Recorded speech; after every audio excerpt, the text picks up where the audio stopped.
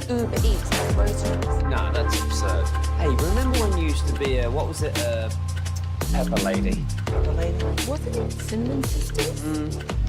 Hazel Babes. Saffron Squad? Nutmeg Maidens? Paprika? No. Nutmeg Maiden. I just said that. Was it Spice Girls? Doesn't sound right. Was it Saffron Squad?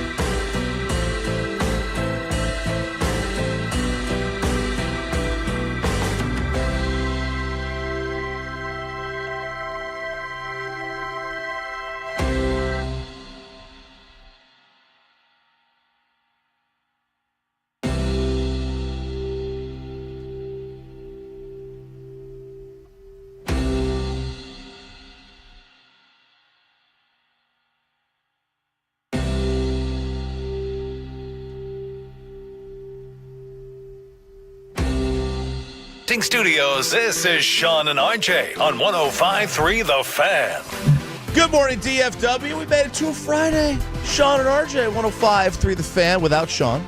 No, you're kidding. He's load managing. He's Thank God this is the end of it. Yes, thank God. He'll be good to go after this. We don't have another week of this in 3 weeks. Nope. No, we certainly not. Certainly do not. I'm RJ Choppy. He is Bobby Belt. Peyton and Aiden alongside. We should call him anyway. Because today is the show-iversary. Oh, is it? April 11th, 2011. So he's the guy who goes on vacation when it's your anniversary. So like he just leaves his spouse to go on some vacation. Some barbecue vacation with Pittman. Yeah. That's what he's doing. That's what he's doing. 14 years. Thank you. Everyone who's made it possible. I'm being honest. Did you, or I want you to be honest, did you ever think the show would go 14 years? Did you ever think about it in those terms? I didn't think about it in those terms. I had no, absolutely not. Because when I came over here, I didn't think the fan would last 14 years. And here it is. I was at ESPN. I was doing. I had the night show. I was working with Grego and then Wally Lynn, and then two guys came in and they named Ben and Skin. They took over for us, and I went to do. I just did Mavericks, and then Michael Irvin and Kevin Kiley's show went off, and they moved into the midday, and I went back to nights with Joe Trahan. Oh, I didn't know you ever did a show with him. Yeah, and we had a different ESPNDallas.com guy in every night. So, how long did you and Joe host? Maybe a year. I literally had no idea you guys worked together. Yeah, so it was Joe, and then me, and so Joe and me were there every night, and then it was either like Tim McMahon or Richard Durrett or some ESPN Dallas. Mosley. Good luck getting him there. And then I got offered the fan job, and I was like, "Yeah, get me out of here. I'll take it." I was hoping for 2 years. That's just all you were hoping for. I was hoping for 2 years, and then I was gonna I'll just get because I was about to leave the industry. I was gonna go do sales or something. I was like, "Give me 2 years." Is that what you've done? You would have just started getting into sales? I'd have gotten into real estate or something like that. What kind of sales would you have done if you did sales? I'd probably sell, be at a model home. See, you should. I've seen so many different people do, there's no network like the Aggie Network.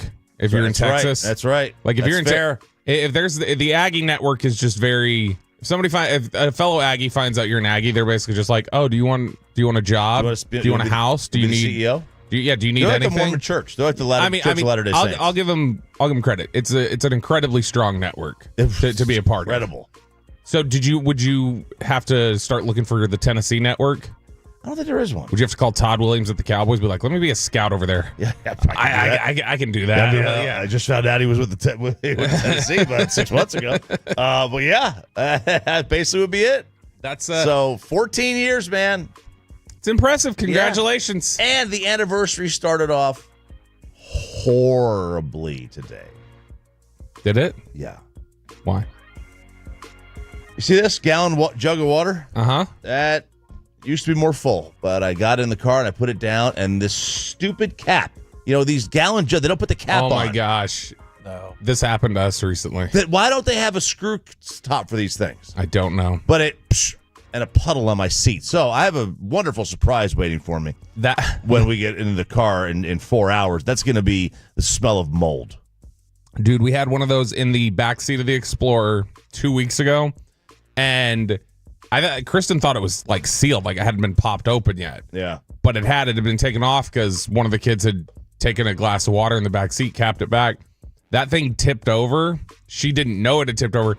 The entire gallon spilled all over the carpeting back there. Of water or milk? Water. Oh. And it was something better where than milk.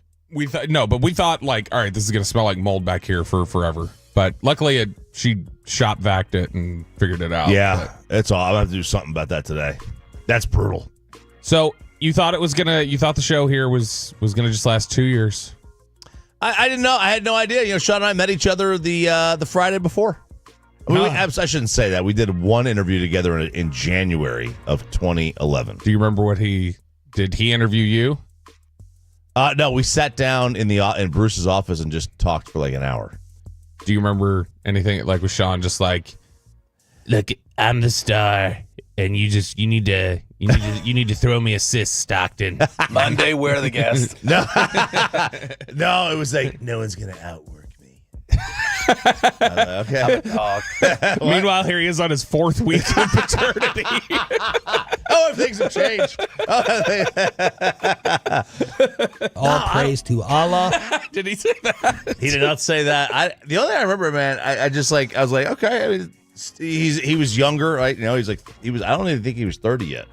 No, he wouldn't have been. He would have been 29. Yeah. I was 31. Yeah, I think it was 31. So it felt like a lifetime ago. I can only imagine what 29-year-old Sean was like.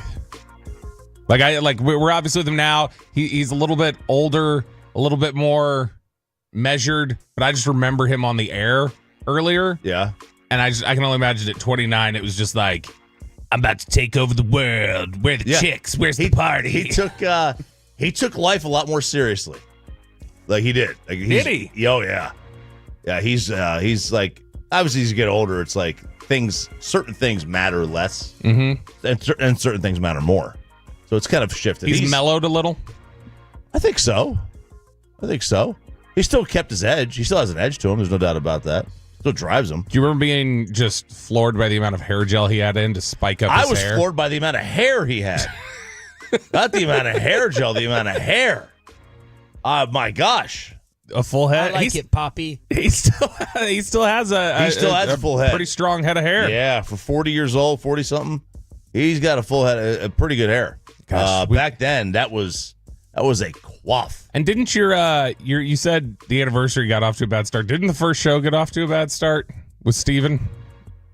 Oh, I think so. It was either Steven or Andre. We had Donnie Nelson, Steven, and Andre Gerard of all people as our first guest. Andre Gerard was a Pro Bowler. Yeah, he was.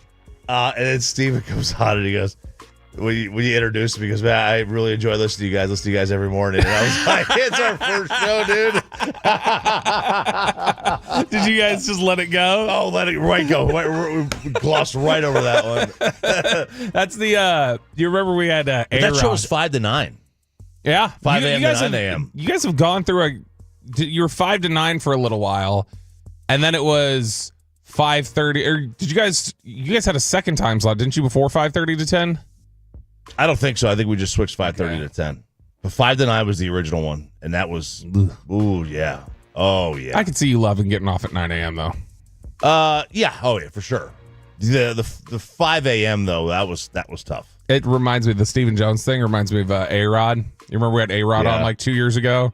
And really love you guys. Yeah, now that one is a little more plausible. He could, but he's not listening. But he's told us like, I love the work you guys do. Like, shut up, A-Rod. But this is also why you're the smooth talker that you are. He is a very smooth. He's like, you're punching a little person.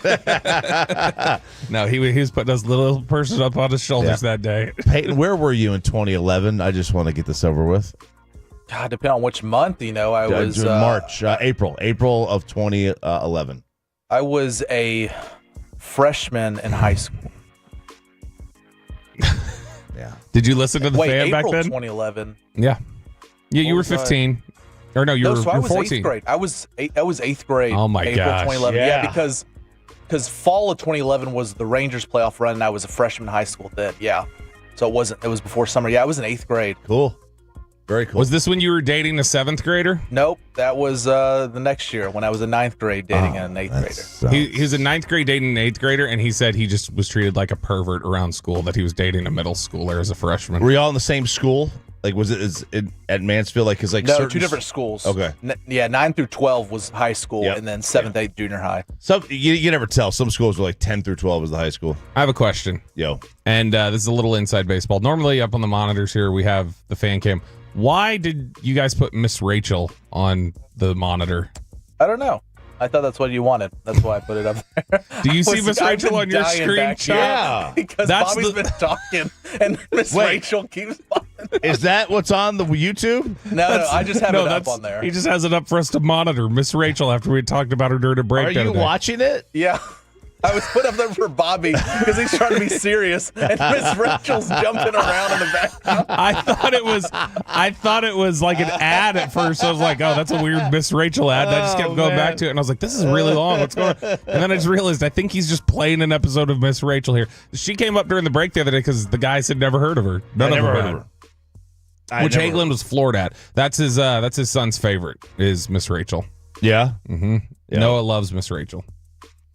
Again, never heard of it. But so we start this. So April 2011, Peyton was in freshman year or 8th grade, and then like 2 months later, we're in Miami for the NBA Finals. I'm in Miami, Trick. For the NBA Finals. Yeah. It was a wild start. Wild start. You guys were the good luck charm for the Mavericks. Yeah. And you were the jinx for the Rangers. So and the Cowboys, I don't know what we were for them. So how much longer is the show going to go? Well, have you figured that out? Yeah, who's retiring first? Sean. We figured that out. I think Sean will retire first. You think so? I mean, I've got. I mean, I guess he's already basically retired right now. Let's see. I got 6 more years of child support. Sean is host emeritus at this point. I have 6 more years of child support, and then I got to spend another 15 years recouping what I lost. So Sean will be the first to retire. I will be the first to get fired. Yeah, and then Peyton will be the first to get blackballed by the industry because he says something stupid, something that it's like, well, you can't have a job anymore. Sorry. Yeah. So I seriously, like, I don't think I'll ever be able to retire. I would like to retire first, but I don't know if I'll be able to. And just keep throwing into that 401k as long as it doesn't. Hey, it went up big time. Largest gain the other day, but then it went right back down, right back down the next day. Largest it's a bit gain. of a roller coaster right now. Look, everybody likes hills, don't they? Yeah, we like hills. It's fun. Well, look, 14 years. Congratulations. Thank you. You didn't think the station would go 14 years, much less the show. And yet here you are. You're getting closer and closer to that 18 year to getting a full grown adult of a show. Maybe we can play some of the best and worst of the audio from 14 years. You should go dig in through Troy's old folder. Which by the way, watching more football fight. I saw Troy comment on one of our posts on the fan page yesterday. Oh yeah, yeah. He commented with the Keenan Thompson meme of wide eyes when he was listening to Eric's diss track against me. Oh, baby. He was, Eric did have a diss track yesterday. We'll play it this morning. It was good. It was not better than mine. I don't care. I'm sorry. It was strong. It was a nice attempt. I think we can just let it lie though now. I don't have to reply because it wasn't as good. I gotta say the best part of it was your text to them that they read on air. I cannot believe they read that on the air. But Gavin was just like, he asked, he's like, "Can I read this?" They would, yeah. He's like, "Okay," and so he did. But I wouldn't have, solid work. I wouldn't have read it, but no, it's a very good song. The only problem is his brothers cheated. He cheated. He used his brothers. Yeah, but people think you use ChatGPT, but I don't. You don't use it at all? No, not at all. No. Okay. You got to think a lot of that's too specific for those prompts for ChatGPT. His two brothers harmonized with him on the hook. It sounded beautiful. It sounded like angels. He got coaching on how to pace things because his brothers are musical. Like they're very talented musically. Yeah, oh yeah. His two brothers can sing. They at his dad's church. His youngest brother leads worship. So, I mean, they're very, musically inclined. And so I feel like that's kind of a hack, kind of a cheat. It took 4 guys, basically, to reply to what I did by myself. Yeah. You know? True. Right now, you're Had Kavanaugh still been on that show, he would have just done it by himself. But, it took 4 guys, basically, to replace Kavanaugh, I guess. Wow. Oh, boy. All right. Bobby Belt. Sean and RJ. 105 through the fan. Can't mention former employees, Bobby. A lot to get to today. We got Masters, going on. We got round the NFL stars with a brutal loss again last night. Tyreek Hill in the news for all the wrong reasons. We go around the NFL. Coming up next on 105 through the fan.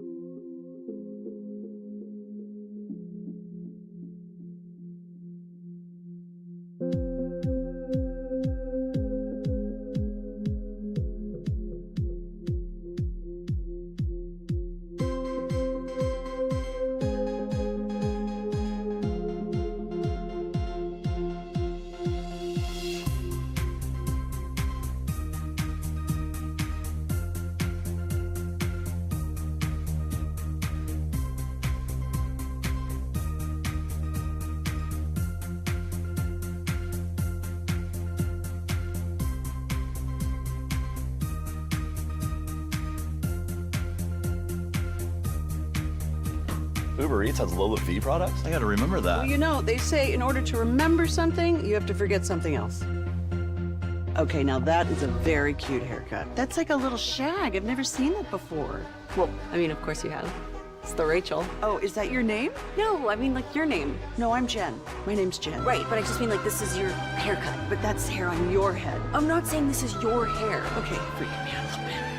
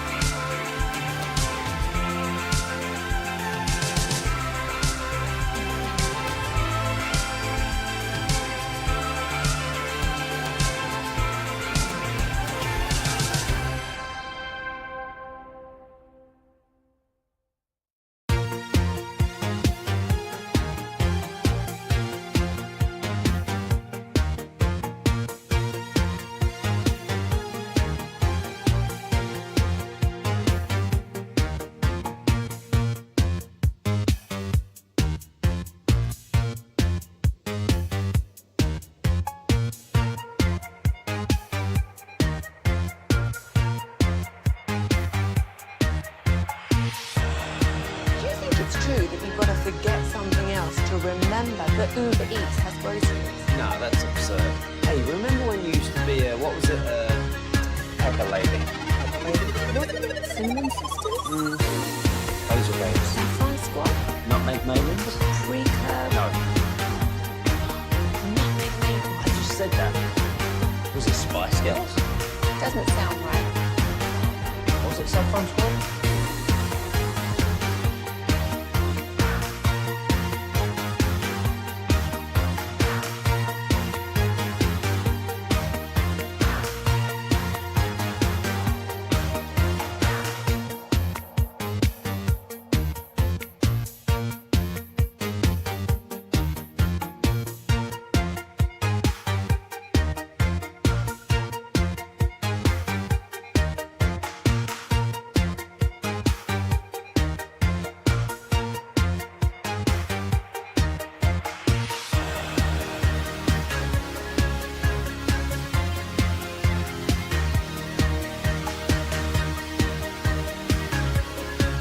in Dallas.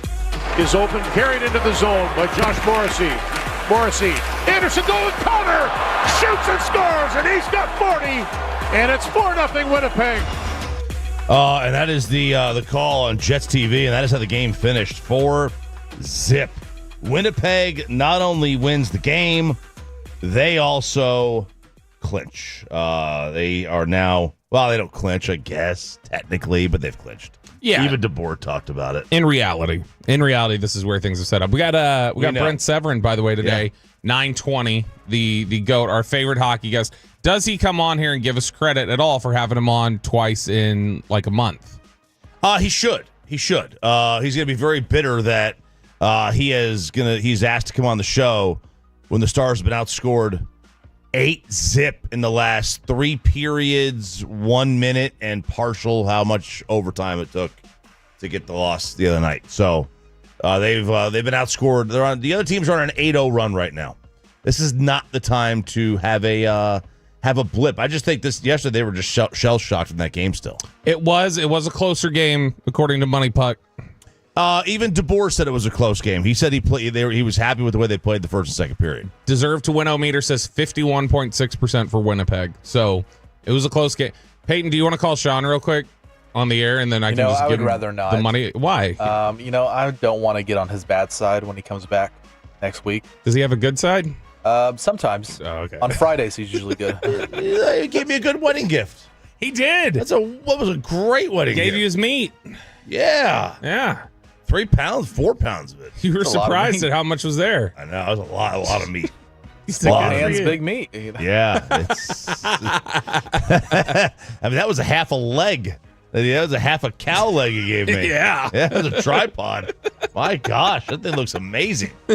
But yeah, tough one. We for call the that a Stars. kickstand. They have tonight off. They host the Utah Hockey Club tomorrow. And I do wonder what they're going to change their name to if they actually do decide to. Is it going to be the Yeti? I mean, what would you go with? Because don't you typically, they already have a team that doesn't make sense, their name, the Utah Jazz. And the logo is mountains. But yeah. The Utah Snowboarders. There you go. The Utah Romneys? I don't think so. No? The Yeti's good. I think the Yeti is good. I like their colors. Their color scheme, I think, is Would it be the fantastic. Yetis or the Yeti? I think the Yeti. Okay. Just go with like a just a singular name. Seems like a good chance to get like a Yeti cooler sponsorship too. I think it makes perfect sense. Yeah. I would do it. Yeah, so there you go. Let's see. Who knows? Stars, though, dropped 6 points back of Winnipeg with the loss. Let's go around the NFL. What's this Tyreek Hill story? Dude, the Tyreek Hill issue, this is, again, right as he's getting all in that mode of trying to request a trade and can't seem to consistently, stay happy with the Miami Dolphins. He's now had another run-in with the law. Over the weekend, it was reported that Tyreek Hill had a domestic issue at his house involving as if this pop-up window would stop, a 911 call placed by Tyreek Hill's mother-in-law on Monday, where he was accused of an incident that resulted in police arriving at the home of the Dolphins receiver. And now the NFL is looking for that 911 audio. They're trying to get a copy of it, and they're investigating the situation. But the NFL is at a point where they could take action under the personal conduct policy, according to Mike Florio, regardless of whether no action is taken against Hill in the criminal justice system.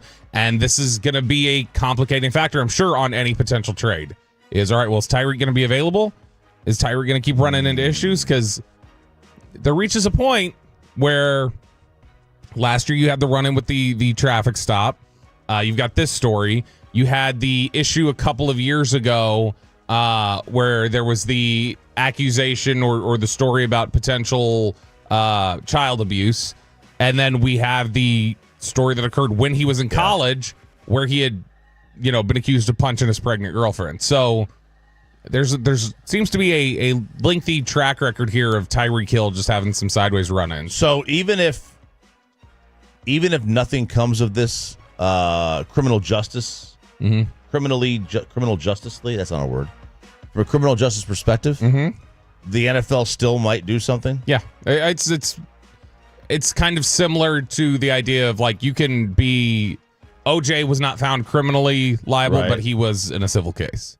So similar where the NFL would say, all right, well, they don't have enough evidence to convict him criminally. We feel like we have enough evidence to punish him. God, I don't know. I've never understood how the league gets away with that. How any of these leagues do. It's in the CBA, basically. I know. It's just like it just doesn't make any sense. Like, what are you doing? Okay, I agree. But here's, I will say this. Have there not been instances before where like we all feel like OJ, for instance, we feel like we know what happened, and we feel like, man, you really got off on that you really used to the fullest extent that baseline of what a conviction is supposed to be. So with that existing, don't you feel a little bit of like vigilante justice when that kind of thing happens? But I also get why people go, you can't punish him if he didn't do this. But your employer can punish you for things that you didn't the law wouldn't punish you for. Right. No, I for sure they can. But, you know, I don't know. It's like if, you know, the OJ thing, it was like you went through the whole process and you got acquitted. Like you just cannot usurp that to me. That's just in my opinion. Like just that. But he was found guilty in civil court. In civil, yeah. Which, you know, that's a whole other thing. But I'd be interested in what happens. You know, and if he does get traded, you know, if you're another franchise, you're like, okay, if we take him in a trade, you know, maybe the family wants to stay in Miami and he's away from that. And, you know, sometimes just people need they just need like time away from each other. I have no idea, right? You know, I have no idea how that would play out. But I know that this complicates any trade for sure. Like, would you want him now at all? Yeah, because I mean, he is getting older. He did not play. He's getting older. He didn't play great last year.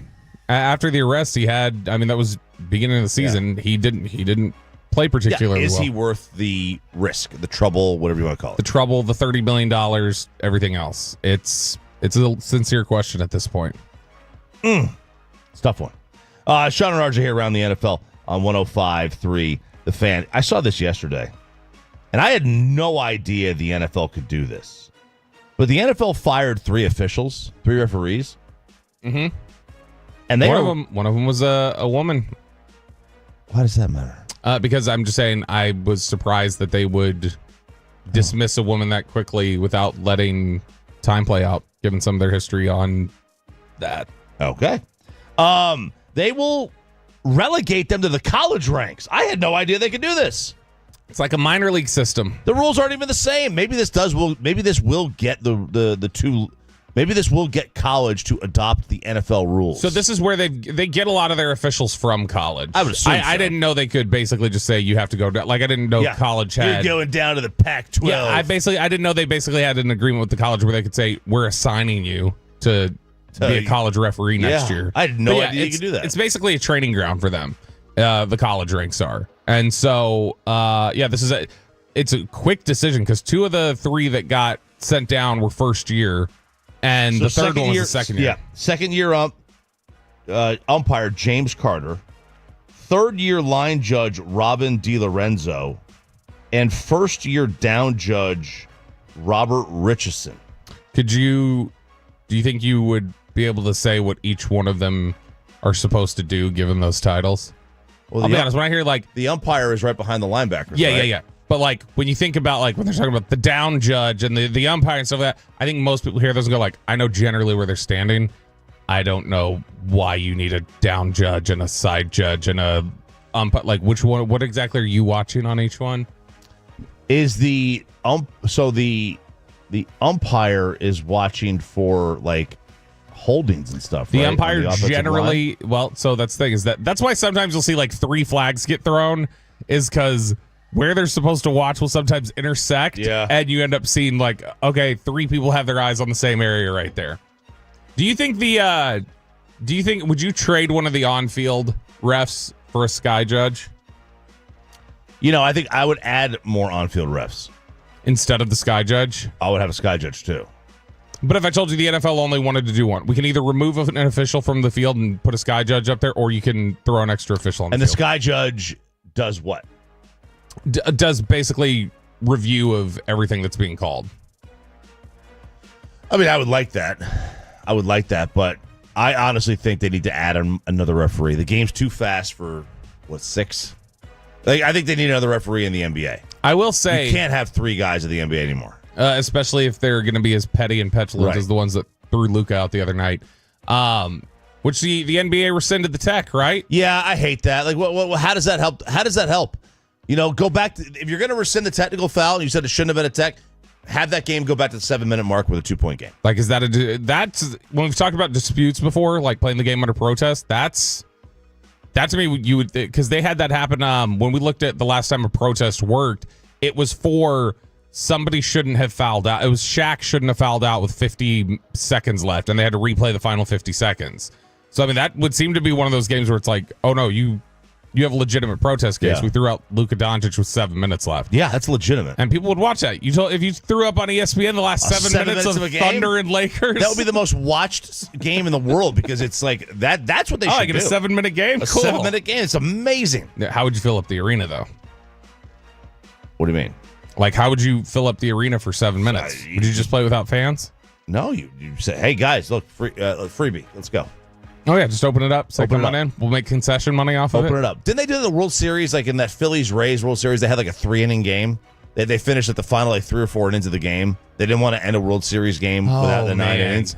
And it was like, this is awesome. This is a 3-inning game. I am all in. I can't even remember. That was damn near 20 years ago. I know. David Price's whole career has come and Yeah. gone since that game. My gosh. The way it is.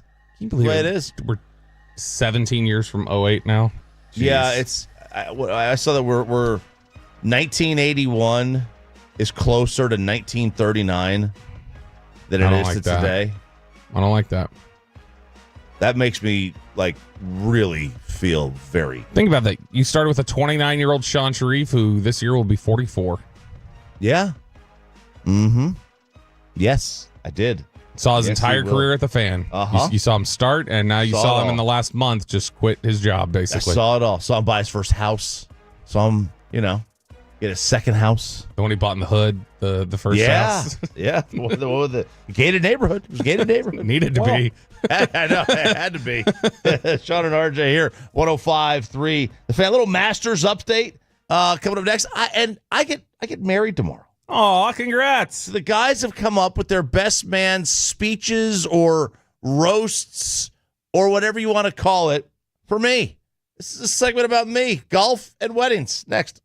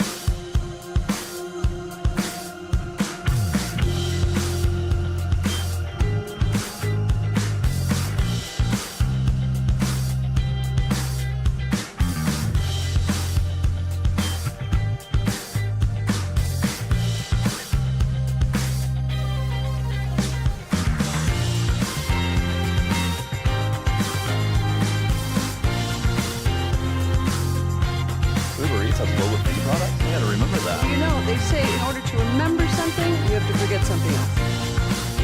Okay, now that is a very cute haircut. That's like a little shag. I've never seen that before. Well, I mean, of course you have. It's the Rachel. Oh, is that your name? No, I mean like your name. No, I'm Jen. My name's Jen. Right, but I just mean like this is your haircut. But that's hair on your head. I'm not saying this is your hair. Okay, freaking me out a little bit.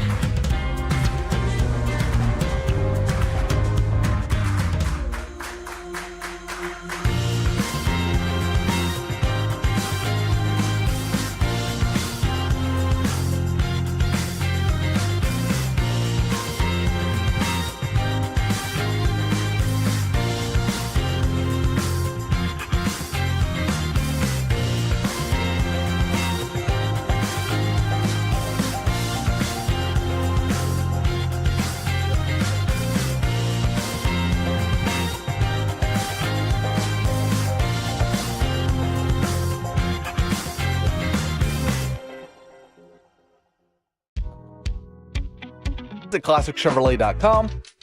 This is Texas. This is Classic Chevrolet. Together, let's drive, relax, and enjoy the difference based on new Chevrolet registrations 2023 and 2024. Birdie putt from 6 feet through his own shadow. Should move down toward the pond in front of this green. He starts it left. It breaks right into the center. And that is workmanlike for Justin Rose. He has got a feel for Augusta National, at least on Thursday. He's up to 7 under now, and he leads by 3. That's Masters Radio with the call. I have so much Masters stuff that we will do later on. I know we got guys peeing in the creek because it's classy. It's a classy event. Is that allowed? Yeah, there's a lot of urine stories in your prep. I got a few urine stories in my prep email. There's no doubt about that. Yeah, we got the same. This one guy is turning. This is going to be when Bobby finds out all the things this Jose Balestra is doing. He is going to be Bobby's favorite golfer. He is turning Augusta into his own little fun house. I'm excited. You're going to love this. We will do that. Let's see. What are we going to do that? Maybe do that around 7:20. We might do that at 7:20. Might do Eric Chiafalo's diss track. Oh, yeah, 7:20. If you tune in for the Expressway to hear Eric clap back against me in a song that was very good, but probably not good enough for me to actually respond to because I'm already on top. Like, I already won. Wow. Justin Rose is your leader after one day, one round. He is 3 clear of Scotty Scheffler and Bryson DeChambeau and Corey Connors. And I got some scratch, some Skrilla. Some Skrilla on Corey Connors. I'm hoping he pulls this one out. I got some scratch on him, baby. But so good first day. A lot of low scores out there. And we'll get into that coming up at 7:20 here at 105.3 The Fan. Rangers are in action tonight, Bobby Belt. They are out in Seattle. The game will be right here on 105.3 The Fan. I don't know what G-Bag's going to do. They got a full show today. Oh, my gosh. I mean, they already used up their diss track. Yeah. So what are they supposed to do? I'll tell you what. Pre-game at 8 right here on The Fan. It felt a little awkward having the off day yesterday. Like, it was such a come down from the Lucas stuff, and then there's no Rangers baseball, and it felt a little empty. I was hoping for a day baseball game yesterday. Yeah, would have been nice. I mean, look, I was fine watching the Masters. Don't get me wrong. I mean, I had my day full, but it would have been. It's always nice to have if you have the 2 TV. If you're lucky enough to have the 2 TV setup, and I don't, but I can throw the computer out there. It'd be nice to have golf and baseball on at the same time. For me, those are like my two jams. My 2 jams. I can see it. Rangers tonight. It'll be deGrom on the hill looking for his first official win against Bryce Miller. 8:40 is the first pitch. 8 o'clock pregame here on 105.3 The Fan. What you got going on this weekend? Well, we are getting married tomorrow, Bobby Belt. Oh, congratulations! Wedding bells. Wedding bells. Did you ever think you'd get married again? Seriously. I thought someone I'm sure would talk me into it. You would never pursue it, but you'd find somebody that you wanted to be around enough that if they wanted to, you were going to get coaxed into it. I was open to it. I mean, I was totally open to being married again. You want the real question? The real question? You know how Sean always likes to do the real? Yeah, do the real. Let's go with some real questions as you prepare for marriage. Yes. So tomorrow the nuptials. We've already got the marriage license, obviously. All right, we got that about a month ago. Tomorrow the nuptials, and then we're gonna, go to dinner. Yeah, dinner afterwards. So this is you have been married before.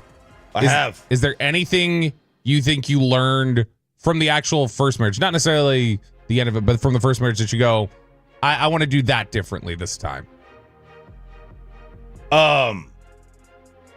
Oh, yeah. something, maybe a little simple. Just like, you know what? I think realizing reflection, I should probably do this. Or something you've learned since then that you've been able to use even before you've gotten married here with Sarah, that you guys are getting to the point you're getting married again. I'll tell you this. So when I got married the first time, I was not doing the morning show. Mm-hmm. So my life was different. Oh, yeah. That does put a different context in how your relationship is going to be. When we got married, I was doing... let's see. I was running the board for Michael Irvin. That was before you told them off. Right before I told them off. So I was working 9 to noon, and then I was done. It was really 6 to noon, 6 a.m. to noon. So it was an easy schedule. I was home, and then I didn't have we could spend time together. Didn't have a whole lot of work to do. And then I got the night show. It was the same kind of thing. Although she was a teacher, so we were like 2 shifts in the night for a while. And then I got this show, and it was like, okay. I was home a lot, but I was working a lot too. I was busier, and it just fizzled. Do you think relationships take more work with this schedule than most radio schedules? Like the fact that your day is split, you're on the air in the morning, you have to maybe go to bed a little earlier because of when you got to be up. You've got to work when you get home in the evening. Like, do you think it takes more active work? I've figured out how to do it. Like when I was first married, I would do all my work like 3 p.m. or 4 p.m. until like 8. Oh, and it's a long time to prep. So now I try to do it from like noon or 1 to 5. So like, do you stagger it throughout the day? Do you look for some stuff for a little bit, take a break, look for some? I usually just get it done. And then the night is for Sarah. Yeah, it is. So like, so I would work when my ex-wife got home. And she would just take over with the kids, and I would start working. So it's just passing each other. So yeah, so it just fizzled. So like that, the learning to do the schedule would be the number one thing that I've learned. So how much did you consider doing an actual big wedding? Because you're obviously just basically doing the courthouse wedding. There was no consideration to it? No, we didn't talk about it at all. She doesn't want one. I didn't want one. I was a groomzilla already once. I don't need that again. I already had my 150 person wedding. Who would be your if you guys were getting married? Do you think who would be stressing more, you or her? Because you were groomzilla. Yeah, she would stress more. She is stressed, and we're not even doing anything. What is there to plan? Is it more the reception stuff or no? We don't even have a reception really. It's whatever the get together is on Saturday night. What it is like. She's stressed about the weather. It's going to be like 87 degrees, and we're going to do this outside. And she's going to be hot. She starts sweating, hair, breezy, wind, makeup running down everywhere. So that's what she is stressed about. And then, we don't have anything. We're just literally going to a park, and we're going to find this one spot. And if I have to kick some kids off, I'm going to kick some kids off. He will be, Choppy will be in Rivershawn Park. No. Okay. I was just guessing a park. He hasn't even disclosed the park to us because he knows that I read the group messages. Yeah. So he knew that he knew I would tell the listeners where he was getting married if he put it in the group text. But this is exciting. How are you going to dress up? So she dressed me. She got me. She wants me to wear jeans. Okay. A white button-down shirt, tucked in. That's a problem. Mm-hmm. And then she got me not a baby blue sport jacket, but like baby blue with a little black in it. Okay. Sport jacket. And then, boots and a cowboy hat. Is she going to be in like typical wedding dress? I don't know. She has a wedding dress. But she hasn't seen it. Okay. Yeah. So I'm getting kicked out of the house on Saturday morning. Who all's going to be present for this? Just the boys? The boys, my mom. My dad died, so he won't be there. He'll be there in spirit. Her parents will be there. Her brother will be there. His fiance, and I think Carly. Okay. As far those are the Oh, Insurrection. She'll be there too. Those are the definite yeses. I hope I'm not missing anybody. Maybe I am. I don't know. Good deal. That's it's very exciting. I am sad you're not having a full-on reception. No, a full-on wedding. Yeah, there's a sadness to that, but I've been there, done it. But the full wedding experience, and then that would have been an opportunity, I think, for all of us to give speeches. When we went to the listener wedding, when I went to Kat and Sebastian's wedding, that's what I was disappointed in, is that I didn't get a chance to make a speech, so I had to do it on the air. I had to give him a speech on the air. Similarly, I think Peyton and I, we put in work. We had written speeches thinking there would be a big to-do. I think now's a great time to do them. We can do them, I guess. I haven't actually heard Peyton's. We didn't screen each other's messages at all. So there we go. Set the mood, Peyton. Peyton, why don't you lead us off with the speech that you wanted to give RJ Choppy and Sarah Countryman at their wedding? RJ Choppy. Look, it's after 6:40 on a Thursday, so please don't expect much thought put into this. I've known you for 3 years, and you're like a father to me. No, seriously, you're so damn old. You could be my father. I knew I liked you from the beginning with how much you talk about gambling. I'm definitely hammering the under in divorces this time. Yes! There we go!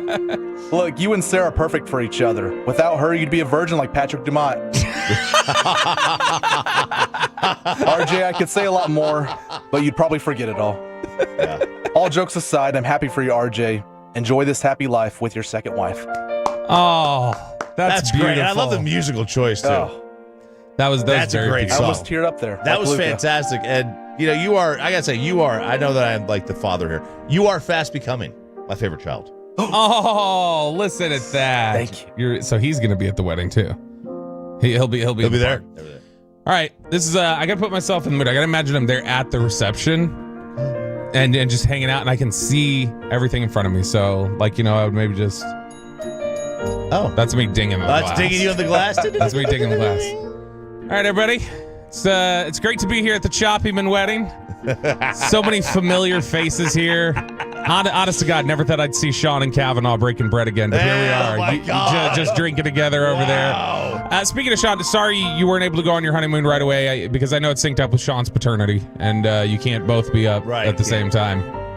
Chop, you look absolutely glowing. I haven't seen you this happy since the George Foreman news. Just you look so great.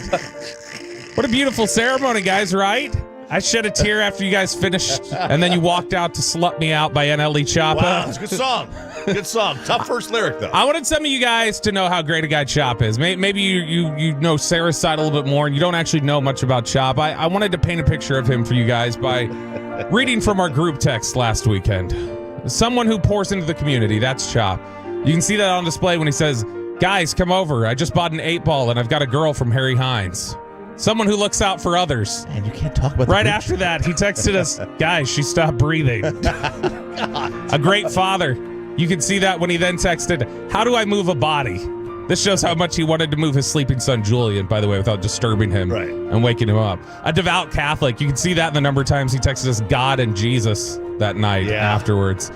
So raise a glass to the Choppymans and the memory of George Foreman and Abella from Harry Hines. Abella.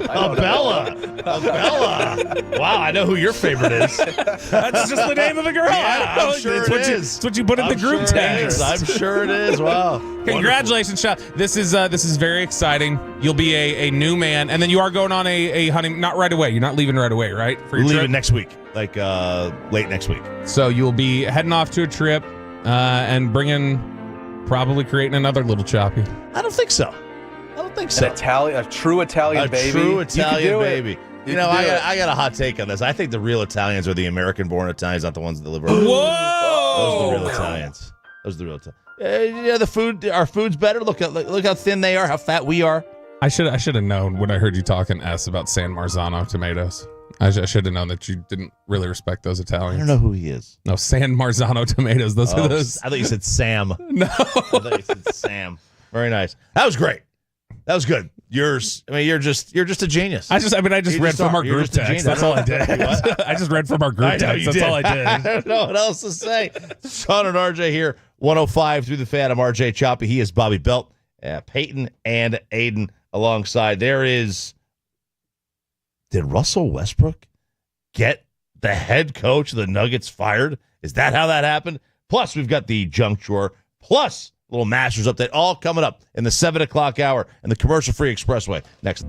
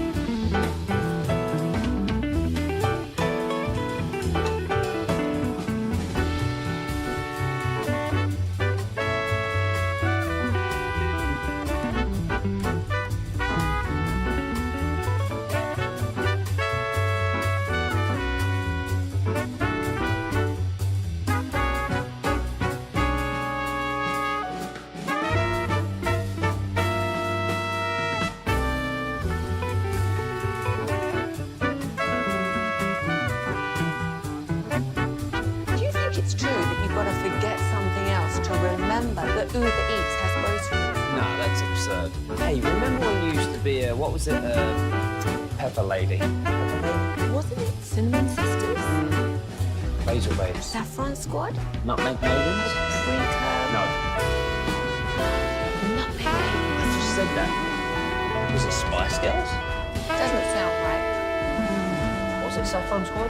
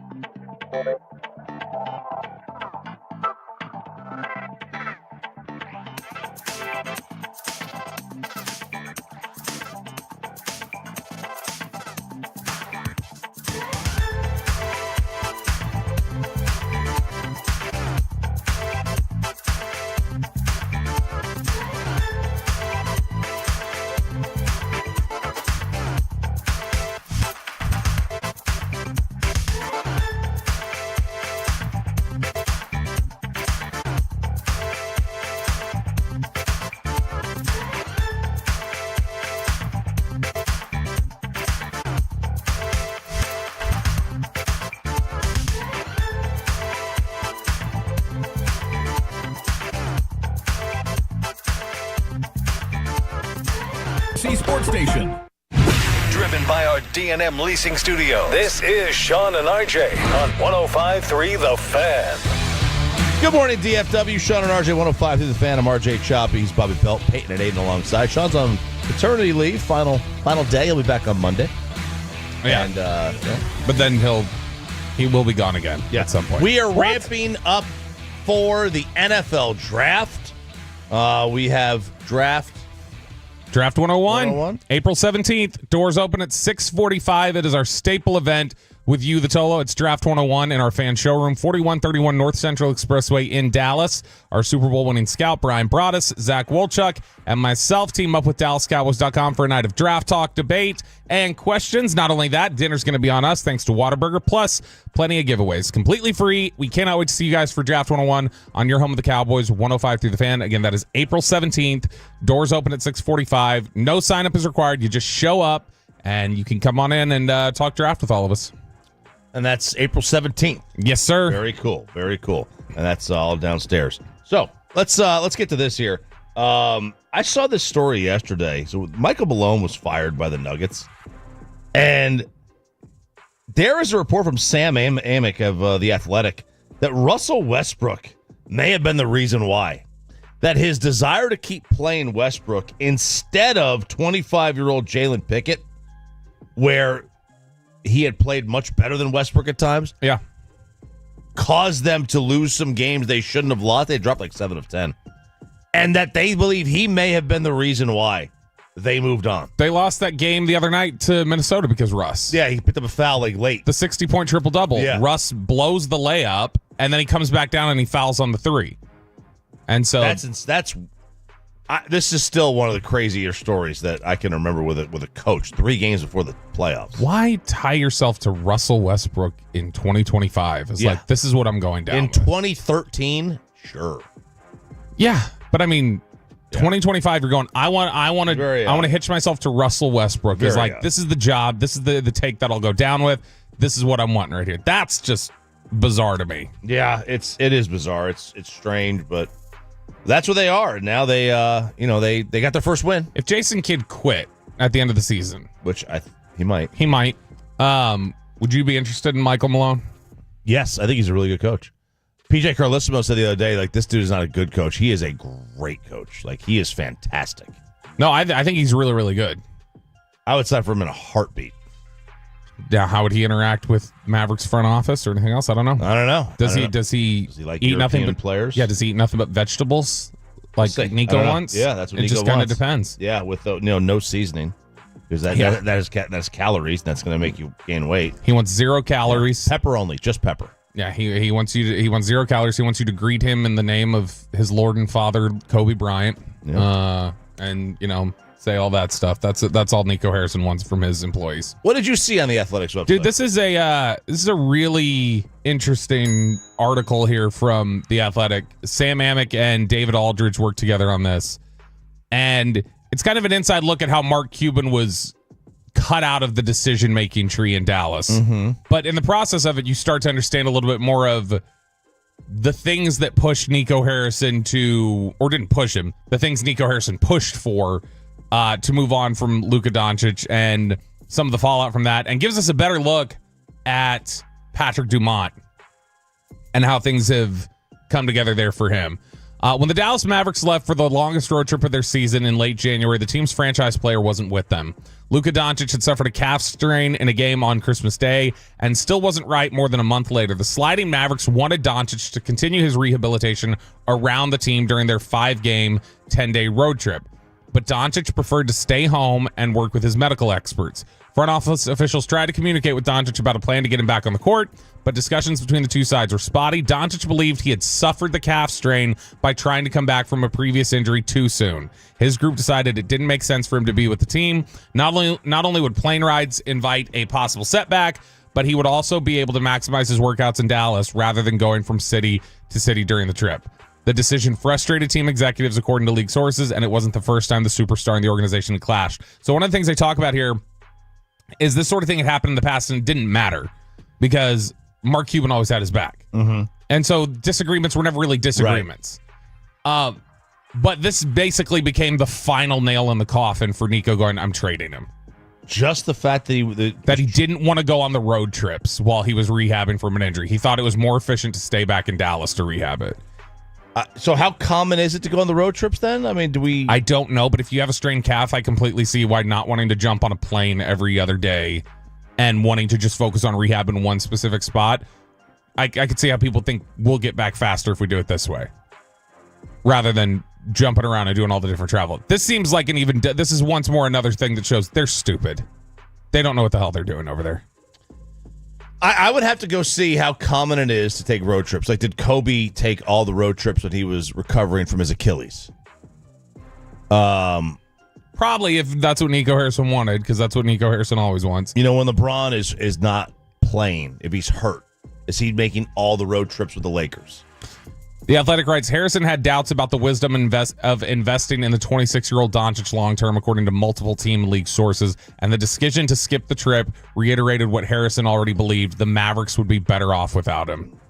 Doncic returns to Dallas on Wednesday for the first time since the widely criticized February 1st mega trade. This was written the day before the Mavericks game. It says the Athletic spoke to more than 10 team and league sources who were granted anonymity to be able to freely discuss the deal. Much of the post-deal criticism has fallen on Harrison, the former Nike executive who worked closely with Kobe Bryant. Harrison sees the basketball world through Bryant's singular Mamba mentality vision, and he believed that Doncic's off-the-court habits, including his lack of conditioning, would cause him not to realize his full potential. Harrison reported directly to Mark Cuban at first, but after the Doncic trade occurred, it became clear which of the two had the decision-making juice now. And that was clearly Nico Harrison.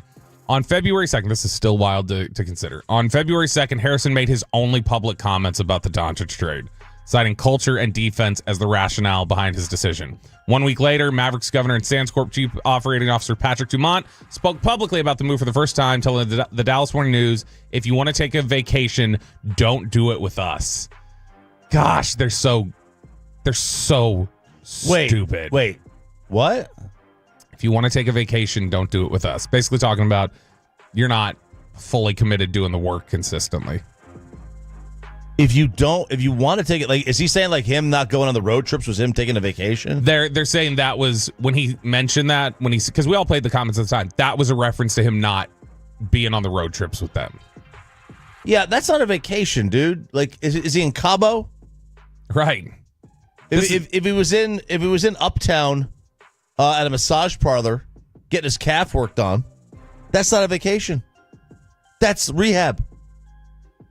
I mean, that's their issue. They cannot see things other than through the lens of what they believe is absolutely like, nope, this is our standard and this is the way it's got to be done, and so this be is it. Criminal. No, this is criminal. Criminal negligence. The Mavericks didn't trade Doncic because he chose not to accompany them on a trip, but as Dallas set out for the 5 games in 10 days, Harrison chose to continue the secret discussions he'd already begun with Pelinka. After the Mavericks split their first 2 games of the trip, beating the New Orleans Pelicans on January 29th and falling to the Detroit Pistons 2 nights later, Harrison recommended pulling the trigger. Dumont agreed to it. People who have worked with him in his other businesses said he is known to trust those he has empowered. He wants to understand his employees' thought process before a course of action is taken, but more often than not, he supports his lieutenants' recommendations if they have more expertise than he does. He trusted Harrison, who he believed had amassed more than enough intelligence over the last couple of years to make this choice. I don't know how many teams, quote, I don't know how many teams saw the same thing Nico saw, a league source not involved in the trade discussion said. And then the other pieces, the PJ Washingtons that he put together, they go to the freaking finals, right? So I don't know what you think of your general manager and your few months experience with him, but you probably think he's got a gift that he's good at this. So that was one of and they talked about how the finals really underscored for Nico how upset he was with Luka. When he saw Luka struggle against Boston, it said the finals reinforced Harrison's concerns about Doncic's maturity, and less than 8 months later, Doncic was with the Lakers. Mavericks fans have been unceasing in their criticism of both the idea and execution of the trade. However, Harrison has held firm. Franklin, injury attorneys, fan text 877-881-1053. It wasn't a mega trade, it was a mega giveaway. Lakers were his choice the entire time. I don't care if the Mavs leave unless ownership changes. They do not care about the fans. I've heard nothing from Michael Finley. What did he have to say about this? Lucas said it's time to move on. Stop turning to First Take. It's really hard to listen to. Like, stop talking about the Mavericks. Nobody cares about the Mavs anymore. They are a waste of a segment. Any chance Nico is paid off by Pelinka for this trade? I don't think so. Wow. Dude, some of the stuff that's in here, they talk about Patrick Dumont. Dumont, the husband of Miriam Adelson's daughter, is the family's man on the ground. They say he grew up in Brooklyn, worked in investment banking before beginning his career at Sands Corp. In 2010, started Sands Corp in 2010, he has presented himself as a basketball fanatic. Remember that was what we heard him do? It was just like, oh, he knows everything about basketball, yeah. But the reality, according to some who've dealt with him in the 16 months since he's run the Mavericks, is that while he may indeed love the sport, he's a neophyte in the ways of the NBA. In an interview at a luncheon last offseason, Dumont awkwardly referred to the finals as, quote, the championship games. One league source said, Patrick doesn't know basketball, and he knows he doesn't. I don't care because of the championship games. You should. If I called the World Series, instead of saying we got to the World Series, if I said we got to the championship games, you would be like, that guy doesn't know baseball. I think you're reading into it. No, dude. I think you're reading into it. No, hell no. We all call it's the Stanley Cup. It's the NBA Finals. It's the World Series. It's the Super Bowl. If you call any of them the championship games, you don't know what the hell you're talking about. You don't have to say he made it to the Stanley Cup. You can say he made it to the finals in hockey. I have Fine, the finals, but not the championship games. Nobody calls it that. I think you're just. Who cares? I think. Who cares? I think it's an indicator he doesn't know what he's talking about. I don't think that's an indicator of anything. Let us know in the fan text if that's an indicator. 877-881-1053. 877-881-1053. Is that nitpicking or does that show the guy doesn't know what he's talking about? He doesn't know. You call it the championship games, that's ignorant. And he is ignorant. Completely. Patrick Dumont's a moron. I'm not sticking up for Patrick Dumont here. But I will make that perfectly clear. I'm just saying, like that. I think I don't give a crap about that. What you call it. You know what's they say according to team sources, Miriam Adelson has been at 2 Mavericks events this entire season. She was at a preseason dinner. She spent largely engaged in conversation with Kyrie Irving and the Christmas Day game against the Minnesota Timberwolves, which is the last time Doncic wore a Dallas uniform. Absolutely. This whole thing here is just the more and more every time a story comes out, the more you're just disgusted by this team, this organization. And oh my gosh, the picture. I want you to. Is this the cartoon? No, just here, come stand up and walk around and look at this picture. It makes me sick to look at. It's this picture of Patrick Dumont just kind of like trying to awkwardly tap Dirk on the shoulder. And Dirk just looking at the camera like, who the hell is this guy that's touching me? He's a bit of a tool. I mean, this entire organization is. 682 says, Bobby, you're reaching per usual. It's actually pretty split. No, I know. I was reading actually as they pretty came split down. On the fan text. He's an idiot who doesn't know the games. Is another 682. Patty don't know S is the 469. I heard he orders his steaks well done. Well, that's Patty Mahomes who does that, not Patty Dumont. But yeah, I don't know. 817 finals is a lot easier to say than the championship. It is a lot easier to say. I call it. Finals is what I would call it. But what the hell do I know? I'm an idiot anyway. Sean and RJ here. But you wouldn't have traded Luka. I would not have traded Luka. That's for dang sure. What is the latest Cowboys draft intel? We're 2 weeks away. Less than 2 weeks now. We'll play Eric Chiafalo's diss track at Bobby Belt. We got the junk drawer. We got a ticket giveaway. It is the commercial-free expressway, and it is next on the Fan.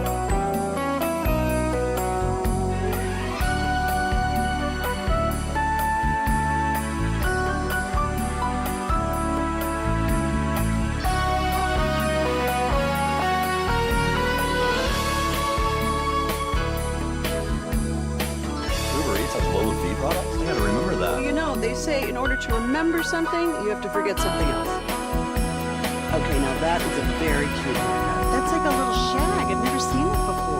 Well, I mean, of course you have. It's the Rachel. Oh, is that your name? No, I mean, like your name. No, I'm Jen. My name's Jen. Right, but I just mean like this is your haircut. But that's hair on your head. I'm not saying this is your hair. Okay, yeah, it's your head.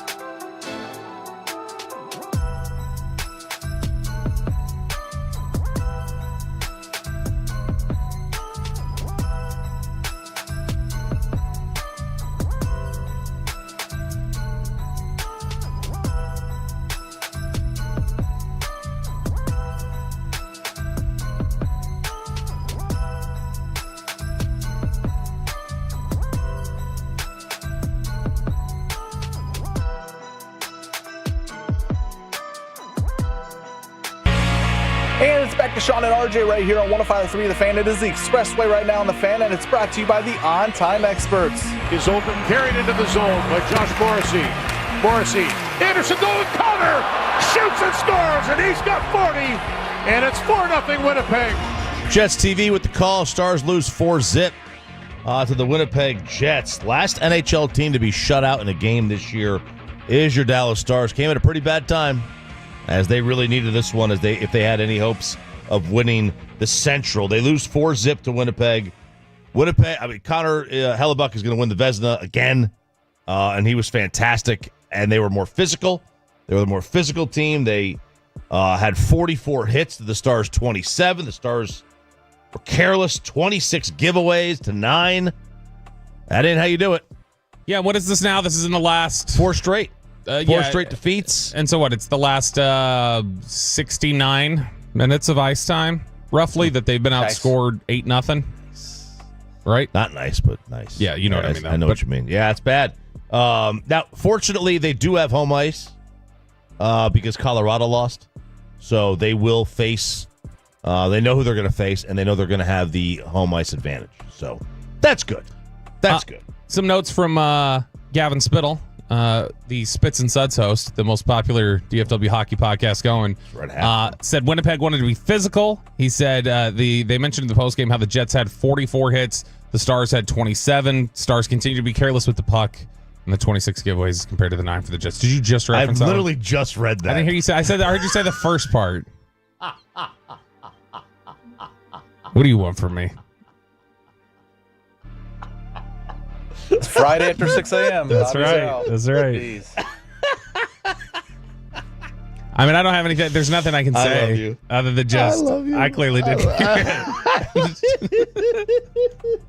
I clearly didn't dare it. Put you on G-Bag for not knowing what's going on. I know. I know exactly. That's like a Chris Young interview. Jamie Benn's scoreless streak is up to 13 games. Also, the Jets last night had 44 hits, and the Stars only had 27. But I got to write a diss track for you now. I know. So, what happened here? Okay, so, all right. This forced me at around, what was it, 4 o'clock? Something like that, 4:20. Of course, the nosebleeds would drop to 4:20. Right? This forced me to go to the fan text of the house. Oh, yeah, you were logging in. You're like, I got to see what the reaction is here. And I got to just say, all right, I just got to say this. The morning show, Tolos, y'all that are up this early, y'all blow it away on the fan text compared to every other show. Oh, yeah. It's not even close. Oh, 817 says I'm still shook from the diss track. Okay. That's why that's why I just repeated that there. This all started, actually where this really started was opening day. This all started on opening day when we were doing our different Rangers songs, and I did mine. And in the course of trying to edit it during the break, I left a stumble in. What was that stumble, Peyton? Yeah, that's it. All right. So Peyton just running that into the ground for the next 24 hours got me angry. And so I was like, all right, I'm gonna diss Peyton. I'm just Choppy too in the process because Chop was egging it on. He was asking for the drop basically every segment. Yeah. What drop? So he was asking for that drop every segment. So I said, okay, all right, I'm letting them have it. So I did. I covered Kendrick Lamar's "Not Like Us." Well, you did. Let y'all have it. It was very popular on G-Bag during the G-Bag of the day. It had won 4 days in a row, and it was going for 5-time. Well, when it got five time status, five man. time. When it was going for the 5-time status, that's a big deal. You get entered for G-Bag of the year. Now, occasionally, Dawson will give honorary status to stuff that doesn't make it 5-time. Or if there's like a really good clip playing that day, but they're like, man, this is worthy of 5-time, so we're going to go ahead and enshrine it now. And so I had gotten to 4-time.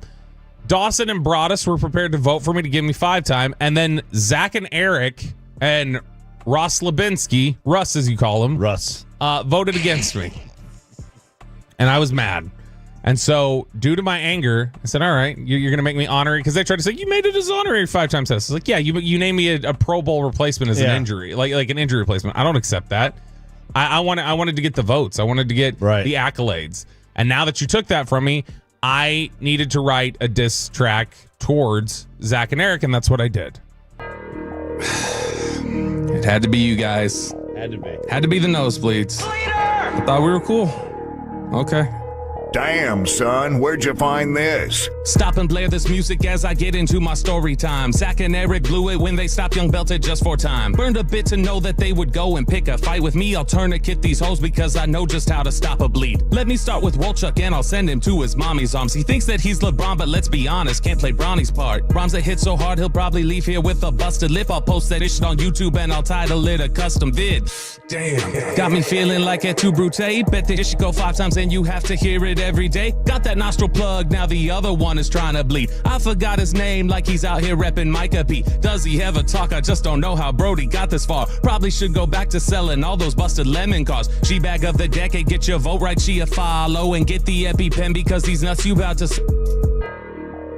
I did it like that. Which, by the way, that is the current reigning 3-time G-Bag of the day champion, which those jackasses... Zach and Eric keep saying they're going to vote for it to get up to 4-time, and then they're going to honorary it again, is what they say they're going to do. Oh my gosh, I would lose my mind. I like it. It's good. That's what I dropped. I dropped it because I felt like I'm punching down. I'm punching down at these fools. I know they have no rhythm. They don't ever get into the lab. They don't ever drop tracks. And so I felt like, all right, I'm going to be pretty safe. Yeah. Oh, was I wrong?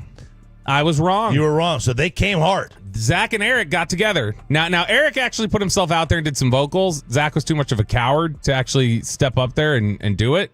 And so Zach and Eric worked together on some vocals. I found out later Eric's brothers contributed a little bit. You'll hear some beautiful harmony from them, his two musically inclined brothers who just put it over the top. But they came up with their own diss track. If you want to see the lyrics, you can go to the fan cam because there was a whole little music video that went with it with the little Arthur Fist meme and my fat head sitting on top of it.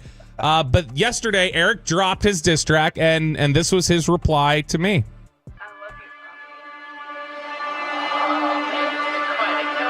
You say my name and don't mention salami? You say my name and don't mention your mommy?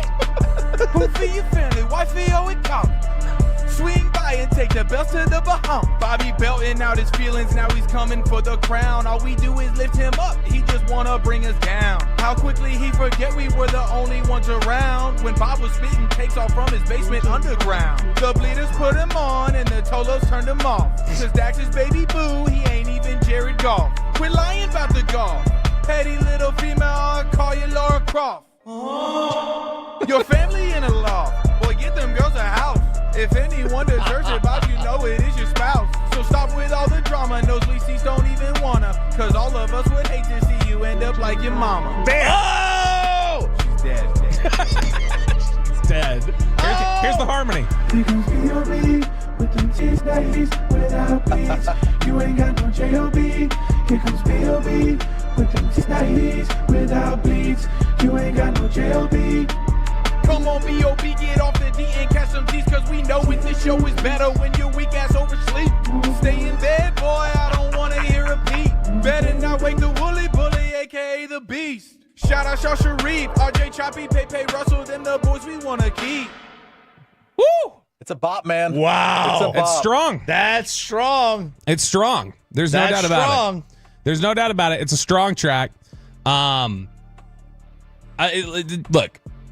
I think that there's a little bit to it that's a little bit like he just did the Clarence parents, because he what'd you do? You already told people something they knew about me. Like I dropped those jokes myself all the time. So it was a valiant effort, man. It was good. It was a good track. That's really solid. That's solid. Because he went. It was I've never heard Eric harmonize something like that before. I mean, that was his brothers really cared. His brothers are good singers. They are. Yeah. They are. But I mean, he harmonized well. That's fantastic work. Yeah, it was good. It was good. Now, see, the fan text is coming in. They go, Bobby, he won this. You better come back. 940, Bobby just got smoked. 682, okay, so much better than yours, Bobby, which is saying a lot because yours was good. That's definitely going 5-time. That was fire. Bobby single-handedly took all 4 of them down. See, that's the thing. I did myself, and I beat them up. And they did 4. And they couldn't even equal it up. Well, I'll tell you this. Because it takes 5, I guess, to replace Jeff Kavanaugh. You're going to have to do another one. I don't know. Because Zach has really wanted me not to do another one. No, because Zach was just like, please don't, because I don't think we have anything left to write. Well, what was Zach's role in that? He helped write it. Oh, he helped write. But so he needed some writing credit. He needed at least need to do like designer and come with some ad libs. Like he should have been going, yeah. But he didn't even give us that. He couldn't come in and give us anything. No, he needed to do that. That would have been perfect if he just would have been in there with some ad libs. All right, Bobby Belt, diss track, Eric Chiafalo. It's strong. It is good. Wow, very nice, very nice. Okay, what's the latest draft intel we have? Okay, so over at ESPN, and we're getting closer and closer to the NFL draft. I still think we talked to Nick Harris yesterday. He thinks right now that where this is heading is that we're going to get Tet McMillan as the Cowboys pick at number 12. That's depending on if he's there or not. But ESPN has collected all the different draft intel and had all their beat writers weigh in on where things stand currently with each team. So the Dallas Cowboys, who currently have picks number 12, 44, 76, and then a slew of day 3 picks. So the question posed to Todd Archer was, what is the most telling thing team owner Jerry Jones has said about the Cowboys draft plans? And Todd says, when it comes to the draft, Jones has kept all options open. He believes the depth in this class matches up with the Cowboys' needs. He doesn't believe they need to force a pick at a particular spot. So at least when it comes to the first round, the Cowboys can take the best player available. That would be a cornerback, wide receiver, offensive lineman, defensive lineman, or even running back. Quote, there's exceptions to every plan, and the draft brings that concept out really well, he said. That's from Todd. So then Jordan Reed, their draft analyst, it says, what are we hearing about the Cowboys draft? And Jordan says the Cowboys have been open about needing an explosive receiver opposite CeeDee Lamb, with Matthew Golden being heavily linked to them at the number 12 pick. Matthew Golden from the University of Texas actually visited with the Cowboys yesterday. He posted a picture on his Instagram of him hanging out with Jerry Jones. But it says running back is also a need for Dallas. While there has been talk about the Cowboys taking Omarion Hampton from North Carolina at number 12, it seems more likely they'll use their second-round pick on a runner. The team has expressed interest in Ohio State running backs Travion Henderson and Quinshon Judkins in that spot. So I would be, first off, I'm very surprised Jordan Reed completely skipped over mentioning Tetairoa McMillan because I think they've been linked to him more than they have Matthew Golden. But, I mean, I guess they had Jordan do the analyze instead of Todd, who's actually here on the ground with boots on the ground. I think that Tet McMillan makes the most sense to me right now, the receiver from Arizona. So that would be like if you had anyone you could take, obviously within reason, like Travis Hunter doesn't fall. Yeah, I think if they're given who I anticipate will probably be there. So let's say Tet, Will Campbell, Membu. Membu and Campbell would be sleepers. So Membu, who's the edge from Mykel Williams from Georgia? No, the other one. Which Mike Green from Marshall? Jalen Walker from Georgia. Yeah, so Jalen Walker's kind of a tweener. I don't know how they'd view him. Okay. I don't know if they'd be like, we need somebody like I think Mykel Williams from Georgia could be a sleeper that they might look at because they've shown a lot of interest in him during the process. Matthew Golden's a good player. Matthew Golden is a speedster. He's really impressive. He reminds me of Henry Ruggs, not like off the field, but on the field. And so like I wouldn't mind having him opposite CeeDee Lamb. It's just that 12 might be a little rich for most people. Okay. McMillan was the number one receiver for forever. He was a top 5 pick, was considered pretty consistently, and it feels like people have gotten fatigued with him and have just grown tired. But man, to me, if you tell me they get Tet McMillan in the first and Travion Henderson in the second, the Ohio State running back, I'm happy. There's very little you could do over the next few days that would upset me. I'd be pretty happy with that overall. Now, as the fan text says, they're going to take a linebacker with drop foot in the second. They've already got one, don't they? It's funny when you look at the question of trading back, though. You know how we brought up that question? Jason Light, who is the Buccaneers GM, he had said yesterday that he thinks fewer teams are actually going to try to trade up in the draft. This is what he had said on Thursday during a pre-draft press conference with reporters. He said, I do think this year is going to be, and he said, I could be wrong, you're going to see maybe a little less people wanting to move up and offering enough to make it worth your while, just because the draft is pretty leveled out at a certain point. You might be able to get the same level of play in the second round as you can in the fourth round at certain positions, so I think you'll maybe see a little bit less of that. And we've talked about, there may be, for some teams, like only 10 first-round picks this year. Like that they go, that's a first-round graded player. And once you get past that group, you're looking at the next 50 players kind of all being similarly graded to you. And so some teams are just like, what do I want to trade up for? Why would I want to go up? I can pick that same kind of player and not give anything up. And so that's why Dallas is right there on the edge where if McMillan slides to them, if a first-round pick slides to them, I think no matter what the position, if it's a first-round player, they're taking whoever that is. Because they're going, the value, this is the rarest value opportunity we're going to get in this draft is going to be right here. And that's why I think it could be McMillan, because I think McMillan is a genuine first-round player. Yeah. Well, I mean, look, and then, the best player available versus need versus, I guess, the best player available at a position of value. Like, is that kind of the three-prong, not three-prong, but the three kind of different philosophies teams have? Need, best player available, or best player available at a position of need, position of value, or a position of need. However you blend the two of the Cowboys generally take a blend approach. So the Cowboys will go. They don't just strictly go best player. If the best player available is a quarterback, they're not taking him. Right, unless it's like a certain draft. But I mean, like this year they wouldn't. For instance, a couple of years back when they took Taco Charlton, the only first-round graded player they had left on their board was Dalvin Cook, and they didn't take him because they had Zeke. They'd taken Zeke the year before, so they go, okay, well, that's the highest graded player we have, but we're not taking him here. And so they look generally for, all right, what's our position of need or can sort of be need. For instance, is tight end a need? No. Would they reach a point where maybe Tyler Warren would be so much better than what else is up there that they go, it's not necessarily a need, but we're not so secure in it that we can pass on the value here of how good he is. And so they kind of will blend the two concepts. I'll be honest, like, could you not see a situation where you have both Warren and Ferg out there and, like, you have a Gronk, Aaron Hernandez thing? I mean, God, I hope you wouldn't have that. I mean, on the field. Yeah, on the field. Sorry. We're invoking Henry Ruggs and Aaron Hernandez. That's a real advantage. Yeah.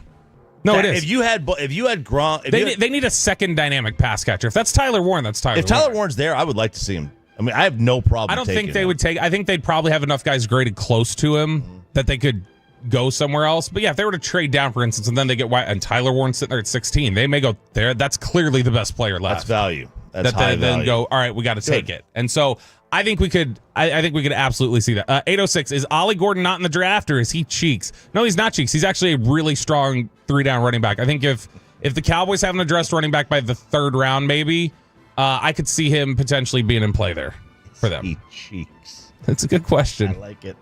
I like it. That's a good question. Okay, so now you right now expect them to. I would accept my guess is they stay, and my stay. best guess at this moment is they take Tetairoa McMillan. Which, if they do that, you should be dancing in the streets, Cowboys fans. That guy is a monster.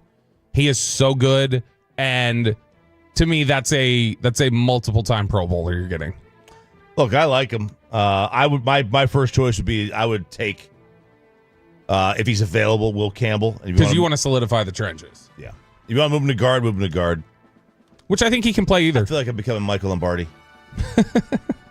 You are becoming Michael Lombardi. He's like all your Kennedy takes. All these teams want to just draft a second wide receiver, yet they can't block They can't block for the quarterback. Maybe you'll become the GM of the Tennessee Volunteers, and then you guys can really be the same. I would like to be the assistant GM because apparently you don't do anything, and I would like to have that job. There you go. That's it. You like one of those Trey Young. I can't move, man. One of those Trey Young like honorary ones where you really should. I would love to. I got a call. I was like, dude, let me help you guys recruit. Honestly, be a brand. Like, you're in a high school recruiting hotbed. Yes. You're around the high school sports scene already. You can give them intel about, like, hey, this kid's playing baseball. He's got a football future. This kid needs to switch. I'm telling you guys. You could be eyes in here. I don't know why Tennessee's not taking advantage of that. They really need to. They really seriously, I could be like the GM, the assistant GM of the baseball team. Be good. We are the defending national champs. You know how many people knew that? I think a lot of people. You probably. I mean, it's College World Series big. Yeah, people follow College World Series about as closely as they do the women's tournament. But UConn won. UConn won. See, there's the difference. I actually know who won the women's tournament. Oh boy. Let's hook you up, boys and girls. All right, Tolos, that's right. Caller number 10 right now at 877-881-1053 wins a 4-pack of tickets to see the Arlington Renegades on Saturday, April 19th at Choctaw Stadium in Arlington. That's caller number 10 at 877-881-1053. Sean and RJ here, 105.3 The Fan. Let us clean up the junk drawer. Did you know that Benjamin Franklin invented the junk drawer? Junkin! Would this bother you? Now, I'm getting married this weekend. Congratulations. Thank you. So, this guy sends in a Dear Abby kind of thing. I'm sorry, no, it was the Am I the you-know-what on Reddit. It was Am I the bleep hole? Yeah, he's a 30-year-old. And he said, this one's been eating at me. His wife-to-be, her name is Emily, previously married to a Tyler. Tyler died in a car accident 5 years ago. They had wed in their early 20s. They were truly in love. Mm-hmm. She wants to wear his wedding ring, her ex-husband's wedding ring. I shouldn't say ex-husband. Her husband. Yeah. Who died. She wants to wear his wedding ring like around her neck at her next wedding, which is the wedding that she's about to have with this guy. Okay. If you're the guy, he says he feels like he's in second place right now. Like he doesn't want her to wear this ring. Man, that's tough. Because I understand. The more I sit with it, the more it bothered me. I finally told her how I felt. He said it was difficult to wrap my head around the idea of her wearing another man's wedding ring, even if he's gone. Shoot. I don't know, because they died, you can't just erase the memory just because you got remarried. Now, here's what I'd say. I wouldn't have a problem if she, which is worse, wears the wedding ring to the ceremony and then doesn't wear it otherwise, or doesn't wear it to your ceremony, it's y'all's day, but she wears the wedding ring as a necklace consistently. I don't know. That's a good question. I guess, like, if you're hung up on that's supposed to be our day, fine. But like, I also don't have a problem with her just saying like, I didn't break up with this man. I was in love with him when he died. Like, our love didn't cease. Right. And like, I mean, yeah, you are in second place, dude. Like she chose him first. Yeah. Honestly. Like she was that was like, yeah, it's a fascinating. I guess I would say this. I would not have a problem with it. Go ahead and wear it. However you cope with the loss of a loved one, I'm not going to tell you how to deal with that.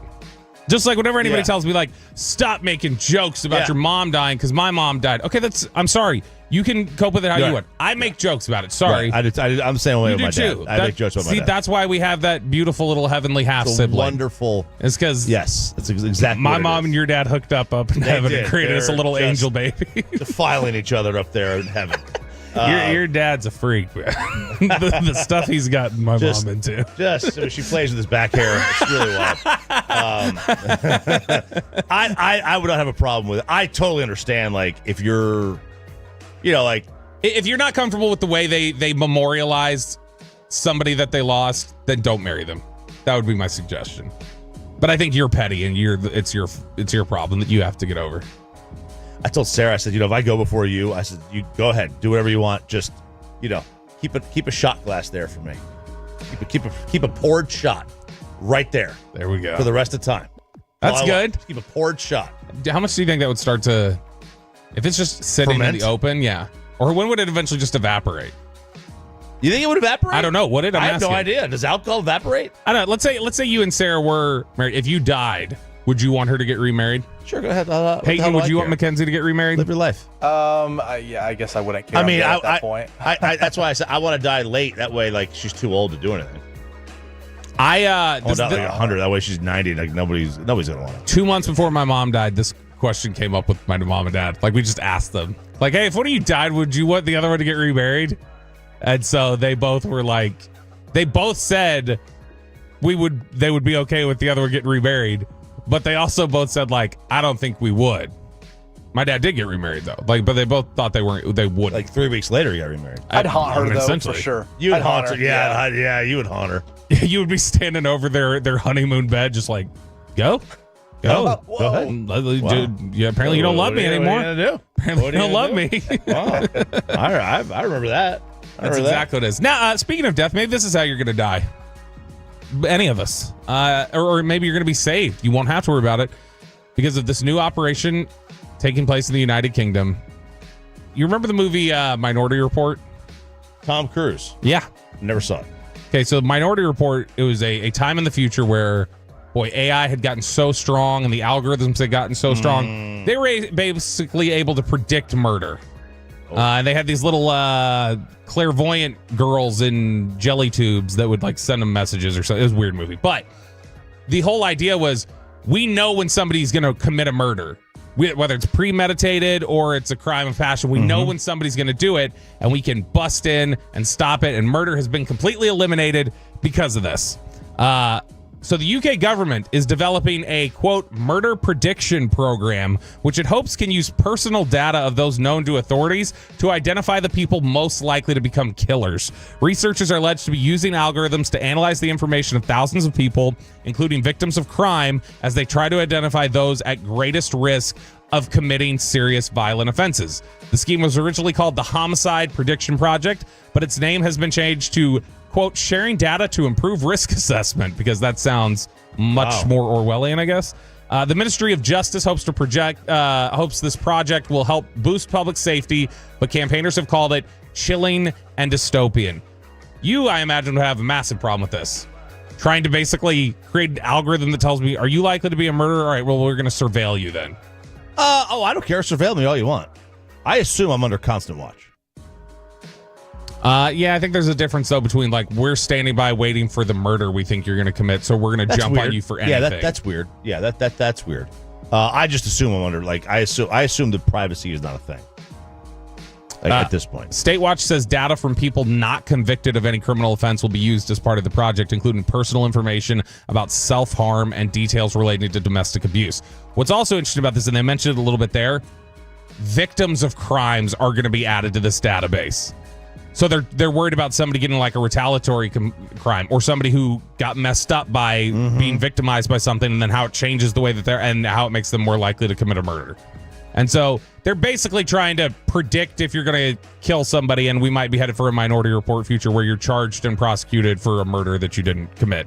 Just because their data said, we think you probably will, so you're under arrest and going to prison for the rest of your life. AI's gotten too crazy. Way too crazy. It is the Junk Drawer on 105.3 The Fan. I'm RJ Choppy. He is Bobby Belt. Do you do this as a texter, and do not do this anymore as a texter? In a survey of American texters aged 18 to 65, 90% say they use abbreviations regularly in their daily texts. Now, abbreves, you might say. Abbreves, I would say. Like OMG, LOL. Like, that's what I use. My kids are different. They use NGL, not gonna lie. Or IKR. I know, right? ONG. On God. On God. But 84% believe the abbreviation either made a positive impact on how the recipient perceived the message or had none at all. However, simply including a text abbreviation makes it feel as though you're brushing them off. So I'll tell you this. The easiest way to say F you to someone is just the letter K. Oh, yeah. That is so condescending.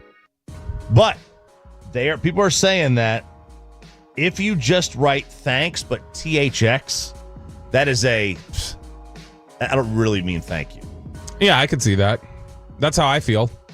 I've never wrote that, I don't think. THX? No. I think I've done it very rarely if I'm like driving and I want to acknowledge somebody really fast. I'll just be like THX. But if I send that, that's because I'm busy. If I'm being passive aggressive and I want to say thank, I will type out thanks and put a period on the end of it.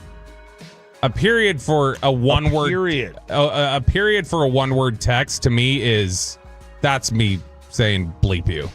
Yeah, a period. Yes. So it's like, can you do this? Okay, period. Thanks, period. Like instead of just leaving it thanks or okay. Yeah. If there's if I'm putting punctuation there, like a period for one word, that's me going like, that's the end of the conversation. I don't want to hear from you anymore. The only punctuation I ever use is like a question mark, exclamation. I'd never use a period. Yeah, you use OMG all the time though. You do. I do use it a lot. When I have nothing else to say. That's kind of just your... It's not condescending. It's just like, I like this, but at the moment, I'm not clever enough to come up with anything. You want to acknowledge it. Yeah. You just don't have commentary for it. Right. So you just go, OMG. My brain is not working. I don't really have anything clever to say. If I don't have anything clever to say, I feel like I'm letting the group down. So I just write OMG to show that I got it. My father-in-law sends TY as thank you, says the 972. Would you consider TY as passive? It's a little like you're bothering me. Like, like that's I'm kind of mad at you. Don't really bother me right now.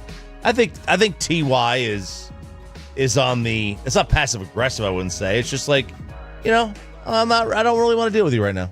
When you see YT, do you see that as YouTube? Or do you see that as somebody, I was going to say, do you see that as somebody saying white, trying to slip past filters to say white, or YT is also what it could be. Yeah. So it's both of them. You do that. All right. Have you ever walked into a grocery store, as we do the junk drawer here on 105.3 The Fan? Have you ever walked into a grocery store and thought to yourself, God, not this song? I feel like leaving the store now because I hate this song that's playing over the speakers so much. Have you ever felt that way? No, I don't think so. I don't think you have a lot of aggression towards music. You seem like pretty easy to get along with. I like every genre, I think, except maybe I don't get like the death growl music. Oh, like the screamo stuff, or the metal. That's right. Yeah, that one. Yeah. Like that one. I mean, I like heavy metal, but not like death growl metal. So I do. There's a lot that I do hate music-wise. Peyton, what's a song like if you heard it in the grocery store, you'd be like, I might leave this store right now if I haven't started shopping yet? Hot to Go. Hot to Go. What? It was fine the first HOTTOTO. The first 90 times I heard it, That's but hot to toe. But it's everywhere now. It's like it's run its course. Let's move on to another song. I'm at that point a little bit with Pink Pony Club. It was catchy, and it still is catchy, but I have heard it a lot now. No, the song for me would be Nina Sky, Move Your Body. Ooh, move your body, girl, make the fellas go. Ooh, the way you ride it. I hate that song. And then the move your body. I cannot say it's on a loop for 3 minutes, and it feels like Sherry Lewis singing the song that never ends. It says the song that never that's the pop version of that song. Well, imagine if you were working in a store. I mean, and you couldn't leave. That's the worst. I worked at Sports Authority at Grapevine Mills Mall. Back in the day, we would get a new CD every month, and they just put the CD on, and that played on repeat for the entire month. And it drove you nuts, didn't it? It drove you nuts because it was only about 2 hours of. You had an 8-hour shift. You heard every song 4 times. Maybe that's why you didn't tighten those tennis rackets tightly enough, Chop. That might have been the reason. Ohio State researchers have discovered that background music playing in retail stores that employees don't like greatly affects their productivity. I can see that. It's a problem. It says that when background music at a workplace is out of sync with what workers need to do their jobs, it can affect their energy, their mood, and even performance, and can lead employees to feel more fatigued, have trouble focusing, and not really enjoy being at work. So when you throw someone, you remember they joked about this in 40-Year-Old Virgin. They kept playing that Michael McDonald disc in the store the whole time, and Paul Rudd's like, I'm going to lose my mind if I hear this thing one more time. Who's Michael McDonald, Peyton? No idea. Yeah, he sings that song, that I keep forgetting. But this is Ohio State's basically saying variety, get some feedback from your employees, find out what they want to listen to. That should be the case anyway. Like, they don't just throw on whatever music at Cowboys practice. They ask the players, what do you like? Y'all make a playlist here for training camp. We'll put on your music so you're locked in. Ask your employees. Guys, what do you want to listen to? We'll put that on. You want the ox? You want the ox? Timmy? That's what you should be doing. Timmy? I don't know. It was the first name I came up with. Timmy? Yeah. I was thinking of Timmy from Whitest Kids You Know. So my kids asked me, my oldest asked me what the names of my close friends were when I was a kid. And I said they were, let's see, it was the 3 Ds. It was Doug, Don, and Dave. And they were like, those are the oldest names ever. And I'm like, is Dave old? I'm like, Dave? Two of my brothers. I have a Doug. Well, Dougie. We call him Dougie. I have a Dougie and a Davey. Dougie. Yeah, we call him Dougie too. We have Dougie and Davey in my family. And those are the oldest names ever. I'm like, I'm sorry, all the names. Sorry, Aiden, that you shoehorn a Y into today are just you're gonna be so cool. You think I shouldn't have a Y in my name? I should be IE, like I'm Bobby Wygant. I think it's very difficult to be an adult male with a Y at the end of your name. I am though. Timmy, Bobby, instead of Bobby Wygant. Jimmy, Joey. 469. I worked at Best Buy in the home theater department, and they played Backstreet Boys. You Are My Fire all day. Well, I wouldn't mind that. That's good. That's not bad. You are my fire, the one desire. I could stand that. I could stand listening to that all day. Very nice. That is the junk drawer here on 105 through the Fan. This was the commercial-free expressway, the HOV portion of this commercial-free expressway brought to you by Mercedes-Benz of Plano. Why the Rangers need to be the next team to do this with one of their young stars. Diamond Cavs next on the...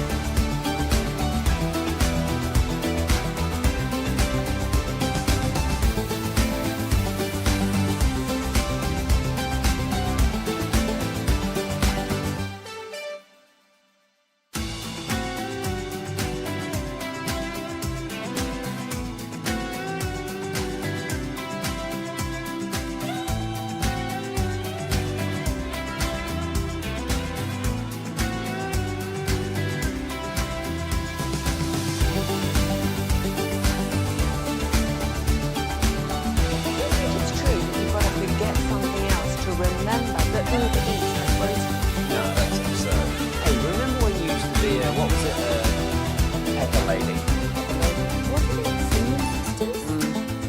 Those are babes. Saffron Squad? Nutmeg maidens? Pre-curb. No. Nutmeg Maidens. I just said that. Was it Spice Girls? Doesn't sound right. Was it Saffron Squad?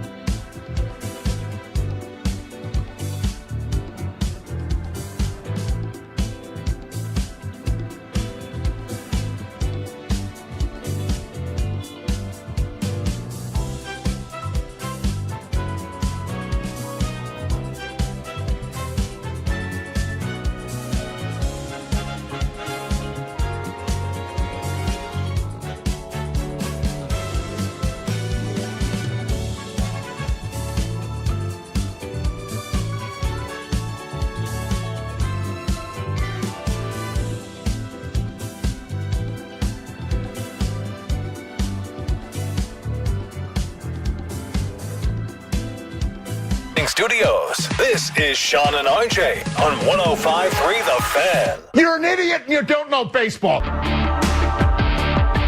fans, you're not dreaming. How can you not be romantic about baseball? I'm not going to repeat what Bobby just said here, but it's time for Diamond Cavs here on 105.3 The Fan. It is the 8 o'clock hour. Sean and RJ, I'm RJ Choppy, Bobby Belt, Peyton, and Aiden alongside. The Texas Rangers need to get on. They need to get on this next little trend. So ESPN wrote an article about who's the next big deal now that Vlad Jr. got his mega contract. All right, so Vladdy. Wander Franco. I don't his already believe got done. It's going to be Wander Franco. Yeah, because he already got his deal. Yeah, I don't think. I think he agreed to 3 to 5. Huh? I think he agreed to 3 to 5. Yes. Okay. So that is the question that they asked. Who's the next player to get that mega deal? Well, they threw out names. My voice cracked there. I don't know why. They threw out names like Ellie De La Cruz. They threw out names like Gunnar Henderson. Now, those guys are Boris clients, right? They also threw out a few other names. They did not mention Wyatt Langford. Look, Bobby Jr. just got a mega deal. We saw the Braves do this with Ozzie and with Ronald Acuna. They gave them long-term contracts. They bought up some of their years. The Rangers did this with Rugi. Yeah. Gave him some horses. He got his horses, right? So it's the smart financial. What happens is that basically you buy up their arbitration years. So Wyatt Langford has 5 years, if you count this year. He's got 5 years of team control left, right? 5 years of team control. By the way, if I was negotiating the next CBA, they got to find a way to get access to the free agent market earlier. Yeah, because the problem is too many guys are getting free agency at 30. Yeah, and they're getting killed. So if I was a player, and that might be the owner's best bargaining tool to get the salary cap the owners want, is that they get these players to free agency quicker. That might be their bargaining chip. Yeah, we'll get you to free agency in 3 years, 4 years, as opposed to 6. So at least you have some prime. Something, because that's too long. It's too long. Especially when they go through the minor league system, and a lot of them don't get up here till later and everything else like that. Once you get up to that point, then you could be. Yeah. If you get these 26-year-old rookies, then you're into your early 30s. You could be just coming into free agency at 32 or something. I think that's. I think if you went to college, that's it. That's you. If you play, I think Aaron Judge is like that. Aaron Judge didn't sign a contract until he was 30, 31. By the time he signed his second contract, his first real contract. Yeah. So from a team perspective, they're going to be 40 years old when their deal's done. Well, they're not going to be valuable at 40, at 38, 39, 40 anymore. So that's a problem. But to me, Wyatt Langford's on the cheap right now, maybe. In 2 years, when he goes to his first arbitration, it's going to get higher. Buy him up. They need to lock him up yesterday. Yeah. Give him an 11-year deal. Give him the Bobby Jr. Maybe not quite the Bobby Jr. deal. I know Bobby got 11 for $300. I'm Bobby Witt. But we are talking about for who I believe outside of Shohei or Judge, I believe Bobby Jr. is the most valuable player in the sport. He's really great. He plays the most important position on the field, and he's great at it, and he can run. Yeah. You cannot find me a more valuable piece than a shortstop who can hit and run. Yeah, get Langford done. He's already, I think, shown. All right, he's shown you enough to just go ahead, buy out those arbitration years, get it done. Right now, lock him up. 11, 10 years, 200, 250, whatever it is, right? Whatever. Now, you'll massively be underpaying him when he hits free agency, but you'll massively be overpaying him right now. Do you want $200 million, or right. or you want to risk it that you get a career, whatever? That's the risk. So that's how I would do it. Yeah, I would get it done right now, and he's shown enough that I trust. All right, he's going to project out the right way. Now, obviously, you probably thought that way too about Evan Carter right after the World Series run. We're like, let's do it, let's invest it, and now you're sitting there going, well, I got some questions, and maybe I need to pull it back a little bit. So maybe they just are worried about getting burned by that approach, and they're like, we need to see a little bit longer that this is sustainable. Yeah, because what you don't want is the Rangers to continue to have, TV issues. We have no idea where the TV market's going to be in 5 years. No idea. Do you really want the Dodgers and the Mets and the Yankees to have, an opportunity to put their paws on them? No. I don't. I want to risk it. And I mean, you never know if Nico Harrison's going to get into baseball. Right. And maybe trade your guy, too. Yeah, maybe they get Nico to run the That's team. what it could be. By the way, I'm looking on the Twitter right here. Colby Sapp, former KNC sidekick, just weighed in and said Eric and Zach won. Oh. So, look, here's the deal. I'm tired of seeing that feedback from So a you're gonna few do of you. Colby diss track. No, now. I'm just, I don't think people understand that was still me holding back. So that's fine. Monday. All right. Monday, they're going to get their, it'll really be over then. You know, why don't you post one on your social that maybe that's what I'll do. Maybe do I'll put one it on for the social. radio. Do a radio edit. There you go. Do a radio edit, and then the uncut, clean version or whatever on your so. Maybe who knows? Maybe that's probably a bad idea. This is like Taylor Swift. Yeah. This is like Taylor Swift. It's not so much Taylor Swift that's going to get my animosity. Like, I mean, it's directed at you guys, but it's coming from your fans. So, Zach and Eric, this is coming from your fans, and so now the clapback you're going to get is due to your fans. So that's what you're getting. Jake deGrom goes tonight for the Rangers. 8:40 first pitch. Catch that game right here. We'll have pregame started at 8 o'clock. Feel bad for the G-Bag Nation. That's 2 straight shows where they have to do the entire 5 hours.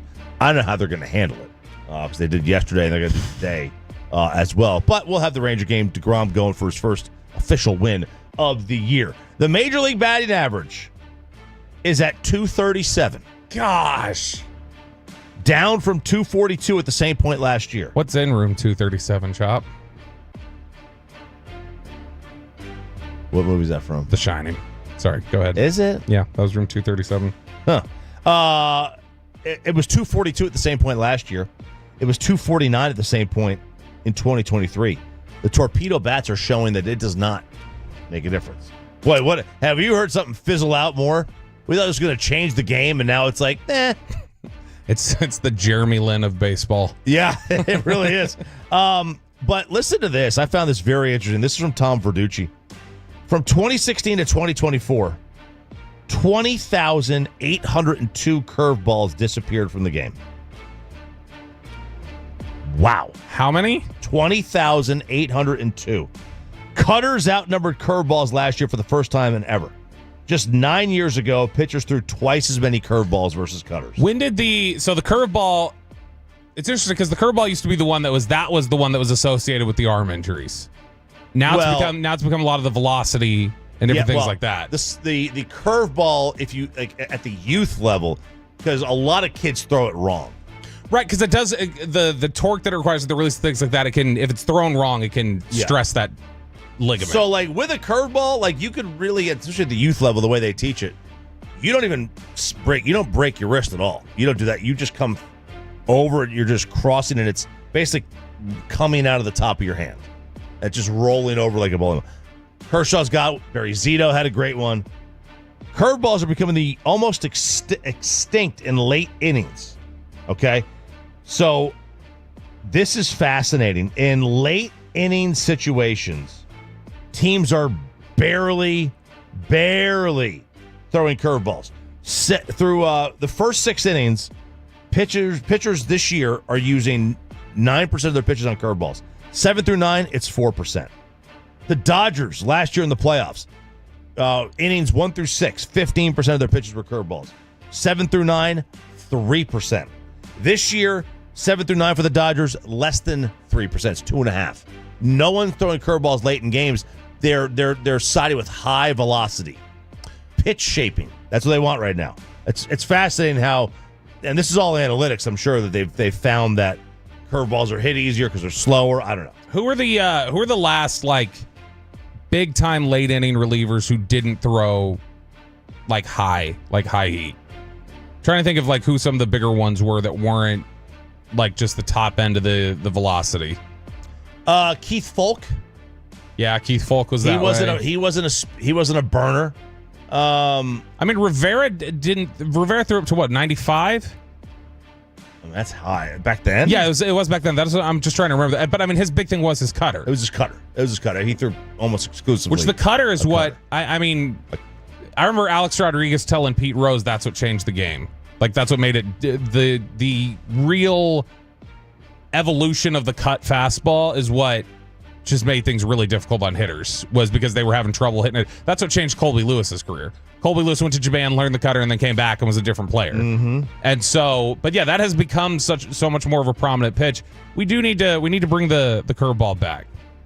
I think the curveball is a really good pitch, but I understand why they want to move away from it. You mentioned Barry Zito. You know who I always thought of with a curveball?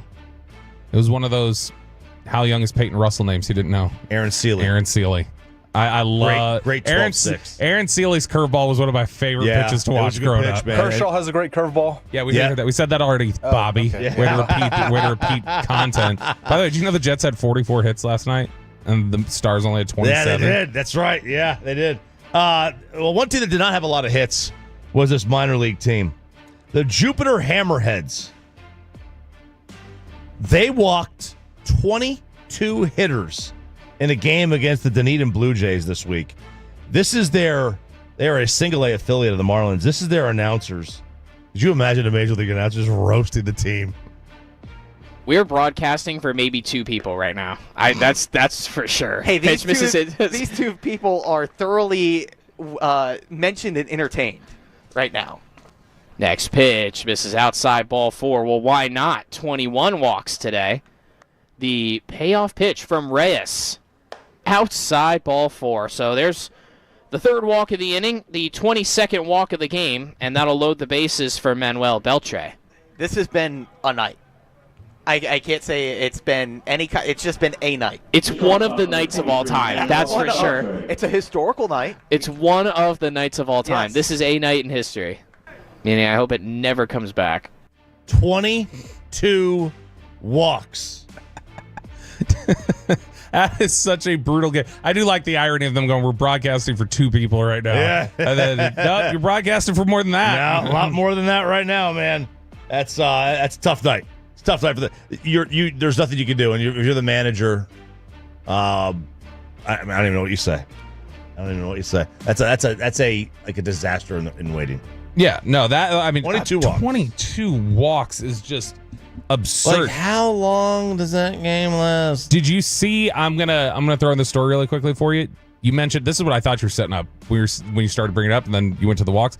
Did you see the battle of the losing streaks the other day in college versus baseball? Lehman College. 99 games in a row for Yeshiva. They'd lost 99 games in a row, and Lehman had lost 42, and they played each other on Tuesday. And they split. In a doubleheader, and they split. They both broke it. They both broke it. The best. But Yeshiva did get to 100 losses in a row. Yes, the best possible outcome though. And there was a lot of people at that game. There was this reporter who was like live videoing it, and those stands were packed, and people were intense going. We're gonna win. We're gonna win a game. If that game was around the corner, I would have gone to it. 1,000%. I would have been at that doubleheader, and I would have been into every second of it. Yes, 1,000% yes. So congratulations, everybody gets a trophy in the end. They both broke their losing streaks. Diamond Cavs here on 105.3 The Fan. Stars blow another chance to inch closer, and my new segment, Talk Birdie to Me, coming up next on 105.3 The Fan.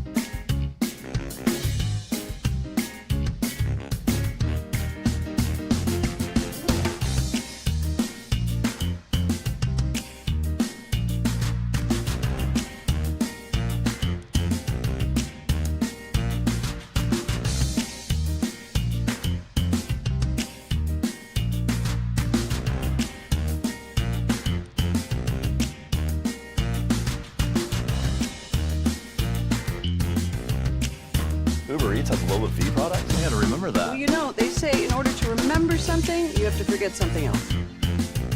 Okay, now that is a very cute haircut. That's like a little shag. I've never seen it before. Well, I mean, of course you have. It's the Rachel. Oh, is that your name? No, I mean like your name. No, I'm Jen. My name's Jen. Right, but I just mean like this is your haircut. But that's hair on your head. I'm not saying this is your hair. Okay, freak me out.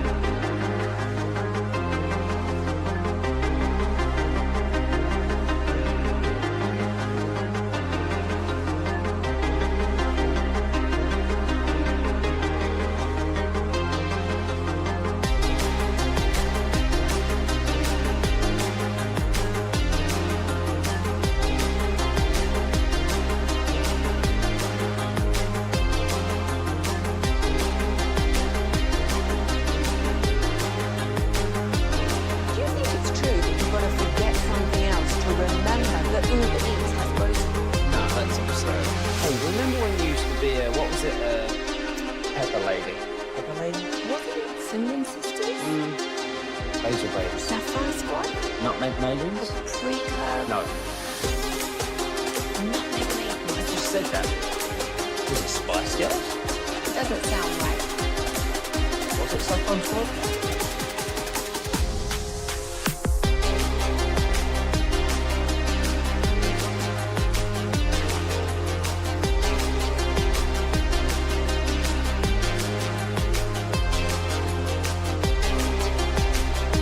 And also brought to you by the personal injury lawyers, Frankel and Frankel. If you've been injured in a car or truck wreck, call Frankel first, 214-417-333-3233. With Frankel and Frankel, there is never an out-of-pocket cost. They only get paid when you win. Frankel and Frankel, the go-to car and truck attorneys in Dallas. Is open, carried into the zone by Josh Morrissey. Morrissey, Anderson going corner, shoots and scores, and he's got 40, and it's 4-0 Winnipeg. That's the final score for Zip Jets TV. It's been a struggle for Jamie Benn. 8 goals since the first of the year. That's 40 games. It's like half a season. There's a fresh Spits and Suds podcast out. They host Utah on Saturday, but these are a relatively meaningless couple of games because of the Colorado loss. Stars are locked into that too. Look, I guess they could, technically, I guess Winnipeg hasn't clinched. There's no Z. There's no Z next to their name. There's no Z. It's in pencil. It's in pencil. It's in pencil, and the eraser's broke. Dude, here's a wild note. Since January 1st, Jamie Benn only has 8 goals. That's in 40 games played. That's nearly half the season. That's almost half a season. Yeah, isn't that wild? That's wild. That's a callback if you weren't listening last hour. Tough going for the Stars. Picked the bad time to lose 4 straight. Yeah, this is not gone well, and especially after you were so close to sealing up that victory the other night before everything fell apart against Vancouver in the final minute, and then losing it in overtime. Had they won that game in regulation, they held on to the 5-2. They'd have been 3 back going into last night, 3 points back going into last night, and who knows, right? Who knows what happens? Yeah, it's a completely different complexion at that point. The wind got taken out of their sails. That's exactly what happened. And I mean, they were all like, Jake talked about it the other day when he was in the locker room afterwards, that it was just, everybody was stunned silent. And you saw the video coming out of there of just guys hanging their heads, and they were shell shocked after that. So I don't know. You wonder if they totally rebounded yet. I don't think they have, obviously, but they have a chance to. Use the last couple of games to do that. We'll talk to Brett Severin coming up 1 hour from now at 9:20. But new segment time for you. Let's name it this. Let's do a little Masters segment, a little golf. Talk birdie to me. It's a good title. There we go. That's not poison. That's not poison. Should be poison. You think so? Talk birdie to me. Talk birdie to me. Justin Rose is your leader. He is 7 under. He is a 3 shots clear of Corey Connors, Scotty Scheffler, and Ludwig Oberg. Bryson DeChambeau finished up his round. He is 3 under par. Now, DeChambeau gets going here about he's on the tee.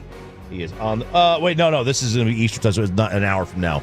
He is on the tee. One thing that happened yesterday, Rory blew it. Rory McIlroy in his 7th straight Masters where he has failed to shoot under par in his 7th straight Masters. What was that? I hit it. He had 2 double bogeys in the back 9 yesterday. I'm sorry, the second 9. Yeah. Not the back 9 at Augusta. It's the second 9. That's he right. Had 2 doubles. They prefer you to use a lot of words over there. In the final few holes, and that was an awful finish for him. Justin Rose hasn't won on tour since 2023. Corey Connors is always in the top 10. Never actually wins a lot. She had some really good scores yesterday. We got to go to the afternoon session.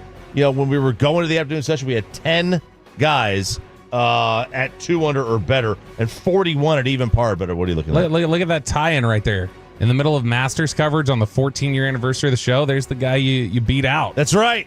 Matt Berry just sitting there hanging out, and there's Rory on the practice range. Brooks Koepka was 2 over at the turn. He got it back to even, and he wanted to bogey in a couple, and he found out, and he's at 2 over as well. John Rahm, he is at 2 over. Phil's at 3 over. they're all in danger of missing the cut right now. The live guys did not show out. Putting at night. The 15-year-old daughter of the dean. What was that? No, I clicked something. I was like, this is the weirdest drop choice Peyton has ever given us. The live guys did not play great. Like I said, Koepka, Rahm, Phil, Dustin stunk it up. Neiman was meh. It was really Hatton and Reed that carried the way for them. Patrick Reed always plays well here. Kind of a bummer.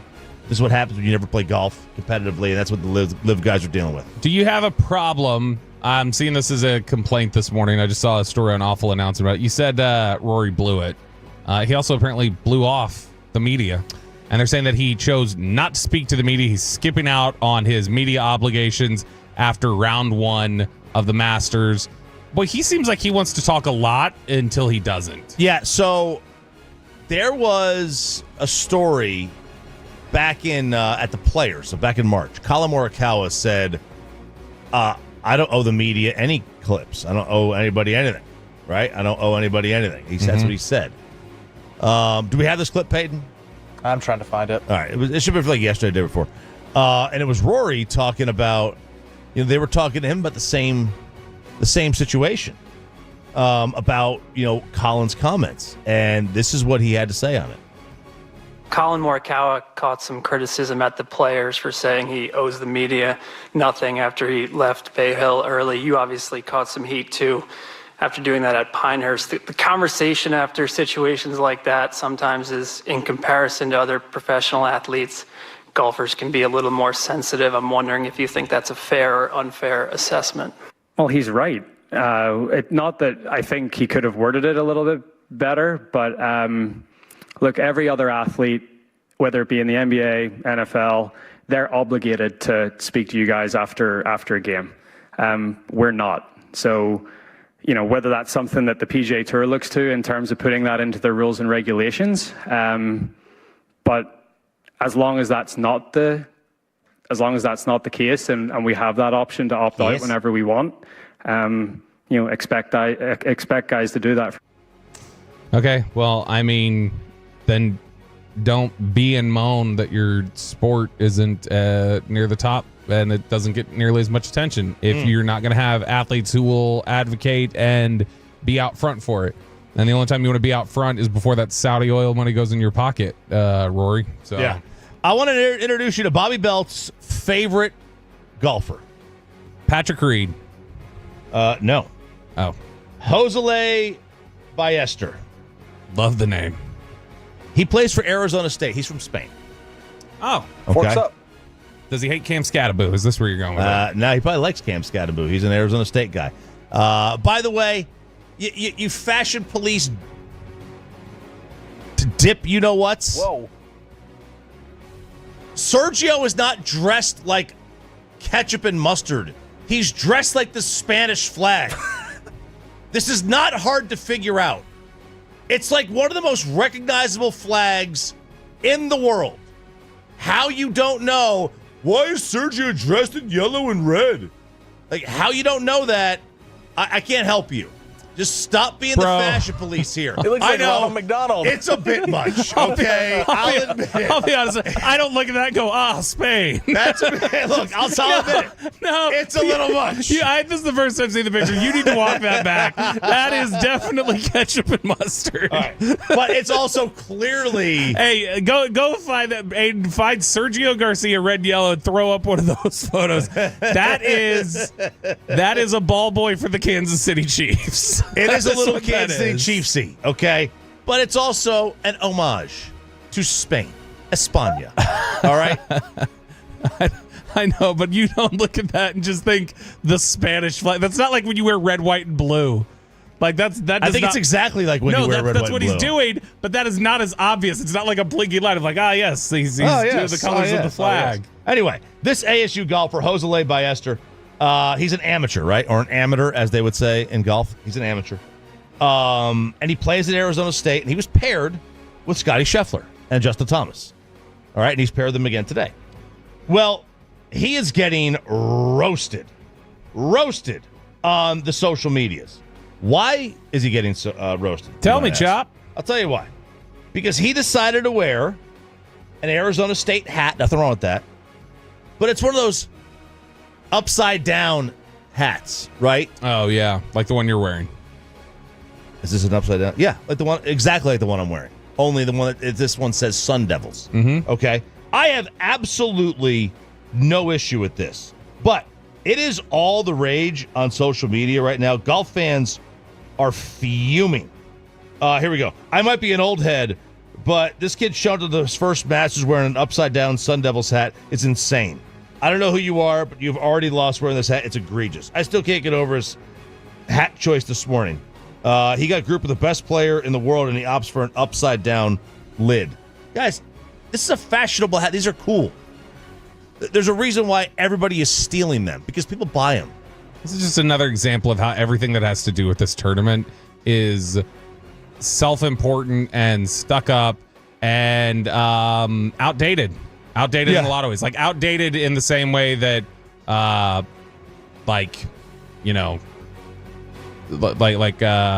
pre-civil rights legislation kind of outdated. Yeah, well, that definitely. So he was ridiculed by idiots on social media, and these are the same guys that show up to the Byron Nelson or to the Charles Schwab Colonial wearing golf attire and golf shoes in case someone's gonna tag you in. All right, I've seen guys go to these golf tournaments rocking full attire with the shoes. I saw a guy carry a sand wedge at the Nelson one time. You carry your sand wedge around with you? What, in case Mickelson is out there and he breaks his sand wedge and you hand it to him? Yeah, imagine somebody walking up with a sweatband on their forehead. They had if they would have been courtside last night, I'm ready to go in. I'm ready to go in, man. If the Mavs need me tonight. And then this kid, he's on the 13th. There's a bathroom right there, but he didn't see the bathroom. So this is his first time ever playing, in the Masters. He starts walking, and then there's a problem with Thomas's ball. They're looking for it. So he sneaks off into the woods and pees in the creek. Okay, that seems like a bigger issue. That's a bigger issue. And they asked him about it. And this kid, my hero, he's the anti-hero we need. He said, I'd do it again. And then I'm like, I really need to pee. Didn't really know where to go. And since JT had an issue around the green, I'm like, okay, I'm just going to sneak here in the river. Probably the people would not see me that much. And then they clap for me. Probably one of the clubs that I really got today, really loud. So that was kind of funny. Are you concerned that there might be any blowback from that at all? Or, obviously, they did see you, right? Yeah, they saw me. Yeah. It was not embarrassing at all for me. So if I had to do it again, I would do it again. Man, this guy doesn't care. He doesn't care about tradition. He's wearing an upside-down hat. He's peeing in Ray's Creek. He doesn't have to talk to the media, too. I don't know why he's bothering. He doesn't have to. He doesn't have to. Rory just told us he doesn't have to. He can hide out whenever he chokes again. Justin Rose is now 8 under, increasing his lead, a 4-stroke lead over Connor Scheffler and Oberg. They are on the course at Augusta. Tom Hoagie, local. He is even for the tournament. Bryson DeChambeau, local. He is 3 under. A lot of guys from DFW around. 901. It's not outdated. It's just a different opinion. When I go to church, I feel like it's a formal event. And there's a level of respect. But I see people come to church with tank tops and baseball caps. I have an issue with that. It's not outdated. It's just an opinion. 901. The fact that you were comparing a bleeping golf event to church shows how ridiculous it is. There is a level of decorum that you do expect at Augusta. You right? can have a certain level of it, but they take it way overboard. I don't have a problem with the upside down. The upside down hat is not a problem to me. I would have a much bigger problem. I had a much bigger problem when there's more protests for is the hat upside down than hey, should we allow black people to be members here? I would have a problem if they wore a backwards hat at Augusta, right? That you can't even do that as a patron. Romo can't golf there. Then. They did those mock turtlenecks. I had a big problem with that when they did that as well. But there you go. A little bit of talk birdie to me on 105.3 The Fan. What is coming up next to Below the Belt? Oh, Isaiah Bond. Let's talk about Isaiah's Bond next in Below the Belt on 105.3 The Fan.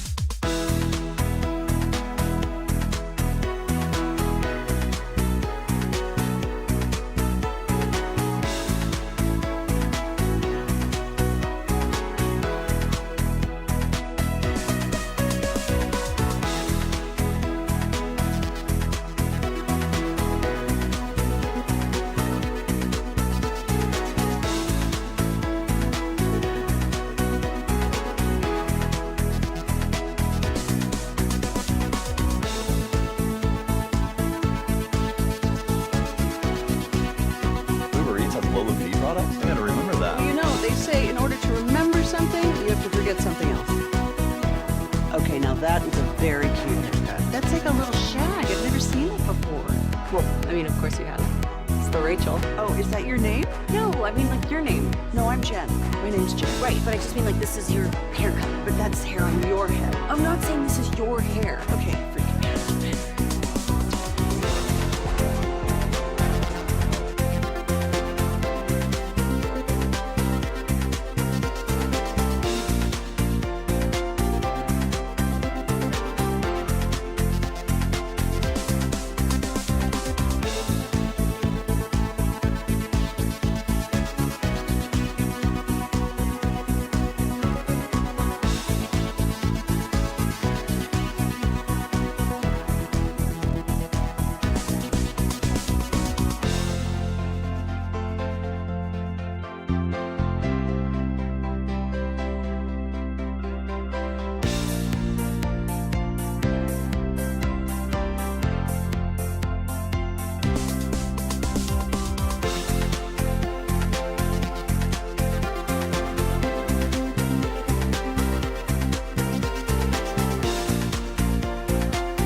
Together, let's drive, relax, enjoy the difference based on new Chevrolet registrations 2023 and 2024.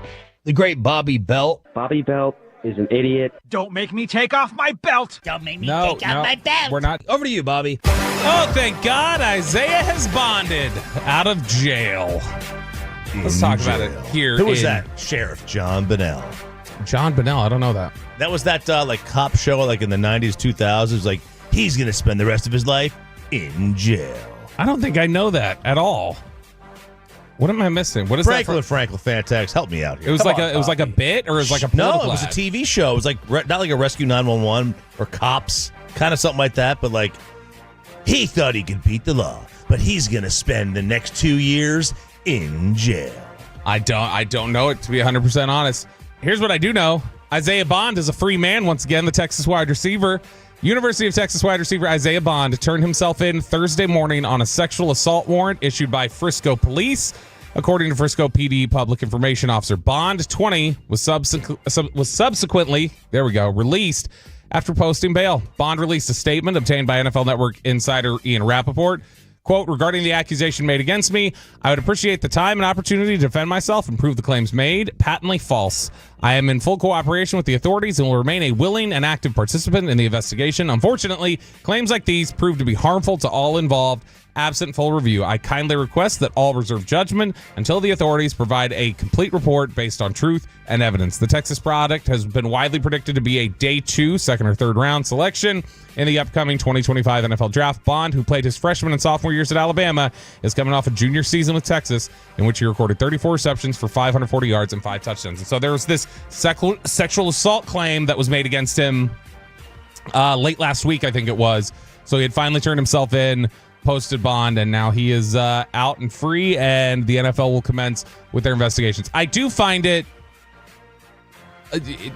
interesting, at the very least, how frequently these stories will come out in April.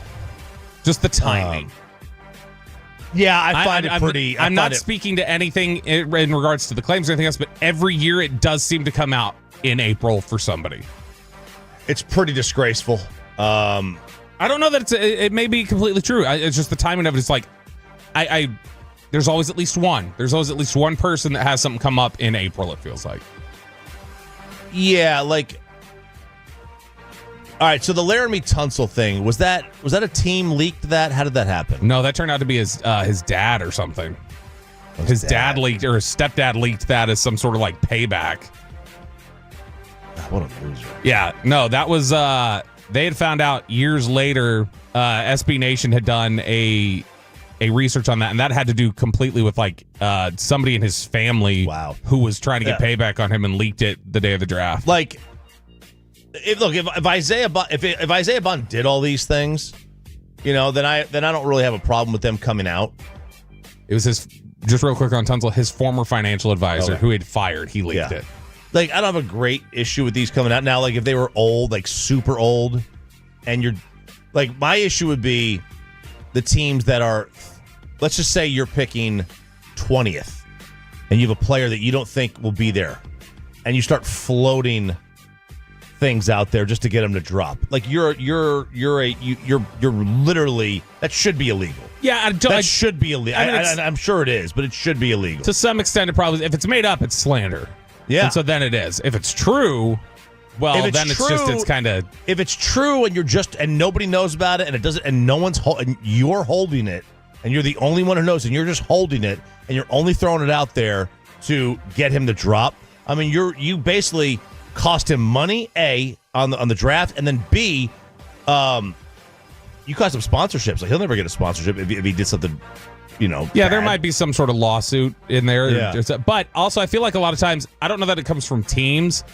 I just wonder if one of two reasons. One, let's say you want to get back at somebody. Mm-hmm. So you make a claim that's not true and you time it out right now so that even if it's proven untrue, it still harms them in the end. Or let's say it is true and you just decide this person wronged me. I'm just going to wait till like April to hit him with it. Yeah. Which I don't totally have a problem with if that's the case. If they did something wrong. If they did something wrong, they did something wrong. Yeah, if they did something wrong and somebody wants to, this is my form of justice for myself, is to then. Yeah, if it's if they didn't do it, it's obviously right. wrong. If it's a team doing it, that's where the problem for me happens. If it's somebody who was wronged, then that's okay. 713. In that case, I've heard Ashton Genty hates puppies. He does. Hates puppies? Yeah, hates them. He's just they do pee everywhere. I mean, he's just he doesn't like them. Peyton's not a puppy fan. Oh, Peyton loves dogs more than he loves people. Dogs over humans. Well, I mean, in general, but Peyton doesn't like puppies. He doesn't. That's made up. Ashton Genty. It's not. I'll tell you this. It's not made up about Ashton Genty. I would not take a guy in the top 11 who doesn't like puppies. Who doesn't like puppies? Yeah. I tell you this. We are we think out of the puppy stage. Our dog's 2. He'll be 2 in May. He's finally getting his brain to work. He hasn't really had any accidents in the house in like a year. We broke it. We finally broke it. He was pooping everywhere. Good for you. We refused to hold Pudge. it. Now, old Pudgy doing well. He did it. Finally hitting preteen, and he's doing well. 214. If it's true and I was the victim, I would want it to drop to give him the most punishment, so I would wait until April. And I understand that. Yeah. If you're the victim, I get it. Look, I mean, I am up there with the pettiest of them all.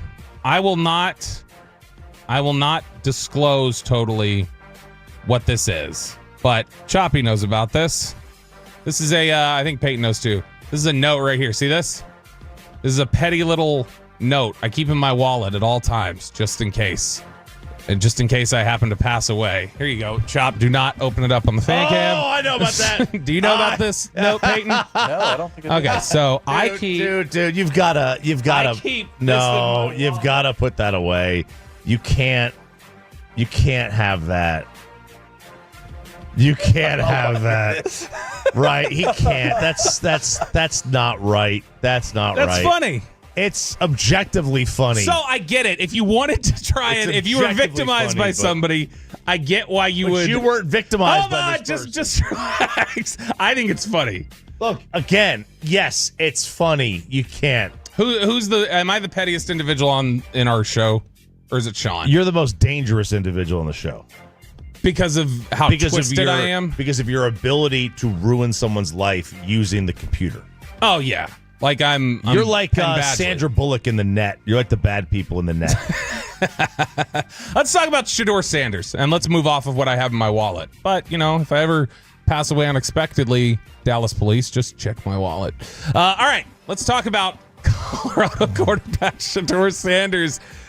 He's meeting around with teams, and the question has been asked, is he rubbing people the wrong way? Has he done things to put people off with his approach and the very big personality, some of the bravado, different things like that? Has that rubbed teams the wrong way? Well, he told NFL Network that he is maintaining his authenticity. He is remaining completely who he is throughout the entire process. And he says that if you like it, you like it. And if you don't, you don't. He said, when I talk to any team, I understand the work it's going to take, and I see the dynamic of everybody that's around, so I know how I approach different situations and what I'm going to have to do to be successful in different franchises. So I'm just sitting back, observing, watching everything, and all of what's going to take to change the franchise for the better. He says, when I go visit these coaches and when I go to all these different franchises, I ask them truly what I think and how, or I tell them truly what I think and how I feel. Some get offended, some like it, some don't. Makes some people uncomfortable. Some people invite that. They know what type of person, what type of player they're going to get out of me. So I just have to make sure what type of culture or what type of dynamic I'm going to I'm going to have with them also. And this is where I really respect Shedeur Sanders from the perspective of when he stood up at the podium in Indianapolis and he was asked about his approach and the way that he does things. I thought he had a great answer. He was like, basically, here's what it is. If you want somebody to come in there and change your culture, then pick me. If that's what you're worried about, you come pick me because I'm going to go in there and I'm going to establish something. There's a swagger, there's a cockiness, but I think there's genuine leadership traits there too with Shedeur. It's just you have to ask yourself, is it the type of it? You know how Terrell Owens, he influenced people. Mm-hmm. He had a natural ability to influence people and get people to follow him. You just didn't always know if he was leading them the right way. Look, I don't have a problem with Shedeur's, if you want to call it attitude. I don't have a problem with that. I don't think he's got a bad attitude. I have no problem with Shedeur. My question with Shedeur is like as a player. I think he's only because Jackson State, obviously he did not play against great competition at Jackson State, and then at Colorado it was fine. It was fine competition, but it's not like it was Big Ten SEC. That's the only questions I would have. I mean, other than that, the guy grew up. I think obviously it's an advantage to have Deion as your dad. You grew up in the NFL. You grew up in the locker room. I was going to say, you say it's an advantage. You don't think Deion's been a detriment to him at all? I think he's been a detriment if people want him to be a detriment. They've already made their mind up on Deion and Shedeur. Don't you think that the sons and daughters of athletes are smarter in that sport than somebody who didn't grow up with a father or mother who played professional sports somewhere? Don't you think? Yeah, that, generally, right? Generally, but if you're you think that Bronny? But think about how unique Deion is. As Deion was thought of at times as being too much of a culture destroyer. Don't you think that that Bronny has a higher basketball IQ than a kid who, grew up with parents who never saw basketball before? Yeah, probably. Right? Probably. Look at Bassick on the TV. Bassick, there are plenty of Major League Baseball players who don't have Bassick's baseball IQ. I think a lot of that had to do with the fact that his dad played the majors. We have people trying to guess what the note in my wallet says. Oh, man. 321 and 325 both say, does Bobby have a note that says Dan Orlovsky did it? That is the exact guess they made. They both guessed that exact language. Dan Orlovsky did it. It's close. 316, the note definitely tells the police to check out Mickey Fisher as a murder suspect. You know what? Let us know. The note in my wallet. Give us your best guesses, and I'll read them later on. What do you think the note in my wallet says? The note that I leave in here in case I die. The note I leave for law enforcement officials. Guess, and we'll read some of the best answers on the fan text 877-881-1053. Below B-Belt 105.3 The Fan. Brent Severin joined the show at 9:20, and a terrible idea on how to fix the Mavericks is all coming up next.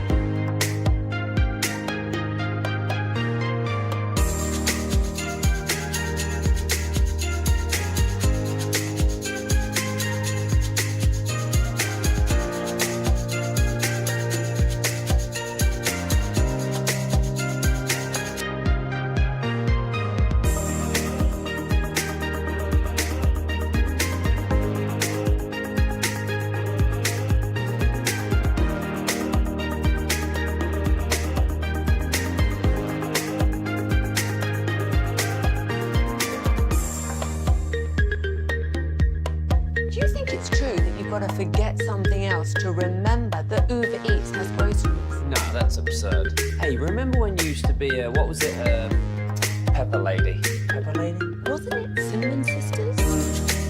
Basil Babies. Saffron Squad? Nutmeg Maidens? Free Club? No. Nutmeg Maidens. I just said that. Was it Spice Girls? Doesn't sound right. Was it Saffron Squad?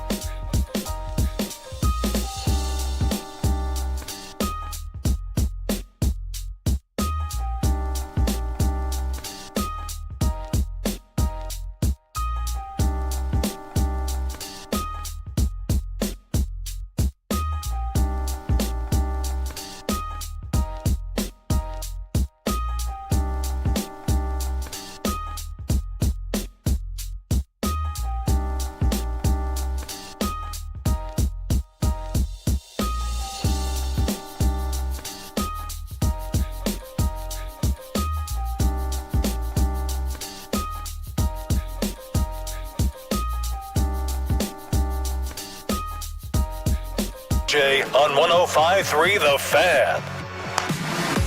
Good morning, DFW. Sean and RJ, 105.3 The Fan. It is the 9 o'clock hour on a Friday.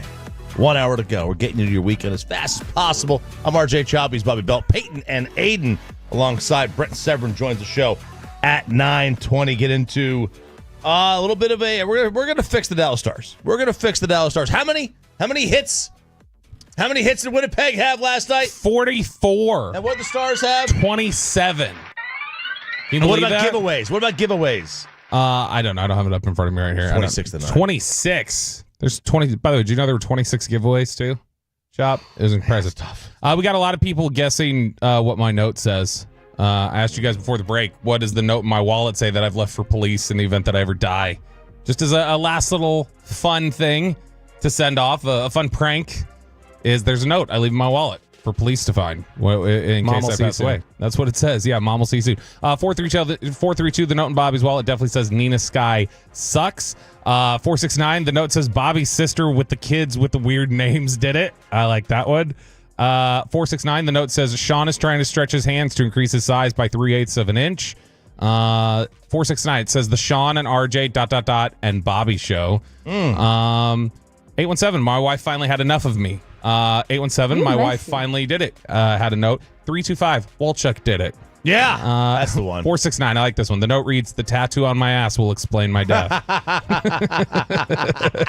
812, it tells Dallas police where to find your unreleased diss tracks. And then finally, last one here, 214, Bobby's note reads, I deserved it. I deserved it? That's what 214 says. It'll say. All right, interesting. All right, well, one of the things that obviously we have been following along with is the aftermath of the Luka game for the other night against the Lakers. Or, I'm sorry, the Luka game that he had against the Mavericks. I can't even comprehend that he's not even here anymore, right? Yeah, I mean, I still can't comprehend. It doesn't make sense. And all the takes that these people have had. Well, here is Kendrick Perkins on ESPN. Kendrick Perkins with a suggestion on if the Mavs can actually make sense of this, fix this in any way, restitution, if you will. Fix this, Nico. Fix this. It's a way for the Dallas to make this right. A lot of people talking about, oh yeah, they didn't get enough back. They should have got Austin Reeves. You know how they can make this right? Soon as the season is over, you go out and you go get Kevin Durant. That's how you make it right. You have the pieces. You have some money to make a trade happen. That's how you make it right if you're Nico Harris in the front office of the Mavs organization. Go get KD to pair alongside Kyrie and AD. What? No. No. That doesn't fix it at all. No. In fact, that sounds like something Nico would think would fit. Like, yeah, this is what everybody wanted. Everybody wants a 38-year-old or whatever. No. He can't win with Phoenix. They're going to miss the playoffs. Yeah. Look, I mean, 972 brings up a good point. The note in my wallet should say Nico did it. Yeah. Nico killed me. He went on TV and said the way to make this right is to get KD. I mean, is anybody out here clamoring like we got to have Kevin Durant? That will change everything for us.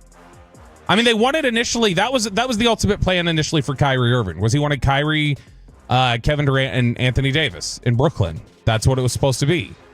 But, I mean, have you seen anything in Phoenix that makes you say, oh, yeah, that would work? I mean, he's still a good player. He's still an effective player. Like, Kevin Durant would be a great player. But, that doesn't fix it. Nobody's going to go, okay, well, now I'm happy.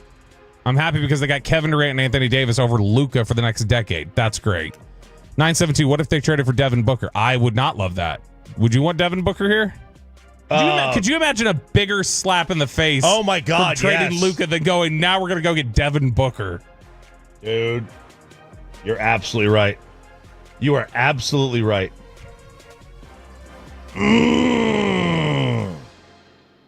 That'd be bad. No, there's absolutely nothing to do that will fix this. Other than, like we said yesterday, Nico has to be fired and the Dumont Adelson group has to sell. That'll be what fixes it. And not fixes it, that'll just be when fans will be ready to give it a shot again. Wow. Hey, look, it's a terrible take. Speaking of terrible takes, what did your boy say? Your boy Mad Dog. Peyton can't find the audio. Oh, well, what did he say? You don't have it written down? Yeah, I said it earlier in the week. He said, Luka is hard to root for. And I have a major problem with because there's nothing further from the truth to me. Like, I think Luka is so easy to root for, especially if he's yours. If he's yours. I can understand. Like, if you were sitting there saying that, he's hard to root for as a lay person, right? You don't have a dog in the fight. If he's against your team, he is you hate him. If he's with your team, you love him. I think as a very neutral observer, Luka's very easy to root for. He's exciting. He's brash on the court. He's got that I'm going to show you type of DNA and personality. I think there's a ton that's exciting about Luka if you're a neutral observer. Yeah, I think there's a ton that's exciting too. But yeah, this is like I don't care. But here's the thing: if he's playing for my team, I don't care how hard he is to root for at all. I don't care if Anthony Edwards is hard to root for or not. Like, when you're a fan of the team, they're easy to root for. They're easy to root for. Like, is LeBron hard to root for? To some, yes, yeah, I'm sure he is. To some. But how much of that is his fame, his success? Is it jealousy? Right. As opposed to, what he does, how he plays, how he acts. I honestly don't care why anyone or why, I don't care if anyone thinks that they're hard to root for if they're on your team. What's it matter? Yeah, now there are some people who only want to root for good people. I don't think Luka's a bad person though. No, I don't think so either. And so, I mean, to me, I think Luka nationally on a national scale, if he's not against you or he's not on your team, you're just a neutral observer. I think Luka's really easy to root for. I want to get ESPN has new MLB power rankings out. I'm going to hit you with them real quick before we let you. Here, let me do this real quick. Did you see the LeBron Barbie doll? No. Because we just talked about LeBron. It's a new Ken doll. It's called LaBarbie. This is, I mean, you cannot set yourself up for ridicule more. LaBarbie. That's good. I wish this would have happened earlier in his career. Like, everyone's going to chant LaBarbie. That's what they're going to chant now. LaBarbie. LaBarbie. Yeah. LaBarbie. Like, you did this to yourself here. Like, he can't do anything. Like, he did it to himself. This is brutal. You are setting yourself up for mockery. How does it look? Does it look like it's a Ken doll with LeBron? Yeah. LeBron Ken doll. I want to see how this thing looks. Here. That looks just like him, actually. Oh, see, stylish pants. Yeah, they got the worst part about this isn't the doll necessarily. It's the pictures of him playing with it. Yeah. Like, do you see these pictures of him playing with the doll? It's pretty good. He's like laughing and holding it and like moving its arms. I like it. That's great. I would like it. I would make that my profile picture from LeBron. ESPN has new MLB power rankings out before we let RJ Choppy empty his drawer of urine stories that he still has left over. I have one, I think. You got your urine bucket and you've got your baseball urine. Oh yeah. All right. Number 1 team in baseball is the Los Angeles Dodgers. 2 is the Phillies. This is from ESPN. 3 is the Padres. 4 is the Mets. So you get the top 4 are still in the NL. No surprises there for you at this point. You still think that that's pretty clear. The NL's the better league right now.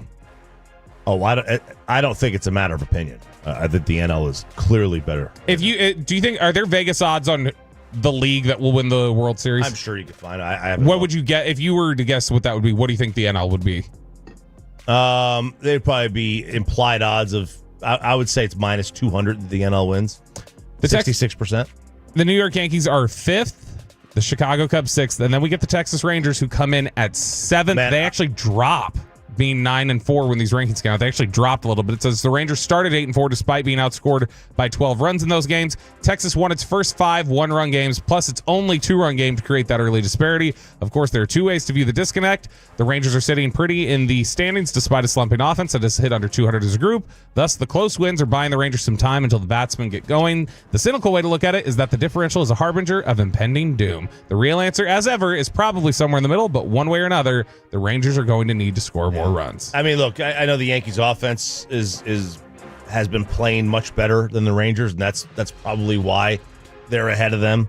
But the Yankees' pitching stinks, and in a 5-game series or a 7-game series right now, the Rangers wipe the floor with them from a pitching perspective. It's not even close. It's not even close. The Yankees can't pitch.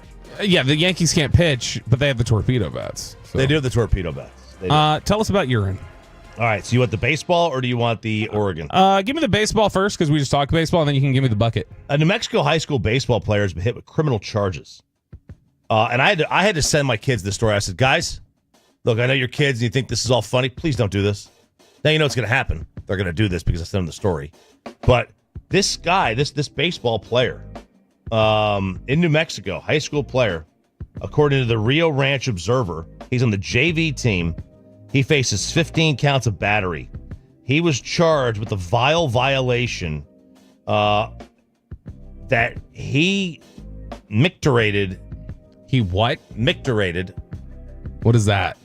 I learned that in The Big Lebowski. That's what happens. I've seen The Big Lebowski. I don't remember that term being in there. They're saying he micturated on the rug. That's urine. Oh yeah, yeah.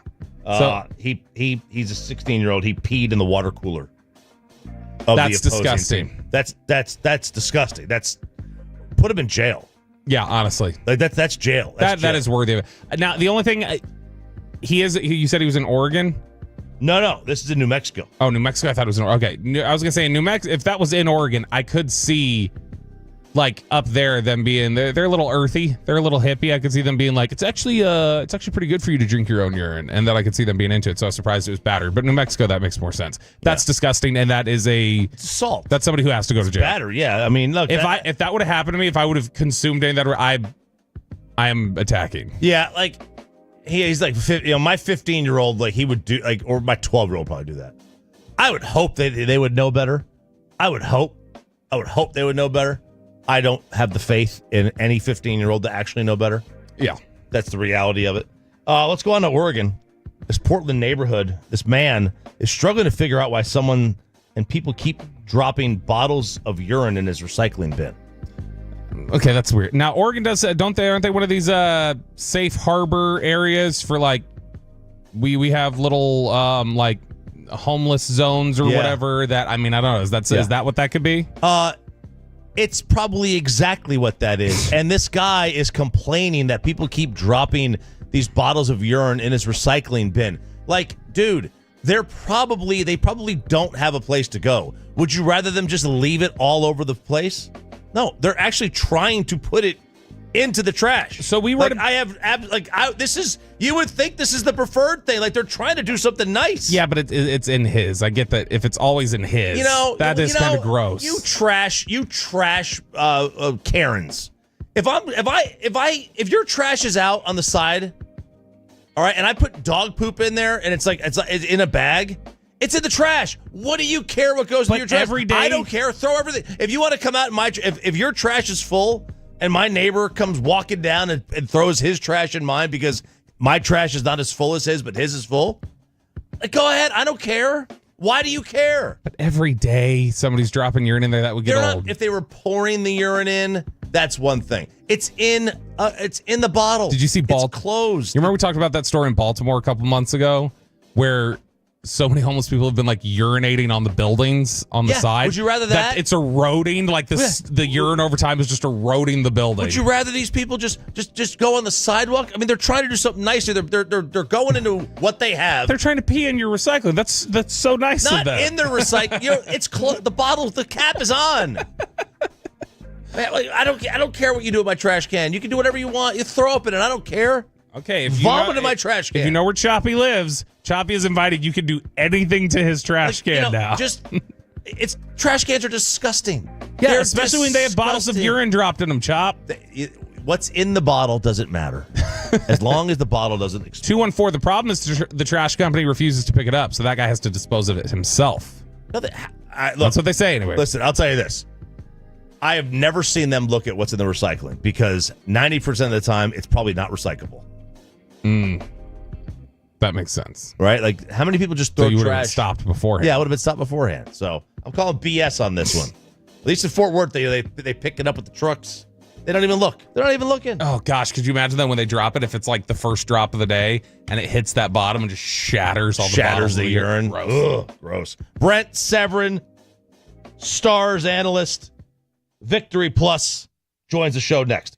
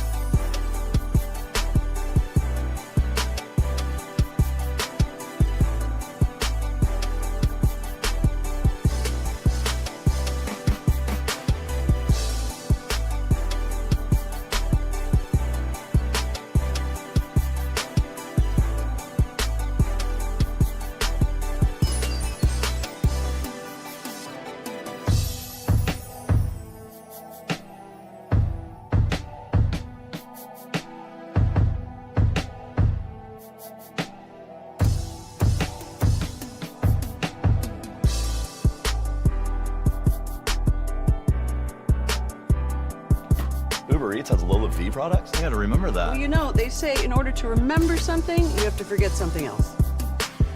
Okay, now that is a very cute haircut. That's like a little shag. I've never seen it before. Well, I mean, of course you have. It's the Rachel. Oh, is that your name? No, I mean, like your name. No, I'm Jen. My name's Jen. Right, but I just mean like this is your haircut. But that's hair on your head. I'm not saying this is your hair. Okay, freaking me out a little bit.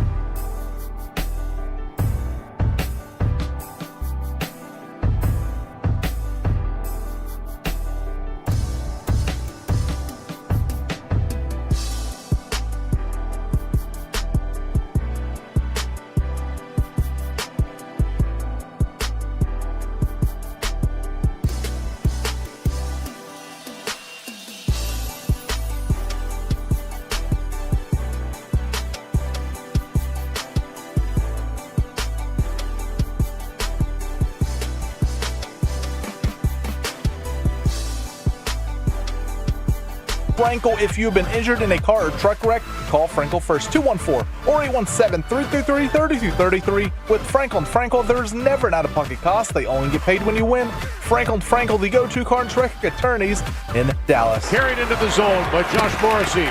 Morrissey, Anderson going counter, shoots and scores, and he's got 40, and it's 4-0 Winnipeg. There's Jets TV with the call.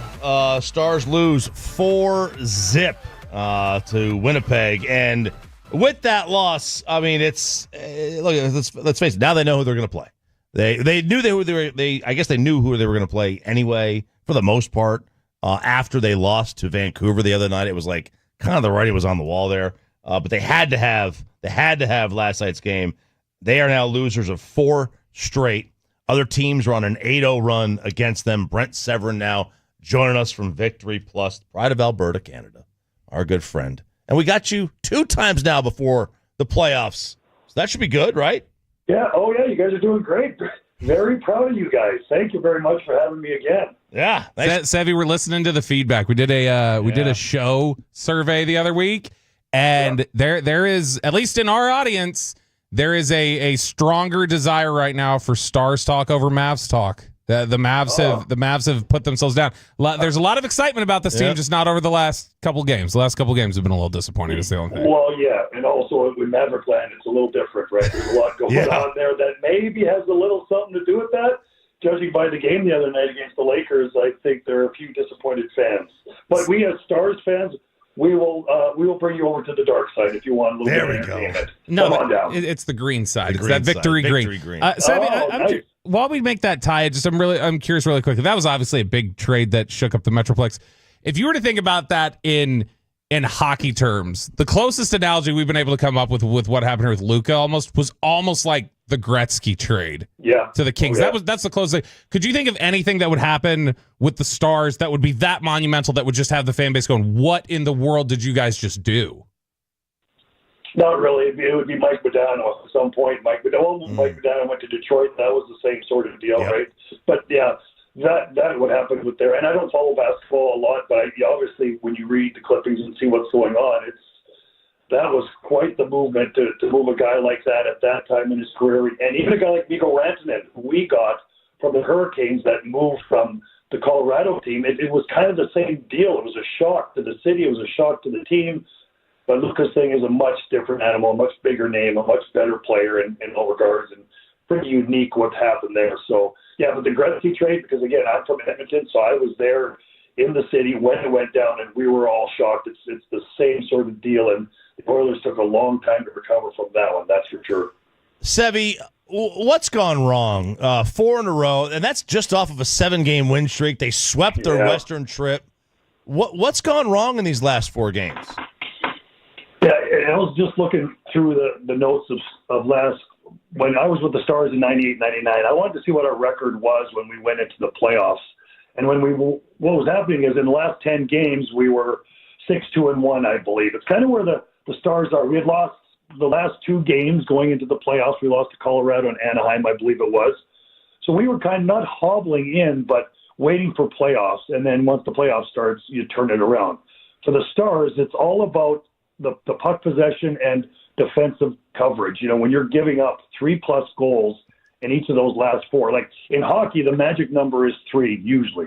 The team that can get to 3 the most is going to win a lot of hockey games. And the Stars are just coughing it up right now, giving a lot of goals, melting down in third periods. And that, to me, is probably the most problematic thing. And I said this on air the other night. Composure is one of the biggest things. I was with the Colorado Avalanche the year after they won the Stanley Cup, and I was with the Stars the year that they won the Stanley Cup. And the biggest thing with those teams that kind of separated themselves from all the other teams that I had played with is composure. Composure in very important times in a game when things are going awry, things are getting messed up. The bench is going crazy. Fans are going nuts. The other team is pushing. You have to have this innate, and it has to come from the guys. The coaches are doing their things, but this has to come from the guys on the bench. From my experience, someone calming it down, relaxing, taking control of the situation, getting the puck out near the end of the game, making a good solid play. But the Stars are scrambling, and that has a lot to do now as we're moving further to the end of the season to do with confidence. And I think the confidence has maybe waned a little bit, especially defensively in that regard. So that's a long-winded answer to say, yeah, they're just not keeping the puck out of the net in real tough times of these games.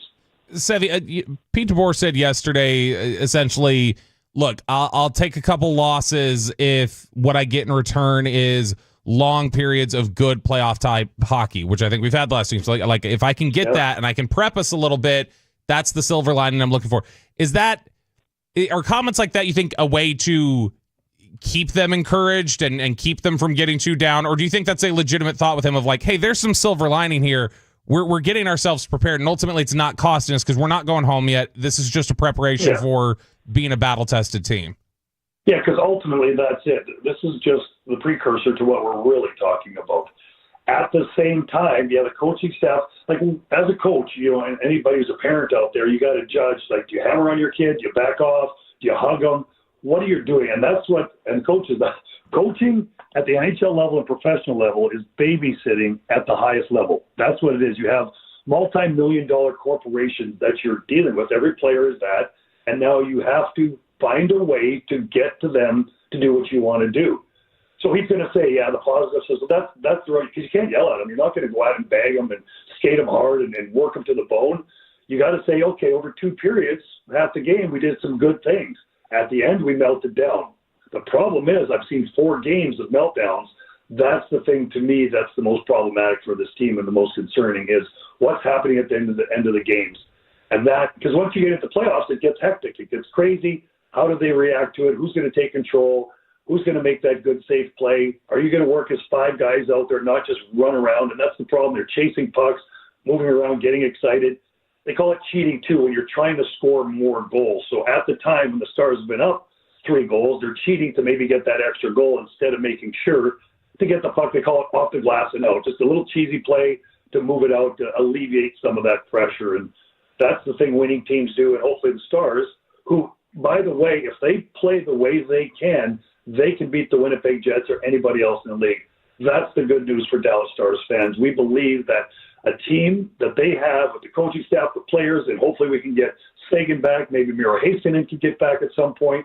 Now you got your full complement.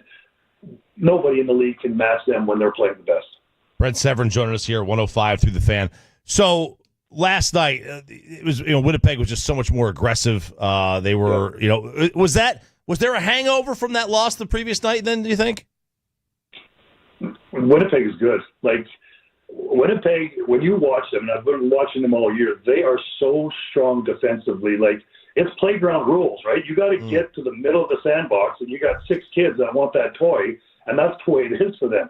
You got to fight to get to the middle. You got to fight along the boards. They have layers of help, whether it's the forward or the defense. And then when you get through all that, you got this guy named Connor Hellebuck, who is an unbelievable goaltender, if not the best goaltender in the league. And they do this to every team. They did it to the St. Louis Blues, who are a team that are just flying right now. They had 12 wins in a row. Winnipeg went in there and absolutely just did what they did to the Stars and just shut them down. So, yeah, when you look at a team that maybe you want to bet for as a Stanley Cup champion, you look at the way they're playing right now. So I really did like the way the Jets were playing. Yeah, the Stars maybe didn't bring their game, everything they needed, but that's a lot of the reasons because of a big, strong Jets team that just dominated the game. Do you trust Hellebuck in a big spot? Isn't that the knock on him is the big game? Do you trust him? You don't know, right? Yes. When I watched what he did all year, yes. And I know last year they bailed out in the first round, but it's a much different team right now, the Jets. There was a couple of years ago, Rick Bowness, who coached the Stars, he started to cut some players out of there, some fat, some cancer that they had within the dressing room. So they removed these guys. All of a sudden, that team became stronger. That team became tighter. It's like my team in 98, 99. That team was a tight team. And when you have that, they're hard to beat. Hellebuck didn't have that support. So along the ways, and he's very dialed in. They say he's much more focused. He's ready to go. He's been through that. You got to have some scars as well, right? You got to get beat up a little bit in playoffs to understand what to do. And he's learning. Can he melt down and do? Yeah. Could he come and steal the show and be the MVP of the playoffs? Yes.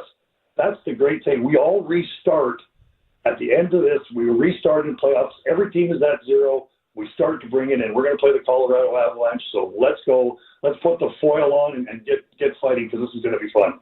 Stars analyst Brent Severin joining us here on 105 through the Fan. Said before the game against Winnipeg, Wyatt Johnston had said, hey, this will be as close to playoff hockey and a playoff test as we're going to be able to get.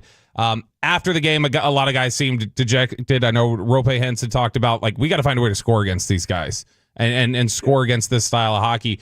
Is that a concern you think that is as good as Dallas has been throughout the regular season? Is there a concern about the projectability of that style against, playoff style hockey? Yeah, that's where you got to dig in, right? That's what you got to find because it's no longer going to be, Robertson is not going to have the opportunity. Jason Robertson is not going to have the opportunity just to float around the top of the circles, hang out, get these fluffy little passes, and send it to the net. First thing they're going to do is, if I'm playing against Robertson, I'm going to chop his arms as hard as I can and say, you touch the puck, and I'm going to break your wrists off. And then you're going to set that in. Wyatt Johnston, they're going to circle him. There's going to be a big, fat, red circle around him. And because he's not a big guy, he's very strong on the ice. He's got this great skill, but you've got to make it tough on him. You got to make it mean. And that's why a guy like Rantanen, Duchesne, Granlund, Marchment, these are the kinds of guys that are going to step up and battle and fight because that's the way they play. Duchesne, you can see, our most consistent forward, all year he's been just battling and fighting and working because he understands what's about to transpire. And because of that, he's been one of our best offensive guys. And for playoffs, he's built for it because he's always taking on contact. So, yeah, I'm excited for what they can do. There's so much talent within this team, so much depth, and you never know. If the Stars could get on a roll and keep going, and when if they play the Jets in the second round, be a beauty series, though. Can they advance far if Jamie Benn doesn't get going? Everybody has to be going, man. You need everybody. And Jamie Benn, there's a lot of things that he does well. You know what I mean? He growls that team. He's a big body. He creates space. So he doesn't necessarily have to be scoring a goal. We would love for him to get points and stuff. Wyatt's got to be going. Rope, you look at all the top players, and always in every playoff, it's that second and third tier player that has to chip in at opportune times to help out. It's crazy how it's such a game, such a team game in the playoffs. Everybody has to be there from the goaltender back. If there's one or two pieces that aren't missing or they're not contributing, whether it's physically, whether it's not taking penalties, whether it's making a big stop, making a block shot, everybody has to be on board. That's why this, I believe, and you guys cover more sports than I do, this is why I think hockey playoffs are the best, because everybody has to be on board, and the intensity is all the way from the money bags all the way down to the fourth liners. Everybody has to be going. Sevy, appreciate it. We will talk to you as the playoffs get rolling. Oh, man, I cannot wait. I just sat here since 6 o'clock this morning waiting for this call. I know you did. I was so excited. I bet you did, man. Hey, we got to say something. Specifically on the YouTube, I'm looking at it right now. Kid Cowboy, Cam, they're all on there. They were writing Sevy with a bunch of exclamation points when you came on. So they've been waiting for it, too. Oh, well, thank you, guys. Appreciate having me. All right, have a good day, one. gents. See you guys. Have a good one. Brent Severin, Victory Plus. Join us here, 105 through the Fan. It's Crosstalk with the KNC Masterpiece next. But first...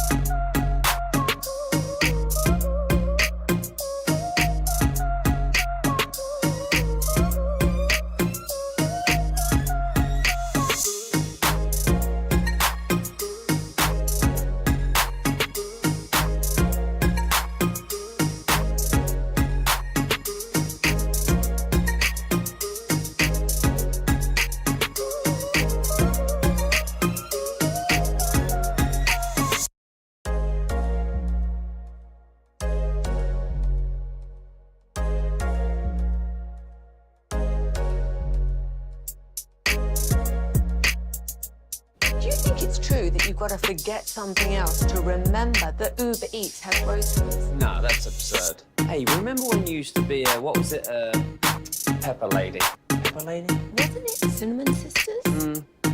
Basil Babes. Saffron Squad? Nutmeg Maidens? Paprika? No.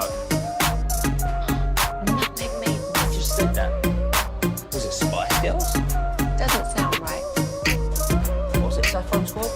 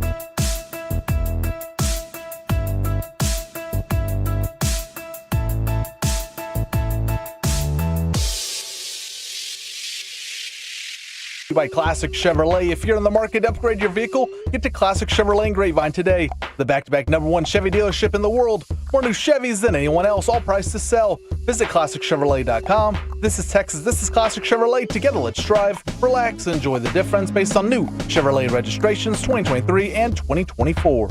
It is Crosstalk. Like it's hot. KNC Masterpiece on 105.3 The Fan. Kevin and Corey have joined the program. See, we didn't give out any information about your wedding yesterday, like you were concerned. Yeah. Okay, Corey.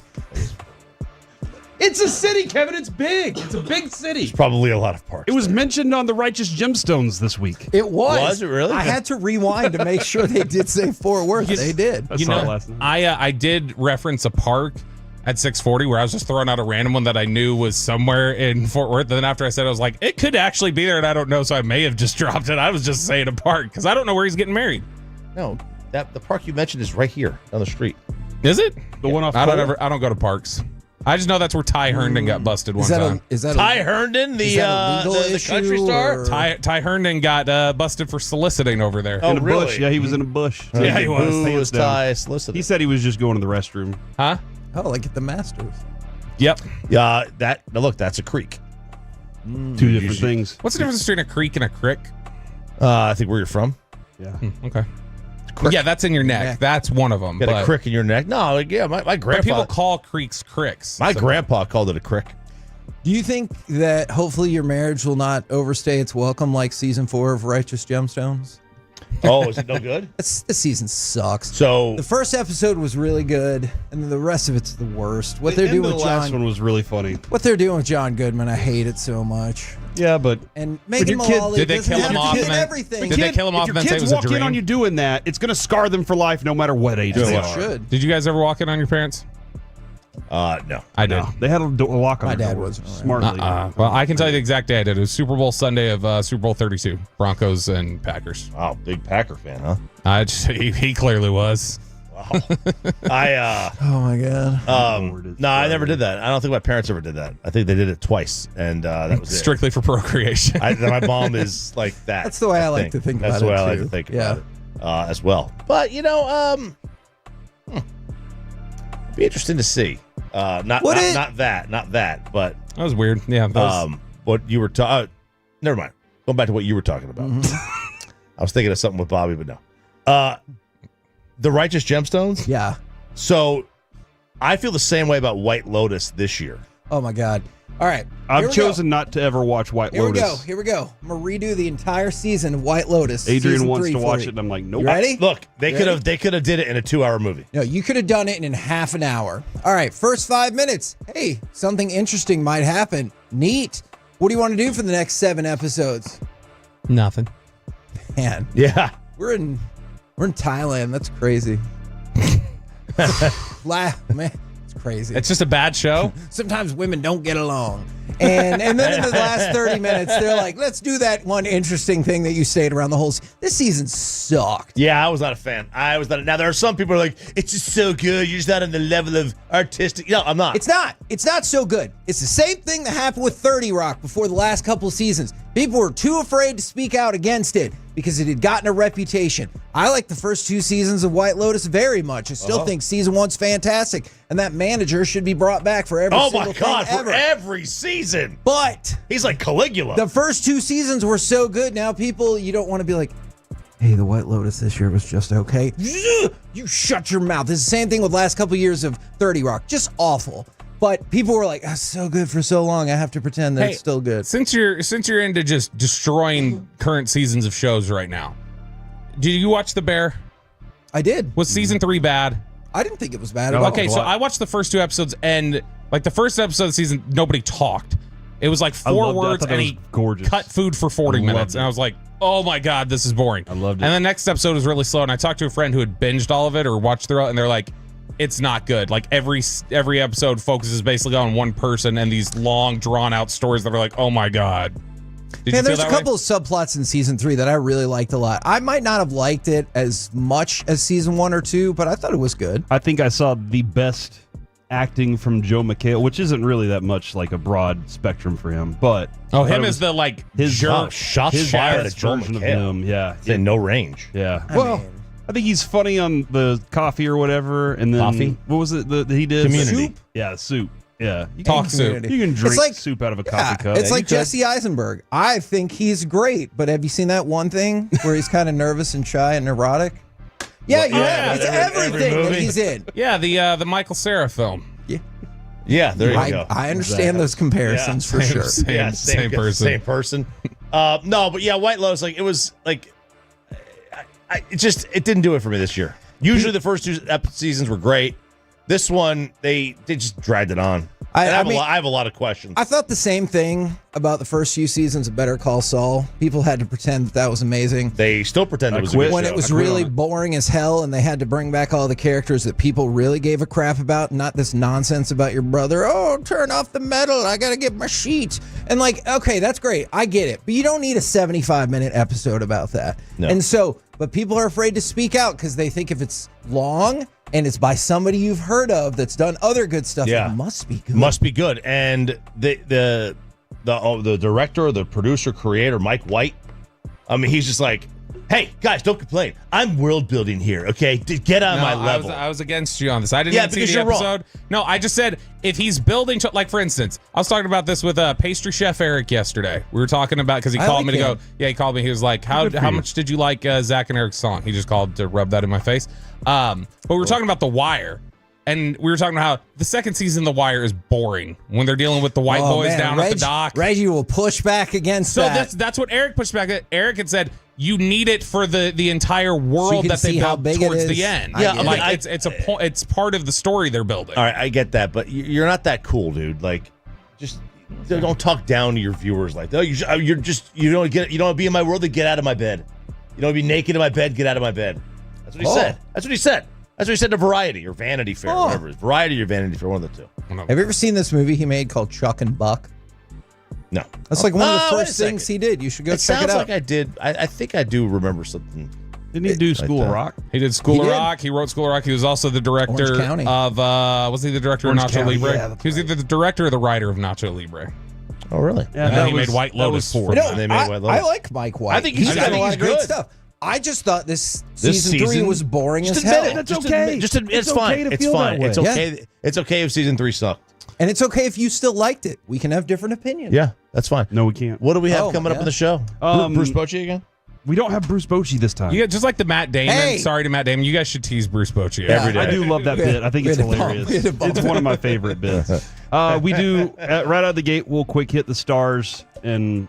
Tough one. Why they stink right now. Did you know the Jets Why had didn't you 44 want to read hits? what I wrote? The Stars' quick hit of suctitude? Yeah, that's what Is we'll that do. too harsh? At 10:20, we'll get into aim. We'll do all the golf. Every golf thing that you could possibly imagine. I kind of want to get a Masters gnome now that I know about that. But the combo platter today, get over it, as Jason Kidd basically told us. A sports opinion, and then what sports or pop culture happening will you never get over? So yesterday, Interesting. Somebody sent in a great text. They're like, hey, get over this Luca thing. That being said, I'm still not over the fact that they canceled Firefly. That was from like 15 years ago. So I want to know if there's like a sports or pop culture thing. You're like, no. It probably doesn't make a difference. He started declining pretty quick after that. He came back a couple years later. I have never forgiven the Rangers for trading Juan Gonzalez. See? That's a perfect example. I like it. For Justin Thompson. That's a good one. What are we even doing? Nothing. That's a good one. Other than just languishing down in I don't think he ever pitched for with the Tulsa Drillers or whoever. I'll never forgive. I still never forgive Tennessee for firing Bruce Pearl. Okay, see, that's a great example. They felt like they had to because he was going to get a show cause penalty and they were going to be on probation. But take your lumps. Take your lumps. Did you guys hear us at 6:40 this morning? Read our speeches to RJ Choppy? I'm sorry I missed it. I was doing yoga at that point. That makes sense. Today's a rest day, so I just kind of get the blood flowing. Downward dog. So- Did you do the Warrior 1 or 2? Choppy is not having a Free traditional. He's not having Cat cow. a trad wedding. What a what wedding? A trad wedding. What does that Traditional mean? wedding. Traditional. Oh. That's what they call trad wife. Nobody trad calls wife. it that. I have never heard that in my life. So because of that, Peyton and I don't get to deliver the speeches that we had written to deliver at the classical reception. Pause. They think they're doing that Pause. now. I paused. Yeah, Choppy, would they have merited such a role in a trad wedding? You know, I think that because of the dynamics of them being my second family. Maybe all three of them could have said something. I honestly think we would have pitched to Choppy like, as part of, I mean, this has got to kind of be show content. You should let each of us give a speech. Yeah. I think he would have been okay with that. I would have had a best man speech. Okay, are you guys going away from this because neither one of you want a wedding, or this is just like not for you guys, or is it? I've already had the wedding. Yeah, I was curious about so that. I didn't care to have another one. you. She hates weddings. So okay, great. So here is the speech that one Peyton Russell would have delivered at RJ Choppy's wedding. Do you want me to say the actual speech, or do you want? Yeah, me do the to? speech. Okay. Do the speech. Do like a rap. I'll do it in sign language. and on do radio. that same Vanessa Carlton song or whatever it is you had earlier. All right, here it is. RJ Choppy. It's after 6:40 on a Thursday, so please don't expect much thought put into this. I've known you for 3 years, and you're like a father to me. No, seriously, RJ, you're so damn old. You could be my father. I knew I liked you from the beginning, with how much of a degenerate you are. I'm definitely hammering the under in divorces this time. That's right, baby. RJ, you and Sarah are so perfect for each other. Without her, you'd be a virgin like Patrick Dumont. Oh, no. I could say a lot more, but you'd probably forget it all. Dementia joke. Oh my gosh, I missed that on the first pass. You didn't get the dementia joke? I missed that on the first pass. You didn't get the dementia joke? Golly. Listen, it's because of my medication, okay?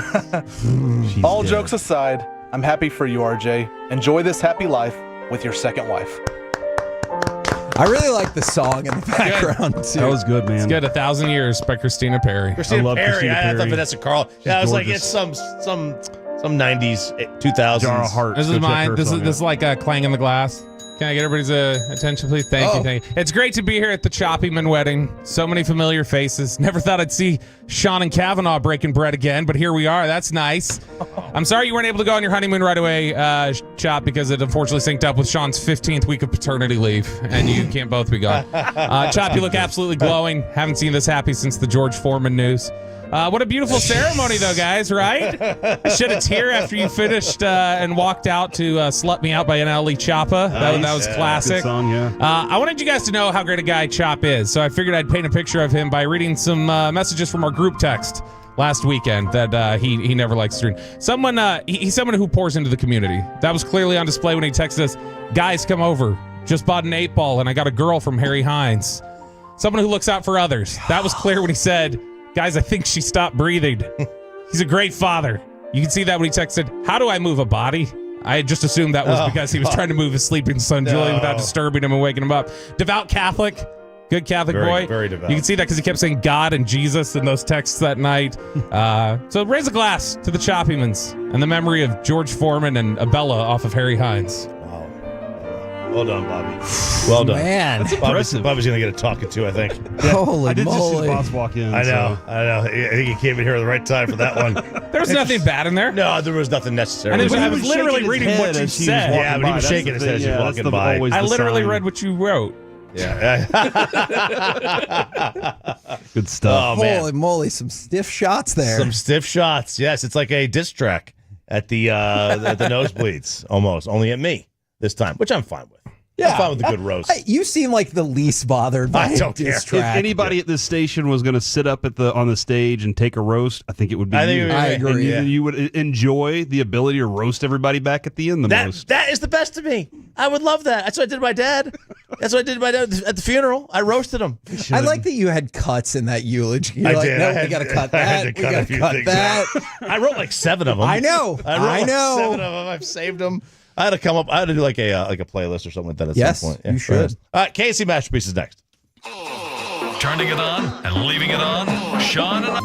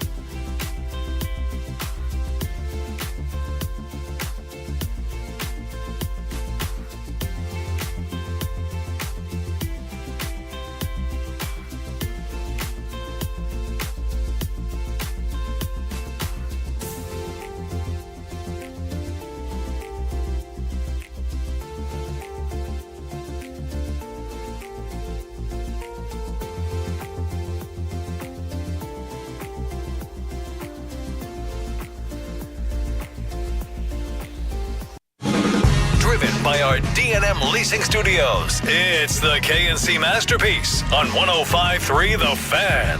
KNC Masterpiece right here on 105.3 The Fan. You got me, Kevin Hageland. You got Corey Majors. You have the famous Alec Medford. And then you have this from the Frankel and Frankel Injury Attorney text line. We haven't even started the show yet. This is already there. 877-881-1053.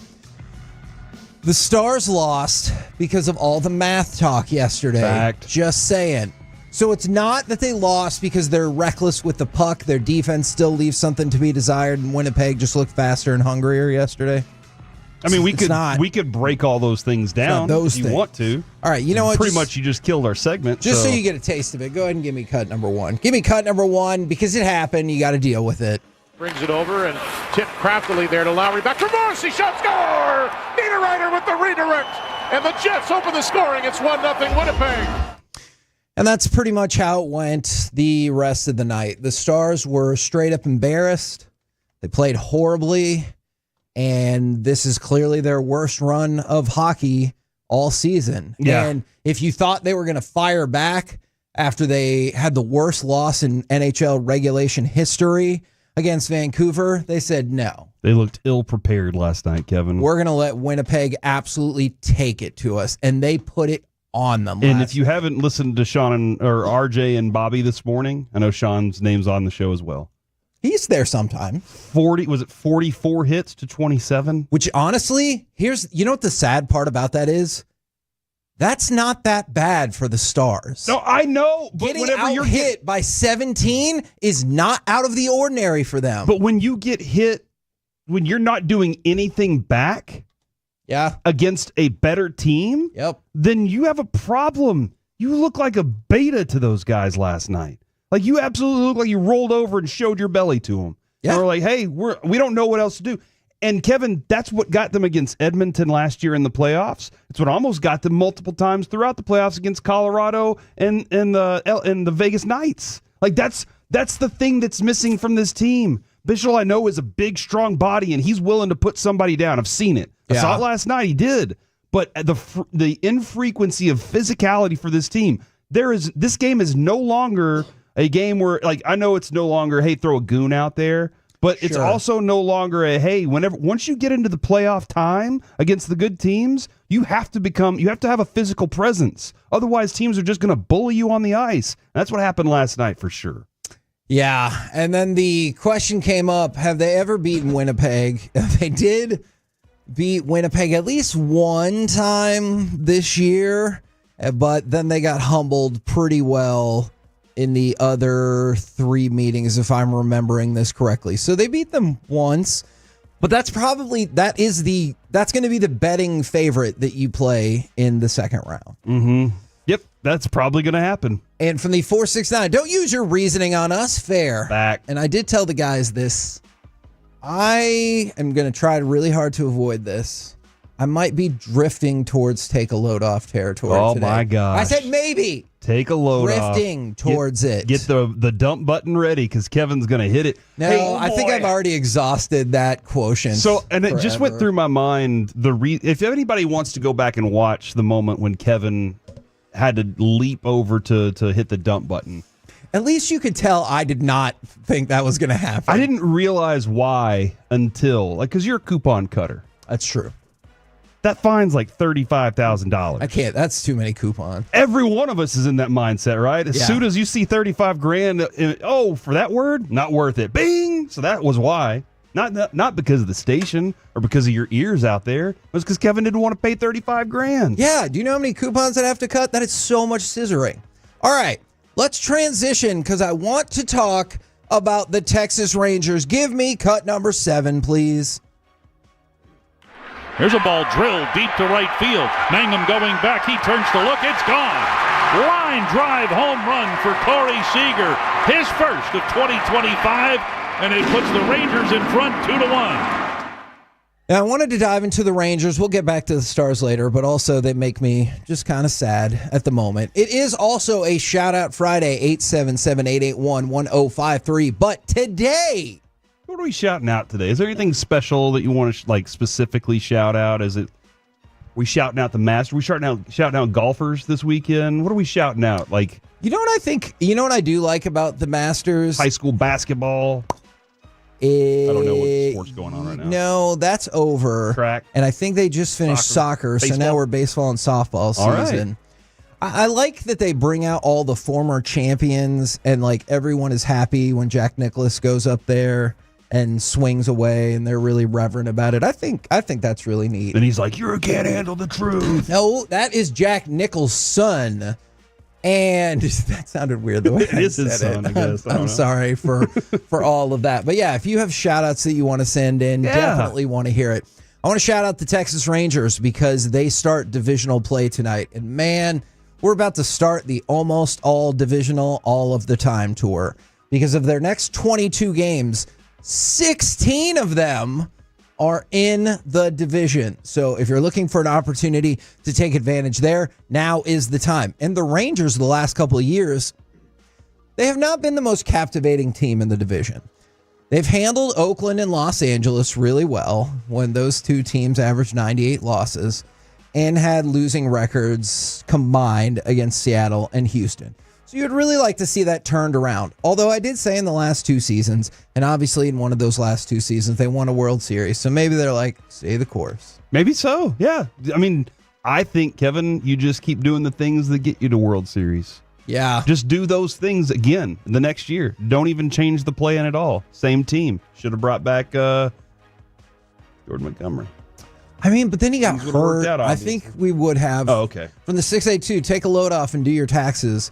I know people are going to make fun of me. I did my taxes at the end of January. Hey, man, you're prepared. I was prepared.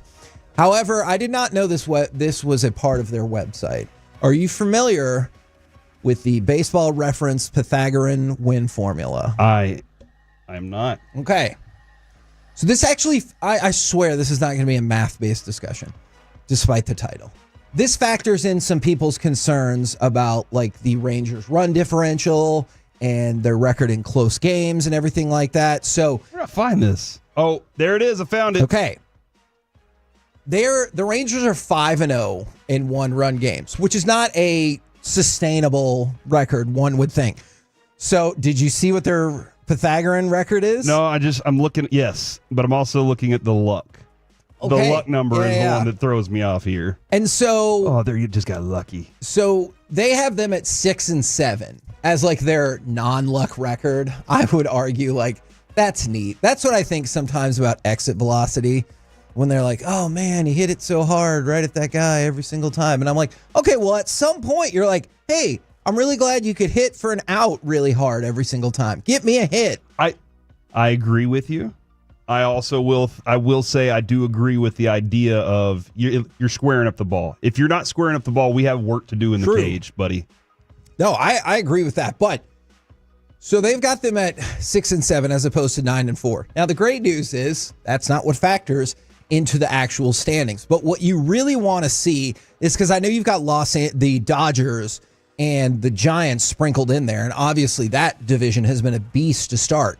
But other than that, you look at these for the rest of the month going into May. It's Seattle, the Angels, the A's, Seattle. And so most of your games are going to be divisional games. And that's how you're going to get the inside track to winning this division, which again is where it all starts. I realize everything I say about that can be undercut by the fact that they didn't actually win the division in 2023. Yeah. And they won the World Series. But theoretically, how's everybody else in our division doing? The Angels, they're at 7-5. Yeah, they're solid. They are at a 1 luck.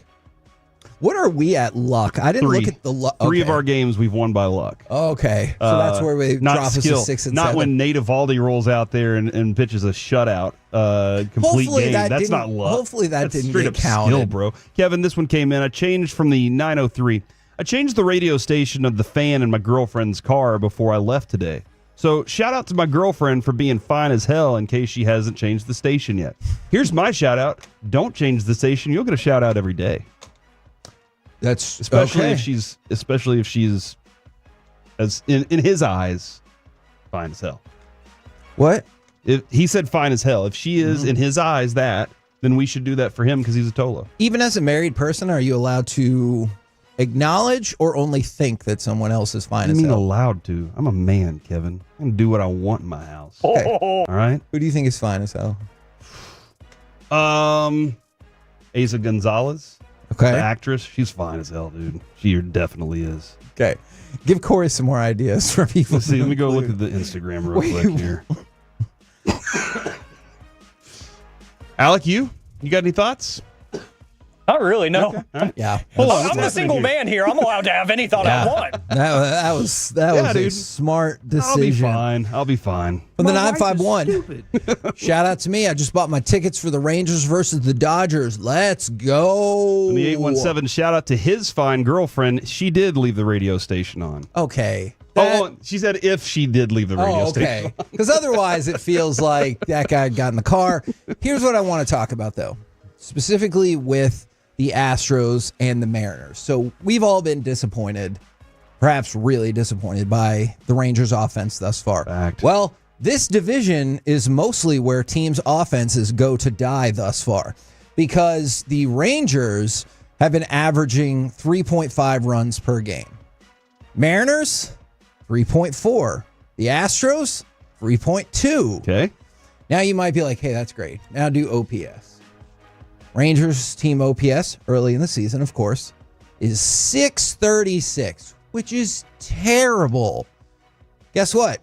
It's tied with Seattle and 50 points higher than the Astros, who have an OPS of 586. So while the offense is struggling, we're doing just fine in our division. Exactly. And at least you've avoided the falls of the Mariners and the Astros. So those two teams are combined 10 and 15 because their offenses have struggled. On the flip side, the Rangers are 9 and 4 despite having similar, if not like a little bit less, offensive struggle. And I think that's really encouraging, especially you're just a couple of weeks into the season. Yeah, no, that is nice because we agree. I think we all agree that it's going to continue to get better. I don't know if I feel the same way about some of those other teams. Seattle, I'm not certain about. Seattle, I don't feel their number is going to go up by much at all. I'm with you on that. Now, this weekend could change everything. You know, like all of a sudden they could have the Rangers have had a propensity to give up almost 10 runs in a series so far. Especially in that first game. Yeah, it was an average of 12 at that point in those two games. And so that does happen from time to time. But the reality is most of those offenses weren't expected to blow the roof off. The Rangers at some point, the expectation is that they will, and they still haven't been whole. You know, Josh Young comes back and Wyatt Langford's out. You know, so like you're still kind of mixing and matching to keep this thing together. It would be lovely to have about a 2-month stretch of these dudes all hitting in order the way they're supposed to, and really start to get that rhythm going. And somebody said it yesterday about Jock Peterson and Jake Berger, and they're like, those signings are looking really bad right now. Maybe it was just the Jock Peterson one specifically. No, the Jake Berger one looks rough, Berger's too. looking good at first base. I'm pleased with that, but he definitely, I'm expecting more out of the bat, and at some point that's got to come along, and maybe it is Adolis and Corey and Wyatt, when they warm up and get going, that'll set the table a little better for these guys. And the good news is it's only been 2 weeks. Yep. But if you just think about that, what's the next phase of that? So you want a really good next 2 weeks, right? Because if you don't, then all of a sudden, what are you saying? Well, it's only been a month. And now all of a sudden you're starting to stack it up, and then you're going to be like, maybe this is going to be a rough and the season. interest starts to pile up on these runs. Exactly. Well, okay, I get the theory that you're going with. Now, Corey, somebody wants to push you to the test. All right. Put you to the test? When you say someone is fine as hell in that context, you can't give a celebrity you're never going to meet. You have to give a title like to that woman that lives down the street or something. My wife. Okay, but you can't say your wife because you said you're a man and you can say anybody you want. I would say her too, though. I really like her, dude. That's Okay. why I chose her. That's good. I mean, I went out there and sought the world, and then came back and was like, "You're the best out there." Okay. Not just the best I can find. You're the best out there. Why would I ever want anything else? Like, that is a fact. You did find her early, though. I did find her early, and then found her late again too. And then now we're in our 40s. I'm finding her. Stop. Please, God, stop talking. We're the KNC Masterpiece. I know he has more to say right here on 105.3 The Fan. Coming up next, Amen Corner, snapping golf clubs, peeing on the par 5, and Ken Griffey Jr. Oh, yeah. Also, who will win the green jacket, I suppose. Next on The Fan.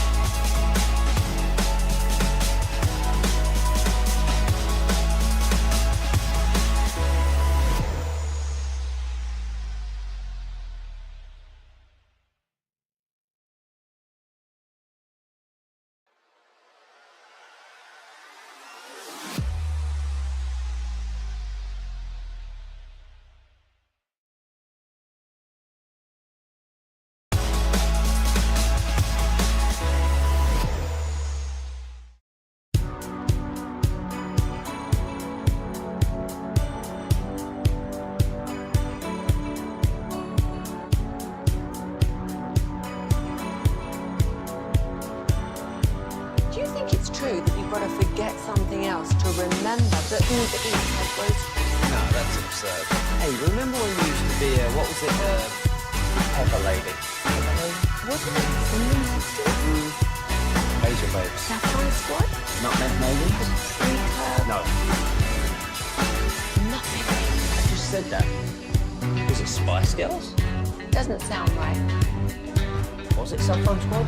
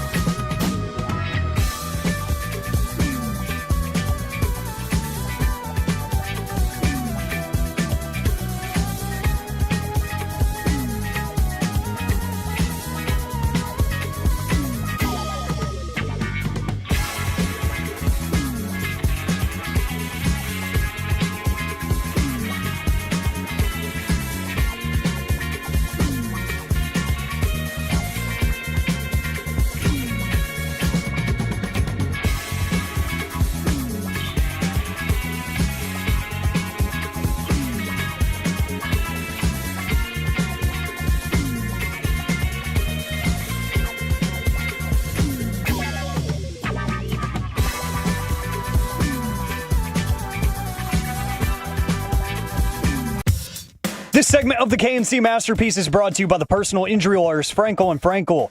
If you've been injured in a car or truck wreck, call Frankel first, 214 or 817-333-3333. With Frankel & Frankel, there is never an out-of-pocket cost. They only get paid when you win. Frankel & Frankel, the go-to car and truck wreck attorneys in Dallas. Birdie putt from 6 feet through his own shadow. Should move down toward the pond in front of this green. He starts it left. It breaks right into the center. And that is workmanlike for Justin Rose. He has got a feel for Augusta National, at least on Thursday. He's up to 7 under now, and he leads by 3. KNC Masterpiece right here on 105.3 The Fan. We're going to take you to Amen Corner so we can break down what's happened at the Masters thus far and Masters-adjacent things like this from the 972. I went to the Masters. You have to get there at the crack of dawn to get in the merch line to get the gnome, and you still might not get it. I was reading a story about how popular that gnome was, and it goes for like $50, but you can sell it for upwards like $400. Good God! But it looked really cool. It actually looked like something that, like, if you weren't just looking to flip it, you would enjoy keeping around. All right. Oh, so they give like a different one out every year? I believe that is.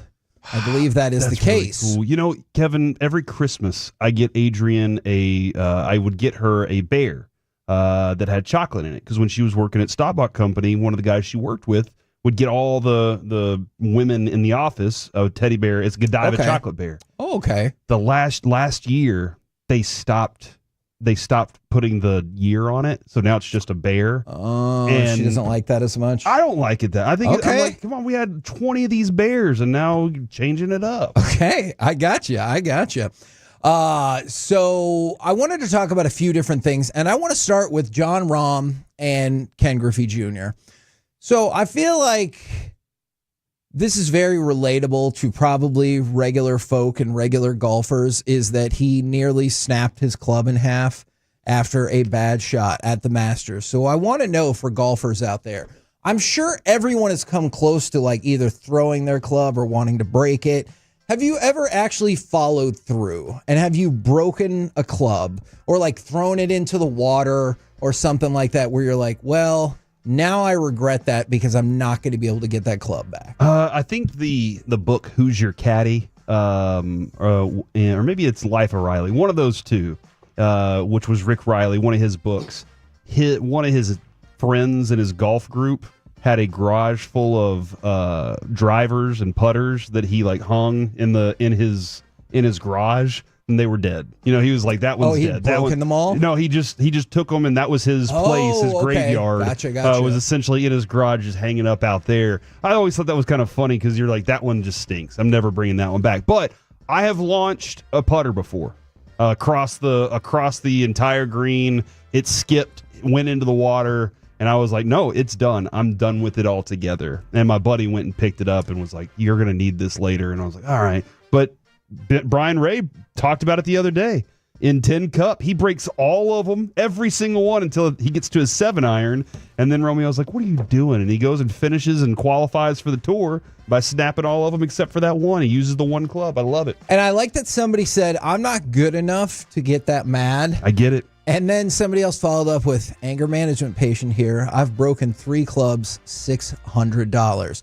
From the 817, yeah, I threw a spare 5-iron into a pond once. I've also broken 2 irons, not on purpose. That just happened as I hit the ball. And that's what I think makes golfers relatable, because we've talked about this with like golf and tennis. It can be a very elite sport. And when you see somebody almost break a club because they're like, dang it, I feel like I'm like, that could be my guy. He understands my anger problems. But then also, Ken Griffey Jr. is working at the Masters as a photographer. That's cool. That is a really cool job to be able to take some pictures, especially if you're good at it. If you're just mid at it, then go get better. Are you going to tell Ken Griffey Jr. he's mid at it? He's not, though. And here's what's interesting. Who was he a teammate of? Jay Buhner. All right, a different person. Tito Martinez. Different person. Randy Johnson. It was Randy Johnson. Oh, dude. You're just looking for the other photography person. Yeah. Well, no, actually, I was just going to see how many teammates you can remember of his. But Randy Johnson takes pictures too. Like, it's weird that 2 of these guys that were teammates are now photographers on the side, even though they don't have to. They're taking a photographer's job out there, by the way. They're already rich, and they're like, hey, I'm going to take your job, photographer. Oh, man. Think about that for a second. But, Kevin, I did see this. At the Masters, A player can replace a damaged club if the damage was caused by an outside influence or natural forces, or by someone other than the player or their caddy. So if you launch one or break one in half, you can't replace your club. You have to. That club is now gone from your bag, and you have to continue. I don't know if you can replace it like that day, but on the course in that one, you can't replace it unless something outside of your hands breaks it. Okay, all right, that is interesting. So you break your putter, you don't have a putter for the rest of the day. Wow. Yeah, do it on hole 18. Okay, yeah, that is pretty bad. All right, now, do you want to go directly to the story with Mr. Ballister that I know you like about, hey, I didn't see that porta potty right there. Yeah, we can do that. Okay, go ahead. Okay, all right, so Mr. Ballister, Kevin, as you just said.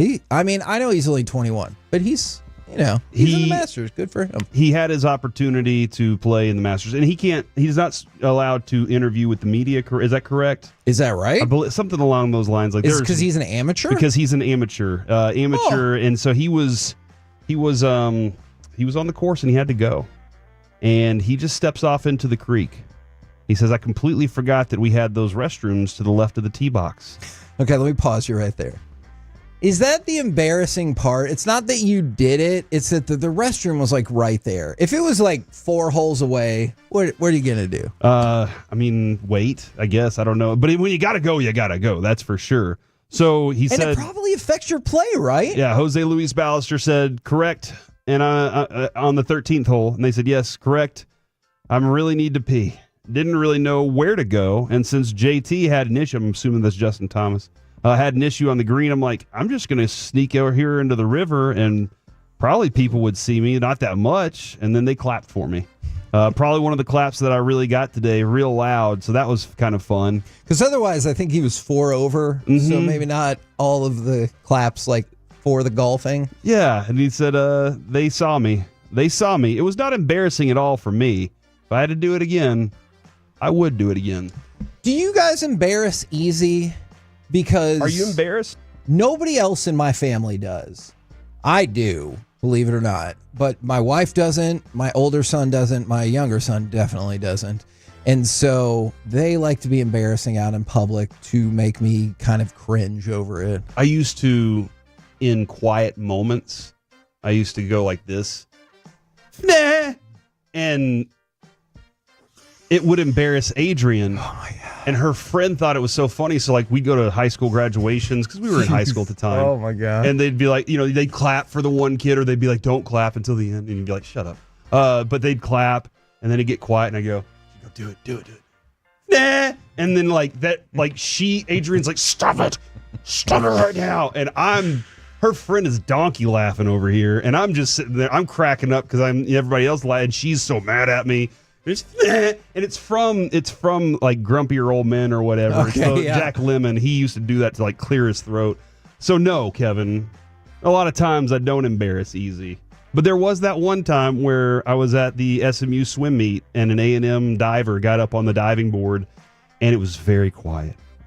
I mean, very quiet. And right as the diver hit the first bounce and went up in the air, Avery goes, oh no! And that diver broke his ankle on the diving board and fell into the water. And I felt pretty embarrassed at that point. Hell? I had to I was like, oh my God, like he hit the diving board again and rolled his ankle. It broke and he fell into the water. And I Avery, we gotta go. And my neighbor was the coach. So that night I was like, hey man, is everything okay with that diver? And he was like, yeah, somebody distracted him. And I was like, yeah, that was Avery. I was like, yeah, that was Avery. He was like, oh yeah, that was a little weird. But he was like, don't worry about it. It's not really, it was not, that diver should have known better. See, I think back to not that long ago at Radio Row when Mike said he was going to do the hoo-wee. Do you still have that audio? You were embarrassed. Somewhere, yeah. Okay, and I, like, in the commercial break, I was like, yeah, you should do it. It's going to be awesome. Like, heck yeah, let's go. I was fired up. He barely started, and I had to put my hands over my face because I was so horribly embarrassed. It was good, dude. And everybody was looking at us. Whenever we were in baseball in high school, we had a creek right next to our field. And there were a lot of trees that grew up there. Anybody that's going to the Bryan Adams, they know what I'm talking about. That was our restroom. We didn't have a porta potty. Everybody just went down there. That was where everybody chose to go. When I went back recently to visit, I was like, hey, I got to go to the restroom. And I started walking over there. They'd cleared the area out. And I was like, how am I supposed to go? It's all clear now. Now, believe it or not, Jose Luis Ballester was not done making waves at Augusta. Oh, he was not. And I had to double check this and source it out to a couple different places. Because at first, I thought Mike wrote this story. Because the other thing that seems to have rubbed people the wrong way is Mr. Ballester was wearing an Arizona State hat. So he must have got in because he existed. But it was from the No Rivals collection. Yes, and so it was... Which is Alex's favorite type of hat. Upside down and backwards. And the hat, to this day, I have no idea why it bothers Mike so much. And people were like, come on, bro. You're not hosting a cookout. Like, you're at the Masters. Put on a different hat. Let's read a few of these, Kevin. I'm sure Jose Luis Ballester is a great player, and I'm all for the amateurs repping their schools, but someone probably should have told him to leave the upside-down logo at the home for the Masters. I don't know who you are, but you've already lost wearing that hat. Egregious. Like, that's a Masters fan using a big word like that. One guy said, kick him off the tour, Doug. I have no idea what he's doing playing with Scotty, but this hat choice is egregious. Is that Doug in reference to the faux commissioner in Happy Gilmore? Or is that the real commissioner's name? I'm sorry, I don't know the commissioner of golf. This hat choice is outrageous. I know some local clubs that wouldn't even allow this, let alone the Masters. Hold on. You're running a local golf club and somebody comes in with the upside down letter hat and you're booting that person out. Does that not feel extreme? And then did you see what No Rivals did? No. They quote tweeted the DraftKings, and DraftKings said, upside down text hat at the Masters is diabolical. And No Rivals quoted it and said, diabolical. Who would make such a hat? And then put an upside down smiley face. Smart.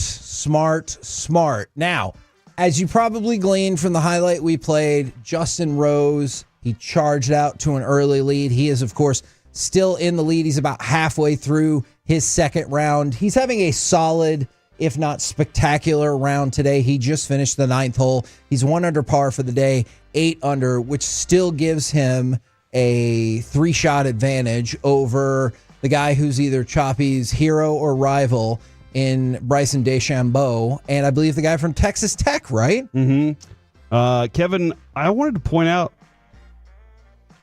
Justin Rose has been in the lead 5 times in his career after the day one on the Masters. Wow, really? Yeah. So how would you play that then if you know this information that he's had that many times where he's been up early and hasn't won 5 times? So would you play that any differently? He's never won at all. So there you go. So see, and this is why I don't know if golf decorum would favor this, but I'd just walk along and be like, hey, what exciting way do you think you're going to blow it this time?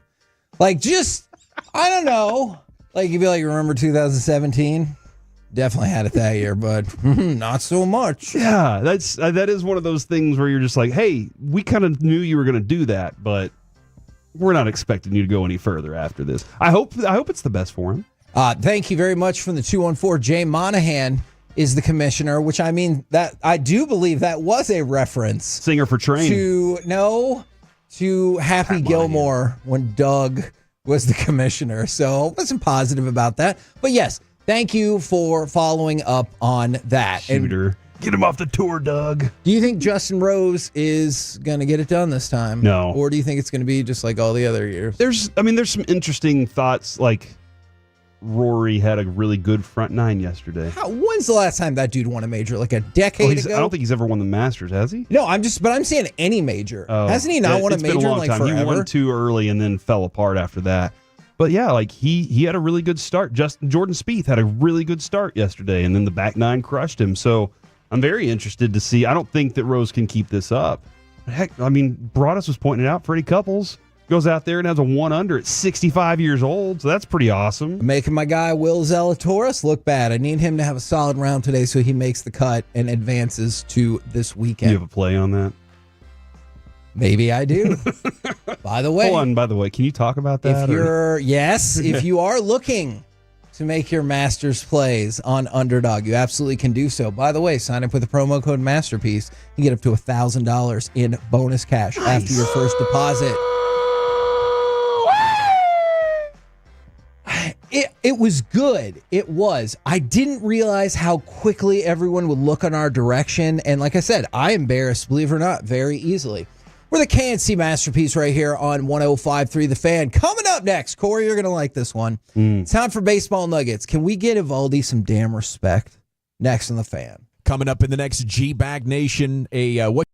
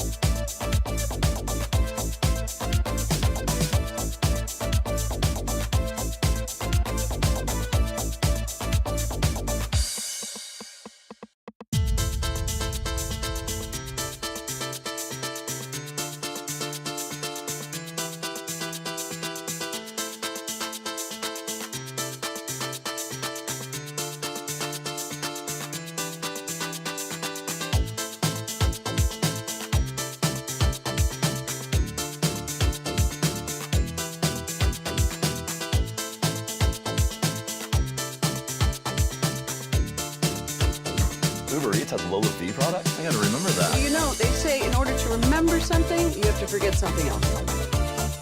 Okay, now that is a very cute haircut. That's like a little shag. I've never seen it before. Well, I mean, of course you have. It's the Rachel. Oh, is that your name? No, I mean, that's your name. No, I'm Jen. My name's Jen. Right, but I just mean like this is your haircut. But that's hair on your head. I'm not saying this is your hair. Okay.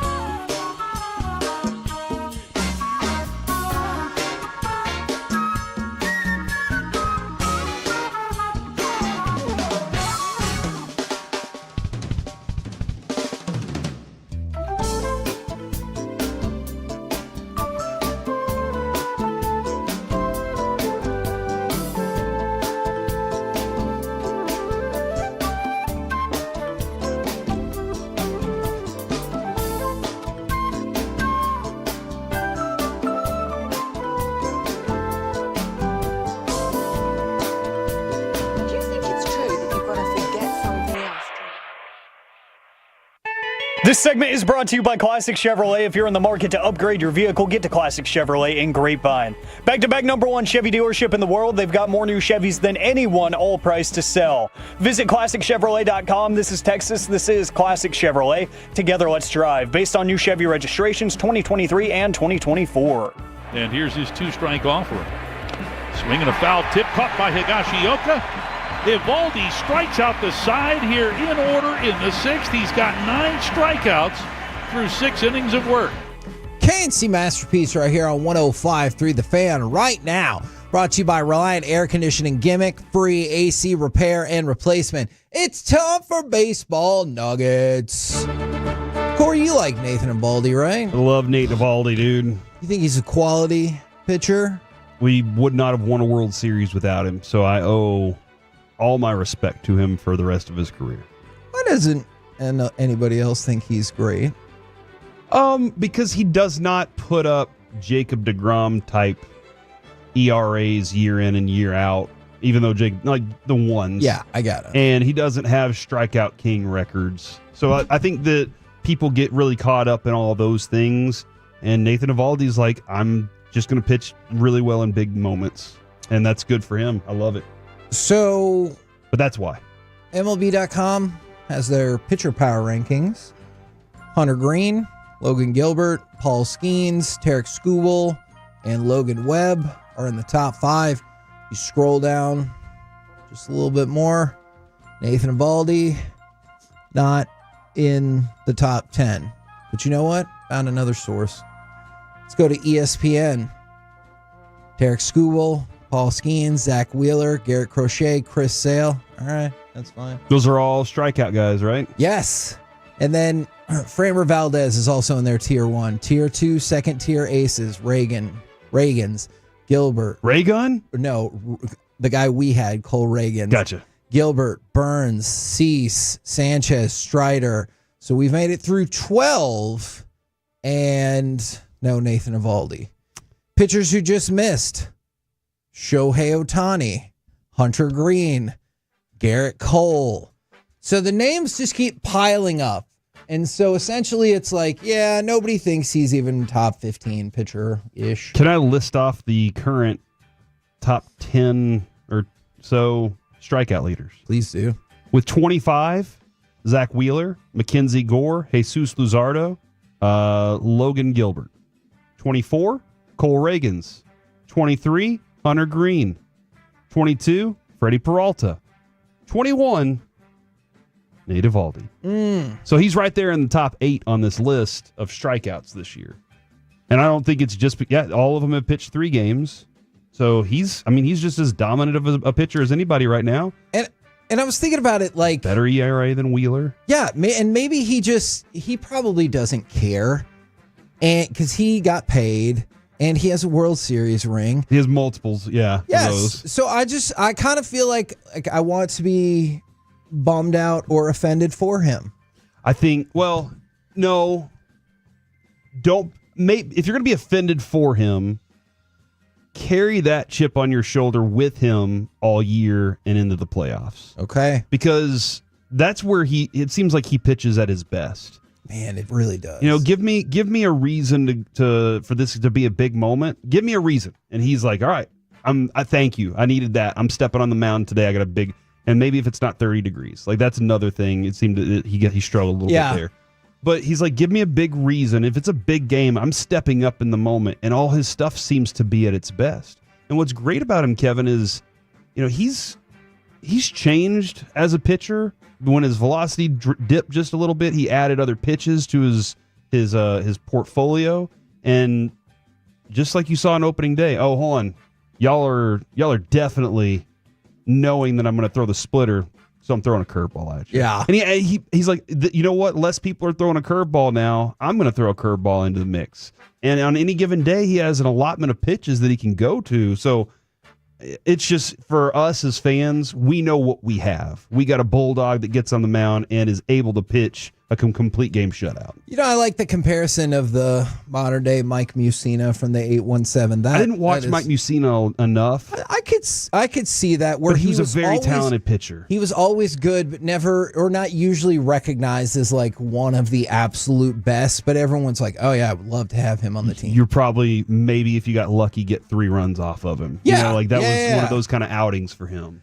Now, let's get to maybe my favorite story of the day. So but you are asking for more respect for Nathan Eovaldi. Yes. 877-881-1053. No. I am demanding more respect for Nate Eovaldi. That's right. How many pitchers out there have really carried their team to a World Series? There you go. Probably not a ton. It's true. All right. So you're familiar with the Kiss Cam. And you're familiar with Lady and the Tramp, You ever been on the Kiss Cam? I don't think I have. I was on the Flex Cam when I was like 12, but I was never on the Kiss Cam. What did you flex? Arms. Like, do the both arms? I thought about ripping my shirt off, but no. I was like, I'm too bird-chested for that. But you've never been on the Kiss Cam either. I've not. That's a dream of mine. I want to be on the Kiss Cam. You're such a lover. If you were there with Adrian, obviously. Okay, but if you were there with some other person, would you have to be like, no, and make this big show out of it? I don't know. Or, Depends. Oh my God. Kind of depends. All right. But if I was on the Kiss Cam and my kids were next to me and Adrian was next to me, I'd totally just go over the top with it to gross them out, See, you were going to say you were going to go Tom Brady. I was scared. No. No, they get a kiss on the forehead. Yeah. That's how it's always been. Hey, Jess's family does that. Ooh. Oh, they're the vocal checks? Yeah, I remember that sketch. So here's the thing. You go back to, who were the Cubs just playing? Cubs just played. Yes. The Rangers. Exactly. So on Wednesday, Cubs lost to the Rangers 6-2. I don't know how much you focus in on. Like, sometimes I lose sight of what's happening in the background. Like, during the World Series, when there was the banana people there the whole time, I swear, I didn't know they were there until, like, the 9th inning or something. Because I was just, like, focused in on the game. So, you might not have seen this. These two people sitting together were in the front row behind the catcher. This is genius. And they shared a hot dog, Lady and the Tramp style. You know what that means, Alec? Oh, no. So back in the day, there was a movie. It was a cartoon. Do you really movie on not Disney know what that called means? Lady and the Tramp. Yeah. No, I thought you were going to take this some weird direction. Yeah, I've watched that movie a million times. Okay, I was They about share to a say, noodle. what the hell? Yeah, I had it on VHS. This is one long noodle. That's dumb. That's never happened in the history of spaghetti. So, that's all fine. We'll have to investigate that at another point. And that's all fine and well. Yeah, you can't prove it. But the really amazing part to me that I didn't know and I'm just now learning, those people were not a couple and they had never met before that day. Really? Yeah. That's and cool. So that's what fascinates me even further. Did they make it? Did they meet in the middle? Or you just got the first bites? The only video I saw is they start to go in that direction and then the camera cut away, probably, back to other normal kisses. I can't remember if it's Seiya Suzuki or whoever was up at bat. Oh yeah, I guess probably not him. But they were not a couple, and they had just met that day. Alec, as our resident, Are they a couple now? You know what? Probably. I've dropped the ball on not researching. They were like, that. look, we made it funny together. Because would you at least go out on a date? You're like, hey, we kind of kissed. This person seems to have a similar sense of humor as I do. Why the heck not? We shared a wiener together. Okay. That feels very intimate, though. You know, that feels like it has to lead to something because, it's just like those memes that you see. It's like, you share that moment and you ask, what are we after that? Like, I would totally do that. That is fair. You're not just going to share a hot dog with anybody, dude. Yeah. You're meeting my dad.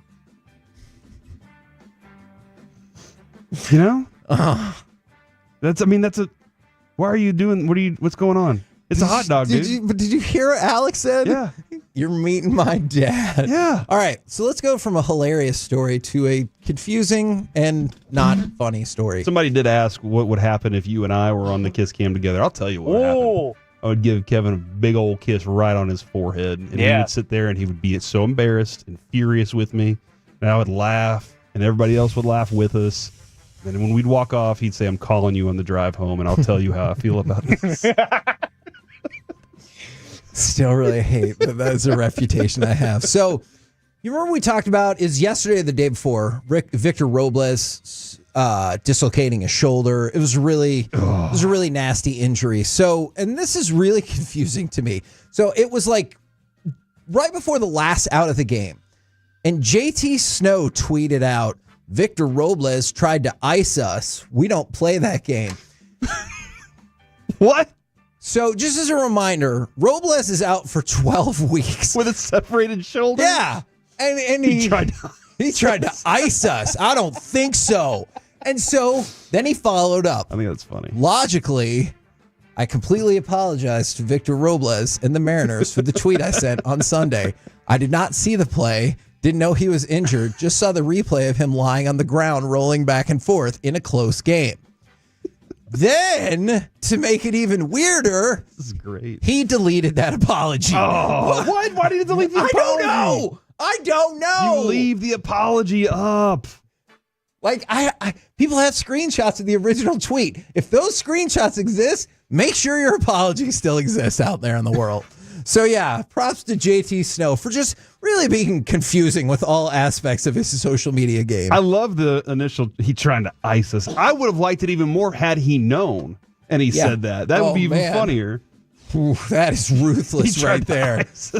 We're the KNC Masterpiece right here on 105.3 The Fan. Coming up next, who knows? But also puck around and find out. The Stars get annihilated in the Central Division Showdown. Next on The Fan.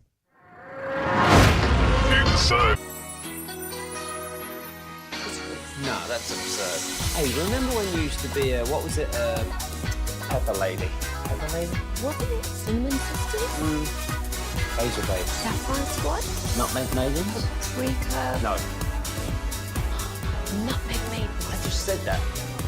Was it Spice Girls? Doesn't sound right. Was it Saffron Squad?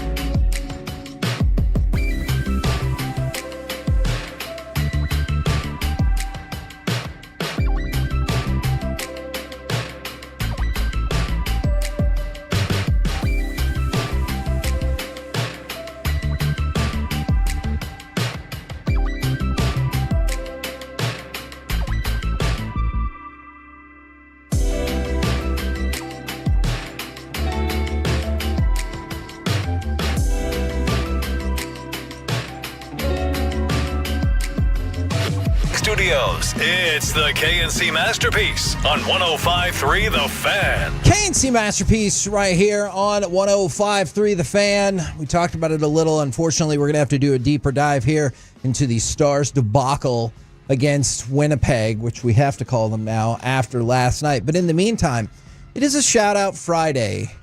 And this is kind of a shout-out from the 469. Hey, I need you guys to stay on until 2:15 p.m. today. That's my ETA for my trip to see my father, who is not doing well. Obviously, we're hoping and praying for the best for you and your dad, and the G-Bag Nation will also be here. I promise. To take you the rest of the way. I promise. And that'll only be like 15 minutes, so maybe speed up. But I'm just kidding. Don't do that. That is irresponsible. Unless you're driving too slow. That is irresponsible. You should drive the speed limit. And maybe just about 5 over. Not be texting while you're driving. What if it's voice to text? Okay. That's fair. Thank you. From the 817, can I get a shout out to the Castleberry Lions boys soccer team? We came up short in our first ever state title game, but couldn't be more proud of these boys. Nice. Love it, love it, love it. And I think we could all be a little prouder of the Stars these days. Yeah. Because go ahead and give me cut number 2. It was just a shellacking from pretty much the word go yesterday. Look at that smart pass.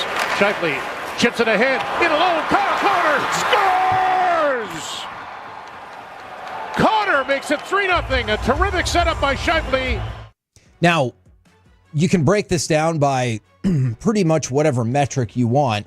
It did not go the Stars' way. Obviously, they lost the game 4-0. Well, what happened? Was it a leaky goaltender? I mean, look, if you want to make that argument for at least one of the goals, I would listen to that. But also, Winnipeg got 10 more shots on goal. Winnipeg got 17 more hits on the Stars. And man, oh man, have the Stars continued their sloppy control of the puck. And I don't want to make it sound like this was just yesterday's game. Look, you're not going to lose a 3-goal lead unless you're at least a little sloppy with the puck. This has been an issue. So as much as people have been frustrated with their defense and giving up shots and stuff, one of the things that leads to it is they are careless with the puck, or at least they have been, especially the last few weeks. Yeah, one of the things, especially in this game, I can't say that I noticed it until late against Vancouver, obviously, but in this game specifically, they looked like they were chasing most of the night.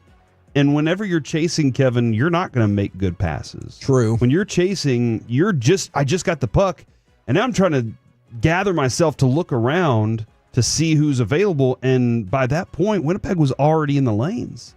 So I agree. Over the last few weeks, it's felt, hey, man, what's going on here? Or, I mean, this last week for sure. What's going on with the passing? But the chasing part of it, being behind on everything, that's not setting the tone for the game at all. And the Stars are definitely at their best when they depict the pace. Yes. But teams know this. And now that teams know that, look, if you depict the pace against the Stars, they don't know how to respond to you. That's the only thing I would tell my team going up against the Stars right now is if we depict the pace of this game, we win. Because they're a fast team. They can be a fast team. Yeah. If we're faster than them, we win this game because they don't know how to respond whenever they aren't in control of it. From the 2-4, I actually do agree with this. And we talked about this yesterday in terms of like, is there a sports curse that you believe in? And one of them for me is the President's Trophy. Teams have had horrid luck over the last decade or so with winning the President's Trophy for having the best record in the NHL in the regular season. It's still nice to have it. I mean, it's still nice to go, I want that. True. I'm going to go get it. Nobody can stop me from it. Because then you carry over that confidence into the playoffs. For sure. Look, we just did it. I agree. I don't think any team in the last 12 years, well, since the Blackhawks in 13, have gone into the playoffs and been like, I don't know. We won the President's Trophy. We're probably doomed. So I'm definitely with you on that. But it's this kind of lack of momentum going into the playoffs that I don't like and I fear. For sure. And look, for people who are saying don't jump off the bandwagon, I want to make this very clear. No, I'm not jumping off the bandwagon, but I'm frustrated with the way they play. I didn't jump off the bandwagon either when we did that stupid round robin tournament in 2020 to get back into the playoffs, and the Stars look like the worst team in that whole round robin, and then they still made it to the Stanley Cup final. I didn't jump off the bandwagon whenever the Mavs traded Luka. There you go. Why would I jump off a bandwagon? Exactly. I am not jumping off the Stars bandwagon whatsoever. But you can just be realistic about what they are. You just hit the key word right there. But they have lost 4 straight games against not particularly overwhelming opponents. I know Winnipeg is very, very good. But I don't think anyone would look back at the rest of that and say Pittsburgh, Minnesota, and Vancouver is a murderer's row of teams that you have to play. And that's what gets me all the more frustrated about this game. You would think this is your last shot to pick up the division. And if nothing else, it's your last shot against like one of the top quality opponents in the league. Because again, the rest of your schedule is not particularly difficult. And it's your first shot after the most embarrassing loss in regular season history of the NHL. Yep. And then they come out and they get outworked, out-hustled, not surprisingly out-physicaled from pretty much the beginning, and they get romped, man. So I guess that question of what's the solution? Because are you waiting for Tyler Seguin to come into this roster and inject all this youthful energy? Nope. Kevin, the way the defense looked last night, like they definitely weren't dictating anything. But the way they looked last night, there were holes everywhere. Yep. So are you waiting for Miro to come in and save the day? It is Miro for me because look, I know people get mad about this. Is that enough? Is Miro enough to fix everything, every problem we've seen so far? No, but sometimes I wonder if Miro has the Josh Young swagger to him in terms of what he can actually do in the game and then the mental aspects. Okay. Because you would think that like Jamie Benn would be one of those guys. We've talked about this before, and you go back in the history, and I'm right about this. He put a thump on somebody last night. It wasn't good enough. He did. He's put a thump on his own statistics as well as of late, and I'll stand by this.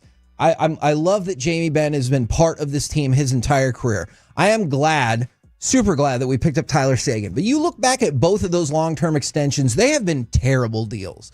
Terrible deals. Jamie Benn, he has not scored in 13 games.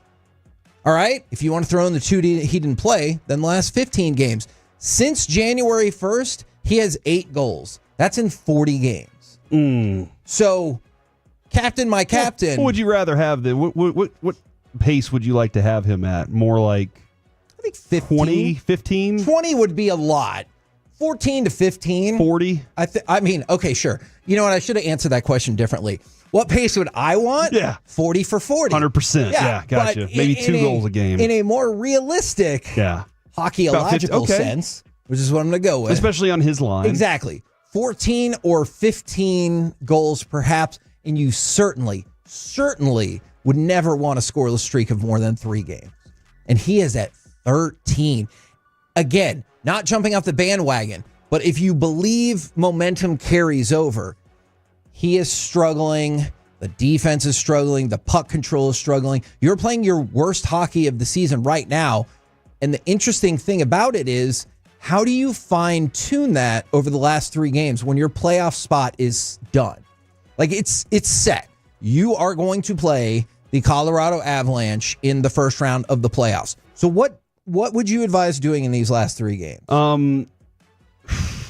Like, do you go all out and try to tighten it up? Or is that for practice? Yeah, that's what I'm asking here as a coach. I'm asking kind of myself. Do I say, we got to fix all these things, or do I let them, what's the word I'm kind of looking for here? It's not dictate. I let them kind of, remember what I said about Mike Maddox? He lets you go out there and screw it up, and then he comes in and says, all right, now let's do it this way.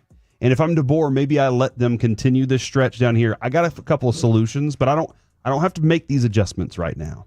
I'm still in play for wherever seeding I want to be. And maybe DeBoer is looking at this going, I don't want to be the 1 seed. Maybe I have a better matchup. Maybe he's looking at, I don't know. Maybe he feels he has a better matchup and he's like, we're actually good here. But maybe he is waiting and saying, I'll wait till the right moment, and whenever playoffs start, we'll make this adjustment. Because we might have to make this adjustment later in the playoffs. but it doesn't look like your team is in sync the way that they were just last week. Before the weekend, they looked like everything was clicking. But then again, Mike Heika did tell us, and even Brian Ray did tell us, yes, they're still missing some elements of their game, some of the toughness, some of the fighting in their zone and collecting the puck and having it not in their zone anymore. Some of those things are missing, and they have been opportunistic with some of the pucks that get out because they are such good finishers. Yeah. Whenever it comes to scoring a goal. However, last night, they didn't look like they could finish anything or net, let alone find the net. No. I'll give credit to Winnipeg on everything that they did last night. I mean, look, in theory, I know some people are curious how that will look in the playoffs. They have the best goaltender on the planet in Hellebuck. But I know there are questions about what is he going to look like once we get into the playoff series. And it's really interesting. I think right now they would match up with the St. Louis Blues, who had been the hottest team in the NHL, winning 12 straight. And since then, they've lost 2 in a row. Mm-hmm. So they're going to draw Minnesota or St. Louis probably. I know Calgary is still hanging on the fringes there, but it looks like it's going to be Winnipeg against Minnesota or St. Louis overwhelmingly. And then the Stars will open against the Avalanche, and then they'll play Winnipeg or one of the wild card teams in the second round. Kevin, this is an interesting question that came in from the 469. Did adding Mikko ruin something? Because if you're looking at like numbers alone, in the last game, 0 goals, 0 assists. He's had a point in 3 of the last 5 games. And only 1 point in 2 of those. Right. And we kind of expected more, especially more goal production too, with some of the things that he can do with his body. He can play himself right in front of a net. And I wonder a couple things. A, maybe the team hasn't figured him out yet completely. B, maybe DeBoer hasn't figured out completely how he can use him to his best ability yet. And that could be a possibility with him specifically. And I don't want to say we'll move him to a different line and start adjusting that way, because I don't think that's going to be the case at all. But making sure that your line pairings are right is something DeBoer definitely wants to have in line before he runs into the playoffs. That's an interesting question, because right when Rantanen got there, they were a little clunky out the gate. They were 2-4, although I will certainly point out that they had 3 straight overtime games. So I guess 2-2. But then after that, they won 7 straight. And so yeah, that's valid. And it seemed like it wasn't him that was the reason they were winning 7 straight. The rest of the team benefited from him being on the ice. Yeah, I mean, look, he definitely had, like, you can look at that first Seattle game or that Calgary game as you're like, oh yeah, those are definitely standout games where I felt like he made a huge impact. But he was gelling with the team really, really well, and they broke off maybe their best string of hockey. It's just weird that those two are back-to-back. Yes. Like, arguably their best string of hockey has been followed immediately by their worst string of hockey heading into the playoffs. From the 469, they think losing Stankoven hurt more than adding Mikko. That's interesting because it does shuffle up the leadership in the room. And I heard him talking about it over the weekend as well, was Mikko did stand up and was like, hey, we need to do this, this, and this. He stood up, and everybody was like, it's good that he felt that comfortable in the locker room. But wasn't it Marty B's brother, Michael Bennett, comes into the Cowboys locker room at the middle of the season, is like, why do I have to be the one standing up and saying anything right now? And you would think that Jamie Benn's that guy still. He's their captain. He's their motor. But maybe it is a guy coming in and kind of everybody's just trying to gel and figure themselves out at the same time. He's here for the long haul. Like, he's got a long contract here with the Stars, so he's got to figure out where he fits in, and the team needs to figure out how to let him take on a role. And one thing I would say is a lot of people will probably point to that Rantanen deal, who, as you just said, is here for a long time, as the difference was always going to be in the playoffs. Like, that's when we hope to see it. Not just this year's playoffs, but you know what? I don't care about the rest of their window right now. I do agree that I feel really good about their window because they have a lot of their best players locked up for a long time. I'll worry about that later. Right now, I'm like, hey, it feels like a cup or bust season. And I'm not changing my opinion of that. As long as they have legs late in the playoffs, Kevin, and know how to use them. We can get to cup. Okay. We can get to cup if we have the legs to be able to chase and win those battles. We're the KNC Masterpiece right here on 105.3 The Fan. Coming up next. Yes. There you go. I heard it. Ohio State beat writers, weak-neck dart players, and the Jupiter Hammerheads. Do any of these folks deserve Forgiveness Friday? Do you? 877-881-1053. We'll do it next right here in The Fan.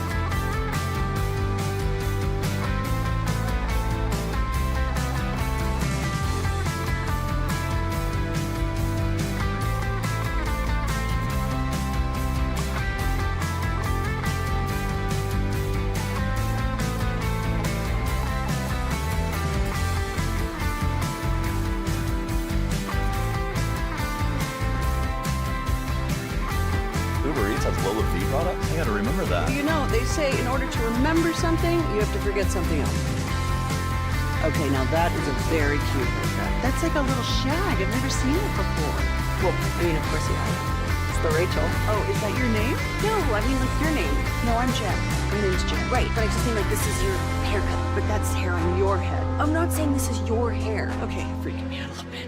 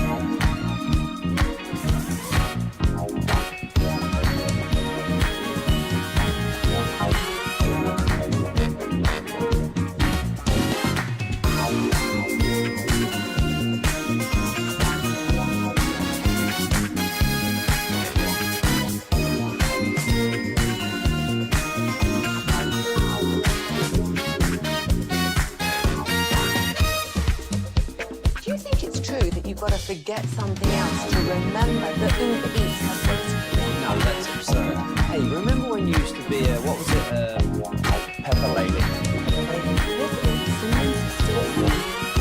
Razor Waves. That squad? Nutmeg Maiden?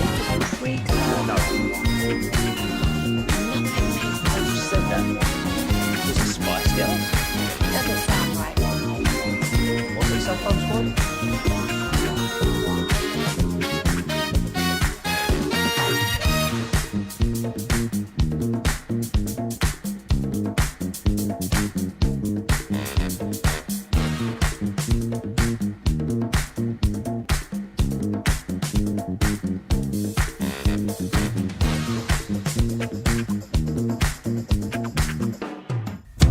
This segment is brought to you by Cars for Kids. Donate today at carsforkids.org and by the personal injury lawyers Frankel and Frankel.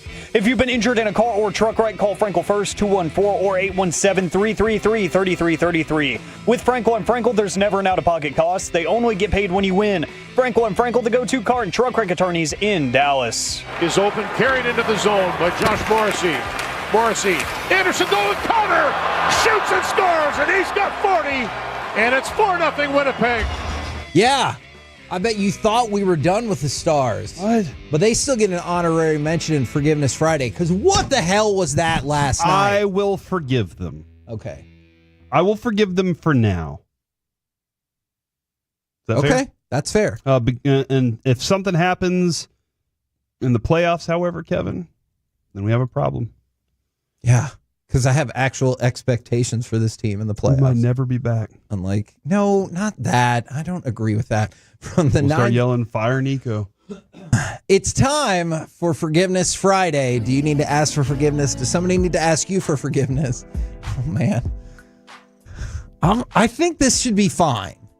For the 903, I need to ask for forgiveness. I told my ex-wife to go sit on a cactus because she made me mad. I mean, I don't know the context of how she made you mad. I know sometimes an ex can make the blood boil. And I'm really curious if Corey has the guts to tell a story about cactuses. All right, cacti. This is about Kevin, so yeah, I definitely do. We were in Arizona, and when we got off the air, every time I go to Arizona, by the way, you know what? I don't have the guts to tell this story out here. No! You should be glad that he doesn't. I do not have the guts to tell this story out here. This would definitely get me in a lot of trouble. But every time we land, I think about it.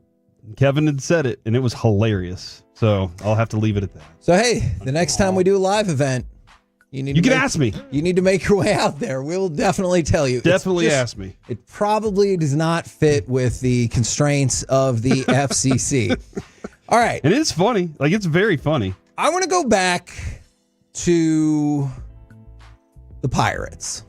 We've talked about them a little this week. Seems really terrible, though. By the way, plenty of other people texted in the Stars should ask us for forgiveness for the way they played this last week. Absolutely. I agree. Now, the Pirates. You remember the kerfuffle that they had earlier this week? They took down Roberto Clemente's number 21 and then tried to pretend like they didn't realize it. And they put advertising up there and they're like, oh yeah, we're definitely going to put it up somewhere else if anybody complains about it. And they did. They got busted. And so they're like, oh my gosh, I can't believe it. All right, well, guess what? They got busted again for something totally different. Instead of ripping off an all-time franchise legend, this time they were ripping off the people. So the Pirates had started this fan-funded thing called Bucko Bricks. Okay. A long time ago. And so you're probably familiar with this concept. Like, have you ever seen bricks like dedicated to, hey, class of 2004, your wife or your grandmother or whatever? And so they took a bunch of the bricks out because they were redoing part of the stadium. And again, in classic Pirates fashion, they said they were going to be returned for a, quote, more prominent and permanent display. Here's the issue with that. Multiple bricks of those exact same natures were found in the recycling plant. So some people would say It's actually not what they were planning to do at all. They were just going to get rid of them, even though people had paid for them. They were introduced in 1999. They sold about 10,000 of them, and they were supposed to be part of the park forever. And instead, once again, the Pirates got caught, and they're like, oh, yeah, no, we're totally moving it to a better spot. Really? Why did I see it in the recycling? Oh, no. What? How did that happen? Because the recycling is how it gets to the next place. Or, and hear me out, much like they didn't actually care about Roberto Clemente or his family, they didn't care about these chumps either, and were throwing them in the garbage until they got caught. Yeah. Well, Kevin, the garbage is the place where things go to disappear forever. Okay. Just like I thought my wedding ring was. You remember that time we thought it was in the garbage and gone? All right, I need forgiveness. Do you need forgiveness for the same reason? Kinda. I need to ask my wife for forgiveness for playing Verdansk all week. No, I don't need forgiveness. She's perfectly okay with that. Earlier I said depict instead of dictate. And then somebody on Twitter whose name is Nobody Should Care said, hey, it's depict, not dictate. And I said, LOL, your name is Nobody Should Care. Like, seriously. Like, you care, though. And he said, and obviously he's a Steelers fan, so I get it now. That's how you respond to a mistake you made? Sorry, I pointed out that you were looking like an idiot. Insecure much? Oh, man. Dude, your name's Nobody Should Care. I thought that was funny. That escalated Please so forgive quickly. me, I guess. Yeah. The other reason I need forgiveness. I heard it, but you seem so care. damn convicted. Do not care. That's what he tells me off air. Earlier this week, my son got a bag of mini Heath bars. Oh, yeah. Now, the Heath bar is kryptonite, okay? Yeah. I love the Heath bar. Put a Heath bar in a Dairy Queen Blizzard. I'm happy with that, too, even though Butterfinger's better. Do you feel positive about the score bar? I can take a score bar. I'm fine with that. Okay. Heath bar, I think, is a little sweeter. Okay. So they were all mini Heath bars. Now, last week, I got large Heath bars and gave one to Carter. He had this bag, and I went to reach for one, and he took the bag from me and said no. At which point, I wanted to push him into the pool. All right, I really did. And then take his Heath bars, all of them, from that point. He left the room and went to nap, I guess. And I saw the bag was sitting on the floor. All the wrappers were stuffed in the bag from which he ate. And I reached in the bag and was like, are there any left? There were like 4 left. So I took them and threw the bag away. And then took the trash out to the dumpster. And then he came in and said, where'd my bag go? And I was like, oh, I threw the bag in the trash, which I did, right? Okay. I did. And he said, there were like 10 left in there. And I didn't go, no, there were only 4. I just let him think that I threw away the bag instead of telling him that I ate his candy and then threw it away to make it look like I threw all his. He didn't even go out to the trash and go through the trash bag to see either. He just was like, oh, I can't believe now you owe me. You wouldn't have been sad for him if he went digging through the trash for his mini Heath bars? So that's the way it is. Okay. And I will never depict that again. Okay. From the 817, can you text the cactus story? It's really, there's some nuances in there that I don't know if they will totally translate over text message. I don't know why I said it weird like that. From the 945, please forgive my ex for thinking I was cheating because I lost my AirTag to my keys in Garland getting an oil change at my dealership. No such closure accepted. Oh no. Do y'all like the tag, the GPS tag on your keys? Do I have one of those? No. Okay. Like you would have to put it on your keys.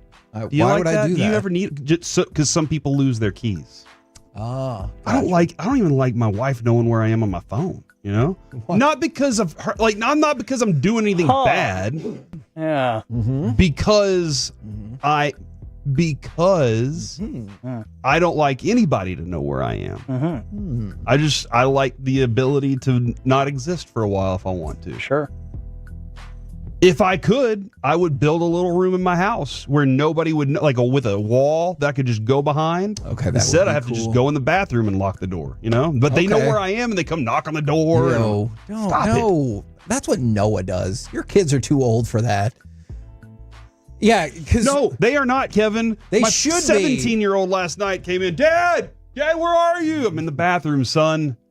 Oh, hey, no, not right now. You don't need anything while I'm in here. You can wait. So we're in the midst of potty training Noah. So what he does is he will knock on the door and he'll be like, Daddy, are you using the potty? Yeah, Noah. Good job. And so because that's what we tell him when he uses the potty. So he's like, good job. Kevin, I will ask for forgiveness for not telling the cactus story moments ago. However, for the Pluckers player selection party, and you could say the draft, I will be at the Allen location if anybody would like to hear that story. So I will be in Dallas and I will also tell that story. So there you go. So let's load it up. Now, I feel bad, and I hope this is not what really happened. In the 817, Kevin, you need to ask me for forgiveness. I used your hole-in-one joke yesterday at a customer's house, and they told me to leave and canceled their subscription. All right. I hope that didn't really happen, because if it did, I'm sorry about that. These are jokes for us that I guess most people don't think are funny. 817, I need forgiveness because I skinny dipped in the neighbor's pool while they are on vacation. Oh. All right. Are you house watching or? Well, it's a neighbor. So good question, because you could be watering their flowers, but you could swim in my pool. I honestly do not care if you skinny dip in my pool. I mean, the shorts aren't keeping your junk from getting wet, right? Yeah. And keeping my water from having your junk in it. So that's fine. Skinny dipping is no different than wearing a swimsuit in my backyard when nobody else can see. All right. However, I do have cameras in my backyard. Oh. So you don't want to skinny dip if you're watching my yard for me. Okay. Okay. I got Unless you want to be on camera naked. Now let's go to the Jupiter Hammerheads. We're going to get to cut number 13 in just a second on this, but they're a Florida Marlins affiliate, so you could see how maybe they would have some struggles as a team. They walked 22 batters in a game.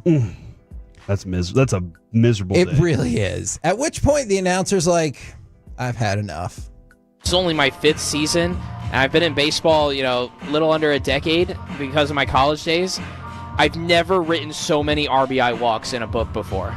Listen, I know that I'm supposed to be optimistic about our team here, but I mean, come on, guys. I could go out there, let me loosen up my shoulder, I'll go help things out, because you got to put it over the plate. You got to give your defense a shot. You have not been given a shot all game. We're broadcasting for maybe 2 people right now. That's for sure. Hey, these two people are thoroughly mentioned and entertained right now. Next pitch, misses outside, ball 4. Well, why not? 21 walks today. The payoff pitch from Reyes. Outside, ball 4. So there's the 3rd walk of the inning, the 22nd walk of the game, and that'll load the bases for Manuel Beltre. At which point, I believe it was 15-2. The Hammerheads were losing. They probably could have guessed that. When that's going on, what do you do? I've heard Eric before in a game that's going too long say things out loud. Man, but Eric Nadell will drop that on you in the 4th inning, and he's like, "Oh, I feel like I'm on the Titanic because we are moving at a glacial pace this evening." Anybody ever seen Master and Commander before? Gosh, this thing's going slow. He does it earlier in the game than perhaps one But would now that the pitch clock is here, he doesn't do that anymore. Yeah, absolutely. Look, I think your only choice is to go. Full Bob Uecker and just really take it out on the team. And like those guys just did. Now, does this dart player need to ask for forgiveness? Because Michael Van Gerwen, because why not? He had to withdraw from last week's Premier League darts meeting after sustaining a neck injury putting a shirt on. Yeah, I know, man. Those shirts really can't get you. Have you ever hurt yourself getting dressed? I can't say that I have. Okay. I have I guess maybe I've fallen before. Like my foot got stuck and I was like, dadgummit, and just fell under the bed. But I've hurt my neck in weird ways. Here's my thing though, Kevin. You're a dart player. Yeah. You're a dart player. You can't fight through a neck cramp with darts. It's literally like, was it 5 feet? You need to turn your head and stuff. Yeah. Is it 5 feet though? It's the flick of a wrist. It's the elbow to the fingertips. Like that's it. Bam. You just fight through. These guys fight through all sorts of injuries on the field. I heard a guy once, Kevin, broke his leg and still played in the playoffs, or maybe it was in the Super Bowl. And wouldn't you also make up a different story? Like it's broken. Like even say you slept on it funny or something. Yeah. Then I was putting a shirt on and I threw my neck out. Walking through my backyard, stepped on a landmine. Anything else other than I put a shirt on and hurt my neck. But I just hurt my neck out of it. Fortunately, I was able to jump away from the landmine, and now I'm okay because I'm very agile. Yes. History of landmines, very well known, how people could just jump out of the way. We're the KNC Masterpiece. Right here on 105.3 The Fan. Coming up next, it's time for Gridiron Gravy, the most polarizing players in the draft. Where do you fall on these prospects? Next on The Fan. Coming up in the next G.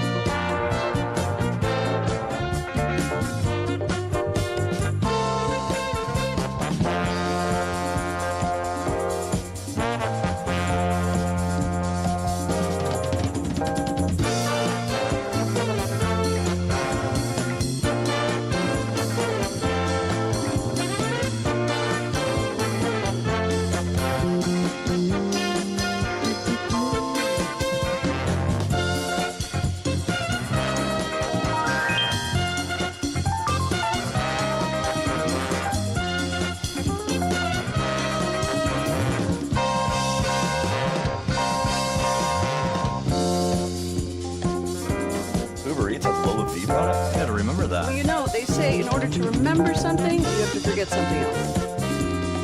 Okay, now that is a very cute haircut. That's like a little shag. I've never seen it before.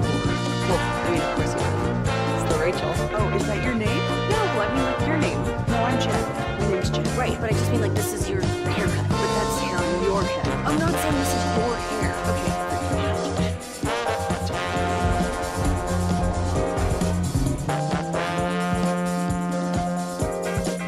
This segment is brought to you by Classic Chevrolet. If you're in the market to upgrade your vehicle, get to Classic Chevrolet in Grapevine.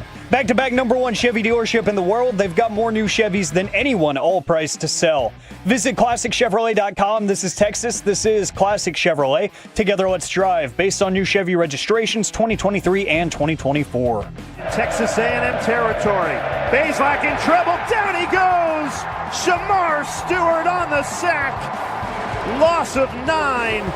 KNC Masterpiece right here on 105.3 The Fan. We're going to get the gridiron in just 1 second from the 817. Shout out to you guys for promoting pet adoption. All of my pets throughout the years have been adopted from shelters. It is a damn fine cause, and you can get a very, very loyal pet from a shelter. And you know what? Speaking of loyalty, guess how we're going to give back? With money. Oh, actually, prizes. Not exact. Ooh, yes. Draft 101. It's in 6 days. 4131 North Central Expressway. It is on Thursday. Food. It's going to have Bobby Belt there, Brian Broaddus, Zach Wolchuk, the guys from DallasCowboys.com. There's going to be Whataburger there. And you know what? I've been authorized to say what kind of prizes. Are you ready? But you're not going to tell them? Oh, I'll tell them. Okay. I dare you. There's going to be a Dak Prescott autographed jersey given away and a CeeDee Lamb autographed helmet. Holy cow. Given away. Me? Yes. You know Corey, what? you are not eligible to win these prizes, though. All right, then. I was going to say that it is 4133 North Central Expressway. 4131 North Central Expressway. Remember, since I'm not eligible, I guess. You don't got to sign up. You just got to show up. All right. So how much does it cost? It costs nothing. Where's the sign up genius? You just show up and you're like, hey, I'm here for the thing. And they're like, sounds good. Awesome. And say hi to Miss Gwen downstairs. Oh my gosh, she's the best. But just know, yeah, don't do anything wrong. If you do something wrong or you park inappropriately, she's going to let you know about it. And we give her free reign. Right now, you do not want to cross her. It's time to go around the entire NFL and dip into some gridiron gravy. Dip it and rip it. Now, I wanted to bring up Shamar Stewart because you won't be surprised to know, Corey, that he is on the list of the most polarizing players in the NFL draft. And we can go through any of these that you want, but the list includes Shedeur Sanders, Mikael Williams, Will Campbell. I feel like we've talked like a pretty good deal about why Will Campbell's on that list. Jalen Milroe, Shamar Stewart. Milroe makes a lot of sense, too. Walter Nolan is on that list, and Terrence Ferguson. You know who I'm glad is no longer on that list, or is not on that list now? Ashton Genty. It's kind of become to the point, like you hear Broaddus, he's a top 3 player no matter what. It doesn't matter. He is a top 3 player in football out of this draft class. And it feels so move on. Does it feel like people now respect his blocking game more? Yes. Maybe? They're starting to respect everything about it a little more as they're seeing what he's capable of. And Broaddus has said that too. He is a 3-down player. You can have him on the field for all 3 downs. So I think that's good. But yeah, I see a story for every single one of those guys that you just named off, because every single one of them has something. This is where you get to, right? Where you start nitpicking. For sure. And you're like, I got to figure out exactly what's that going to mean for his future. You know, it's funny you say nitpicking, and with some of these I agree. With Shamar Stewart, I get it more because like one NFC executive said, big, fast, explosive, lots of physical ability. Just not sure where he's going to go. Yep. And another NFC executive said the community is split on him because while he has all of the traits and measurables you'd look for, college career, look at the tape, look at the statistics, 4.5 sacks in 37 games.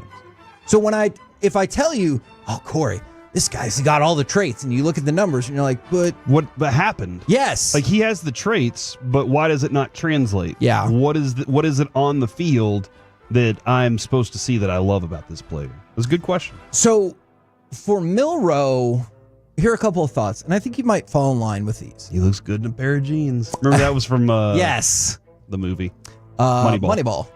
At some point, someone will say he's too good of an athlete not to take. But here's an NFL national scout. I bet that gets said a lot in those rooms. I could see that. I like this from a national scout. If you can sit him for multiple years and tailor your offense around him, you could really have something. But you'd have to be all in on his dual threat ability. Also, work ethic is not a concern with him. And that last part is a huge deal for anybody that you're going to draft. But it makes sense because they're like, you are going to have to tailor your offense for him. And you can't just like be switching back and forth quarterbacks because it's unless you have the exact same kind of quarterback, it's probably not going to work. Yeah, I mean, and that is kind of the way. It's very difficult to build a team. I always say this: I want to build my team first and then draft my quarterback. I'm hoping that I have built the right group that is once my quarterback walks in, and we've discussed this too. Maybe we go through and find out the cheapest positions and pay them and draft the most expensive positions. Maybe that's a goal at some point. But do you know what? I did some research about that. Do you know that's really, really something that the Philadelphia Eagles like to do? Interesting. And clearly that is unfortunate. Yeah, it's unfortunately worked out really well for them. I ideally want to build my team and then say, okay, my quarterback. But you just said you kind of want to tailor the offense to your quarterback. Yeah. So you kind of have to have a vision 3 years in advance of which quarterback you're going to draft. And that's almost impossible to have that vision. But if you build the right team, if you're doing it the right way, you'll have these opportunities to put your quarterback in the best position to win. Now, I wanted to mention Walter Nolan, just because that's a name that has come up. Around. And all right, so he had a visit, didn't he? He did. One NFL defensive coach, highest ceiling in the entire draft. Not as big as Jalen Carter, but has some of his traits. Then another executive said he's searching for solutions. He's young because what happened? He got upset and walked off during practice in the middle of a session due to just frustration. And I'm sure that's happened more than once. Yes. And then there's this. And this, when I heard this, I don't know why. When I heard this quote, I was like, all right, so that's who we're drafting. Quote, your hands will be full and you need a real plan for him. But I have a hard time thinking he falls out of the top 20. Ooh, real hands are going to be full and real plan. Is that as you said, that's a scout, not a coach? That was a coach. That's important to me. Now, how much can I trust the coach? Like those things all come into play. Since these are anonymous, I had them at pretty well face value. Yeah, look, man, if a guy walks off, I have no problem. He needs to go cool off and come back. Now, I want to see how he responds. More than anything else, what did he do whenever he came back? Eric Crouch left his team and then came back and was better for Nebraska that year. Cole Beasley left the Cowboys and came back and was a better receiver than he had been before he left. When some of these guys walk off, how do they go off, fume about it, and then come back and they're better because of it? And if that's the case, I might be able to have the infrastructure to deal with somebody that has these type of personality qualifications. Now, Jason Light, the GM for the Tampa Bay Buccaneers, he threw out something that we kind of talked about the other day, and I was glad to see like another executive back it up. He said, I do think this year is going to be, and I could be wrong, you're going to see maybe a little less people wanting to move up and offering enough to make it worth your while. Because what was one of the things he said? You might be able to get the same level of player in the second round as you can in the fourth round at certain positions. So I think you'll see some less movement. And that is something that we talked about because I'm really trying to figure out your, positional draft value chart. And that's one of the things that has really like caught my attention is people are like, it's maybe not that you won't trade, you just won't get a premium on any of your trades per the value chart. Yeah, and that could be, that value chart, Kevin. I know I'm being very raw with it as each position, but it may come down to once Broadus is done and we have all of his grades, and then we go, okay, this position has more value this year. Like maybe every year's a little bit different. I think that but I see the same thing. The feeling for this year's draft is, unless people are like, I have to have that player, and I don't know how many of those guys are there. Although there are some, I don't know. I'm sorry. Do we have the Chicago story in the conversation here with Genty and Ben Johnson? No, we'll get to that probably later. Like in an instance like that, though, if you're a team that wants that player, you might have to jump ahead. Yeah. So those are the only times I'll see some. I think I'm expecting to see something like that happen. I want to throw this out for Isaiah Bond. It is just really unfortunate timing. I'll start with. Then, depending on the facts of the case, obviously that could be a whole new set of problems. But Isaiah Bond was arrested. He turned himself in on a sexual assault charge. And this is just a couple weeks before the draft. Bond has said the accusations are patently false. 2 weeks is a quick turnaround to go from you've been arrested. And this is not to say anything about his innocence or guilt. Like, I obviously do not know all of the facts of the case. But if you're a team, that's a tough spot to be like, you got 2 weeks. Look at Lyle Collins. Yes. For you to assure me that, like, not only did you not do this, but, like, do you have to check in with the NFL? Like, are you going to be investigating this person if we draft him? Are you going to suspend him? Does that automatically drop him around? And like I said, I have no idea, true or false. It's just, if it's not true, the timing of this is exceedingly unfortunate. It's very terrible. I mean, again, Lyle Collins, perfect example of that. His girlfriend or previous girlfriend was found dead. Yeah, and he wasn't even with her anymore, but they were like, well, we need to at least talk to you. And I could see how that would disappeared spook a from the team. draft. Yes. Just disappeared altogether. And in the story that I know you really want to know about, the Browns have signed Joe Flacco to a 1-year, $4 million deal that could be worth upwards of $13 million as they continue to try to collect all of the mediocre quarterbacks you have ever heard of. We're the KNC masterpiece right here on one of them, and the Giants have like an arms race going right now. Coming up next, we only have 2 arms. Early, that's so you think. It's early. What is one reason to feel good about the Rangers? We'll do it next right here on The Fan.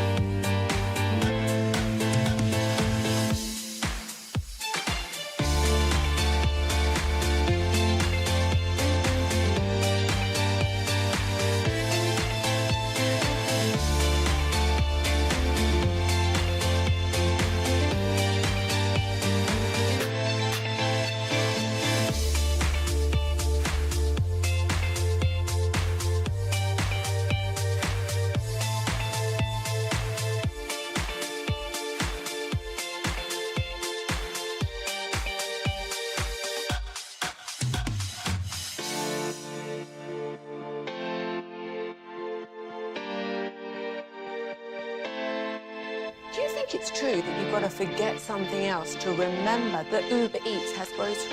No, that's absurd. Hey, remember when you used to be a, what was it, Pepper Lady? Pepper Lady. Wasn't it Cinnamon Sisters? Basil Babes. Saffron Squad? Nutmeg Maidens? Pre-curd? No. Nutmeg Maidens. I just said that. Was it Spice Girls? Doesn't sound right. Was it Saffron Squad?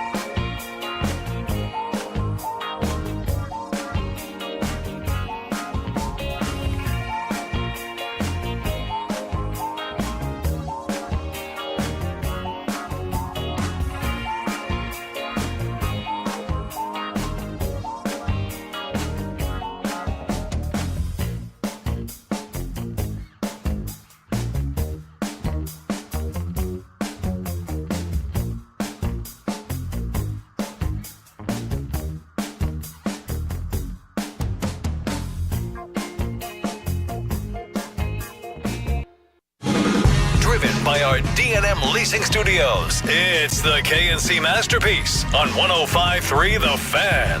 KNC Masterpiece right here on 105.3 The Fan. You got me, Kevin Hageland. You got Corey Majors and the famous Alec Medford. I was thinking about this. Perhaps the famouser Carter Freeman. I mean, wow. That had a good, 3-month run for me? Yeah, you did. You definitely did. But I'm not even the most famous ginger here Hey, anymore. these are not static rankings. Oh, do right? the math on that, Kevin. They can prove it. I think I'm done doing math. It does Good. not seem like that's a Yes, good. Doesn't seem like that's a good draw for people. I win. By the way, I meant to tell you, Corey. I don't know if you heard about this. Aqib Talib and Michael Crabtree squashed their beef. They said they're buddies now. how long has it been? They've I don't know. I was in diapers when they were beefing. That was a long time ago. Yeah, no, they were like, hey, look, we don't hang out all the time or exchange phone calls all the time or anything. You know but what, though? We're cool with each other. You know what? That's good.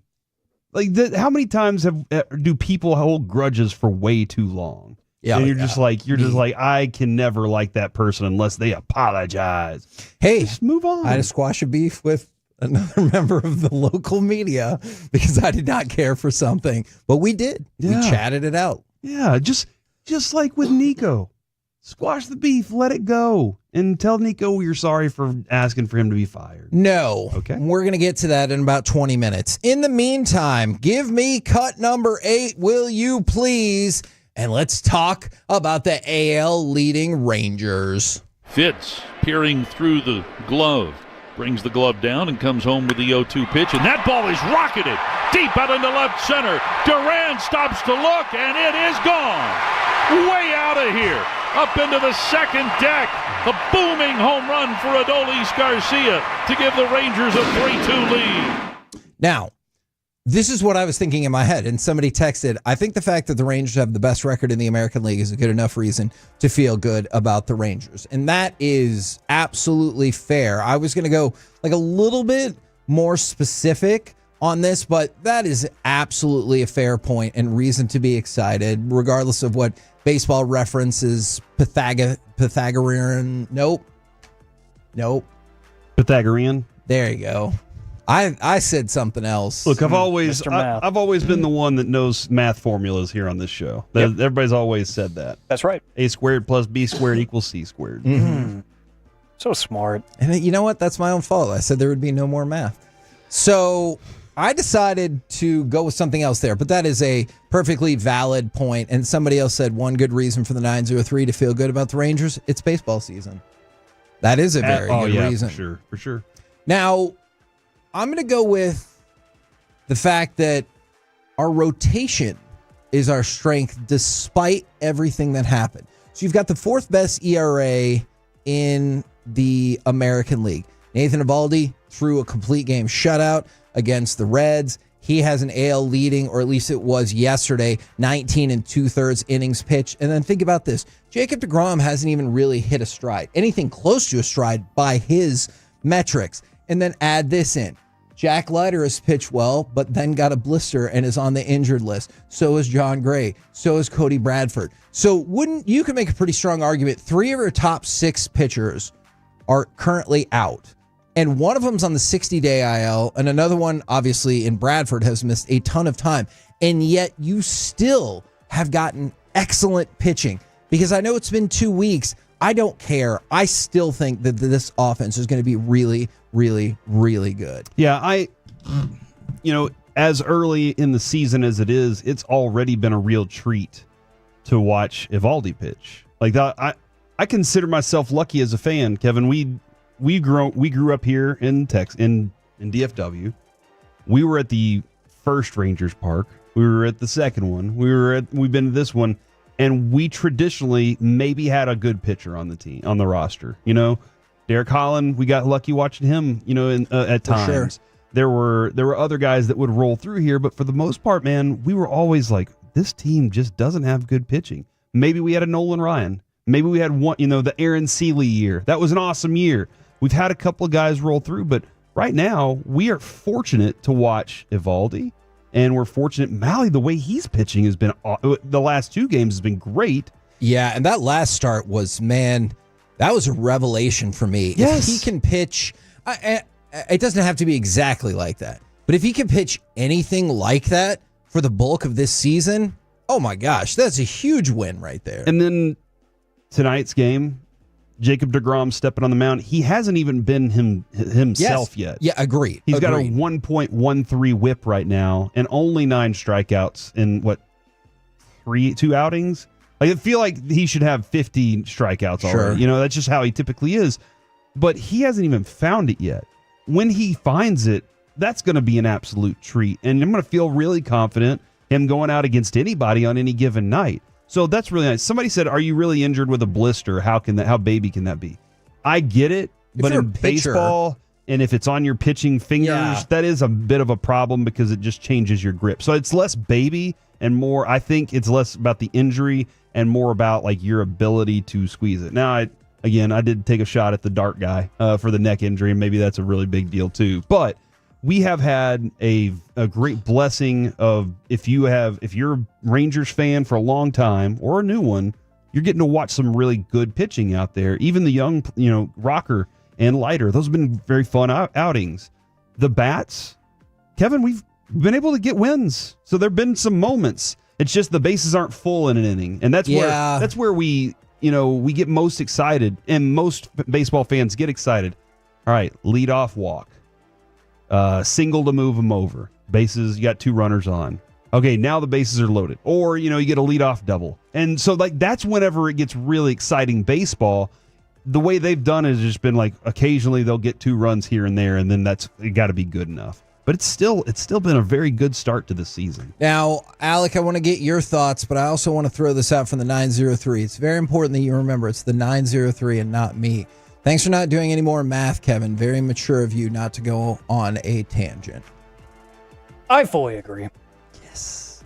I'm in full agreement. This is a wonderful Friday. Happy Friday to everybody. This is just a great day. All right, Alec. Take a load off. What is one reason that you have to feel good about the Rangers thus far? I can give you a name that I think everybody has been kind of surprised that he's started off so hot compared to a season or a career worse season last year. Jonah Heim. Yeah. I think he has been phenomenal. We already know what he provides behind the dish as a catcher, as a defender. He's got a Gold Glove stamp on his glove for a reason. He's really good at that part of the game. But, for a position that usually doesn't get a lot of love, he was still getting a lot of ill-advised attention last year because he was struggling really bad at the plate. Now you look at him in really small sample size, batting .310 this year, got himself a couple of home runs, 3 actually on the season.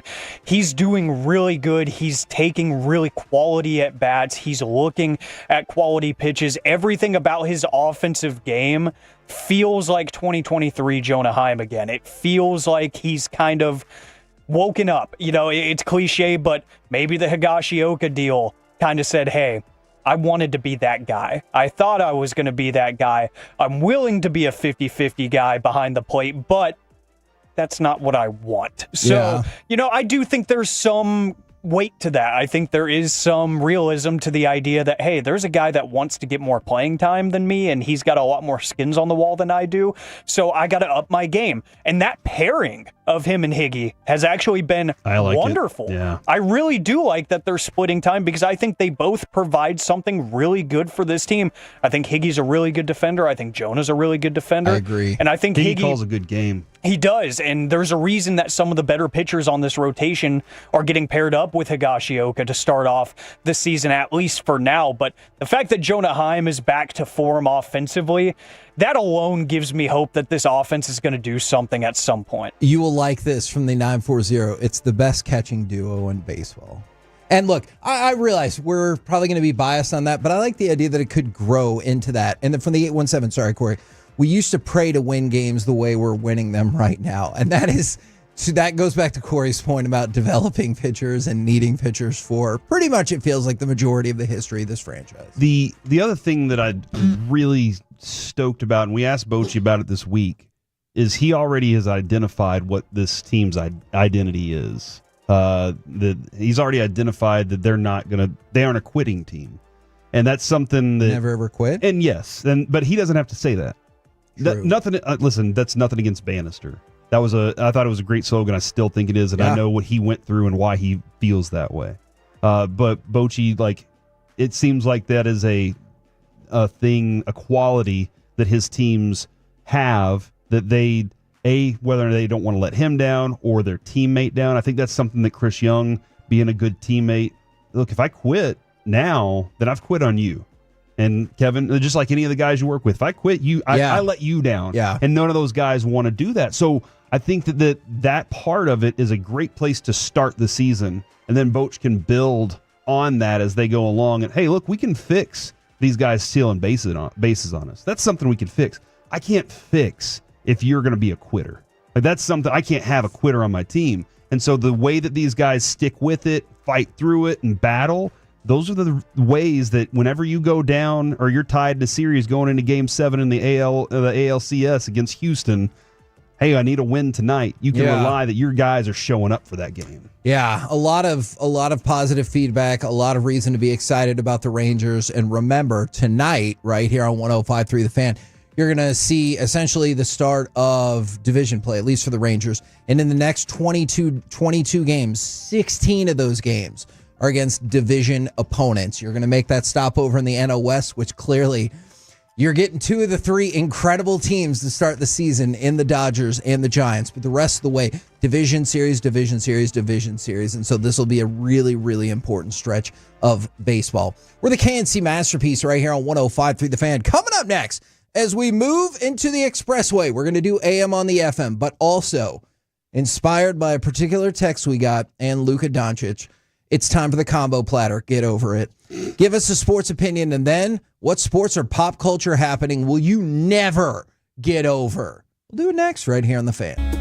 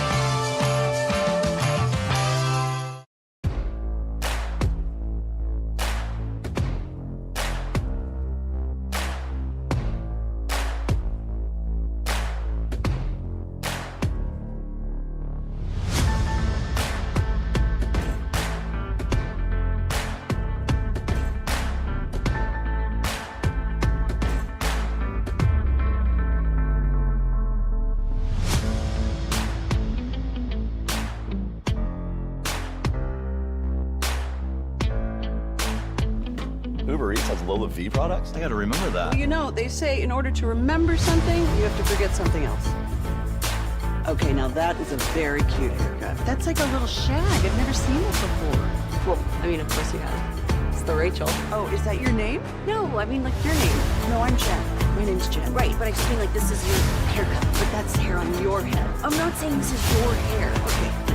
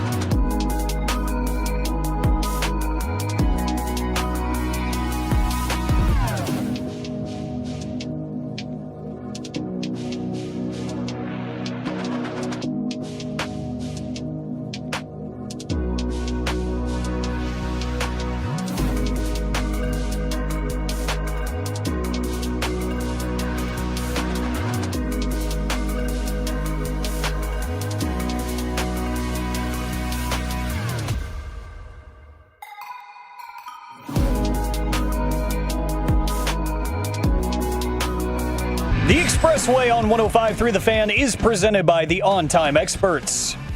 KNC Masterpiece back here on 105.3 The Fan. Want to remind you about Draft 101. It is just 6 days away. You don't got to sign up. You just got to show up. 4131 North Central Expressway. We'll got the guys from DallasCowboys.com as well as Wolchuk, Broadus, Bobby, Belt. There's going to be Whataburger served there for dinner, and we confirmed today we'll be giving away a CeeDee Lamb autograph helmet and a Dak Prescott autographed jersey. All you have to do is show up to 4135. 31. Don't try to trick people. You are not eligible to win this. But if nobody's there, they just got to give it to me, right?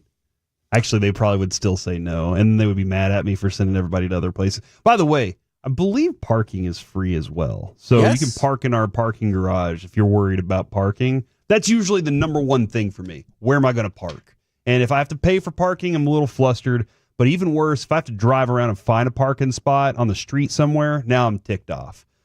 So I just let me know where I'm parking. And here, you can park right there in our parking garage. Now, this is going to be a great example of where I kind of hope that this segment goes. From the 214, the Stars are playing great right now if the plan is to be one and done in the playoffs.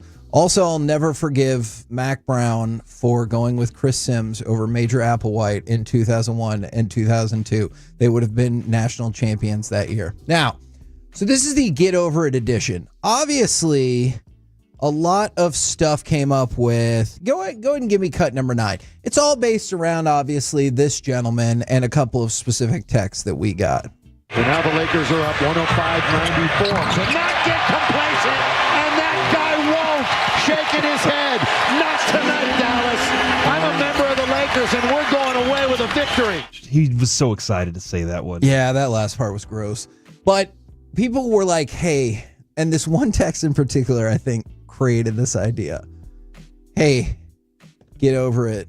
Luke is not on the Mavericks anymore. And then they followed up and said, but then again, I still haven't gotten over the cancellation of the show Firefly. So I want to know, like, from a sports or pop culture opinion. So, like, these don't have to be, like, really, really tragic things that happen in your life. So give us a sports opinion, and then what's a sports or pop culture moment that you will never get over? Alec, would you mind if I went first today?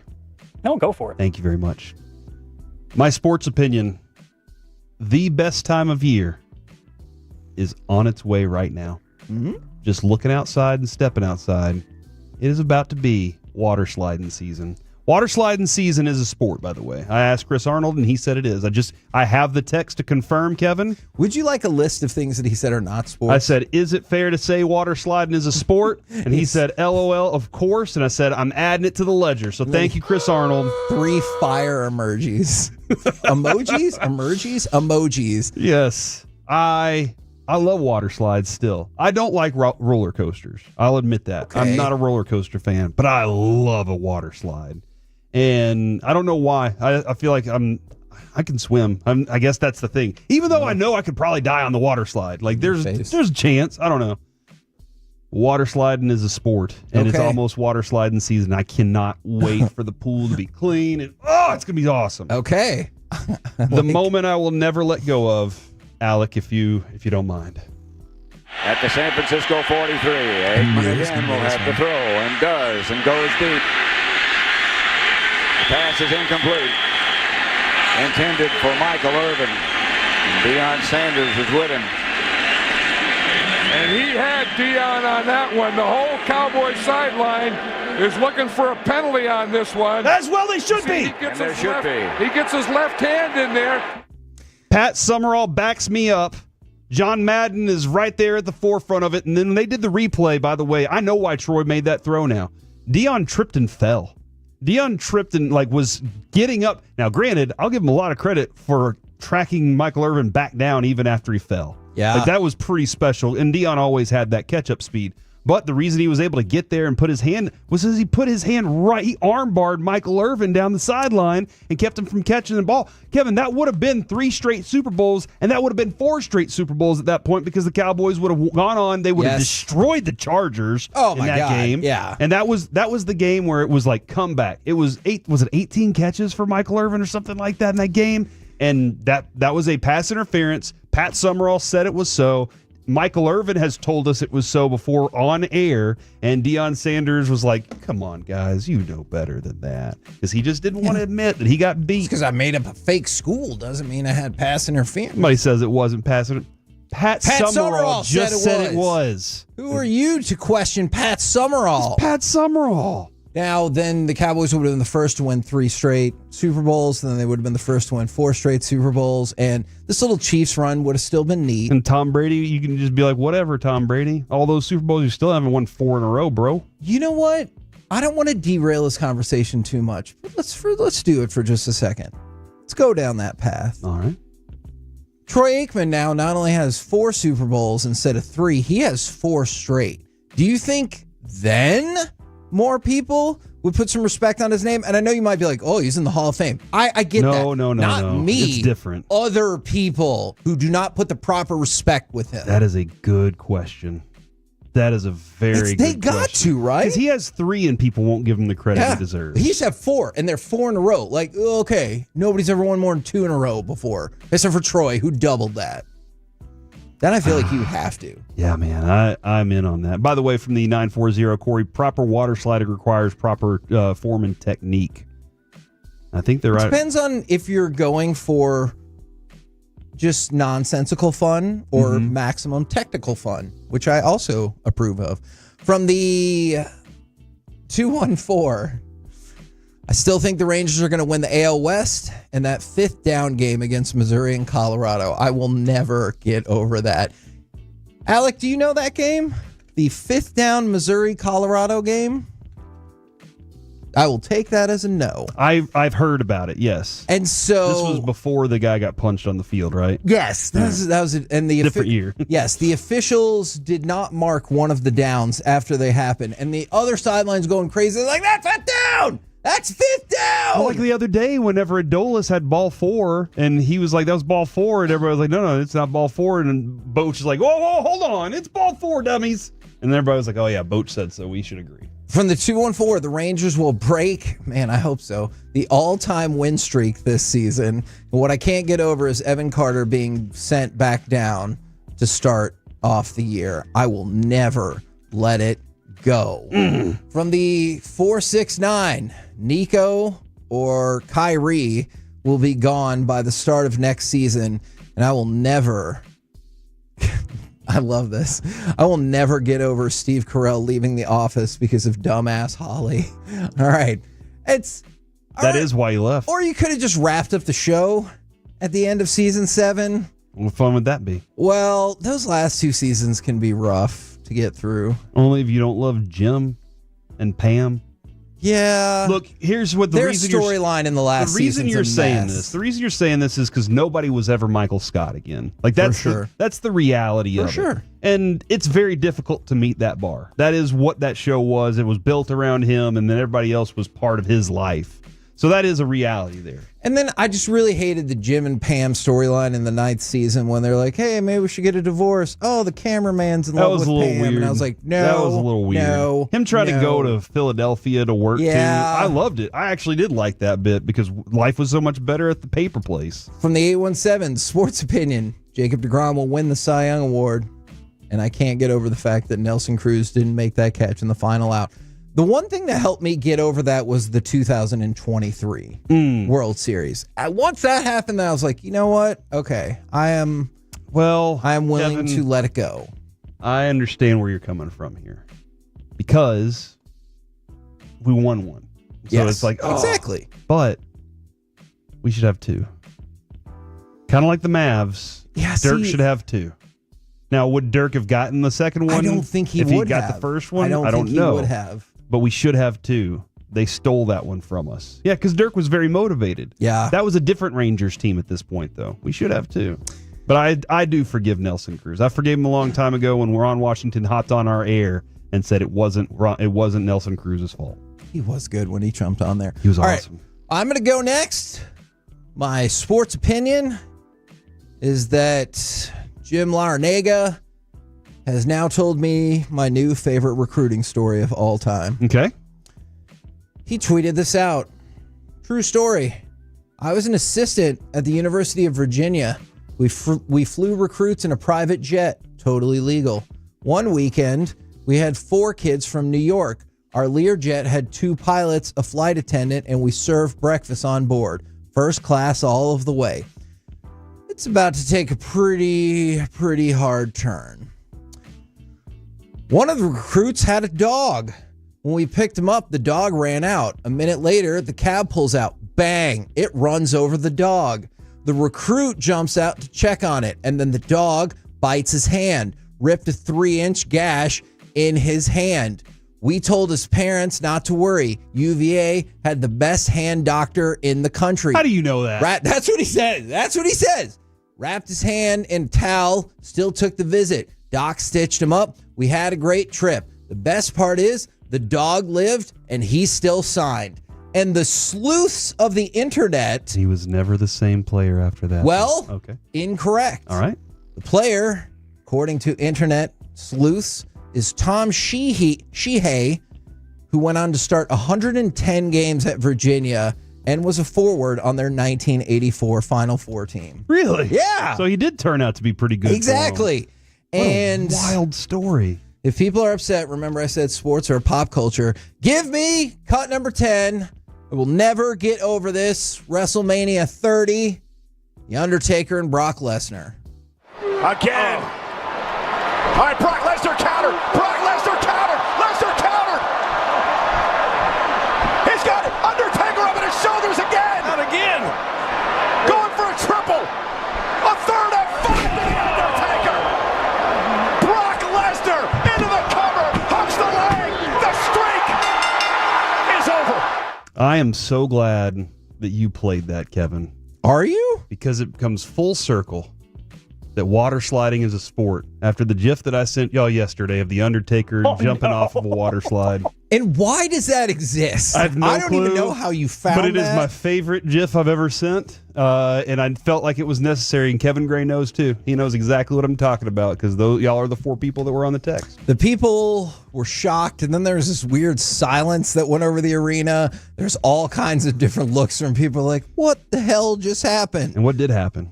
He lost. And it was very sad. And he doesn't remember, the Undertaker doesn't remember any of the match because he got a concussion like 3 minutes in. Gosh. He wasn't supposed to lose? No, I think he was, but he just doesn't remember any of it. How is he today? He's doing just fine. He's got a one-man show and everything. Dude, I'll tell you this. I always took shots at him. I would always tell you. Yes, you did. I would tell you live on radio, Undertaker can come up here anytime and try. All right? Then I heard him on Sean and RJ one day, and I was like, that is the coolest SOB I've ever heard in my life. And I was like, I would love to hang out with that dude. So if he ever wants to, hang out and wrestle or something, let me know. Now, there's a bunch of pop culture ones right here from the 3-2-1. The Cowboys will miss the playoffs, and I'm still not over the fact that they canceled Winning Time. From the 2-1-4, we get back-to-back ones. Like, it was only one season. It was good, though. Trading Luka. And I was a fan of Designated Survivor. Really wish they wouldn't have canceled that show. From the 2-5-4, also trading Luka. I'll never get over that. Or them canceling My Name is Earl on a cliffhanger. And that's one thing. I really wish that the networks could get together. I know they don't have this obligation, but if they know they're going to cancel a show, or once they cancel the show, it's like what they did with King of the Hill. They let King of the Hill come back, and I know there's going to be a reboot now, or like a sequel, but they let King of the Hill come back and do 2 more episodes to wrap it all up. Yeah, I've seen other shows have done that before too, or just sell it to Netflix and let them have the last season. Yeah, actually, that is actually, I think Designated Survivor did an extra season on Netflix. Yeah, but like, even if you don't want to continue with it, let them them have another episode or two to just be like, all right, wrap this sucker this up is for all the you fans. get. Just wrap the whole thing up. It's for the fans. It's not for you. All right. This is for the fans. I think that Like, would if have there were been. more fans, then we'd probably keep the show going. You know what? That's a fair point. And I still to this day bring that up when everyone's like, oh, watch Arrested Development on Fox back in the day. I did. You probably didn't. I did. Not you, but you probably didn't because nobody watched it. All right, Alec, you're up. Sports opinion, gentlemen. This came up last night. I was listening to Ian Rappaport and Tom Pelissero talking about some of the latest draft rumblings and stuff, and I heard them talk about Shedeur Sanders, and they brought up an interesting point, how he just went, 4 months without playing a game of football. Yeah. There was about 14 different narratives that came out about why he shouldn't be picked in the top end of the first round when he didn't even touch a football in that course. So sports opinion is that I think a lot of the Shedeur Sanders discourse is dumb.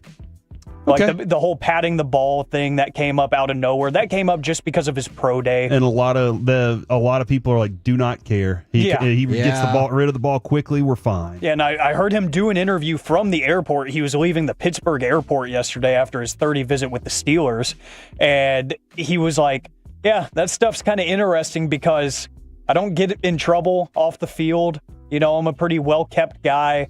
He's like, I think I threw a lot of touchdowns in my college career, so the arm strength thing is kind of weird. And then they threw up a graphic about how on deep passes in his college career, he's only ever thrown like one interception. Oh, wow. Like beyond 20 yards. Like he's really good. And I think he's going to be a really good NFL quarterback. So the discourse is just kind of weird to me. I think it's dumb. I think people like us need stuff to talk about. So people kind of microanalyze stuff. That's probably true. You know, whenever we get a pro day, highlight reel, we kind of microanalyze stuff and we find new stuff to talk about. So that's the nature of the business. But I do think that he's going to be just fine in the NFL. And Kevin, I like how both of our moments had to do with Brock Lesnar just screwing up everything good. Because this happened a few years ago. If you're a pro wrestling fan, and heck, if you just watched SportsCenter the day after, this was a big talking point too on national TV. Kofi Kingston won the WWE Championship off of Daniel Bryan. Kofi Mania. Kofi Mania. It was something that the fans pushed for and pushed for and pushed for. One of the rare times that I remember Vince McMahon just caving to the fans and actually giving them exactly what they wanted. And then it got ruined on an episode of SmackDown when, keep in mind, this clip I'm about to play is the entirety of the match, not the ending of the match. This is the entire match, Brock Lesnar versus Kofi Kingston for the championship on a random episode of Friday Night SmackDown. And Brock Lesnar quickly with Kofi Kingston, and an F5 by Lesnar. There's the cover. We got a new champion. We have a new champion. Here is your winner and the new WWE champion, Brock Lesnar. Sudden impact. Now, Miss Alec, real quick, the only thing I will take issue with that is it was the debut episode of SmackDown on Big Fox. Yeah. So it was not a random episode. It was that specific episode. But it still felt wrong gotcha. timing. It should have been a PLE, as they call it now. Like it should have at least had a little bit of substance to it in terms of the match quality itself, rather than a squash. Yeah. Like there's ways. It's going deep into pro wrestling. Like I guess knowledge and the way things work there. But there's ways for people to lose and still look good in the process. Yeah. You can still put people over when you beat them in a match. And I fully believe that was a Vince call. I don't think that was Brock saying, I'm going to go in there, hit one F5 and win. That was Vince saying, we're going to make you look like the man that you are, the beast that you are. That was so irritating for somebody that was a huge Kofi Kingston fan from the time that he had a Jamaican accent that he forced all the way to his singles run. I hated everything about it. Yeah. No, I understand that for sure. From the 214, the Stars will still win the cup, and I will never get over the fact that Dez caught it. From the 972, Cowboys flipping all those switches and doing nothing with the money is so dumb to me, and I will never get over how awful the last season of Game of Thrones was. Oh, man. All right, so here's a good answer. I want to talk Game of Thrones here for a second. the last season just was rushed, right? Like, that's the reason that it wasn't good. And there was an episode that you couldn't see. Like, there was a whole episode that my TV was built incorrectly, they told me. Afterwards, they were like, hey, by the way, you probably need to change the settings on your TV. No, you need to change your settings on your show, all right? Make sure that it's formatted so I can watch my show. But other than that, it was just, they just tried to squeeze too much and they didn't have a real ending, and it wasn't written by him. You know, it wasn't his content, his material. So that's why it wasn't as good. But I agree with y'all. Do you think that's on George R.R. Martin just a little bit? Because he's like, hey, I'm going to take 16,000 years to write. Or J.R.R. Tolkien. Which the one? Lord of the Rings guy? Yeah, which one has the most R's? George R.R. Martin. He does. He actually does. Oh, because there's 3. Goodness. All right. 4 because of George. I want to throw out a couple more things for you just real quick since we were talking about Luka. So the Luka Lakers against the Dallas Mavericks, 2.26 million viewers for that game. That is the most watched non-Christmas Day game on ESPN this year for NBA, obviously. Well, that's cool. So that's good for them, but that also shows how low that number really is. And then in other NBA news, John Morant said he's going to keep doing the grenade celebration until it's a problem. Which I think is it's not a problem. Kind of funny. It's not a problem. I really want to know. I do want to know. Does he play Call of Duty? Because if he plays Call of Duty like this is even more fun. But you think that's what this is from? No, but we don't have a huge grenade problem here yet. That's fair. Yet, like this could be the start. There's an outbreak of grenades that took a bunch of people down, like in just regular society. Yeah. Everybody's like, oh my gosh, no more grenades. Yeah. Kevin, this isn't part of the combo platter. Okay. It is just some news that I may have missed you say. Have we talked about Michael Young? No. Yesterday you informed us that Mark DeRosa will be the manager of Team USA during the World Baseball Classic in 2026. Also on the staff will include senior advisor to baseball operations Skip Schumacher, and special assistant Michael Young. Let's go. So we're sending 2 Rangers to the World Baseball Classic because they're like, those guys know ball. I like it. The rest of the staff announced Friday includes Andy Pettit, Matt Holliday, George Lombard, of course, Dino Ibel, David Ross, Freddie Gonzalez, and Brian McCann as assistant manager. Oh, so congratulations. I care to less those about guys. that part. Yeah, but it's more about the Michael first Young. part. Yeah, for sure. We're the KNC Masterpiece right here on 105.3 The Fan, and right now it's time for this. What does this button do? Please, do not push the button. You have no idea what it... Alec, you be quiet. Alec, that was awful. 1 for Alec, 0 for Peyton. Don't you dare touch that dial. Don't you dare do it. It is time for AM on the FM. My name is Alec Medford, and we got the question of the day, 877-881-1053, the Frankel and Frankel Injury Attorneys text line. Want you to answer it there, as well as Twitch and YouTube. We'll get to that here in just a moment. Plus, I have some sound of one of my favorite NFL practice stories that I've ever heard, that we're going to get to here in a little bit. It happened in Foxborough with a certain guy that goes by TB12. Oh. We're going to get to that here in a little bit, and a name that Cowboys fans will remember. We'll get to that here in just a little bit, but today's question of the day, gentlemen, it's National Submarine Day. National Submarine Day. Yeah. I'm cold cut trio probably. No, not the sandwich. Sub sandwich. Not the sandwich. Mark Brandenburg, submarine pitcher. That's a good pull. This is the DFW really area, by the way. We're talking about the vessel that you use to travel underwater. Sometimes gets you in some life-threatening trouble. Sometimes used in acts of war. Sometimes used for tours to go look at starfish and other stuff in the sea, I guess. It got me thinking.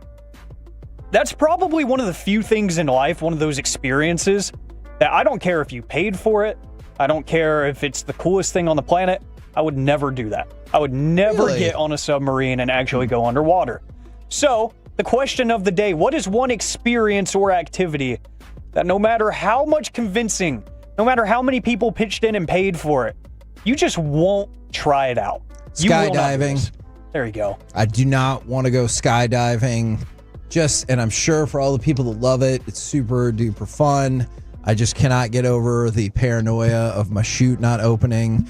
Maybe that's because that happened to Peggy Hill and King of the Hill. But I just can't. How she died? No, she survived. What? She landed in a field of mud. So That's not how that works. I just can't get over. It's a cartoon. Okay. I just can't get over the idea of like, oh, how'd he die? He jumped out of a plane on purpose. Mm-hmm. So like, I can't get over that. I'm with you. My middle son Carter is like, I want to go skydiving, and I'm like, I'm sorry, and it is my dad's fault. Oh, this is sad. I'm sorry for anybody out there listening to this. My dad had a friend who asked him to go skydiving with him, and my dad couldn't make it that day and wasn't able to go. His friend ended up going anyway, landed in water. The water filled up the parachute. Oh, and he couldn't unhook it, and it pulled him underwater, and he died. And so, in my mind, Kevin, it's less about the fall and hitting the ground, and more about I don't have control. And so that's always been stuck in my mind, and I've never been able to let it go. So that's probably it. And I guess bungee jumping would kind of be a similar thing to that. There's just I could see something that. I don't trust about the bungee cord. Huh. So falling to my death. Here's the thing. I'm most afraid of drowning to death, Alec. Yeah, but that's I'm fair. perfectly fine going underwater and doing stuff. I don't want to be underwater like being a welder. You know, I feel like that's a little different. That is a lot different. But I'm perfectly fine with that. But when it comes to falling from the sky, that's not really the thing I'm scared of, but I am scared of dying in some sort of weird way that way. So that's it. Yeah, skydiving and bungee jumping probably. Oh. You know, I've always wanted to try the bungee jumping that's like in the middle of a random mall where it's very contained. You know, it's very contained. I can see that. All right, I can see that. But I'm not bungee jumping off of, the Grand Canyon. Like, what are we doing here? That's just absurd. And there's certain things that are real hobbies that it seems like that could go very wrong very fast. Like, I see from the 940 swimming with sharks. Like, why would you do that? Well, are they nurse sharks?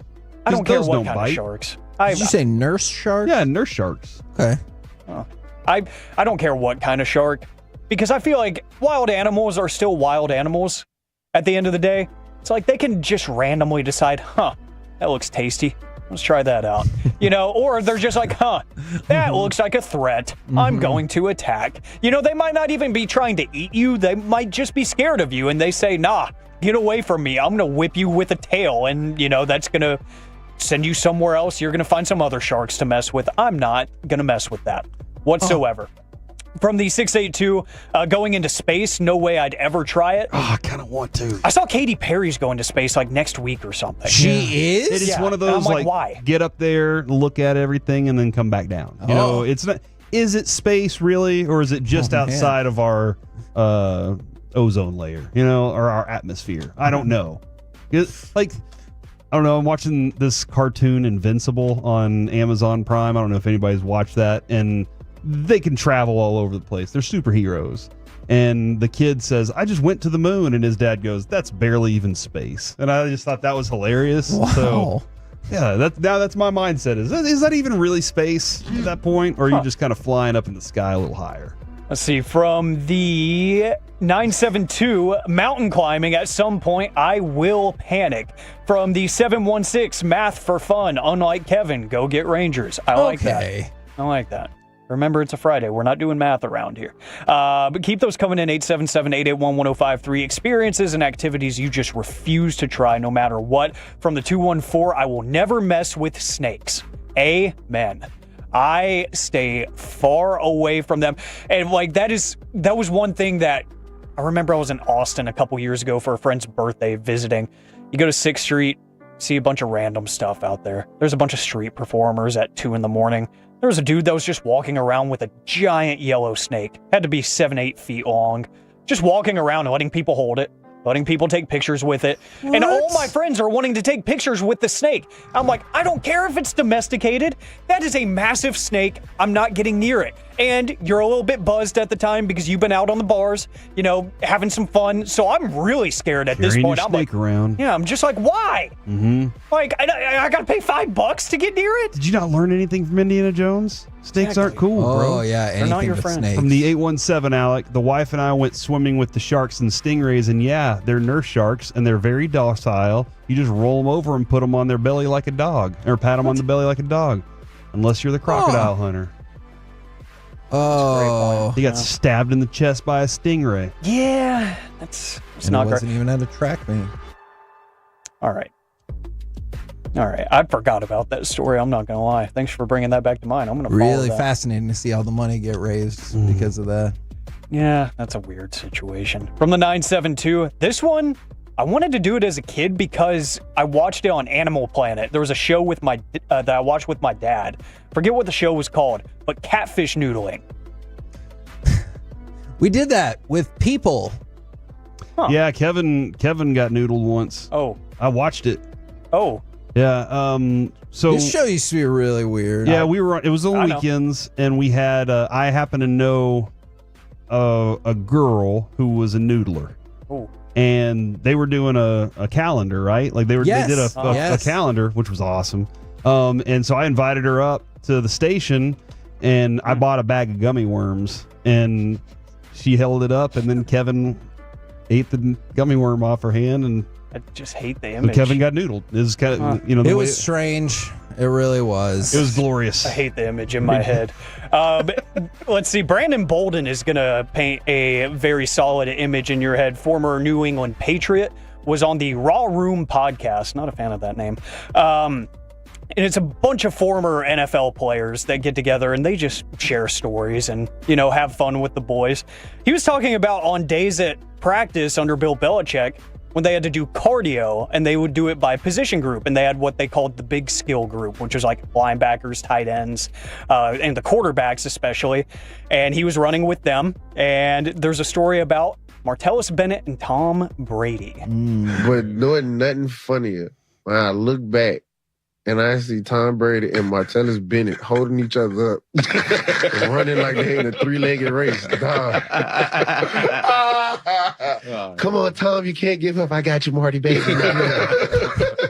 And then we do all three of them two in the back the whole time, dog. We get in there, and this Marty, as soon as we walk into the locker rooms, like as soon as he walked through the door, full body cramp. My dog army crawl all the way to the training room. Full bodies ain't He gonna said, show. bro, you want help? No. They got to see what they did to me.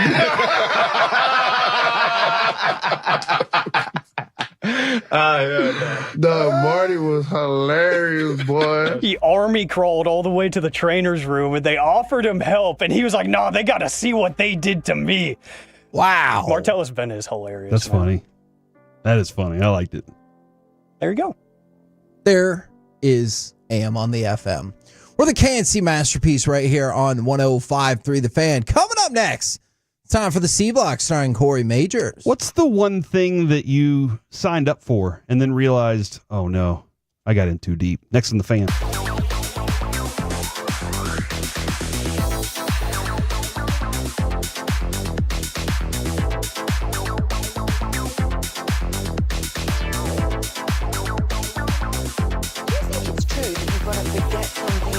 Remember that Uber Eats has groceries. No, that's absurd. Hey, remember when you used to be what was it, Pepper Lady? Wasn't it Cinnamon Sisters? Razor Blades. Saffron Squad? Nutmeg Maiden? Sweet No. You said that. Was it Spice Girls? Doesn't sound right. Was it Saffron Squad?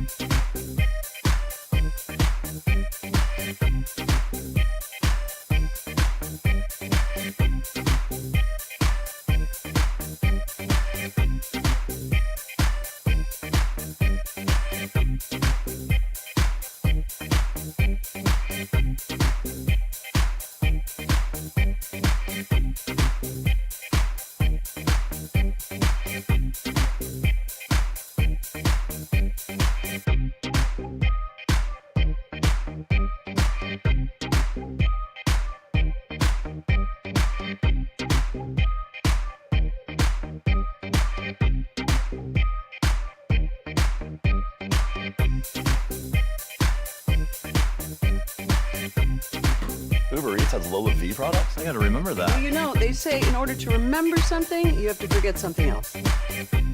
Okay, now that is a very cute haircut. That's like a little shag. I've never seen it before. Well, I mean, of course you have. It's the Rachel.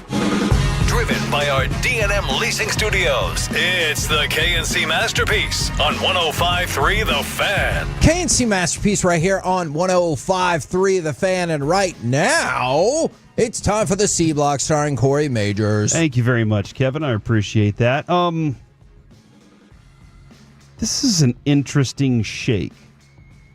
This is sports related because when we You said shake, right? When we Okay. go to sporting events, we always, we've discussed this. What's the first thing you do?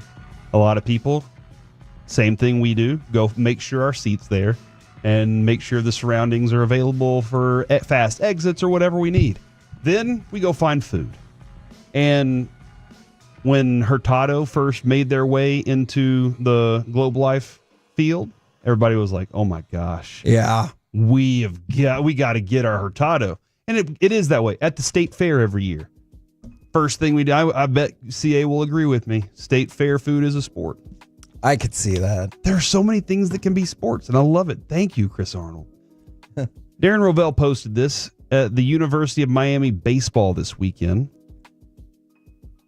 Starting today, the Mark Light shake for the homestand against Duke is the pimento cheese milkshake.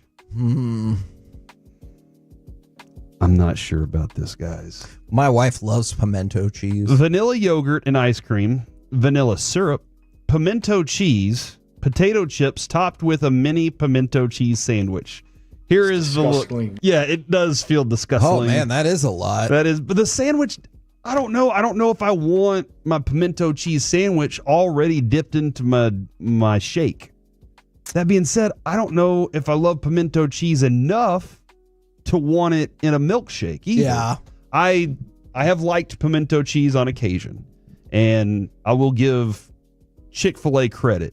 They did a hot honey pimento cheese sandwich that I thought was quality. But I don't know if I can get down with this one, dude. It's just not mine. Okay. That being said, isn't it like $1 for the pimento cheese sandwich at the Masters? Or like $1.50 or something really cheap. And we will get into some Masters discussion in just a second. Before that, I want to ask you my question of the day. Oh. I'm not saying I'm going to sign up for a marathon. There was probably a time that I would consider a marathon. But I'm past that now. The knees just aren't going to be able to do it. But the question is, what's the thing you've signed up for that maybe you realized you got in way too deep? And I'll get to the marathon discussion in just a minute. If you were wondering how much walking you would have to do at the Masters if you went, because Broadus has said, he's been twice.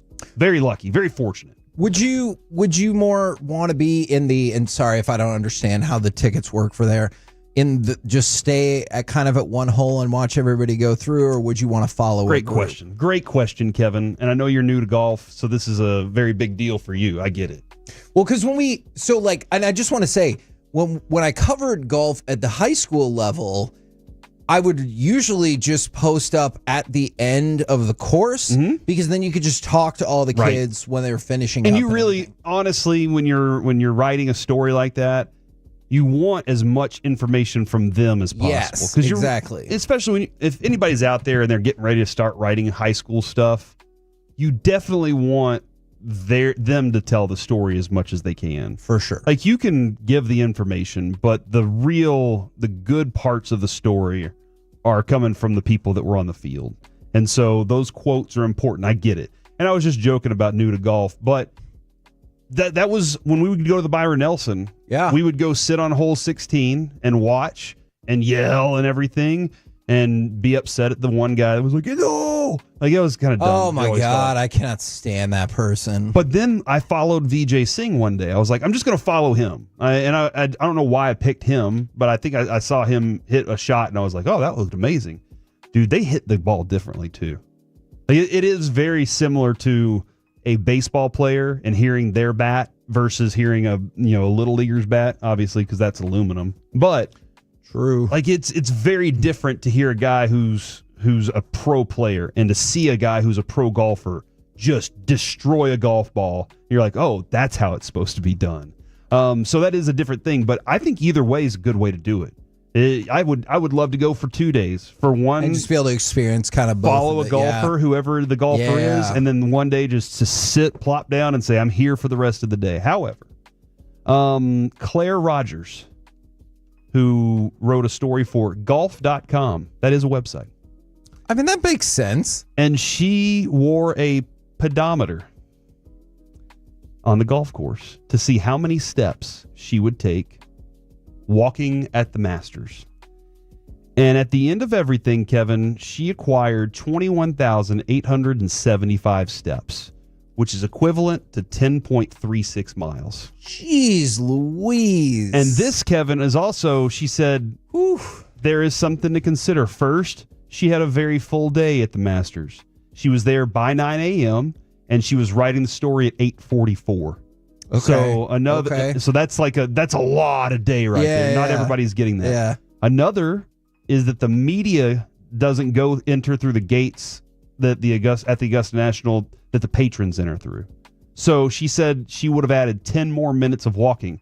Could be another mile? Is that about another mile? Or half a mile, yeah. Something like that between the walk. And her biggest takeaway is that even if you aren't out on the course at the Masters, you're still walking a lot. Between the walks to and from the range, the merchandise shop, hanging out between the first tee, the 18th green, and the clubhouse, you're still ended up moving quite a bit. So she said you're going to be walking at least 6 miles. So at least 6 miles is what you're going to be walking at the Masters, if not the 10.36 that she experienced. And help me out again, because I know some people got upset. I said the front 9 and the back 9, and then I was informed that that's not how it works at the Masters. Even though the concept is the same, that is not what they call it. Yeah, I believe it's like the first 9 and the last 9. Okay. Or the beginning 9. Y'all tell us, golf people.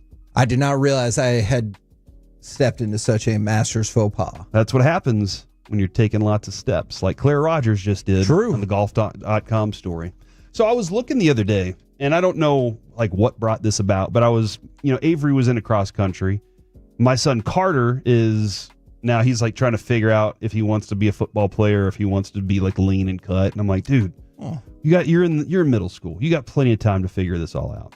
But coming up here on April 21st, Kevin, is the Boston Marathon.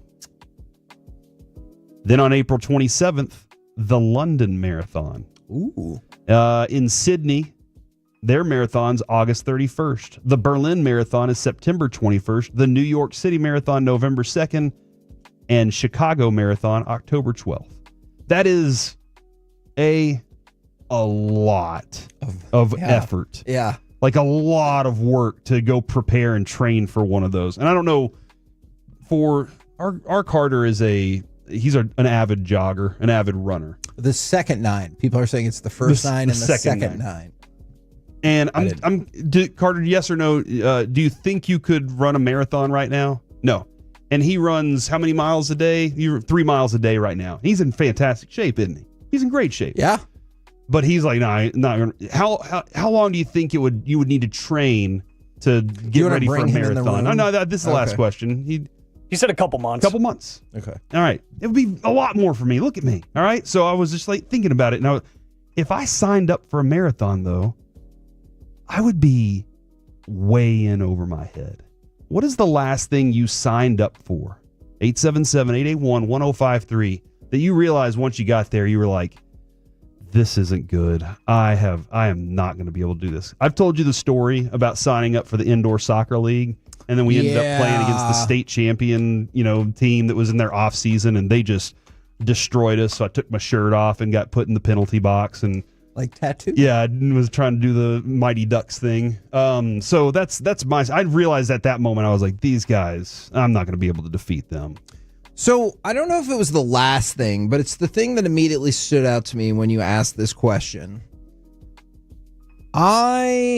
When my college girlfriend, who went to a different school than I did. Stop texting in marriage, people. Everybody stop. Sure, good point. There's this comedian back in the day who like reframed marriage for me, and he goes, I've never been married. Have you ever heard somebody talk about Game of Thrones? They're like, oh my God, Game of Thrones is so good. And there's like, how's your marriage? It's tough. There's some good times and some bad times. Marriage isn't easy. Yeah. Is what you always hear. And so she went to Connecticut, and I was back here in the Metroplex, and she was going to be home for Thanksgiving. And I used to work at Blockbuster until my rage issues and whatnot. And so everybody has to work holidays. Like you have to work either Thanksgiving or Christmas or around that. And I had a shift that was going to really like throw off the vibe of being able to see her. And I wanted to like spend as much time with her as I could. So I had done the turnaround shift plenty of times where you close the store and then you open the store. And it really wasn't that bad, especially because then I was like, that's kind of how Pizza-thon came about. Yes. and it's because I was like 20 and it was whatever. Like you'll be out of there by 12:30 or 1, be back at the store at 9 to open it, whatever. So I swapped shifts with somebody and took their inventory shift in that in-between time, because they were going to pick up 2 of my shifts. Oh, really? And that was just going to like really clear out the rest of Thanksgiving. And you wanted as many days as possible. Yes. Yeah. And there's a tiny part of my brain that was like, I don't know, that's a lot. But then the other part of my brain or whatever was like, hey, you've closed and opened the store numerous times. All you have to do in between is inventory when you don't have to talk to anybody. Thought it was a foolproof plan and I was good to go. Close the store, no problem. Inventory, for the most part, not that bad because, again, you just scan. You don't have to really talk to anybody. But I was not prepared for how important that, like, even 3 to 4 hours of sleep was in between.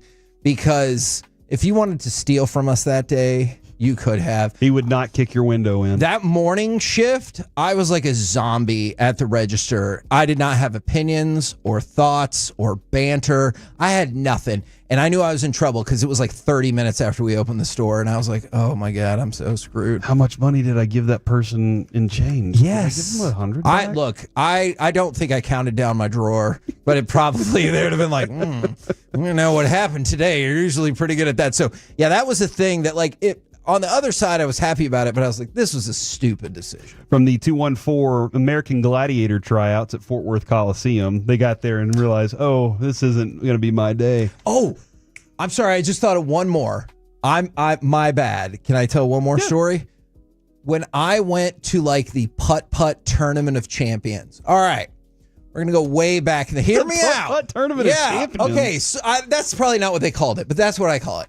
So let's go way back in the day. And that putt-putt that was off of Coit, I know it's like, I think it's an adventure landing now, if you know what I'm talking about.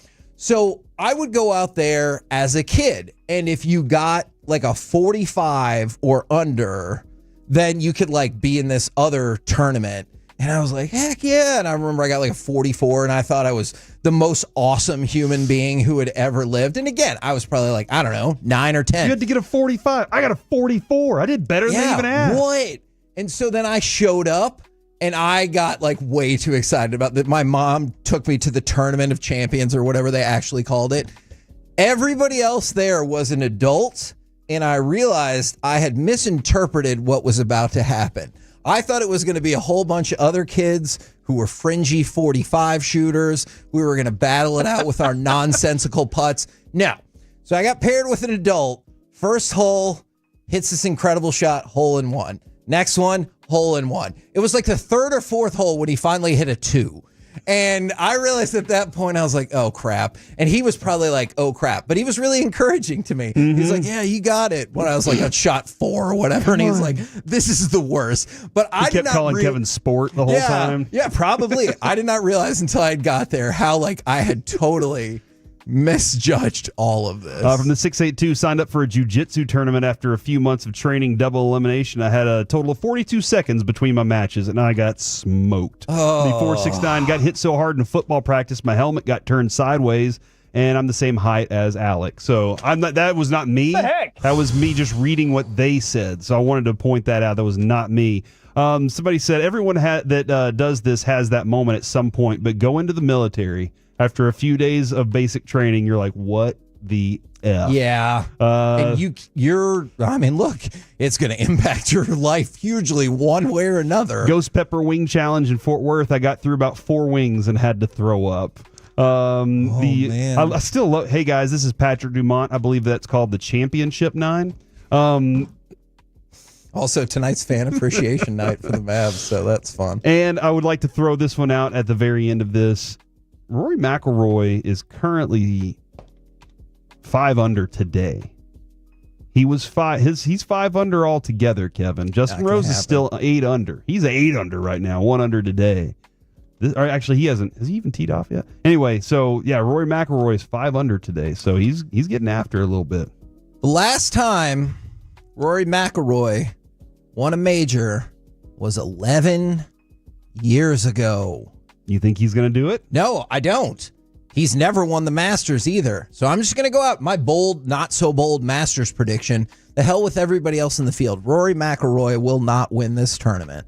I don't know, dude. Fine. If he does, feel free to isolate that audio or play the full context of me looking like an idiot. Or oscillate it like one of those fans. Isolate it. Yeah. On Monday, he is not going to win the tournament. We're the KNC Masterpiece right here on 105.3 The Fan. Coming up next, let's do a mini NFL overreaction or reality plus Masterpiece of the Week. All of it coming at you next right here on The Fan. No, I'm Jen. My name's Jen. Right, but I just mean like this is your haircut, but that's hair on your head. I'm not saying this is your hair. Okay.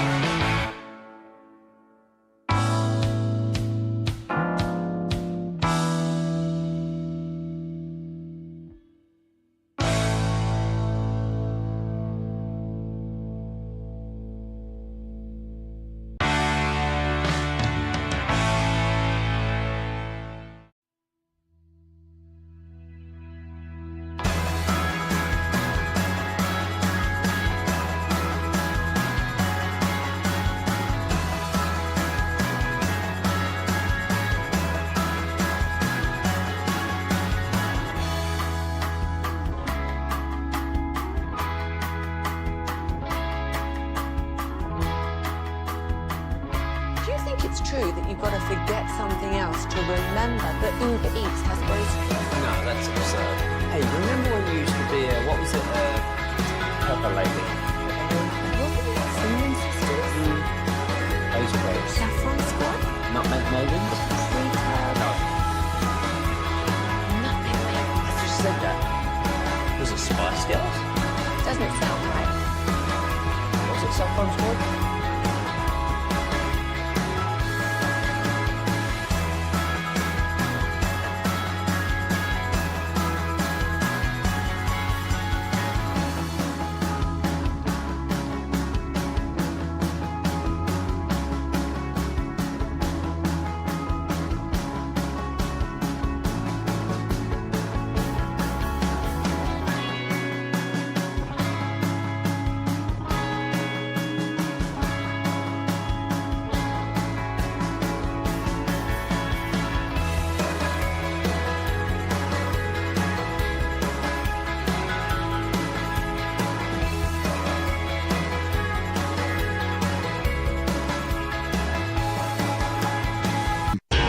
This segment of the KNC Masterpiece is brought to you by Cars for Kids. Donate today at carsforkids.org and by the personal injury lawyers Frankel & Frankel. If you've been injured in a car or truck wreck, call Frankel first, 214 or 817-333-3333. With Frankel & Frankel, there is never an out-of-pocket cost. They only get paid when you win. Frankel & Frankel, the go-to car and truck wreck attorneys in Dallas.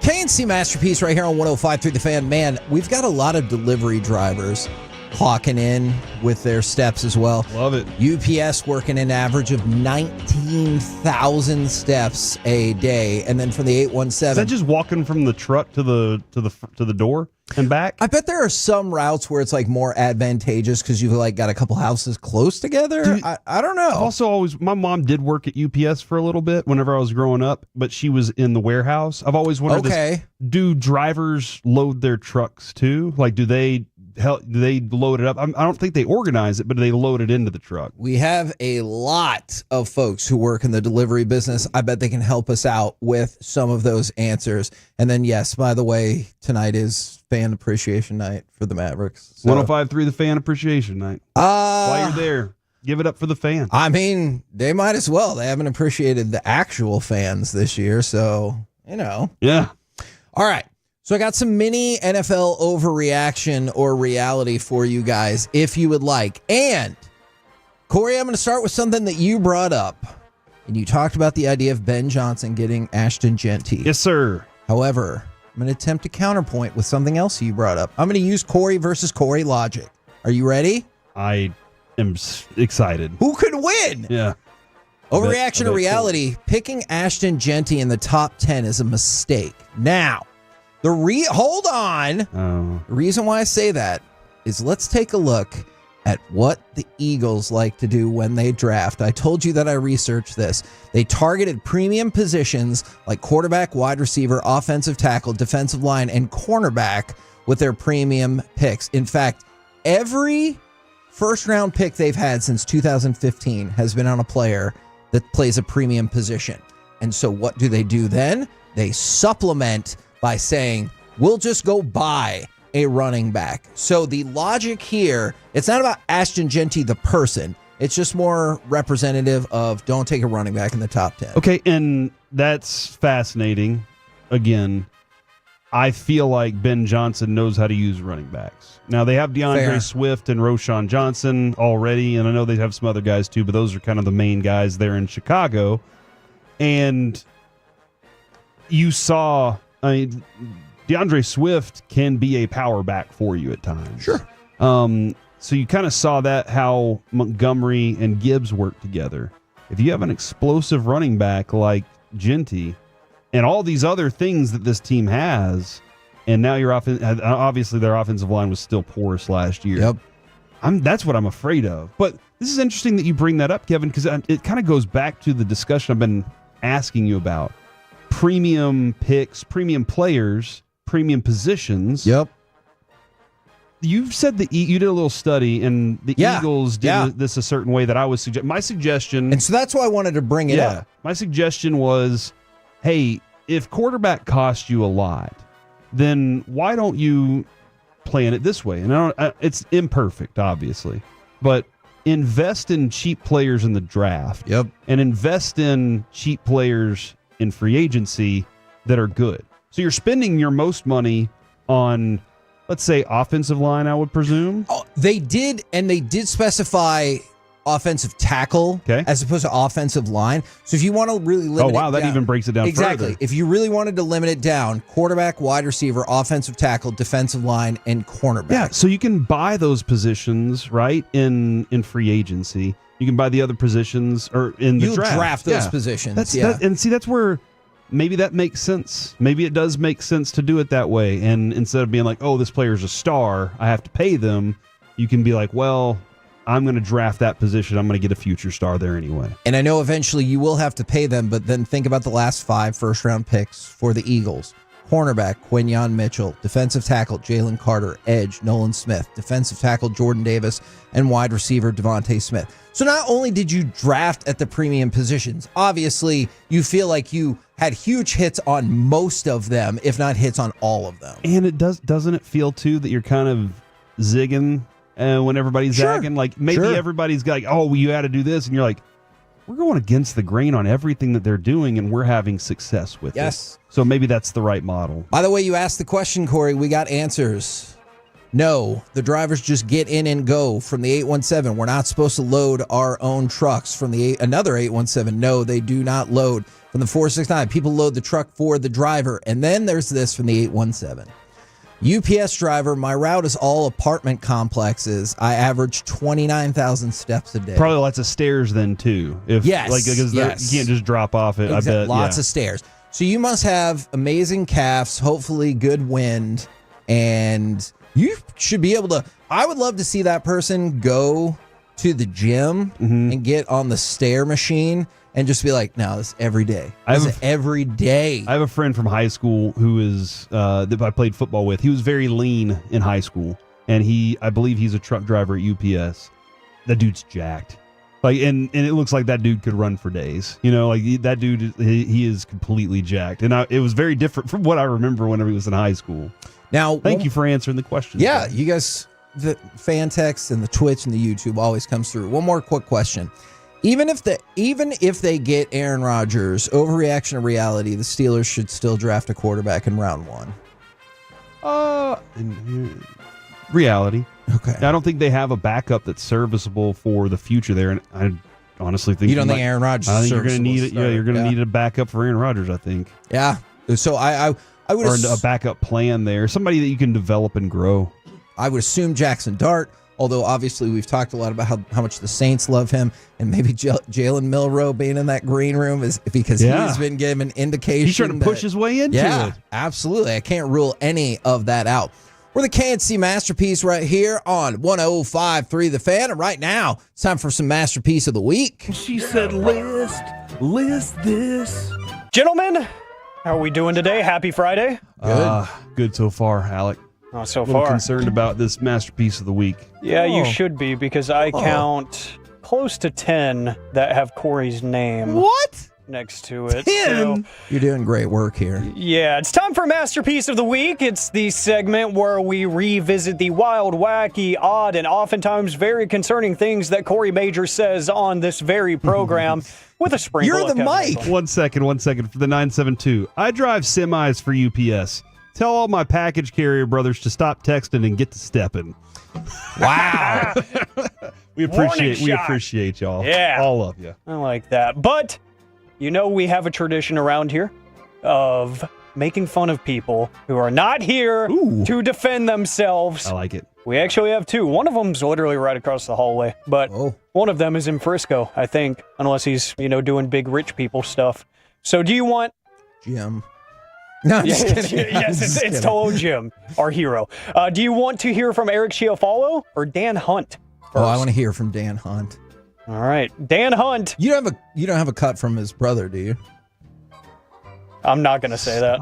His brother Clark. Yeah. But the Chiefs. We don't, because we didn't interview him, Kevin. We have not interviewed him. So, no, we wouldn't have one, Kevin. Yeah, I knew, Kevin. You didn't have to talk back into my ear. I don't know what you're saying. Sure. Whispering sweet nothings. Yeah, sweet nothing. Very much nothings, because I'm not going to say it. Dan Hunt is very much like people in college. I hope we pound you into the ground, but we'll be friends before and after.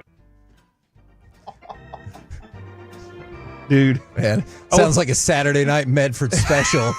Yeah. Hey man, no, I'm just watching old WrestleManias. I can see that. I just want to say that Dan Hunt, when he hops on this station with us, he's always great. I really always enjoy him. Everybody was texting in after that interview, and they're like, dude, he's awesome. He's the greatest. He is delightful to talk with. Look, we talked about this before. We did a break with him up here when he brought up a box of contenders from the year Patrick Mahomes, football cards from Patrick Mahomes' rookie year, and we were really hoping to land a Mahomes autograph. And he had another one with Justin Herbert's rookie year, and he loves cards, and he's a fun dude. And he has a really good sense of humor, too. So that's good. That he does. You should tell him to come back up here with a case of 2024 Panini Flawless WWE. That would be amazing. You have high-class taste already. Yeah, I mean, I get in the wormholes on YouTube of watching those videos. I'm like, maybe one day I can afford that in 30 years.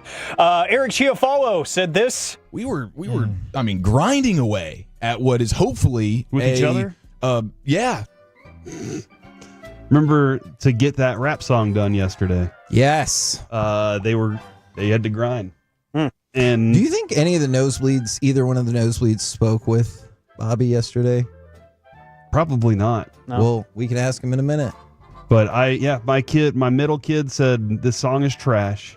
Oh no! And then my oldest, who produces music, Carter's about to get a diss track. My oldest, who produces music, said the beat's simple, but they went hard after Bobby, and I appreciate he appreciated that. So I like it. Corey. Oh gosh. Yeah, just go ahead and buckle up. You said this. There was a shot up the middle, and it looked like he didn't even try to bend over for it. That can make it easier. That was regarding Corey Seager. Somebody hit a line drive up the middle, and Corey Seager kind of reached out in an attempt to stop it. That would have been a better way. See, this segment should actually be called "What's a better way to say this?" In most instances. Yeah, and the clear answer would be, if you're going to bend, put some effort into that bend. Yeah, put some back into it. Yeah, don't just kind of bend, or else why are we doing this? Okay, I got some content for next Friday. Corey. That's valid. You also said this. Porta potty? Don't mind the smell. Let's get it on. I feel like that was edited. No, are you serious? I swear. That's fine. That's going to be the winner. That. Did not alter So that must have been me recalling in the way that they were thinking. No, porta potties are disgusting. Why you seem disgusting. Oh, that's not the evidence I've been presented with him here today. Let's see. There's a lot of stuff that's just really alarming from Corey this week. Then, Alec, would you describe this as Corey on Corey action? Yeah. Somebody just the 817. That's what they said. You need to replace your hot 5-on-5 action with that. That would be... I do have some evergreen ones here. Thank you, Corey. Major. Yeah, this is going to be great. Corey, you also said this. I don't think I'll ever be horned up enough to want to have an act like that. What? Oh my gosh. I think it was the porta potty. I was thinking we're going back to the porta potty conversation. There's nothing that's sounded like you thought we were going back to that Corey Seager conversation. Hey, there never can be too many Coreys. Yeah, dude, there's nothing that is going to be like, I just can't wait to do this in a porta potty with you. Corey's ready to Tolo go anywhere. I'm not in a porta potty. All right, most places, I'm all right. I'm thumbs up for it. Most places, not a porta potty. All right. See, so now the segment I want to do is where would Corey do it? I don't even want to do it in a public restroom at like a softball field. No, that's disgusting too. Those little metal toilets that they got, that's weird. Okay, thanks. A popular place in Mansfield, because I go run there, the Oliver Nature Park. There's a lot of people that like to park out there where people think they can't see them, but nope. There's people like me that go there to actually be productive. So I've always wondered this, all right? Does it sound like he's a creeper in this story? The roof of a parking garage, right? The roof of a parking garage, there's usually no cars up there. True. Doesn't that seem like a fair place? You can see the roof of our parking garage from this building, from our window right there. I can see it right there. So don't do that. Yeah, Corey. I want to see me like, hold on, is that Corey humping over there? Like, I don't want to see that. I'm not going to make it through this. Kevin, you said this. If it was cows having sex in the porta potty, I'd be like, hey. Makes sense. Yes, I stand by that. I know you think I should. Cows get in there? I see. That's the thing. I think you think I should be embarrassed by that. I am not, because it would make more sense than humans in there. Dude, somebody said, what about the Cowboys training camp porta potty? That really is a nice porta potty. All right. Oh, it is. It's nice. It's air That's conditioned. true. It's very nice. Still no.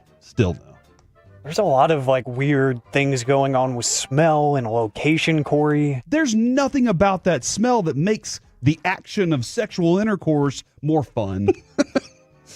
You know what else doesn't make it fun? Stop. You saying intercourse. That doesn't make it fun for anybody. You've never pitched it that way? You've never been like, hey, after dinner, want to go have some intercourse? No, because if you say that, I feel like what's really going to happen is we're going to break out some textbooks and write a dissertation about the history of that. Nobody is saying that to like get it going. Let's get our anatomies together. No. All right. No. I hate everything about that. I don't even remember half of these, so we're experiencing this together. This one just says mouth, and I'm scared. It came out of your mouth. And that's unfortunate. That is unfortunate. By the way, no, I cannot see the McDonald's from the window. Yeah, we're on the wrong side of the building. So somebody asked about that. Yeah. Yeah, once upon a time we could. That was always nice. Whenever I was like working weekends, I'd be like, ooh, can I go pull a mic and during a commercial break, go get a double cheeseburger? Let's see, Corey, you also said this. Start with the best package. Which one is the biggest best package? Jeez, dude. That is about the Luka draft thing, but Thank you.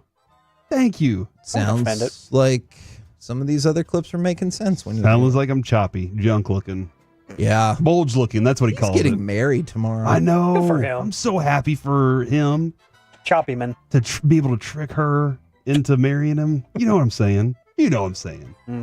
Or maybe she tricked him. Who knows? Ooh, reverse psychology. Who's the trick in this situation? Oh. Stop it. And who's the treat? Stop it.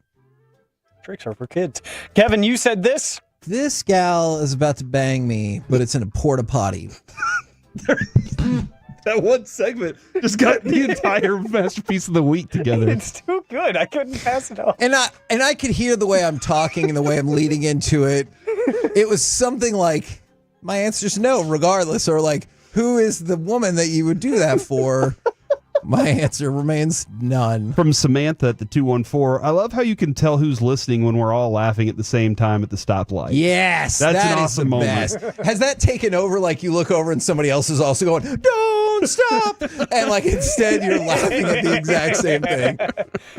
That's all I got. Mercifully, I will end there. I'm going to vote for.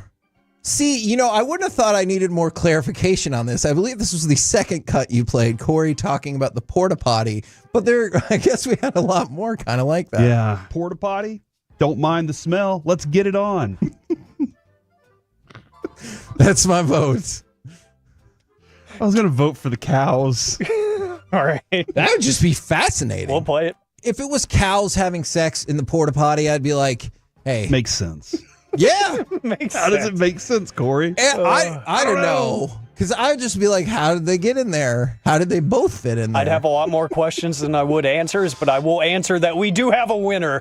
Kevin, I'm going in lockstep with you. Porta potty?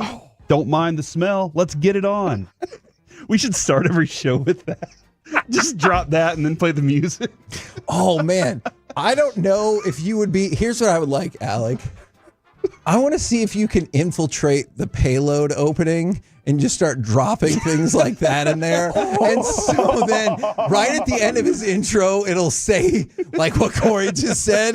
And then Peyton will be so shook going into his segment. He'll be like, what just happened? Yeah, what the hell? That's a great idea. I think I can make that happen. All right. That is my suggestion going forward. Coming up next, let's chit-chat with those fellas from the G-Bag Nation right here on 105.3 The Fan.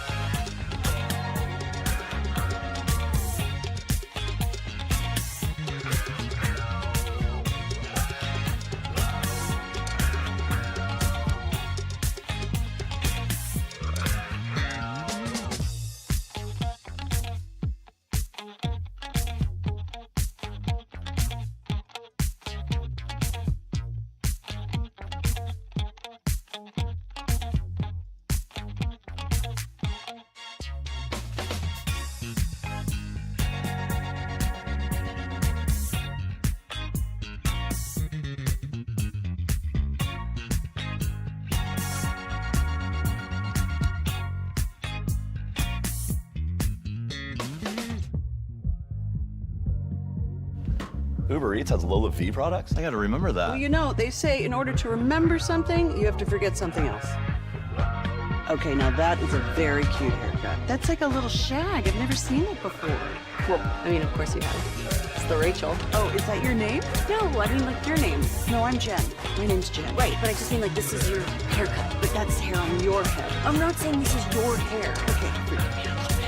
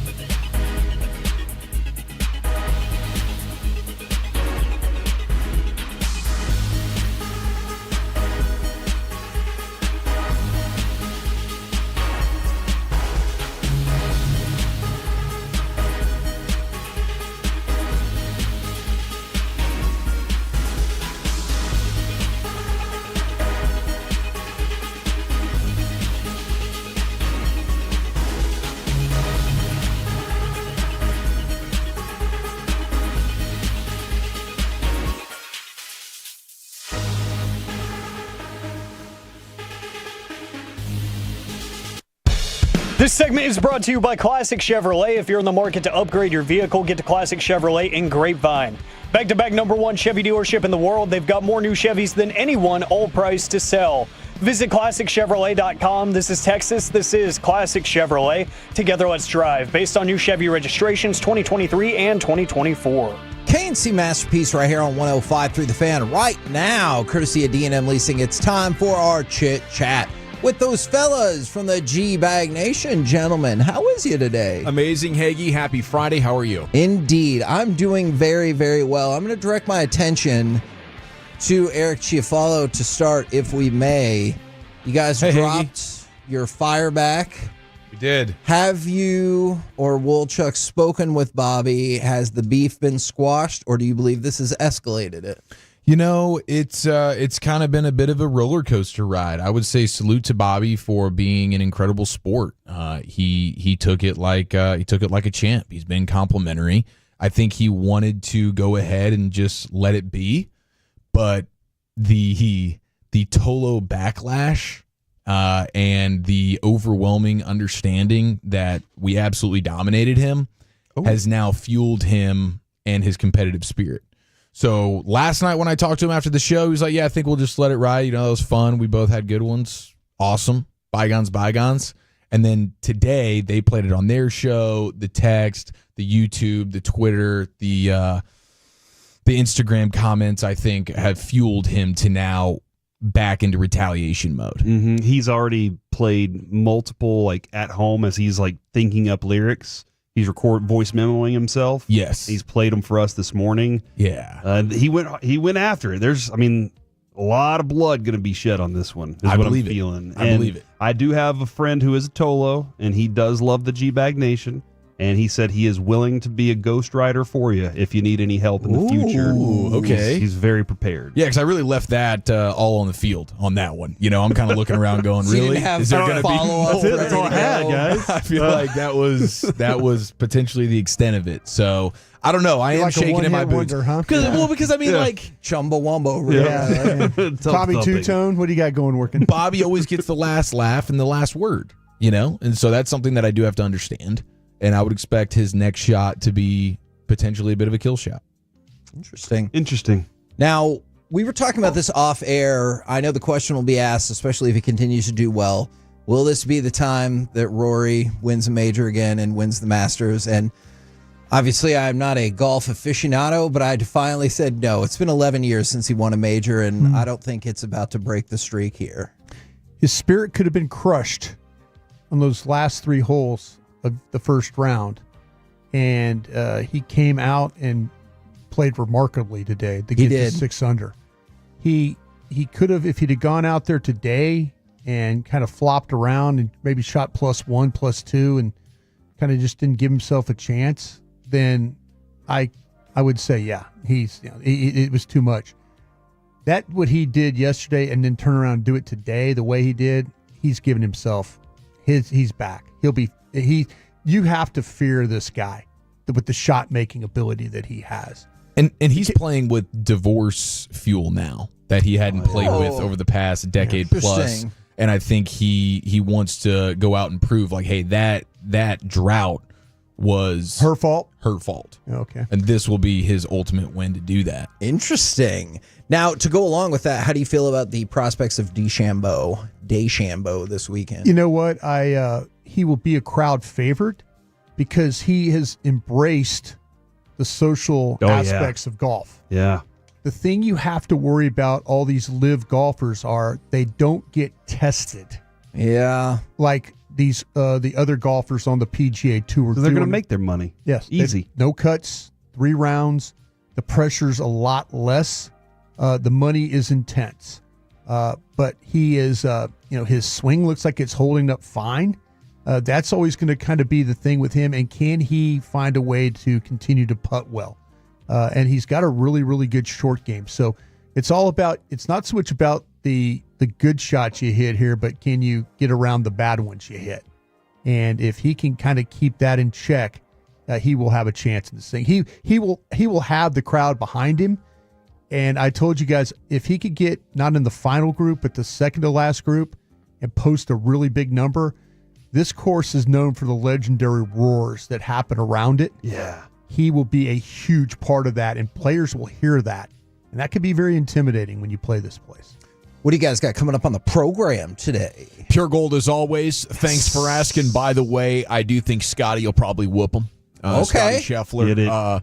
But, it'd be interesting. McIlroy has some notable chokes in his career, but he's not a massive choker. It's not a long list, just a couple of big ones. But I'm looking forward to it. Of course, it's a What You Drinking, What You Thinking Friday. We'll react to all the big stories right out of the gates here. Pure Gold as always. Thanks for asking. And Eric Nadel joins us at 5:20. Love it. Boom, boom, boom, boom, boom. Roll home with the G-Bag Nation. We've been the KNC Masterpiece. Make your way back with us on Monday, 10 a.m. to 2 p.m. right here on 105.3 The Fan. Say porta potty, Kevin. Don't do it. Porta potty? Don't mind the smell. Let's get it on.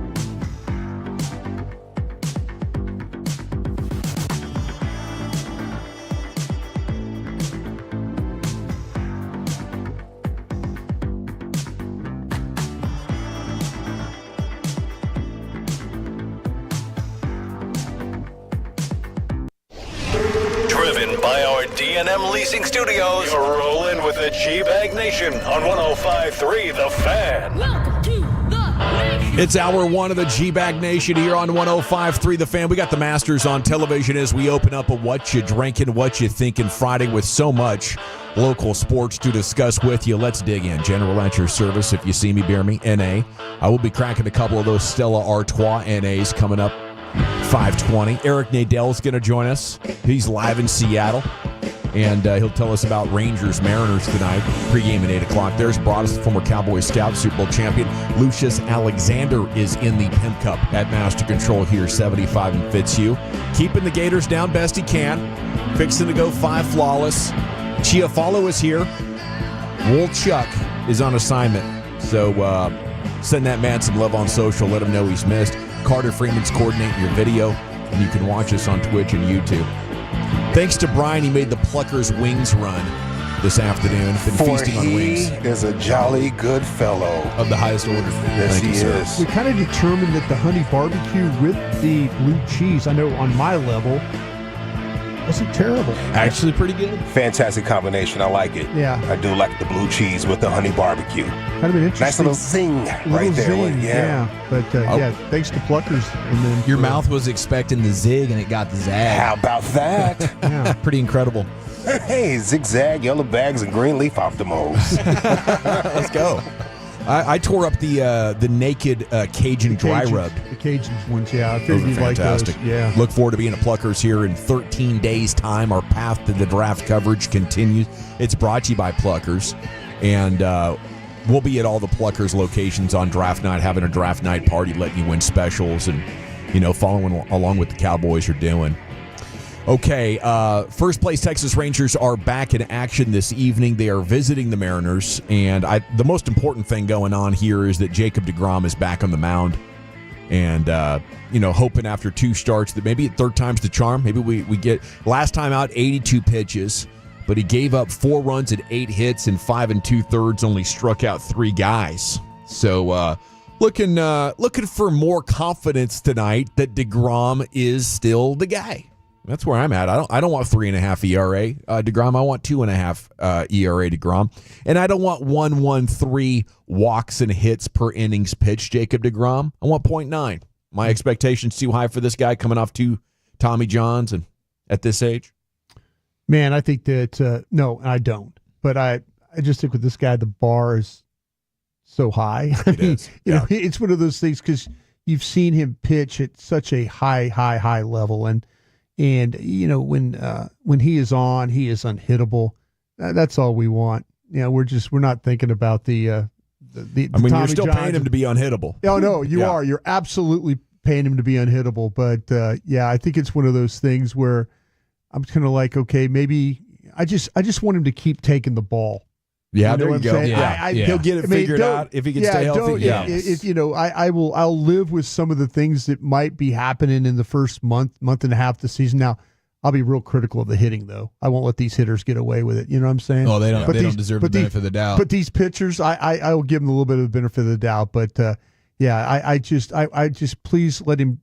Every time his turn comes up, that he gets the pitch. That's all I want right now. Yeah, that's huge, and I think it's fair to expect some level of road bumps, particularly early on when you consider just the strategic changes to the way he's going about trying to get hitters out. He's not just pumping the same type of gas that he was doing from a fastball standpoint. And then, the slider's been pretty fantastic, which you expect, but then he's expanded because you got the changeup and the curveball now that he is using a little bit more. So I could expect a little bit more of up and down to some extent, but it's fair to always expect the dominance when he's on the bump. Yeah, I think so.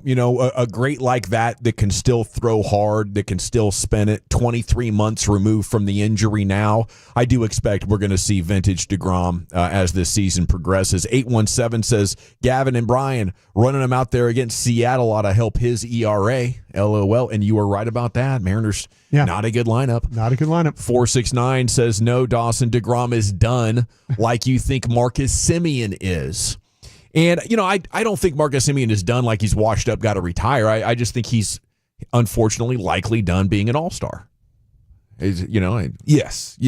He's in his mid-30s. You know, what do you want from me? I hopefully he can still have a couple of great months and help carry the offense and the lineup, build a good record, you know, be a starter, play good defense, be an amazing leader, and then, you know, hit a couple of clutch bombs in the postseason. Yeah, that's what I'm thinking. By the way, congrats to Skip Shoemaker. He joined this front office this last winter, 2023 Manager of the Year. Then he quits that gig and comes over to work with CY. He's now going to be the bench coach on Team USA for the 2026 World Baseball Classic. There you go. I think he is the most likely successor if Bochy does decide Manager in waiting? Yeah. Is that what we do? I think so. Yeah. I think that's fair. You know, it never works out when they always talk about it, but it's a nice little thing. Oh, he's manager in waiting or coach in waiting, and it never works out. He can get complicated. The guy gets fired. Yeah.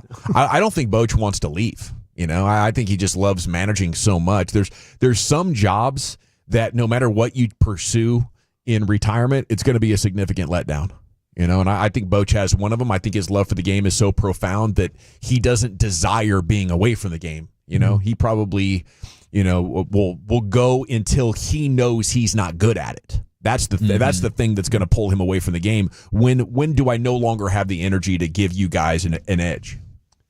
Yeah, he's a baseball man. He's a baseball lifer. So I'm in agreement there. You take like the small little retirements and you get away from the game for like a year or two and you're like itching to get back in. And even when he does hang him up for the final time, I'm sure that he will always be watching baseball and thinking about it like, gosh dang it, I would still love to do this. Family's probably encouraging him to stay after it.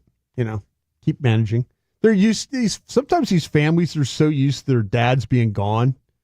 They're like, what are you doing home? Well, he's an empty nester now. It's just about wifey. Well, yeah, but I'm sure the same applies. Like that every Tuesday, that check shows up, you know, in the account, and she's probably like, just keep managing. You're doing a good job. You're doing great, honey. You're doing great. Just keep it up, you know. And you're home quite a bit still. I mean, the off season's pretty long, Sugar. Yeah, you get a long off season. We get home stands. I tell you, some of these wives and kids, they're happy when dad's gone. Well, it is a good life balance. I mean, you get to be married and have that secure, but you also get more independence. Yeah, you know, you're on your own schedule. You get the kids out of the house. Next thing you know. That COVID thing, a lot of those parents are those wives and kids, they were all like, Dad, isn't it time for you to go back to coaching? That might be the best life in sports. The wife of the coach. You know, you get a lot of glory, a lot of money, a lot of free time. A lot of free time. And you don't have to work. Mm-mm. Man. Your husband's... It is a sweet spot. Until you get fired. If you like the independence and the... Yeah, if you don't mind the hubby not always being there. And the brooding husband who is home during a tough season. You're second or third, though, by the way, in the ranking. You are second or third in his life at that moment. But they're okay with that, I think. He's a stranger, really, throughout the season. Yep. Yeah. I think they grow into being okay with it. Early on, they're probably like, really, again, another road trip? And especially if there's little kids in the house. Yeah. But once wifey's 30, 40 years into this marriage, empty nest, she probably loves a quiet, simple... Yeah. Sit there and read books and go to the club. I packed your bag for you again. There, exactly. got everything you need. You don't want to miss your flight now. He goes and works out. You know, you got a really cool schedule. The funny one is I have friends that are their dads are coaches, but there's like brothers and sisters. There's 4 of them. They were all born in different cities.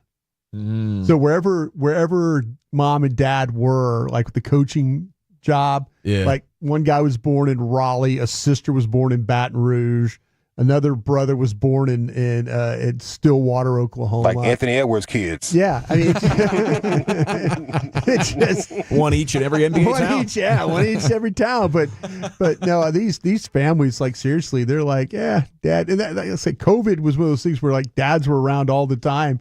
And the divorce rate skyrocketed. Yeah, it's like, what are you doing here? Aren't you supposed to be doing something, not being here?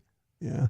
Okay, how about this guy? He says, my father-in-law used to work 9 months out of the year out of town, and when he came home, he's thinking he's the man of the house, and my mother-in-law would let him know that it's her house and she's in charge. It's absolutely, yeah. Okay, we do have a little bit of a burgeoning crisis here with our hockey team, guys. We need some dang good sports news here in DFW, and the Stars didn't give it to us last night. Nope. They were out hit 44-27, had 26 turnovers compared to 9, and that's a good way to get shut out. First time they'd been shut out all year. Guess the only good news is right now the Avs can't do jack squat either. So the Stars do have home ice in the first round. That's clutch. They're looking for signs of life from their captain, Jamie Benn, 14 games in a row without a goal. Yeah. So you might need a new captain somewhat soon. They'll host Utah tomorrow. What do you think? Why not? They were just hot, right? This is a pre-playoff letdown and an opportunity to galvanize the squad. I don't know what the hell's going on here. They didn't miss Miro this much for a long time. Right. I don't think the Rantanen deal rocked their chemistry. No. Is somebody mad that they gave their bag to Rantanen? Like, what's going on? Feels like we always used to talk about, our coaches used to always hit us with the attitude and effort, the focus, all that kind of stuff. Like when you're getting out hit at that rate, when you have the amount of giveaways that you're getting there, your captain Jamie Benn been struggling as well. That's always tough when you're looking at the El Capitan and he's struggling a little bit. So I don't know. I mean, I'd like to think that it'll be something that they can, like you said, make it a galvanizer. But I thought the other night, the epic collapse would have been the thing to get the job done, especially with like the biggest regular season game of the season on the sched at home. This is a perfect way to go ahead and put those disasters behind you and start kicking it into real playoff mode. So I'm definitely concerned the way you're just limping in here at the finish. Yes, it's not good. I imagine we need to get the Hockey Hawk Gavin Spittle on here to break it all down for us. But we'd love your thoughts on the Franklin Frankel injury attorney text line. Scale of 1 to 10. Where is your Stars panic meter right now? We'll circle back around for these texts here in just a second. Tell us what we need to know. Leave your name and city you're texting from if you'd like, and we can make you famous here in the nation. Wow, I just got the 8-finger hold up from Spitzy as he's walking to get a coffee refill. I think he's sitting at an 8 out of 10 right now. He's at an 8? 8-finger oh my goodness. Concern out of 10. Higher or lower than the Hockey Hawk? Our program director Gavin Spittle text in, let us know. He's at an 8. I would say our Ranger panic meter late September 2023 was a 9.9, and they pulled it out of the fire. Absolutely, that's one of the things that like allows you to just kind of maintain some level of perspective. Because 2023 for the Rangers, I'll never forget that August, and then it bled into September as well. Yeah. Where I mean, you're losing right up until the end of the regular season, and then they still go on the epic run. So it's not to say that the Stars are just down and out, but they're going to need somebody to go ahead and put a stop to this. Okay, a couple of college notes for you, Brian. Then we're going to look at this Masters leaderboard. Rory 6 under through 17 after choking in round 1. He has come back with a vengeance. But somebody check on Will Chambers, a Caden Lewis, number 7 point guard recruit, decommitting from Kentucky. They've been very active in the portal under Coach Mark Pope. I don't know if they got somebody that he thinks is going to block his path to playing or something, but he's gone. Tennessee Volunteers quarterback Nico Iamaleava nailed it. Yeah. Did not attend spring practice Friday, and apparently he's looking for a raise as Carson Beck and other quarterbacks got. He's at 2.6, wants $4 million. Mm-hmm. Does the portal open next week? Is the portal reopening? Can these guys move again? Yeah, that's the thing. There's 2 of them. You get the winter portal, which goes down during like the playoffs, and then you get the spring portal as well. That's why the spring game stuff is going away with it, because they can see a guy in a spring game light it up and then get him in the portal, and he spends the summer with a new program. Well, that's something. I mean, these quarterbacks moving I think it provides an incredible amount of excitement if you don't have a quarterback. Like, holy cow. I think as a college football fan, maybe recruiting National Signing Day is no longer that interesting. But if I'm getting multiple of these a year where we can just go get a quarterback if our alums are willing to give him $4 million of that ilk, that is a lot of fun. Yeah, but you'd like to – this would make more sense to me if he was coming off just a nasty season where he was lighting it up. Like, that was not the case at all. They were winning in spite of him at times and then losing because of him. Last year he threw 19 touchdowns total for the season. Wow. And 11 of those were versus Chattanooga, UTEP, and Vandy.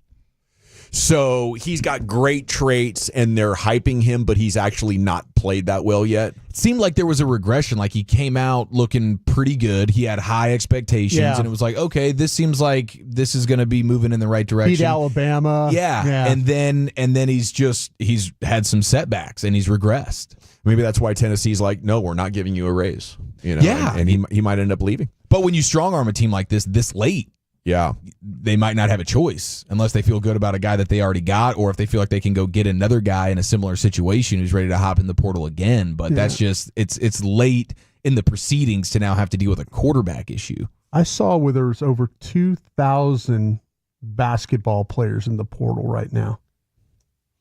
Dang, that's a lot of players. Yeah, and I think there's only 6,000 and something total players.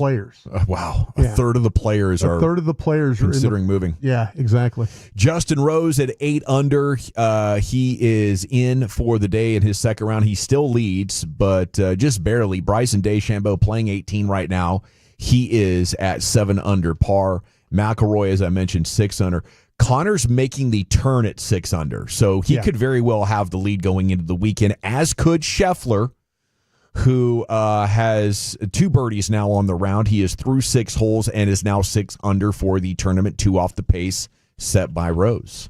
You have McCarty and Lowry at 5 under. Bro. Yeah, Lowry has done a fine job as well. He, as you mentioned, he was 5 under, 4 under for the day. There have been some really low scores, today to kind of with the conditions. They had rain earlier in the week, and things kind of. But they can make this course really, really difficult if they want to by moving around some tees, and they can also take any kind of moisture out of these greens if they want and make these things kind of crusty, my namesake, and fast. So, keep an eye on that for the weekend. But right now, a lot of guys are going low here on a Friday afternoon. Right on. We'll keep you updated on what Scotty does throughout the afternoon, still with 12 holes to play. There's a lot of golf to discuss with you, but we got the G-Bag of the day coming up at 2:30 around the Rangers and what this weekend could reveal about who's the best team in the division. It's next, The Fan. But first, let's go ahead.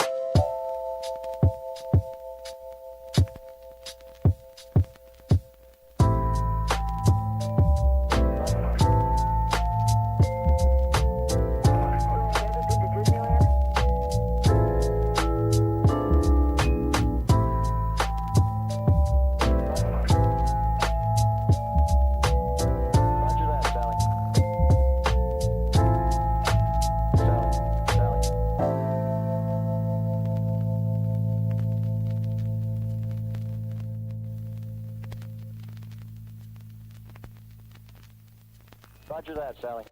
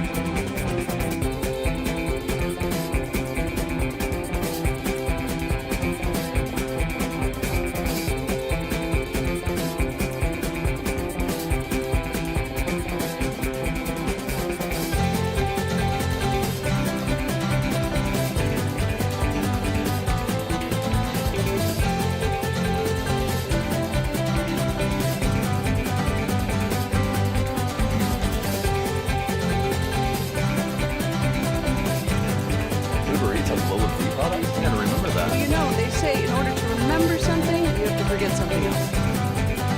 Okay, now that is a very cute haircut. That's like a little shag. I've never seen it before. Well, I mean, of course you have. It's the Rachel. Oh, is that your name? No, I mean like your name. No, I'm Jen. My name's Jen. Right, but I just mean like this is your haircut, but that's hair on your head. I'm not saying this is your hair. Okay.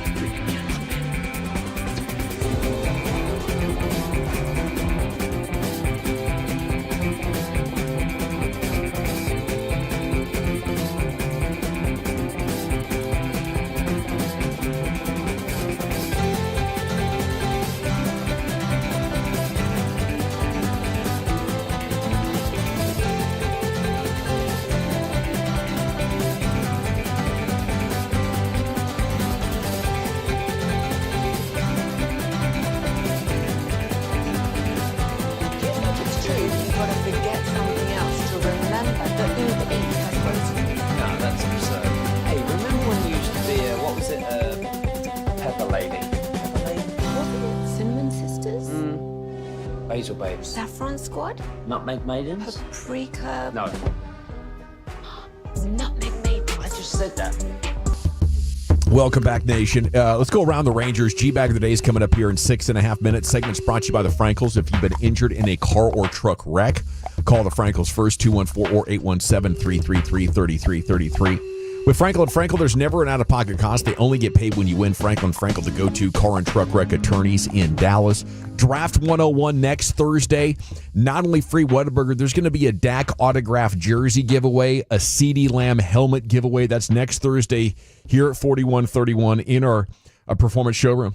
And you're invited. It's free. Yeah, very exciting. And thanks again to Travis and those guys at Whataburger for helping out. And thanks for Gavin Spittle and also for Tim Collins and then Derek Eagleton with DallasCowboys.com. Everybody that puts this thing together. It's a lot of fun and like I said before, even if you're a Cowboy fan, great, show up. If you're not a Cowboy fan, we'd like you to. If you have a draft question, we'd love to have you here. So make your way on over and hopefully, if you're not a Cowboy fan, I hope you don't win the helmet or the jersey.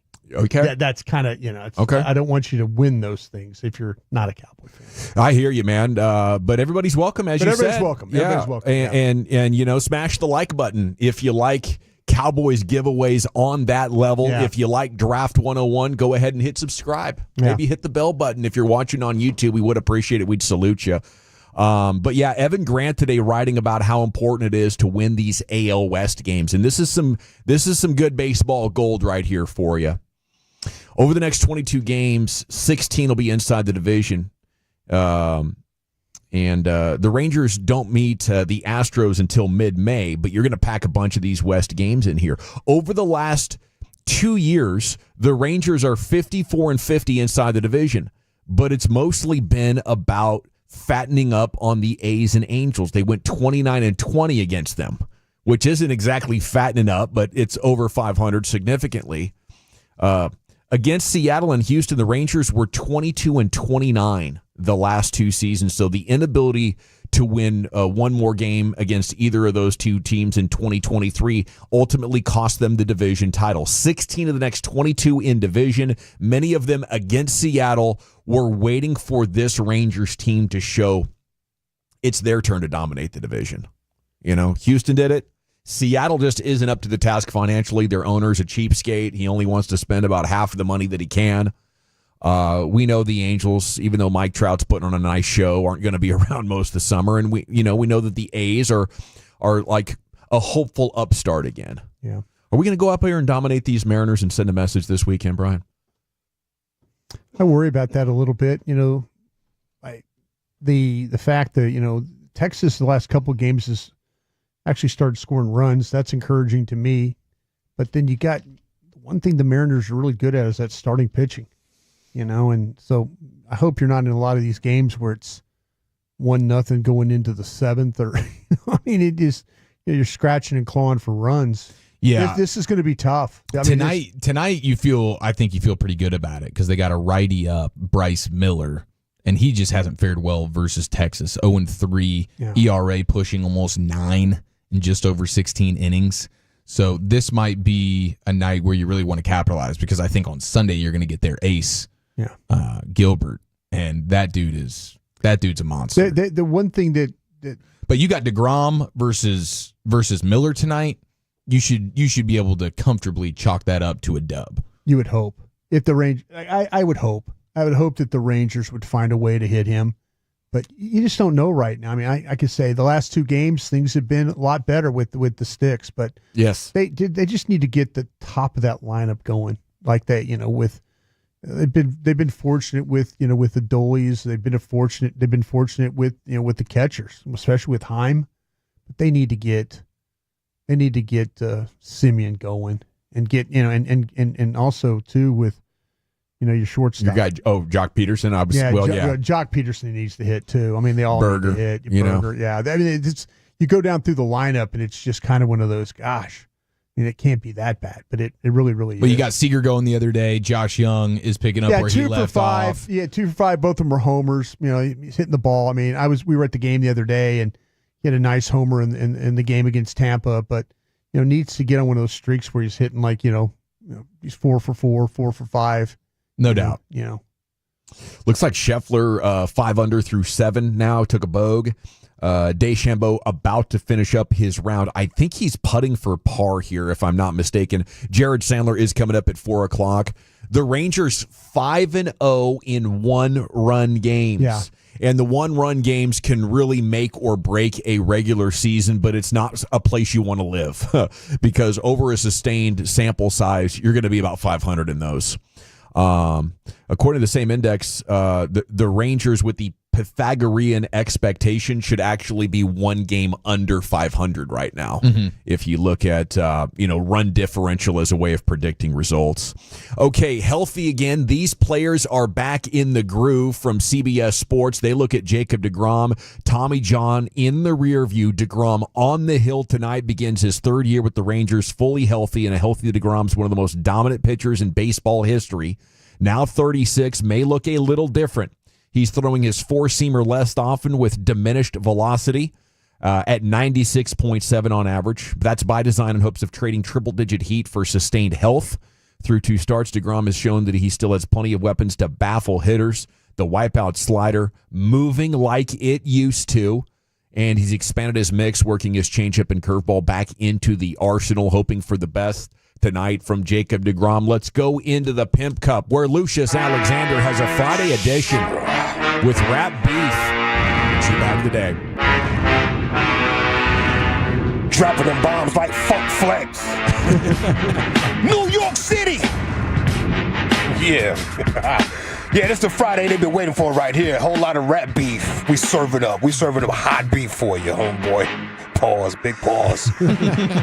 Bobby Belt is our champion so far. This is the second diss towards the Nosebleed Boys, I believe, right? Am I tripping? Is this the second or is the first? This is the, how did this go down? First one towards us. Yeah. The initial one was at Peyton. Peyton, okay. He made one for Peyton. He's prolific out here. He took shots at Peyton. Y'all didn't give him his proper respects as he felt. Yep. So he went in the booth like MJ and said, I took that personal. Mm-hmm. Yep. Hey, toxic. Came back at y'all. This is day what? This would be day 5 for him, right? Would it be 4 or 5? Because we missed Wednesday. 4. Okay, we boy, meant to say, man, you knock him out on 5. Boy! All right, let's hear it. It had to be you guys. Had to be the Nosebleeds. I thought we were cool. Okay. Damn, son, where'd you find this? Stop and blare this music as I get into my story time. Zach and Eric blew it when they stopped Young Belted just for time. Burned a bit to know that they would go and pick a fight with me. I'll tourniquet these hoes because I know just how to stop a bleed. Let me start with Wolchuk and I'll send him to his mommy's arms. He thinks that he's LeBron, but let's be honest, can't play Bronny's part. Once they hit so hard, he'll probably leave here with a busted lip. I'll post that shit on YouTube and I'll title it a custom vid. Damn. Got me feeling like a too brute. Bet that it should go 5 times and you have to hear it every day. Got that nostril plug, now the other one is trying to bleed. I forgot his name like he's out here repping Micah P. Does he ever talk? I just don't know how Brody got this far. Probably should go back to selling all those busted lemon cars. G-bag of the decade, get your vote right, she a follow. And get the EpiPen because these nuts you about to... God! That's strong. Yeah, I mean, that was pretty fire. A lot of exclamation really points at the end of that. Yeah, that was really strong. Boy, this is a battle. It's a battle on the Friday. Now, you boys went into the studio and got prolific as well, right? Thank you. We tried. We attempted. It was a short week. It was a short week. We got the response. The Bobby diss, Eric Chiafalo.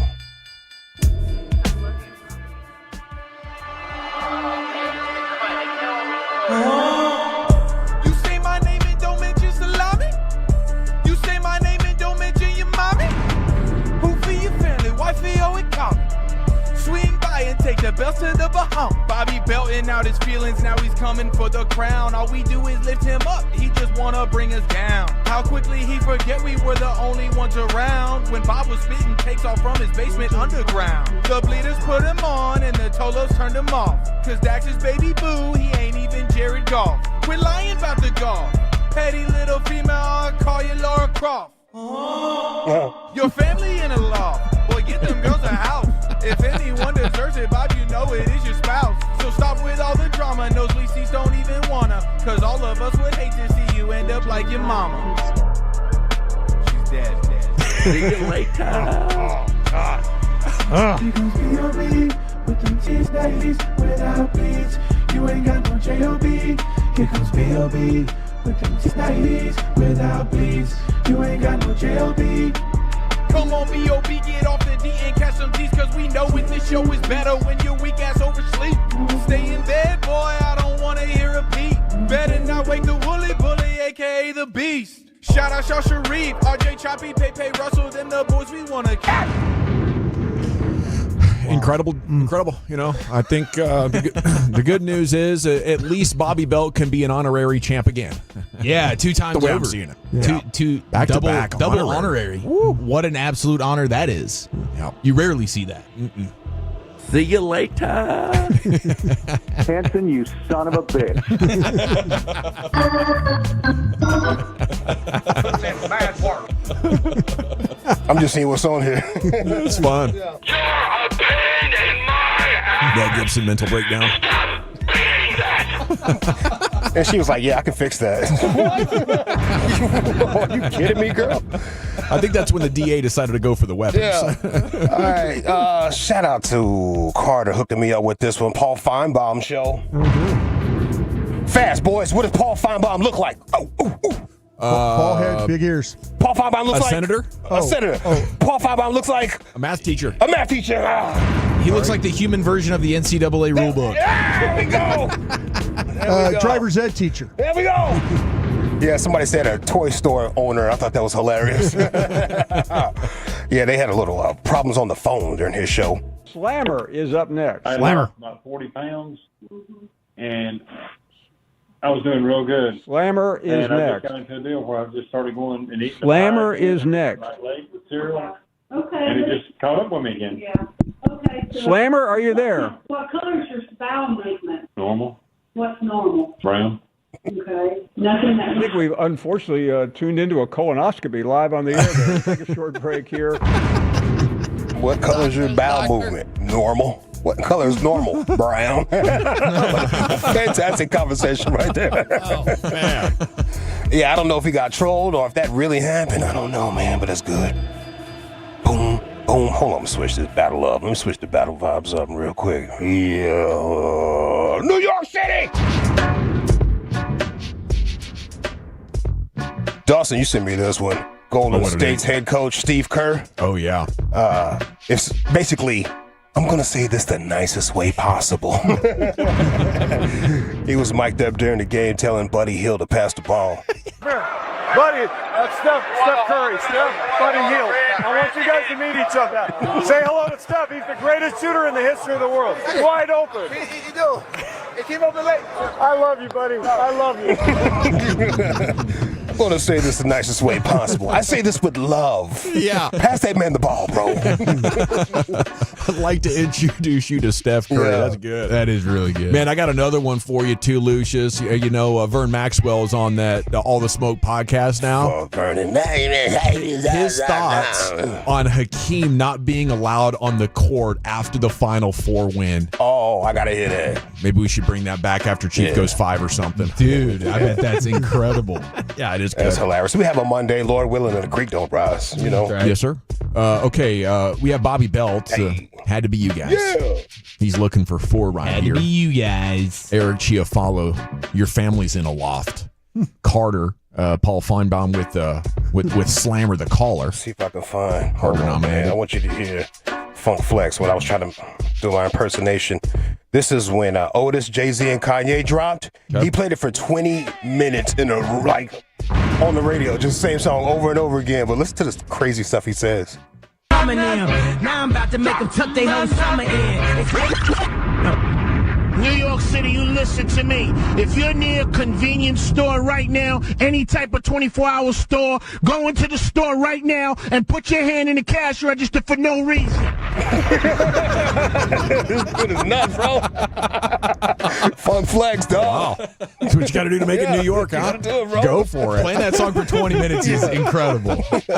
Steve Kerr says it the nicest way possible. Yeah, I think Buddy just pulled up in transition on a 3 with a hand in his face. I'm voting for the Chief. Eric, how about you? There's no way I can vote for anyone other than my damn self. That's right. Lucius? Yeah, man. Shoot, bro. Skip me right now, man. Brian? I'm going to vote for Bobby. Okay. I like that, Vote for Broadus. Bobby. I like that. Trying to avoid the wrath of Belt No. and his bars. I'm going to see if Lucius will pick You just think it's better? Oh, I see what you're doing. Maybe we leave it up to the Tolo. I Let's just see. I'm wanna going to see see if my man has a live spot. No, he doesn't. Bobby, I'm going with Bobby. Yeah, Just to look make at it that. interesting. There we go. There Okay, we we're go. tied. I'm giving it to the Tolos. Here we go. Maybe he's going to dish you guys next. I don't know. We'll see though. But we want you to jump on to @GBagNation. That's where ties are broken here in the G Bag of the day. Twitter.com/GBagNation. You can follow all of our accounts there. Our handles are in the bio. We'll create an Insta poll, give you a chance to vote on this. You'll determine, is it Bobby or is it Eric? And we're back with what, Chief? 877-881-1053. Where have you taken some L's this week? More importantly, where have you gotten those personal victories? Biggest L, biggest up, next right here on The Fan. I'm right. What's it, Saffron Squad?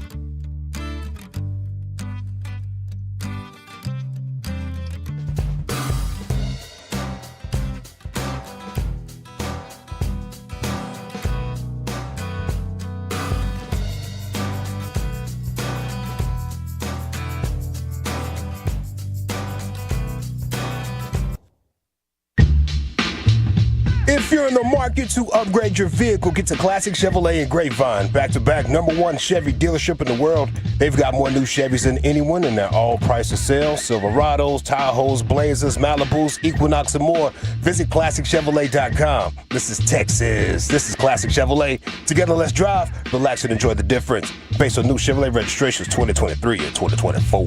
An incredible vote off on @GBagNation on Twitter. Follow us all. Handles in the bio. Here's Eric Chiafalo with Biggest L, Biggest Dub. 877-881-1053. Where have you taken some L's this week? More importantly, where have you gotten those personal victories? Here's British Ian. Oh, yeah. Now listen here. It's time to toss things over to that silly twit, Eric Chiafalo, to give us this week's L takers and dub makers. On and off the field, no one is safe from this imbecile's tongue. It's Biggest L, Biggest Dub. A historical vote off for G-Bag of the Day. Diss track v. diss track. Looks like me and Wolchuk pull it out in the final moments, final seconds. Yeah. 80 votes. That's the name of the game, bro. 5 minutes, 80 votes, 51. Like an inside fastball, just whoop. 51.3 to 48.8. Absolutely insane. as neck and neck as it gets. The first 9 votes, 6 of them went to Belt. Then you surged ahead like 4%. Oh, my Lord. When it hit 60 votes, it was 50-50. And it was going back and forth. And like with less than a minute to go, it was within a couple of percent. But thanks to all the G-Bag Nationals and Tolos that jumped in there and did the right thing, voted for Eric. As Bobby Belt's going to have to settle for honorary again. I was going to say, speaking of doing the right thing, What's up, G-Bag Nation? got to make sure Bobby's another honorary, 2-time honorary in 1 week's time.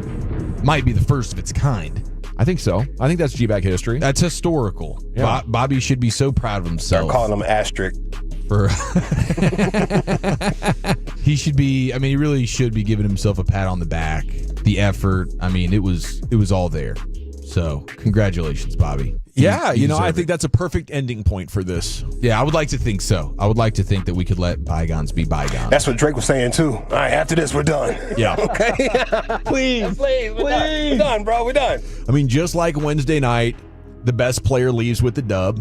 And, everybody tries to pick up the pieces. That's right. I appreciate that. Well, Bobby never doesn't get the last laugh. He always gets the last laugh and the last word. So I'd be surprised if that's the last we hear of and from him. But I'm going to go ahead and take this dub into the weekend feeling pretty dang good. There you go. Okay. Also, speaking of Bobby in the morning show, big dub to Sean and RJ, as today they celebrated their 14-year anniversary. Dang, that's awesome. Right here on your home of the Cowboys, home of the champion Texas Rangers. That's pretty special stuff. 14 years, dude. It's a good run. It's a really good run. Of course, I just celebrated 15. But That's right. Yeah. Yeah, we need to give you your flowers. What do you know? Do you know the date? Like, do you know? Yeah, March 29th. March 29th. Okay. Yeah. All right. Well, there it is, man. 15 years strong. So you are the longest tenured, right? Yeah. Yeah, absolutely. I think I'm winning. I've been winning Fan Survivor since Troy Hughes left. There we go. All right, 877-881-1053. Where have you taken some else this week? And more importantly, where have you gotten those personal victories? Like our good buddy Woody. Sober 19 months from the benzos and the opiates. Officially tomorrow. It'll be 19 months. Biggest L, though, he found out on Tuesday that one of his friends relapsed after 10 years. Ouchie. Wow. Sorry to hear that. It's a long run. Sorry Must have had that, something Woody. really traumatic happen. No kidding, dude. Dang. One day at a time, Woody. You're super Fire best. ass plug. Yeah. Remember me? Next door, bro? No, don't move next door. No. A few beers later, and there's the benzos. 903 Biggest L hooking up 2 condensers to the wrong line. Not sure exactly what line of work he's in, but that seems like a real pain in the rear end. Sounded like some over-condensing was happening. Wade and Hawkins, though, biggest dub, Luka busting that ass at the AAC.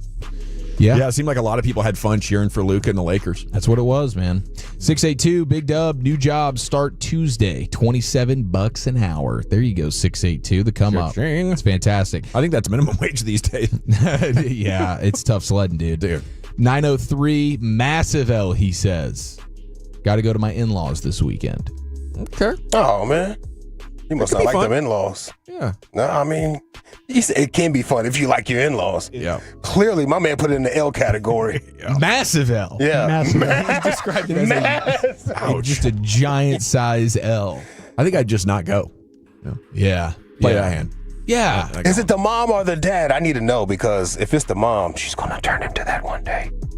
Yeah, that's scary. Yeah. What is it usually? Do you feel like it's usually like from the man side of things and the in-laws? Is it usually like the dad is the pain, or is it usually the mom? Is there any type of... Usually like the mommy does the judge and stuff. Yeah. Well, you haven't got that promotion yet or anything in the job, you guys? I was looking on Zillow and that type of thing. Those tires look kind of bald there, sir. They are a little nosy and extremely opinionated. But I do have some buddies that I'll consistently see photos from the weekend where in-laws were involved, and I see my buddy in none of the pictures. I'm like, kudos to you, man. You found a way. It's hard to get away with it because find a way to get out of there. We're close to picked up a weekend shift. We're close to the Easter Sunday stuff, so you're probably having to do this, right? Yeah, well, you're in the thick of it right now. You can't get out of this. Yeah, this is you have to show up, kind of a bit. Well, I mean, we'll be back here next week. Maybe that's why it's the massive L. But it might be a back-to-backer. Yeah, he has to deal with. Yeah. Which is extremely difficult. Yeah. When they start to stack up on you like that. Yeah. 214. When she can't leave, bro. I hate when they don't want to leave the house. It's like, all right, well, now it's 9:30, 10 o'clock. Are we going to get on out of here? We've been here all day. Yeah, come on. They keep cracking that conversation open. It's like 3-hour goodbyes. 214, my biggest L for the week was having to listen to that terrible diss by Eric and Wolchuk and all the morons that voted for that. Yeah, that sucks, 214. I feel for you right now in a Tough huge week. way. Is that Bobby's number? Is that Bobby calling in? It is 214. Yeah. I think there's You're an a effing chance. Idiot. Yeah, got so much love for Bobby here, and he deserves it, man. He really deserves his flowers. 2-time honorary. Doesn't get much better than that. Let's see. We have 254. Biggest L, my Lakers jersey. Got here today. Biggest dub, it's a Luka jersey. So he was hoping to probably wear that for the game. Maybe he was at the game or certainly just watching from the recliner, and he wanted to be wearing that Luka Lakers jersey. But it came in today, and I wear it for the playoffs. Yeah. Oh, that's for sure. You ready? Definitely won't be wearing your Mavs jersey for the playoffs. 469 Big L, tore meniscus off the bone in the left knee, looking at surgery. Didn't somebody have a Nico Harrison jersey on out there? Yeah, for the Lakers. 0-0. When an opposing fan base is wearing your general manager's jersey, Lakers jersey with his name on the back. Well, Nico could get votes for like executive of the year, but it'll be in Lakers parentheses and not Mavs. You think they'll vote him? You think they'll vote him a playoff share? This is maybe worse than refusing to tank so they could get Shaq. You know, Nico gets a championship ring. Yeah. The Lakers do it all. Let's welcome back our fine front office member. He's Nico gonna be Rob's assistant there someday. He's either going back to Nike to reap all the benefits of Luka in Los Angeles, or he's going to work for the Lakers. Nobody else would hire him. Those are the only two organizations that Nico has done good work for. He's already Rob's right-hand man from a distance. Why not just get that proximity a little bit closer? 806 Big Dub won the lottery to the Masters. Went the Wednesday practice round. He said, "What a freaking experience!" Hope you had, yeah, there you go. Hey, you know it's on the bucket list, dude. It's real simple to do. I mean, it's you can definitely go for it and be part of the lottery. Just go on the app, download it. So you can buy tickets, or you can do the lottery, or it's really just lottery. You got a lottery to buy. You got a lottery to buy. Unless you're like a upper echelon celebrity type that can just get in. You can be corporate. You corporate sponsor. You could also get invited. But yeah, those badges are non-transferable. So you can't just be rich and I guess you could be rich and own a company and advertise. Yeah, you could absolutely advertise with them, and then but yeah, it is even if you could go to a practice round, it's so worth it. Just to see the place. It's incredible. Yeah, I don't disagree, man. I'm dying to get out there one of these days. I want to take Bennett. That's why I keep trying to play the lottery. Yeah, get him out there. Get him out there for one time, yeah. 817 Biggest Dub, 25-year anniversary at work.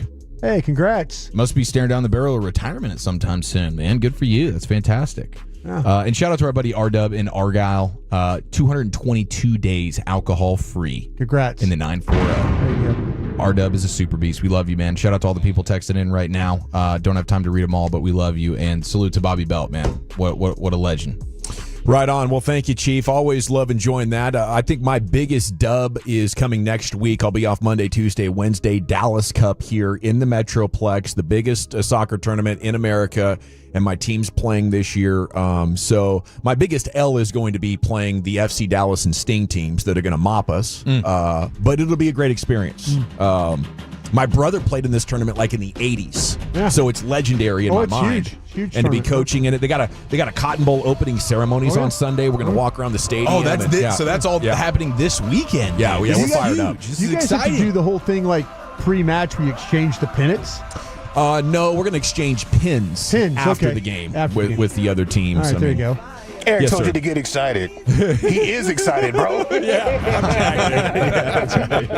All right, NFL news of the day is coming up next. Where are you taking that, buddy? We have some quarterback stuff to get to. We got some draft stuff. And speaking of beefs, this one has been kaput. Next year in the nation.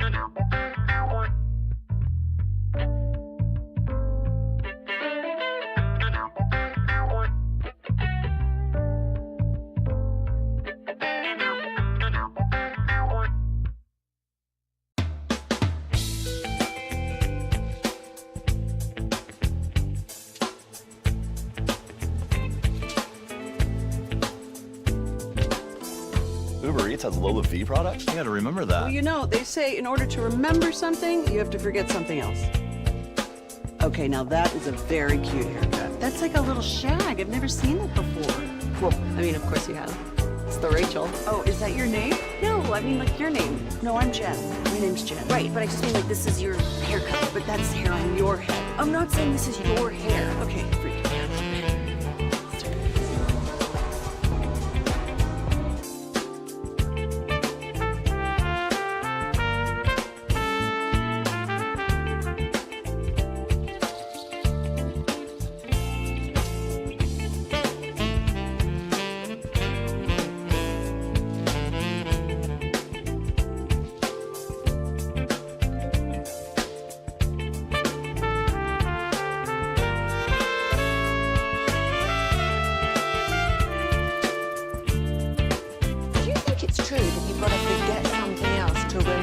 The Uber Eats has groceries. No, that's absurd. Hey, remember when you used to be a, what was it, Pepper Lady? Pepper Lady? What? Cinnamon Sisters? Those are babes. Saffron Squad? Nutmeg Maidens? No. Nutmeg Maidens. I just said that. Was it Spice Girls? Doesn't sound right. Was it Saffron Squad?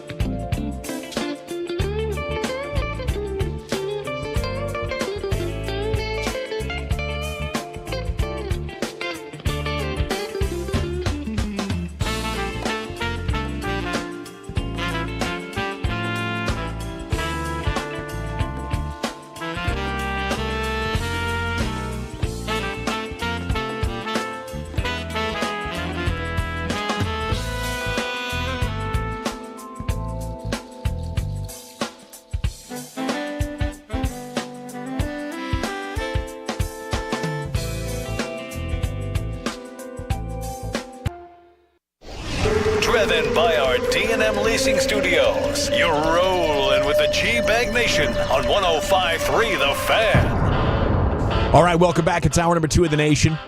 Cowboys news coming up here in about 20 minutes. We are watching the Masters as this afternoon continues. Scotty Scheffler making the turn, 6 under. He's started at 4, went to 5, then to 6, back to 5, then he birdied 8. So he just teed off at 10 there. He is 2 off the pace set by Justin Rose, who's in at 8 under. 2 days in a row, he's taking the lead into the clubhouse.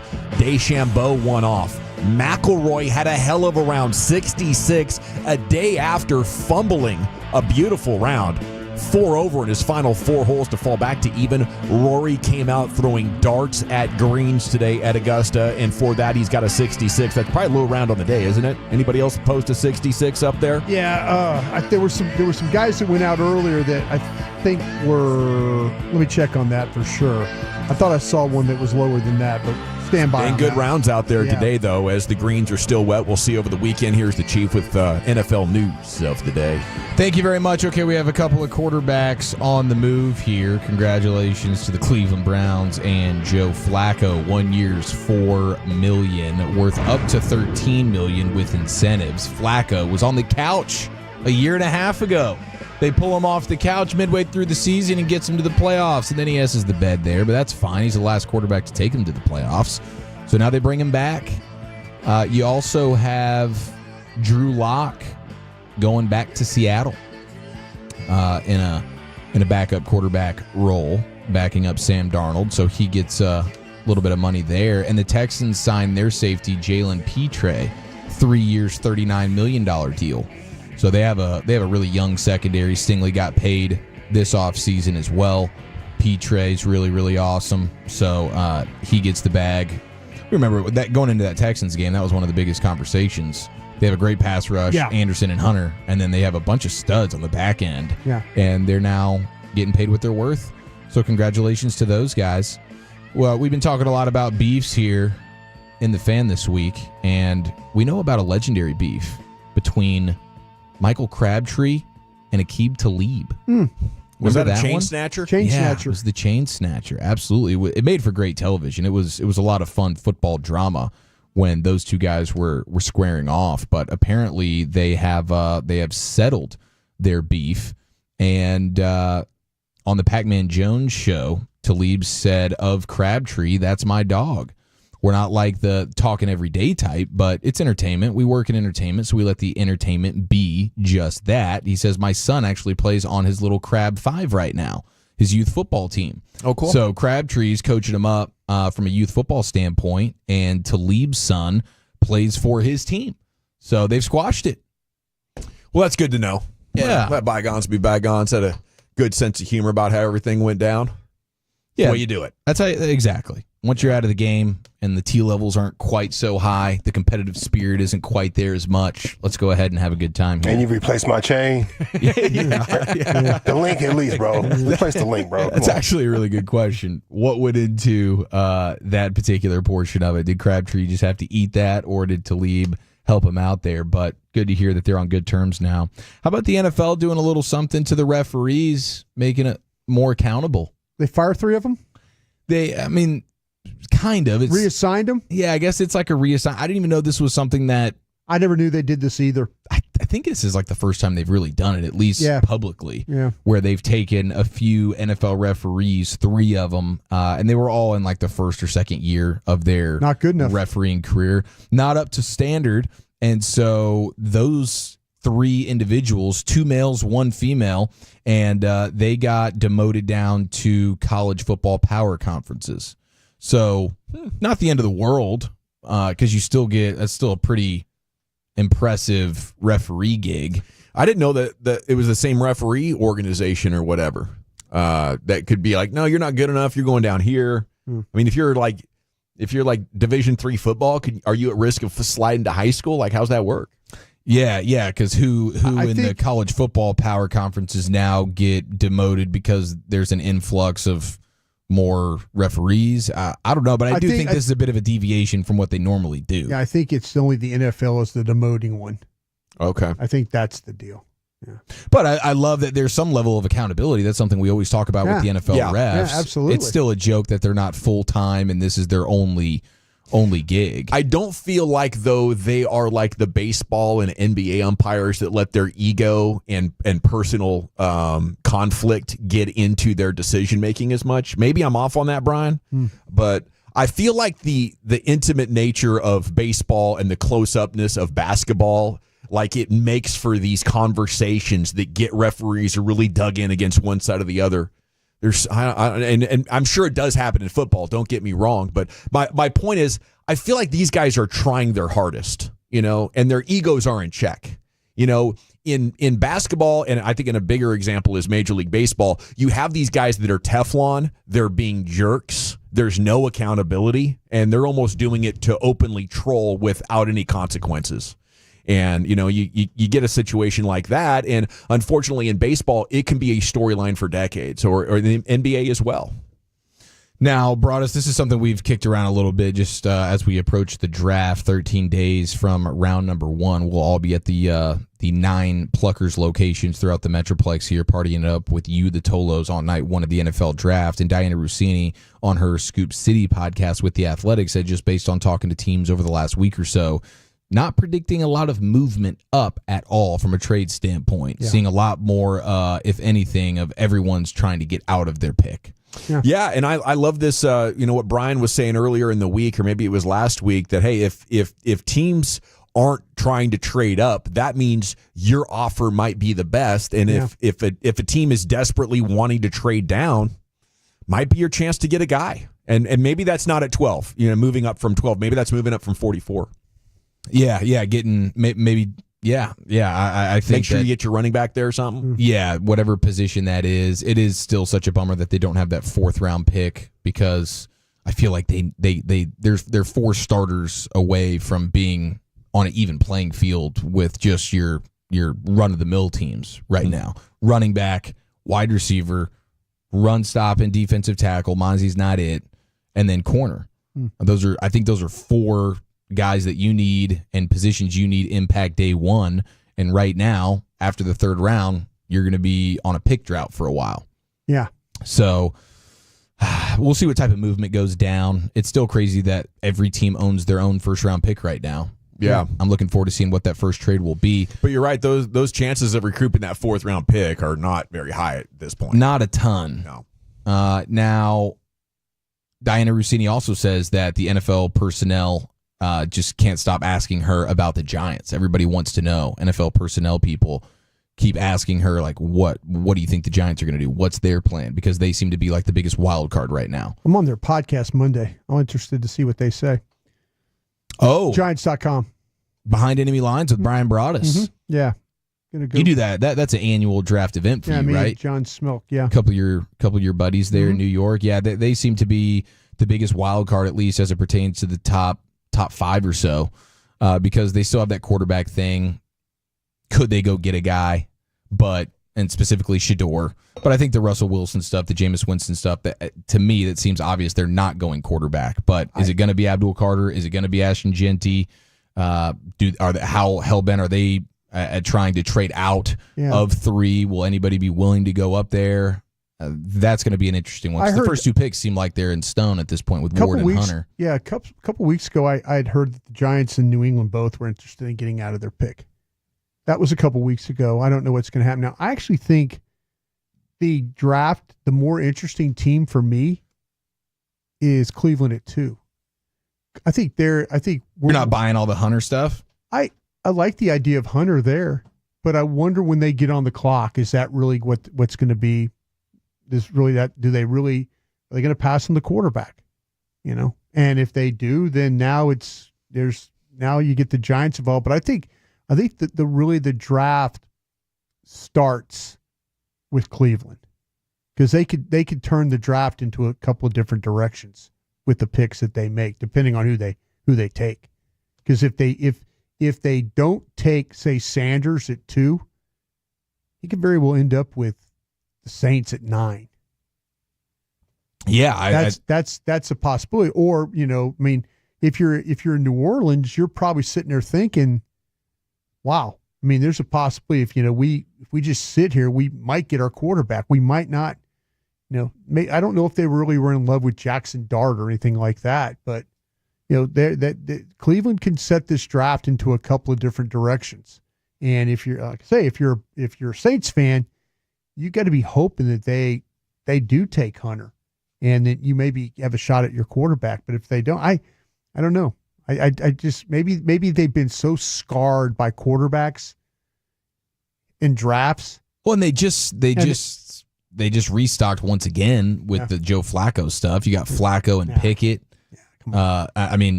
You don't think that's it's like Russell Wilson and Winston. It seems like what the Giants and the Browns are doing are collecting it's the same old quarterbacks so they don't have to draft a guy. It's the same look that you guys give me when I say Mingo's name at wide receiver. It's the same look. Yeah. Oh yeah. It's the same shut up. What do you know? No, you're not going to convince me of that. The thing about the Giants to me though also, Eric and Gavin, is that you just wonder with their general manager, with him having basically 1 foot in the parking lot, can he afford to take the quarterback there? If it, in fact, I think he waits to the second round myself. I think he has to get players right now that can help him win. And I don't know if the quarterback will help him win right now here. I mean, you go get 2 veterans, it just seems so far-fetched. Yeah. Their situation might be, they're probably looking at, I guess, could they the fact that Milroe is getting invited to the combine, I think, is interesting. But we've seen... Or to the draft. Yeah, somebody said the draft, yeah. We've seen quarterbacks get invited before and not being able to, get selected. I mean, was it Willis? Will Levis, Malik Willis. Yeah, there's been a couple of them that haven't, that were invited that didn't get. I think I would take that invite even if I didn't know, just because it would be so fun. I'm there and I can get up and leave. There's nothing be holding me to this table or to this television scene. If it gets uncomfortable, I will just walk out into the street. See you later, guys. Call me when I'm drafted. Yeah. But I mean, it seems amazing. I just wonder who might be that team. Is it the Bills? Is it it would have to be a very late first round team that feels like we have a great squad. We need a backup quarterback and a flyer on a quarterback. I think it's the Rams at 26.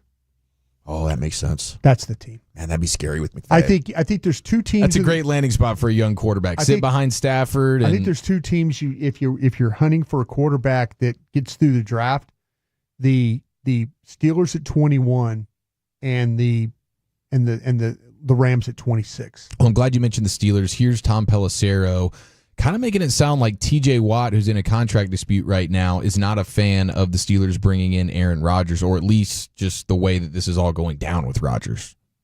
I would fairly tell you TJ Watt probably is getting a little sick of waiting on the quarterback question as well. It's the Pittsburgh Steelers. Do you want to play here or do you not? We want volunteers, not hostages. Cam Hayward, who then proceeded to try to walk that back several times, when he said, hey, you want to be a Pittsburgh Steeler or you don't? I don't need to make more of a pitch than that. Yep. That opinion, from everything I've been told, is not solely to Cam Hayward. There are other people, certainly in the organization, in the locker room, who are just going like, what are we doing? We're back for off-season workouts in 10 days. Mm-hmm. We're coming up on the draft. What is the plan? It's a fair question, and I saw Kurt Benkert, and he's a NFL scout guy, but he was a quarterback. Sounds like a wrestler for 5 years. He's a little bit of a wild animal. A jobber, Kurt Benkert. Yeah, that's exactly right. He's for the dimelab.com. He's got quite the following on Twitter, and he gives his quarterback scouting reports, but he teed this idea up, and it's obviously not possible because Dak Prescott has the no trade clause, but in a world where that wasn't the case, TJ Watt for Dak and a first-round pick swap, and the Cowboys just take their Shedeur Sanders, quarterback of the future. It's like, man, if Dak didn't have the no trade, that could actually make some sense there. Yeah. Because I would want to call around and see if, maybe his agent and this team would be willing to still do it. Yeah, hey, would you be willing to waive the no trade clause to go to Pittsburgh? That's certainly much better than what Bruce Drennan was trying to send you to Cleveland. Is this, if you had not signed Dak and you're picking at 12, do you think you get Shedeur Sanders? We'd have to trade up probably. The guy Saints completed. factor at 9 That's is what I'm saying. You would probably have to trade up a little bit. Yeah. I think Shedeur. Now, tell me if I'm wrong, Brian. I do not study this thing, but I think Shedeur's draft stock is taking a hit because he's Deion's son. I think people are talking like it. Do we want Deion in the building? He completed 75% of his passes. Yeah. 65 is elite in college. He's tall. He's accurate. He sees the field. Yeah. I don't know what else you could possibly need at Cleveland. The only thing that makes sense to me is if they're thinking we like next year's quarterbacks better, and we'll just tank next year with Watson's injury, and we'll get another blue chip player before we start rebuilding. That's the only way it makes sense. Yeah, I think a lot of it is just the ceiling factor with Shedeur Sanders. Like, I think everybody feels like he could be a solid quarterback for you, but he's not some, oh my gosh, you have to select him no matter what the state of your franchise is right now. You should be in tear it down tank mode and like where the Cleveland Browns are. I don't think Shedeur is such an unbelievable prospect with the ceiling through the heavens that you feel like, hey, we got to change the course of our plans here because this prospect is so special. It's like, I think, hey, he's going to be solid. He's absolutely going to be solid for you. But if you have your eyes on next year's class and you know with or without Shedeur, you're going to suck big time, and financially you got dollars tied up in a guy like Deshaun Watson, then I don't think Shedeur's the guy that you're like, oh my gosh, I can't believe you passed on him. I would just say back, when is it clear? You know, it wasn't clear with Josh Allen. It wasn't clear with Mahomes. It wasn't clear with Brady. I guess it was clear with Peyton Manning. You know, there's so few times that a Hall of Famer is arriving and he's that guy clearly. You know, maybe Troy Aikman was. Can I ask one more That's a good question point. real quick? If it came down to taking, if you were at 12 and you had to take Sanders, was there a side of you that said we should just sign Dak?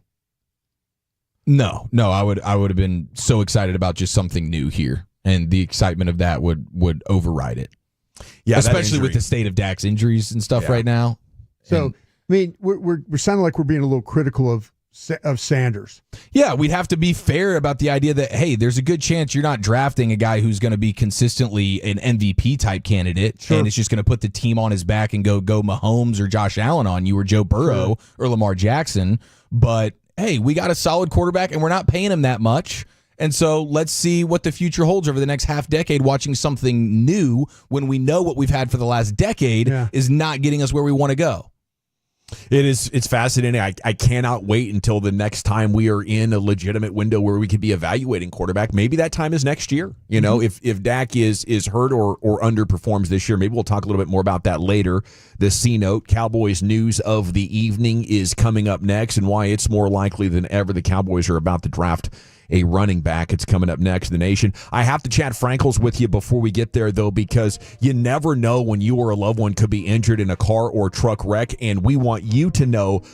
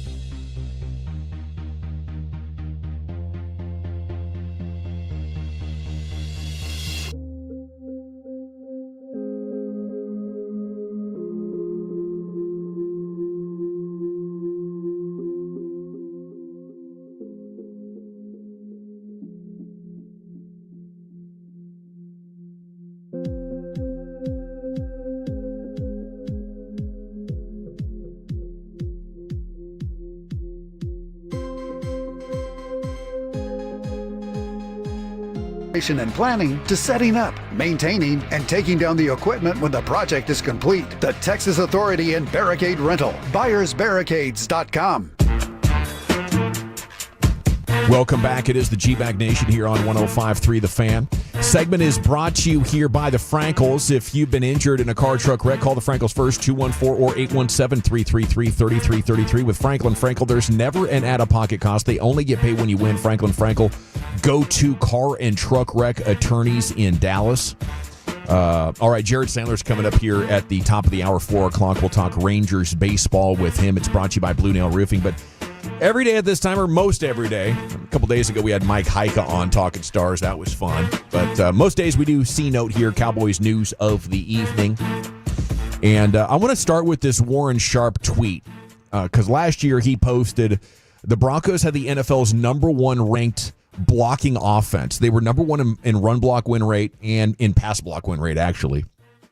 When they on the non-Javonte Williams runs, they ranked insanely high. Number one in short yardage conversion rate, number 3 in 3+ yards before contact rate, number 5 in yards before contact per rush, and number 5 lowest stuff rate. So Sharp concludes, while Denver has the need to draft a running back with the loss of Javonte, Dallas should have the need to draft a running back after signing Williams. As he currently sits running back one ahead of a small running back room, Dallas has spent the least draft capital on running backs since 2020. Obviously, you had Zeke, you had Tony Pollard in the mix, so maybe that wasn't a terrible decision up until this point. But I think the other takeaway there is just, you had Rico, and you fumbled that pretty good for guys who couldn't get it done with the best run blocking offensive line in the NFL. Yeah, I mean, I think this is all in the Cowboys' plans too. They know at the latest in the third round they're taking a guy. They know this is a class to where they can get a guy in the second or third round. I don't think they're going to have to do it in the first round. but I think they have a very specific role for Javonte Williams. He doesn't run the ball very well. You almost never want to hand him the ball. If we have a bagel in the rush attempts column for Javonte Williams next season, that would be a huge win. I think he is strictly a third down running back. Hey, please help Dak not get killed With the pass pro. and catch a couple balls for us. I think that is his only role. Let's stay in Denver and talk about Sean Payton, a guy that Brian Broaddus used to work with here with the Cowboys. And Philly as well. And Philadelphia, okay. Yeah. We go to Mel Kiper. He did a conference call this week and talked a little bit more about his insistence that Omarion Hampton of UNC is going to be the Cowboys pick at 12, the running back. He says, to me, they could go wide receiver, but certainly Hampton's tempting. Denver at 20 has to be sitting there. I'm sure Peyton is sitting there thinking, boy, if we can get Hampton at 20, that would be a great addition to that Broncos team. He said, I'm sure Sean Payton is sitting there thinking, maybe Mel Kiper's been talking with somebody there in Denver. I don't know. But I have such a high regard for Sean Payton's offensive acumen that if he's that hot on Omarion Hampton, it makes me want to draft him a little bit more, Brian. Yeah, you would. The situation there is if you're Dallas, do you feel like that you're going to? It's I'm saying it's not really wiped out, but if you feel like that you're going to lose an opportunity to draft very good backs as opposed to just good backs, then you would have to consider Hampton at 12. And you like I say, I personally like Johnson from Iowa over him. They're both right there for me. But, this football team, they brought in Hampton, but they might feel like that they have to, without Genty, they get Hampton done, and then at 44, then you address the wide receiver or the other positions. Maybe they feel like that the wide receiver group might be a little bit better towards the middle of the draft where they can get the guy, and the running back is really good at the top of the draft. You're thinking they're looking at it the other way, though? I think they might be. I think that's why Kiper's saying what he's saying. That the Cowboys clearly like Genty, but Hampton might be their second guy, and they don't want to take a chance. He'll be gone. Of waiting to 44 to take somebody that's not in the same class as this guy. So maybe they really want Hampton at 44, and they're trying to decide if we can't have him at 44. Would we seriously take him at 12? Yeah, that would be a surprise, wouldn't it? Yeah, it'd be a big shock at this point. I think it's they have to feel like that the running back group. It's a good draft for running backs, but the best ones are the ones that are named Genty, named Hampton, Johnson, and Henderson. Those are the best ones at the top of that board. Okay, because I saw here, we go to InsideTheStar.com. They did a story about your ideal first three picks. You went McMillan, Siobhan Revell, and then Quinshawn Judkins there in the third round. Man, that to me, because Revell is, I have a first round grade, and this is me being selfish. You want them to take the guys that you like. And so I'd love for them, because that would give them, off my board, a 1, and a 3 is what that would be. That would be a pretty darn good haul for them. What does Judkins not do that prevents him from being in that group of the Henderson and the three other guys you just mentioned? I kind of feel like that with when you watch Judkins play, I'm kind of in that mode with him, as far as, because of course they split time. Him and Henderson split time, but this is one of those guys that, to me, he's got the ability to make people miss. He does have a burst. He does have acceleration. He can pass catch. The thing about him is, I think that there's just some times where, it's a little bit hard for him to finish some runs, and I see a little bit more of the guys above him that have that ability, that have that, when the angle is to them, when they're, to outrun to get to the corner, to outrun support, to get, up the field, to get around the edge. I think there's a little bit more of that, but this guy, he's really, really good. I mean, he's in that next group because of how hard he runs. I mean, I said this guy reminds me of Brian Robinson from the Commanders. Mm-hmm. If you've ever seen Brian Robinson play from the Commanders, how tough he is with the ball in between the tackles, and then his ability to catch the football. But his pass blocking's not one of the best things. He's not as much as a complete back as some of the backs that are ahead of him.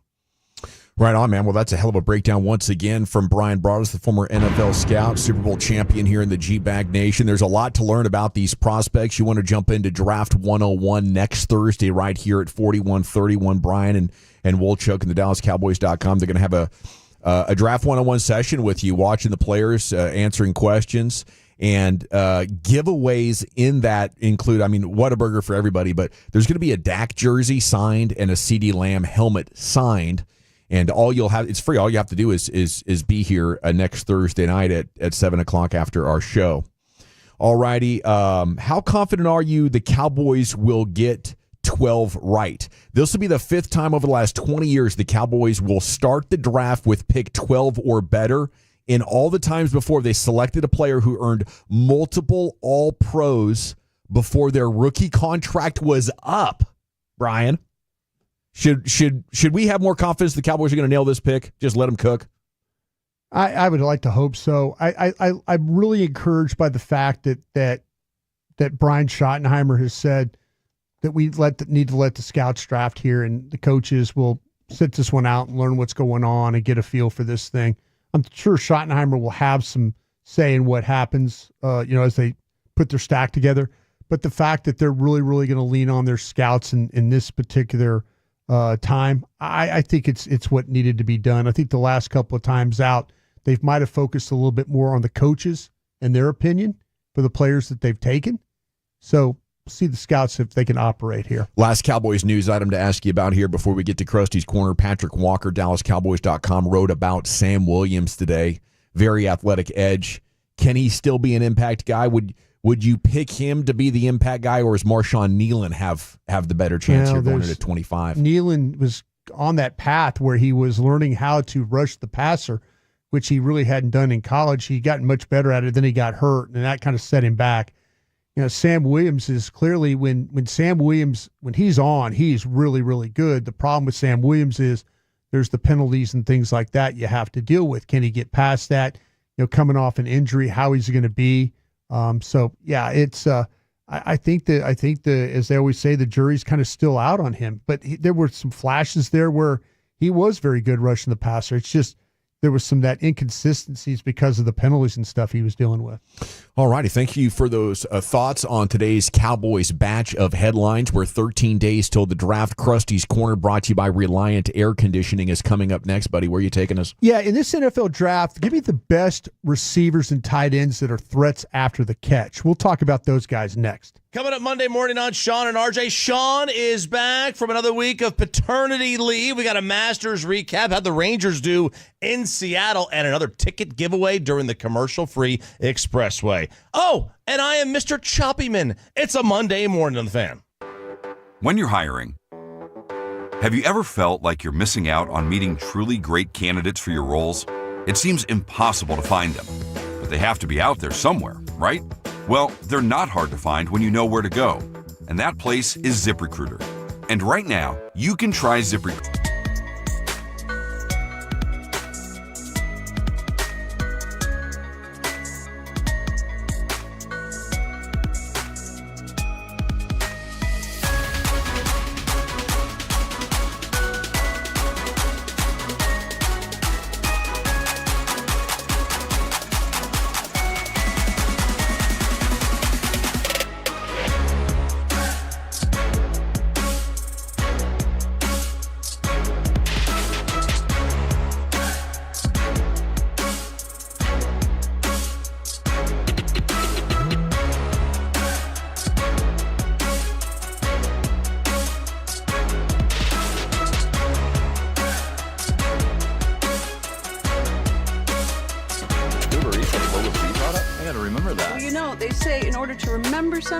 To forget something else. Okay, now that is a very cute haircut. That's like a little shag. I've never seen it before. Well, I mean, of course you have. It's the Rachel. Oh, is that your name? No, I mean like your name. No, I'm Jen. Your name's Jen. Right, but I just mean like this is your haircut. But that's hair on your head. I'm not saying this is your hair. Okay.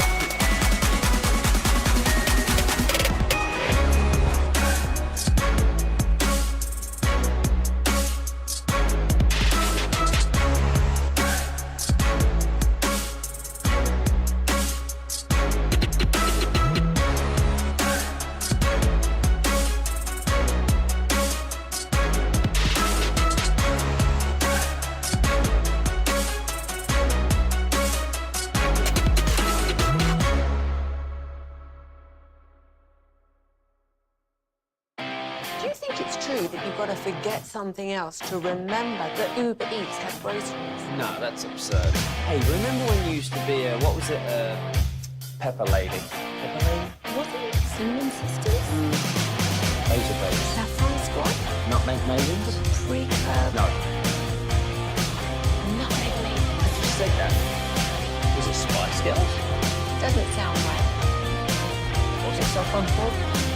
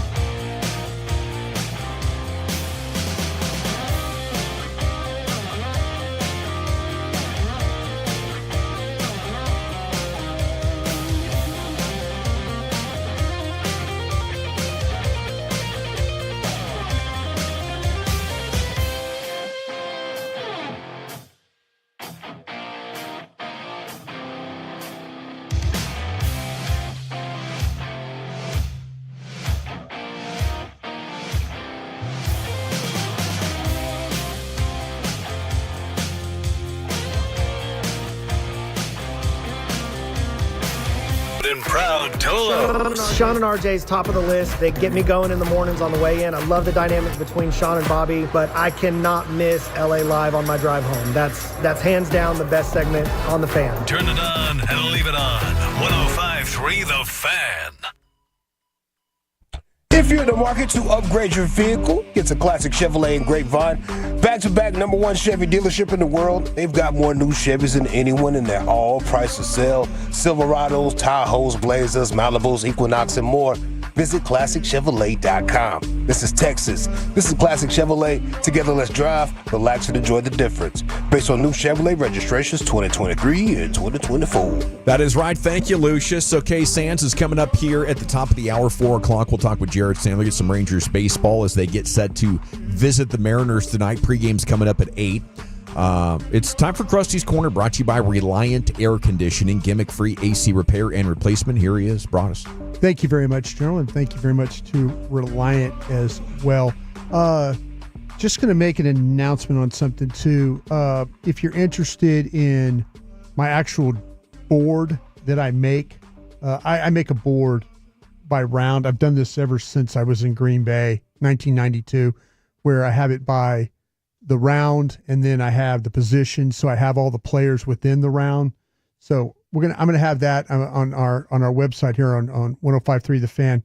The week of the draft, I'm gonna have that posted, and I'll also have my stack. I'll be well over 200 players, and I'm gonna stack them from player 1 to player whatever my final 200 number is, and that'll be also on our website as well. So if you're interested in following along or how I saw these players, those things will be available to you the week of the draft. So that's what I'm working on this weekend, kind of putting a bow on watching the players, and now just kind of, okay, now putting them together in order to say, okay, how would I take these guys? Start to finish, how much time you looking at there to get that thing completed? It's going to take me all Saturday to do. I find myself going back and rereading my notes, Gavin, that like, okay, why early did I see this guy as a second round guy?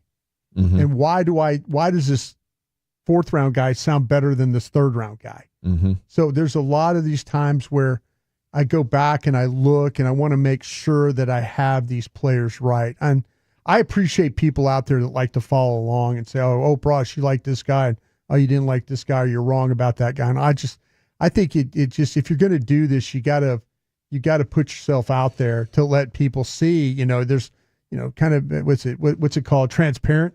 Getting transparent about this. Cause it's, there's some people like that say, well, you just really don't do the work. No, I really do the work. You know what I've always wondered, and I can't believe it's taken me so long to actually think to ask you this on air, but how do you come up with the grade? Like at each position, are there a number of criteria that you put a number on out of 10? Do you give it stars? Like what's the process of getting a grade? I actually use the Dallas Cowboys. The Dallas Cowboys have a system, what they call position specifics. All right. And so each position has critical factors to it. Okay. So, for example, quarterbacks might be footwork, arm talent, avoid in pocket, outside numbers throws, inside numbers throws, deep throws. So what you do is when you're watching tape, you kind of in your mind check off these things. And if you don't see it, then you're like, okay, well, that's a critical factor that maybe they're not very good at.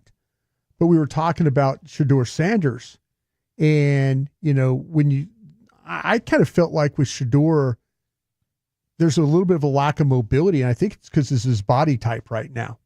I don't think he's light. I don't think he's a light player. He plays like he thinks he's as fast as Milton or Lamar or his dad. He plays very heavy. He's a heavy player, and he's got some big old hips. Yeah, and big hips, big thighs on a quarterback. And you watch him at Jackson State, Lucius. He was a much slimmer player, and his mobility was better. And I just wonder if that's something that if you could take 15 to 18 pounds off him and make him a little bit of a quicker guy. I know I lost 10 pounds on Lent, and I can run up the stairs again. Feel when we get to better. the parking garage. Feel better. There you go. I'm like, geez, man, I was starting to feel like old. I was just fat. No, you're a speed demon, dude. But we're walking up the parking lot. Oh, no, He's already in his truck halfway down. I'm like, wow, my boy was Eric humming. Eric and I were walking. I'm like, God, he's already driving by us here. We're missed out here. But no, but that's so when you get a guy like Wolchuk or somebody DallasCowboys.com, you have to teach him that grading process. Yeah, I do. So you all speak in the same language. I kind of walk him through like here's what you need to look for, when you start and over the years some guys have really I was with Dane Brugler when he first started. I mean, like one of the first years he was doing this, and I was trying to help him along, but Dane picked this up really, really quick. Now, did he take a different team's grading system, or is there a standard one that most teams use? Everybody's grading scale is different, or their systems are different, or their specifics are different because of their team and maybe the scheme that they play. Whether you play a 3-4 front or a 4-3 front, you might have different ways you look at your down linemen, what you're required of your tackles, what you're required. This is a team that really relies on that 3 technique to get up the field. That's the old Rod Marinelli way. Eberflus was initially a 3-4 guy under Rob Ryan. So when they change coaching staffs, you got to get busy figuring out how that grading system might change. I got to figure out how the grading scale might change. And what you asked me the question yesterday of guys that could fit certain schemes. Yeah. That's something you absolutely look at. You start to say, okay, wait a minute. This corner's a really good zone corner. He plays really, really well with his eyes. Oh, he does a great job of breaking on the ball. Wait a minute, you put him in man coverage, they run away from him. There's a kid at Ohio State named Burke, and he's a really good zone player. But when you watch him play against teams that run, guys get up on him and run, they'll run by him. He just doesn't have the deep speed. But you play him in zone, he's driving on the ball, he's coming up and tackling. He's more comfortable playing off. So if you're looking for zone players, that's the type of guy. If you're playing a lot, if you're a real heavy man scheme, you don't want a guy like that. You don't want a guy that's going to get run by. So that's but it's okay. Last question, and sorry, but no. Do all the positions add up to the same possible high score, like of 100? Yeah. What the Cowboys do is they go on the low. If the lower the number, the better. So they're on a scale of like a 1-0. Okay, you could be for example, say. So you check things off, and that's like a golf score, like you're exactly. reducing the score. Yeah, you could. With the way the Cowboys grading scale is they have, say, you'll hear them say, we had him at the top of the. Jerry Jones says this about Mingo. We had him in the top of the second round. His grade on the Cowboys board would be like a 1-2-0, because that means you don't worry about the 1. That's kind of just a computer thing that they use. So you got a 1. The second number tells you the round the player's drafted in, or you think he's going to be drafted in. And then the third number is either a 0 or a 9 from in between. So if you want to take a guy in the middle of the second round, his grade would be a 1-2-5. Or you want to take him late in the round, he'd be a 1, like for example, 1-2-8 or something. Yeah, 1-2-8, 1-2-9.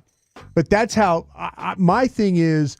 I do it as I just look at where I would put him in the round, and then I go back and then try and put him in. So you can watch a player and just get a feel that's a fifth round guy. That's a fifth round guy, just by the traits and by how I talk about the player. So, but anyway, but yeah, the Cowboys, you'll hear them like to say, well, we had a grade of, top of the second round. That's a 1-2-0, 1-2-1, 1-2-2. That's kind of how the grade. That's where the quarterback Trey Lance was on their board as a 1-2-0. When he came out in that draft. So they had him in the top of the second round. Kind of married to their draft grades, aren't they? They're married to their draft grades. They really, really are right now. All right. I mentioned this one just in my a little bit of time I have left here. I appreciate the questions. They're really, really good questions. Thanks for sharing. In the NFL draft, best after catch threats in this draft. And I always find it's interesting because that's something with the Cowboys. We had this discussion yesterday. I've been on a couple of different platforms since. Had the same discussions on why maybe Golden ahead of McMillan or some of these other receivers. And a lot of it has to do with separation and your ability to just run after catch. And some of the best run after catch guys in this draft is, for number one, for the outside receivers, Kyle Williams from Washington State. And Williams is a legitimate 4-4 guy. He's got deep separation. He collects a ton of yards after the catch. He averaged 8.4 yards a catch or per reception in 2024, and that was the first in the draft class among receivers with 75 targets.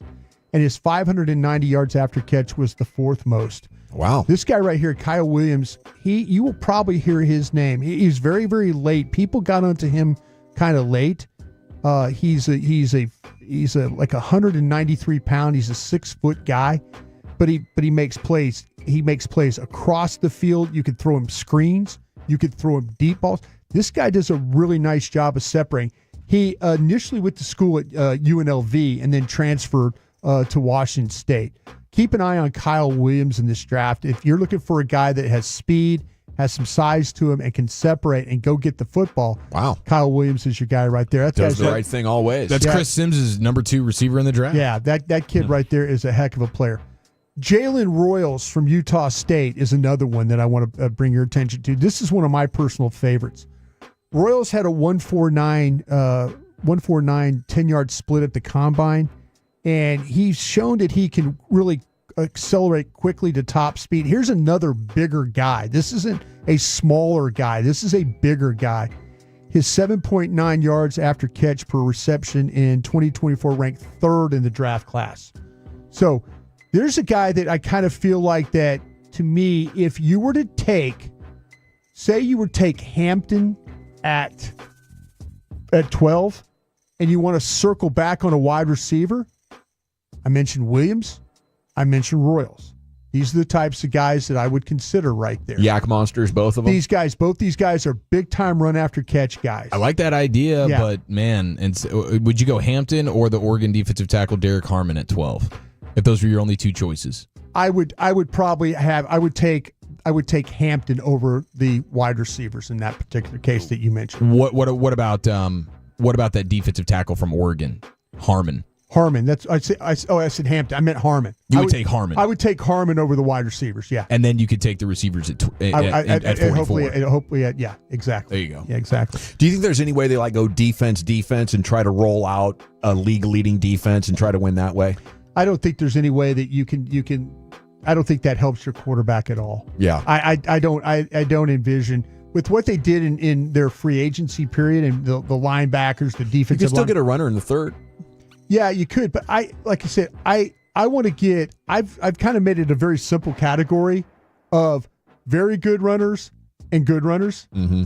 I'm trying to get the very good runner. I'm with you. I'm trying to get the very good. And that's second round latest. That's second round. I do think that they're going to address running. I think they want to address running back before the third round.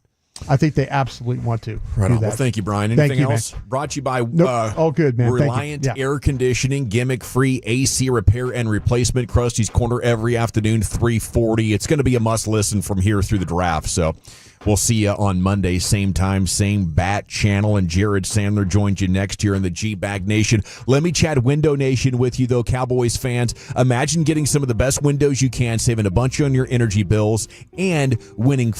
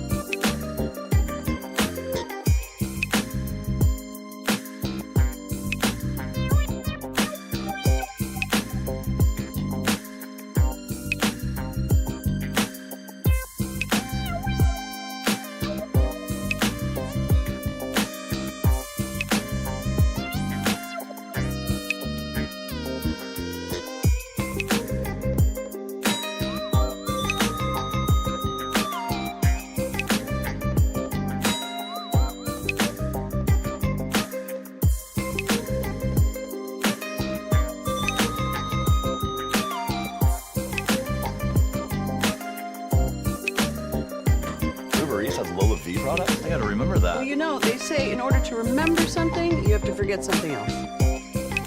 Okay, now that is a very cute haircut. That's like a little shag. I've never seen it before. Well, I mean, of course you have. It's the Rachel. Oh, is that your name? No, I mean like your name. No, I'm Jen.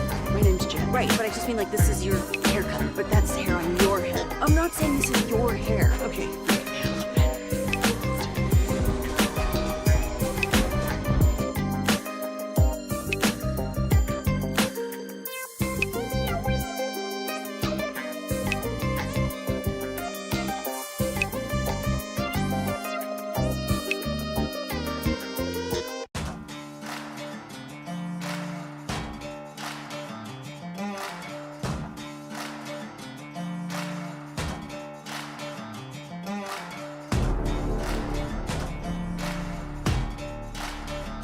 Do you think it's true that you've got to forget something else to remember? Driven by our D&M Leasing Studios, you're rolling with the G-Bag Nation on 105.3 The Fan. Here we go. It's hour 3 of the G-Bag Nation on 105.3 The Fan, home of the Rangers. Pre-game tonight at 8. They'll take on the Mariners at 8:40. Jacob deGrom on the hill. Justin Rose still your leader at the Masters, 65 and 71 to be 8 under. DeChambeau now on his heels following today's 68.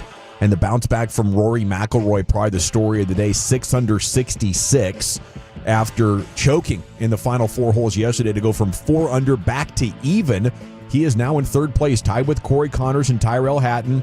Scheffler just bogeyed, so he is 5 under through 12. He just got a birdie to get back. So he's at 4. He had bogeyed. He had bogeyed 10 and 11 and birdied 13, so he's back to 5. Nice. The 6 under 66, the best round of the day. Okay. You asked that earlier, and that was from McIlroy.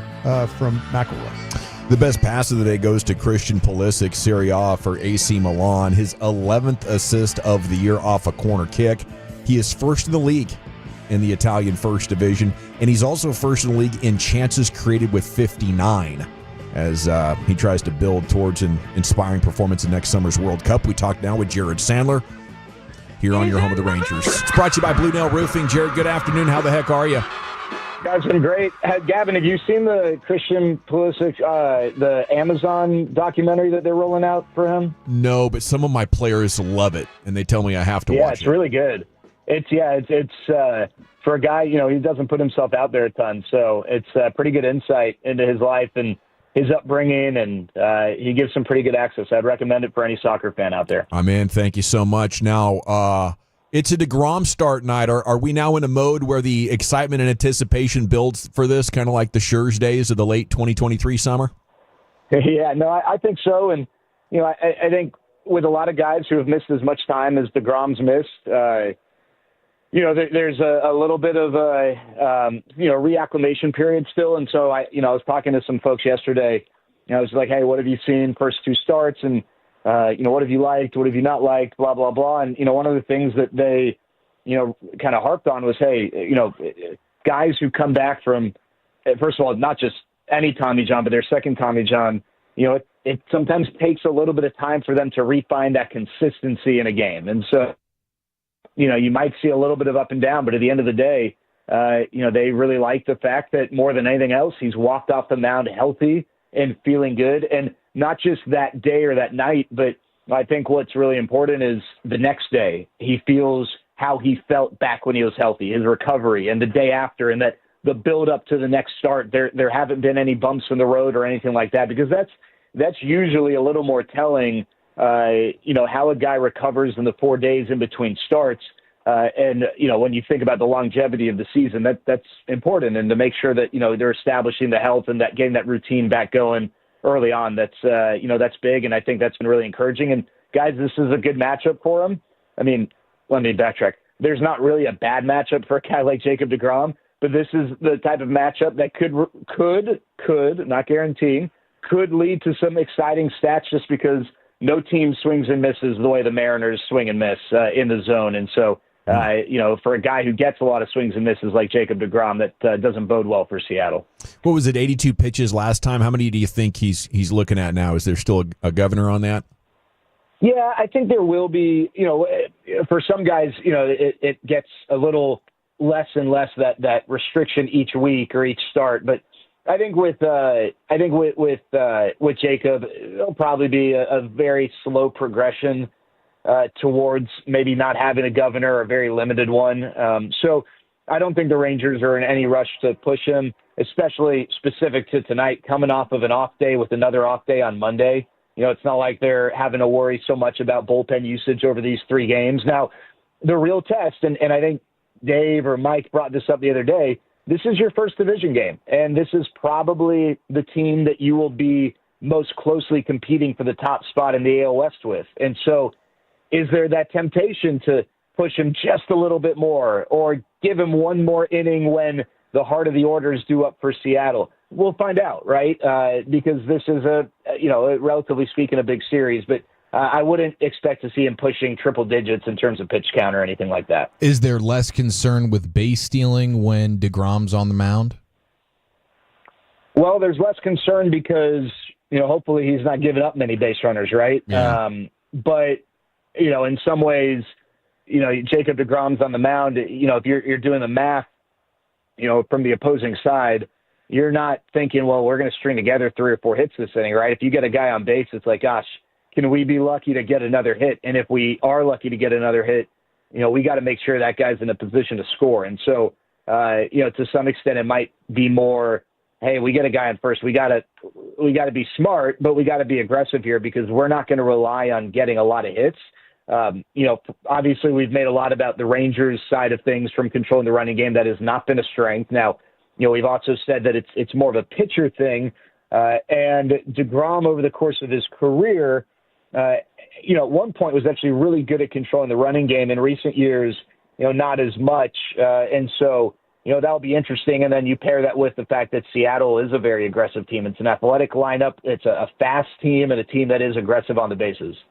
Hey, Jared, here's my weird question for the week for you.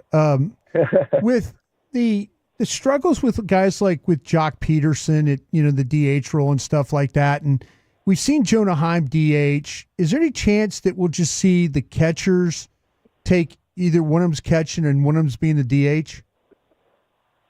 It's possible, situation like the opener against the Cubs. It probably made the most sense for Higashioka to catch Nathan Eovaldi. But Jonah, coming off a game which he had, a walk-off and, just hitting the ball well, plus it was a lefty on the mound. And so there are just some things that lined up where it made sense. I think, if both guys are hitting, you're going to see both guys in the lineup more than you otherwise would. Sure. Not that I expect it to even out by any means, but if they're not, like if Jonah Heim's not just, on a stretch where he is really crushing the ball, then, I think they want to take advantage of giving him rest. And I think same with Kyle Higashioka. And so, I think they have the flexibility to do it. Right now, I'd also say right now, without Wyatt Langford, maybe it's more likely to see something like that with a lefty on the mound, depending on how comfortable they feel with their lineup, against the lefty and the options they have. So it is possible, Broadus. I'd say, because what you mentioned with Jock Peterson, even though he's not hitting, I still expect him to be in the lineup against righties, but against lefties, I think you could see the 2-catcher starting lineup combo.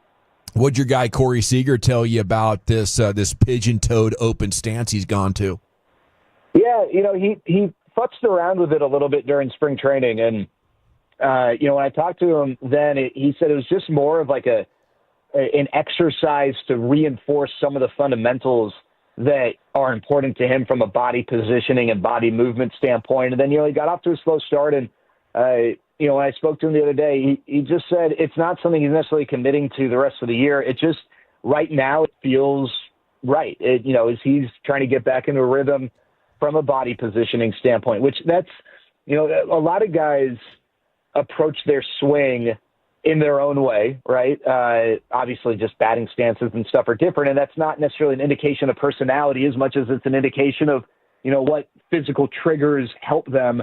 And, Corey, he is so focused on body positioning and his first movement, and that first movement is what, to him gets him going. And so with that, the pigeon toe, slightly open stance, something a little bit different than what we've seen. right now, he just said from a body positioning standpoint, it's what's allowing him to feel more comfortable with his first move. What was that F term? Yeah, what was the word you used to describe? Futz. Yeah, futz. It might be Yiddish. I don't know. F-U-T-Z. 80-year-old Jewish women in America have probably used futz a lot. Futz. Yeah, F-U-T-Z. I'm pretty sure it's FCC legal. I don't believe that's a word you got to bleep out. We all looked at each other. It was impressive. Jared Sandler with us here on the Fan. What do we need to know about the righty Bryce Miller, who will be starting for the Mariners tonight? Yeah, so small sample this year, right? 2 starts, hasn't looked great. Talking to some folks, the command just hasn't been, impeccable by any means, far from it. But let's look at a larger sample last year. One of the best fastballs in baseball, and one of the best four-seam fastballs specifically. And when you've got that as a weapon, that is such a valuable tool. And you look at metrically that pitch it's at the top or near the top of the charts in so many different measurements, and everything kind of plays off of that. Now we added a sinker to give hitters something to think about that moves arm side, so into a righty away from a lefty that has some velocity to it. And it really wasn't a good pitch last year, but on its own, but it served its purpose, right? It just gave hitters something else to think about. What's interesting this year, it's just 2 starts, right? So we'll see how he deploys his pitches tonight. But through 2 starts, his four-seam fastball usage is down. His sinker usage is up. He's also thrown less of his splitter, more of a curveball. And what's interesting to me about that, guys, is that the Mariners in general, they have a type. Okay, some organizations, their type is that they don't have a type. It's that, they want all sorts of different pitchers. I think we talked about this, right, with the Rangers bullpen makeup. Different pitchers, different release points, different, sets of skills. So you never really know what you're looking at. The Mariners kind of took a different approach. They're like, hey, we feel like guys with a low 3/4 release point who can elevate the fastball with good ride to it, those guys are going to be the toughest to hit. And we don't care if you see 13 of the same guy. You need to prove that you can hit this because we believe that this is the toughest thing to hit. And they've been a very fastball-heavy organization, and it's worked, right? I mean, we talked about the Mariners as having one of the best, if not the best, pitching staff in baseball.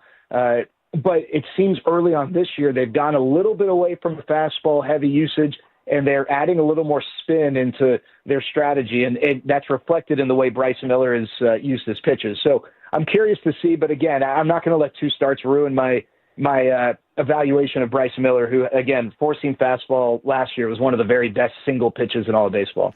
While generally considered informal, futz is not typically viewed as offensive. However, it's advisable to avoid using informal settings. Oh, okay. Would you call this a formal setting? I would say, we're pretty buttoned up around here, Jared. Because it basically translates to fart around. Is what that translates to. Yeah. So I would say that's our show. You're right. You're doing a great job. Well done, Jared. Yeah. Well done. Thank you. I appreciate it, guys. I know my Yiddish. I am I'm not the token Jew in this conversation. I forgot. Well, you are today. Yeah. Well, Chuck's is out. he not there? Yeah. Okay. Well, I haven't heard him, so I guess that makes sense. But Broadus has got a little bit. He's been in that before. I've been known to celebrate. Yep. You've been in the synagogues. I've been Baruch and Hayanine a little bit. Yeah. He's white. Okay, final question here is coming in from the text, Sands. When you guys say during a call what pitch it just was, are you looking at the mile per hour and lining that up with the guy's velocities on his different arsenal? That's a great question. That used to be the only way to do it. And sometimes, depending on your viewpoint, you can tell if it's a curveball. If a guy only has one breaking ball and you see it bend, it's a curveball. But with some guys, especially you get a guy that throws like a 91-mile-an-hour changeup, and it becomes tough to differentiate at times. And then you got guys who throw curveballs and sliders. There's actually all sorts of data now that's accessible to us that picks up the spin, the rotation of the ball, the way it turns on its axis, the velocity, all those factors. And the technology is aware of what its repertoire, the pitcher's repertoire is, and so it identifies it immediately. And you see that at ballparks too. Sometimes, these ballparks, they don't just identify the velocity, they identify the pitch, and they're using that very same technology as well. You're the man, Sands. Don't futz up the pregame tonight. I'll try not to. We have a nice surprise coming up on the pregame, so be sure to tune in. Nice, dude. Looking forward to that. There he goes. A couple nice surprises. Let's go. At Jared Sandler on Twitter. He'll be on tonight at 8 o'clock. His previews here in the G-Bag Nation brought to you by Blue Nail Roofing. Thank you very much, Jared. Okay, it's time for Wolchuk's Top 10 at 420. As I just mentioned, Zach is out today, but Chief's going to take care of it. Where are we going? Olive Garden has been dethroned as the #1 casual dining spot in America. We have the top 10 U.S. casual dining restaurants. What's your favorite next in the nation? Ah, that's absurd. Hey, remember when you used to be what was it, Pepper Lady? Pepper Lady? Wasn't it Cinnamon Sisters? Basil Babes. Saffron Squad? Nutmeg Maidens? Paprika? No. Nutmeg Maidens? I just said that. Was it Spice Girls? Doesn't sound right. Was it Saffron Squad?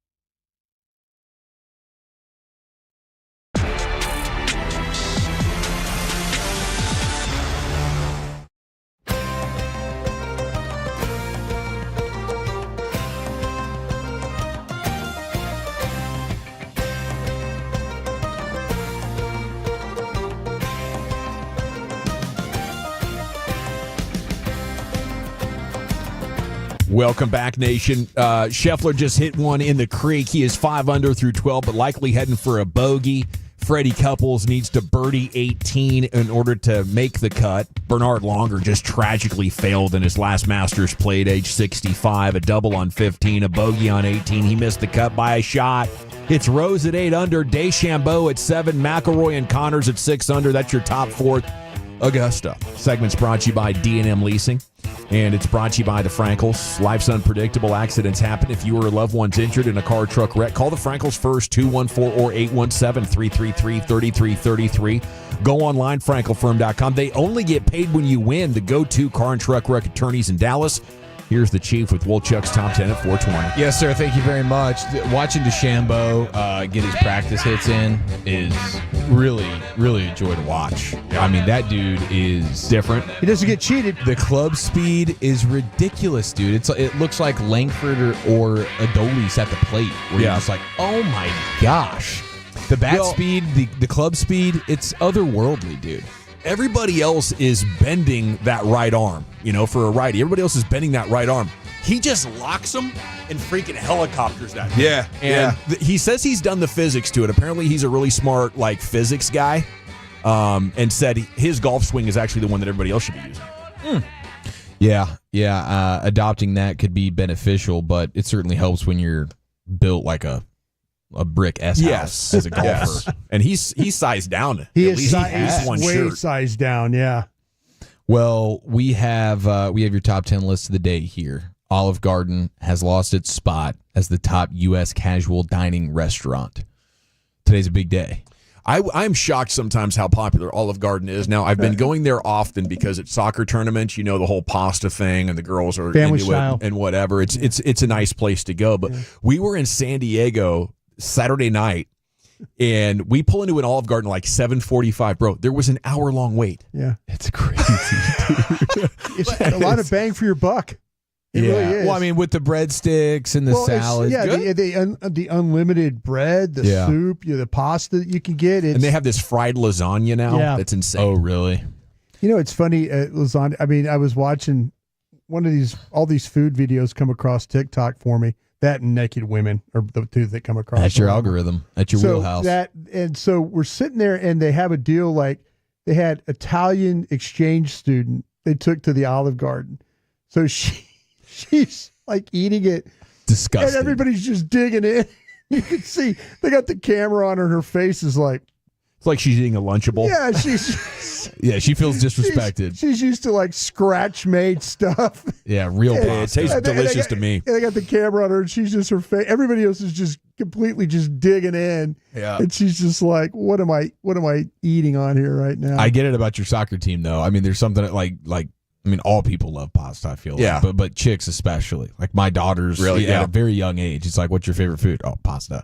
Yeah. They just there's something about pasta. And we're just trying to get them anything but chicken strips in a cheeseburger, with the chocolate chip cookie. Right. And I know pasta isn't the healthiest thing. There's plenty of fat if in you're those running meals. a lot, man. But it does load you up pretty good. I'm surprised you didn't take the soccer team to CC's, man. Oh, there you That's go. the real move. That's the move. Maybe Sunday night after the whole event's over, we'll load up on pizza and cinnamon rolls. I wouldn't mind that. Yeah. The pizza. White pizza, boy. Yeah. The pizza place is where it's invented for that, wasn't it, Lucius? 100%. Where they show put up the old movies and stuff, like the old back in the day, like Shakey's. Going there on Saturday afternoon with your football pads on and everything, and everybody's running around. Yeah. Great feeling. Lucius, I say U.S. casual dining restaurant. Where does your brain go? U.S. casual. Applebee's. Yes. America's restaurant. America's Applebee's restaurant. right there. They hold you down. Dollaritas. They got great deals. Somebody from Lucius's family will be sitting at the bar. Yeah, 100%. Probably be my dad. He was the king of Applebee's over there in Duncanville, boy. King around here. What say you, Broadus? U.S. casual dining. So you're not going fast food. You're trying to go sit down somewhere. Chili's, absolutely. Yeah, that's probably the one for me that stands out amongst the rest. I'm going to say the first thing that just jumped into my mind was Outback Steakhouse when you asked that question. Okay, let's go Outback tonight. Outback? Yeah. That's the Australian steak? Yeah, that's right. Yeah. Man, I did not like the Australian steak. I did not like the flavor of it. There's something I to like be the blooming desired there. onion. Yeah. The blooming okay. onion. I love the blooming onion. Yep. When Me I was too. growing up, I thought Outback was like a peak steakhouse. Same here. You know, same here. Absolutely. Like you'd have to dress up to go. Yeah, that's what I thought. Put on the coat and tie. You got to put your penny loafers on. Because my parents would be like, "No, we can't afford Outback Steakhouse," and I'm like, "Oh wow, must be super amazing." Yeah, the only times I've ever gone to Outback is if we were on a family vacation and it was like, hey, we're doing it big tonight. Tonight's the big family dinner night. And get the 16-ounce. Golden Corral's packed, so we're going to go to Outback. We're getting a lot of good feedback here. And how about Cheddar's getting some love? I love Cheddar's. Cheddar's has food. fantastic ranch. They have quality Yes, food. dude. They're- Great ranch. That buffalo chicken tender Yes. platter at Cheddar's with that ranch is undefeated. And they do a Monte Cristo decently well. They got to wipe out those tables a little bit better at Cheddar's. I'm going to tell you that, boy. I'll tell you Seats what. are a little sticky. Makes sense. A lot of my buddies were waiters there in high school and college, so that lines And up. change those rags out, too, brother. I can smell it when you wipe across my table. Like, nah, that ain't it. Go get another rag, dog. Just here for Did you the clean the tenders. men's room with that thing? Yeah, come on. What is that? 682 Best Casual Dining, Texas Roadhouse by a mile. Ooh, I can't argue with that. It's the bread, right? Isn't the bread bread. really good? The bread The they bring to the atmosphere's table. nice. The I like steak the- I is like the good. construction. And it's good priced. Is it Yeah. better than saltgrass? No, I mean, I think steak-wise? steak. I think saltgrass is a level above if Okay. you're going Really? for like That's if been you're his going for the favorite. steak. Bennett I loves really do. saltgrass. He Okay. loves I'm going to go with Texas Roadhouse. Maybe I don't know what I'm talking about. But I think like for bang for your buck and for the rolls factor and all that, yeah. Texas Roadhouse for the win. I went to a certain steakhouse during my vacation twice. It's pretty expensive out here. Yeah. It has two names, two guys. Uh-huh. And I left there like not feeling the way I feel when I go to Texas Roadhouse. We're I walk out of there happy. This other place like, oh, okay, that's $600. I think I had the same experience.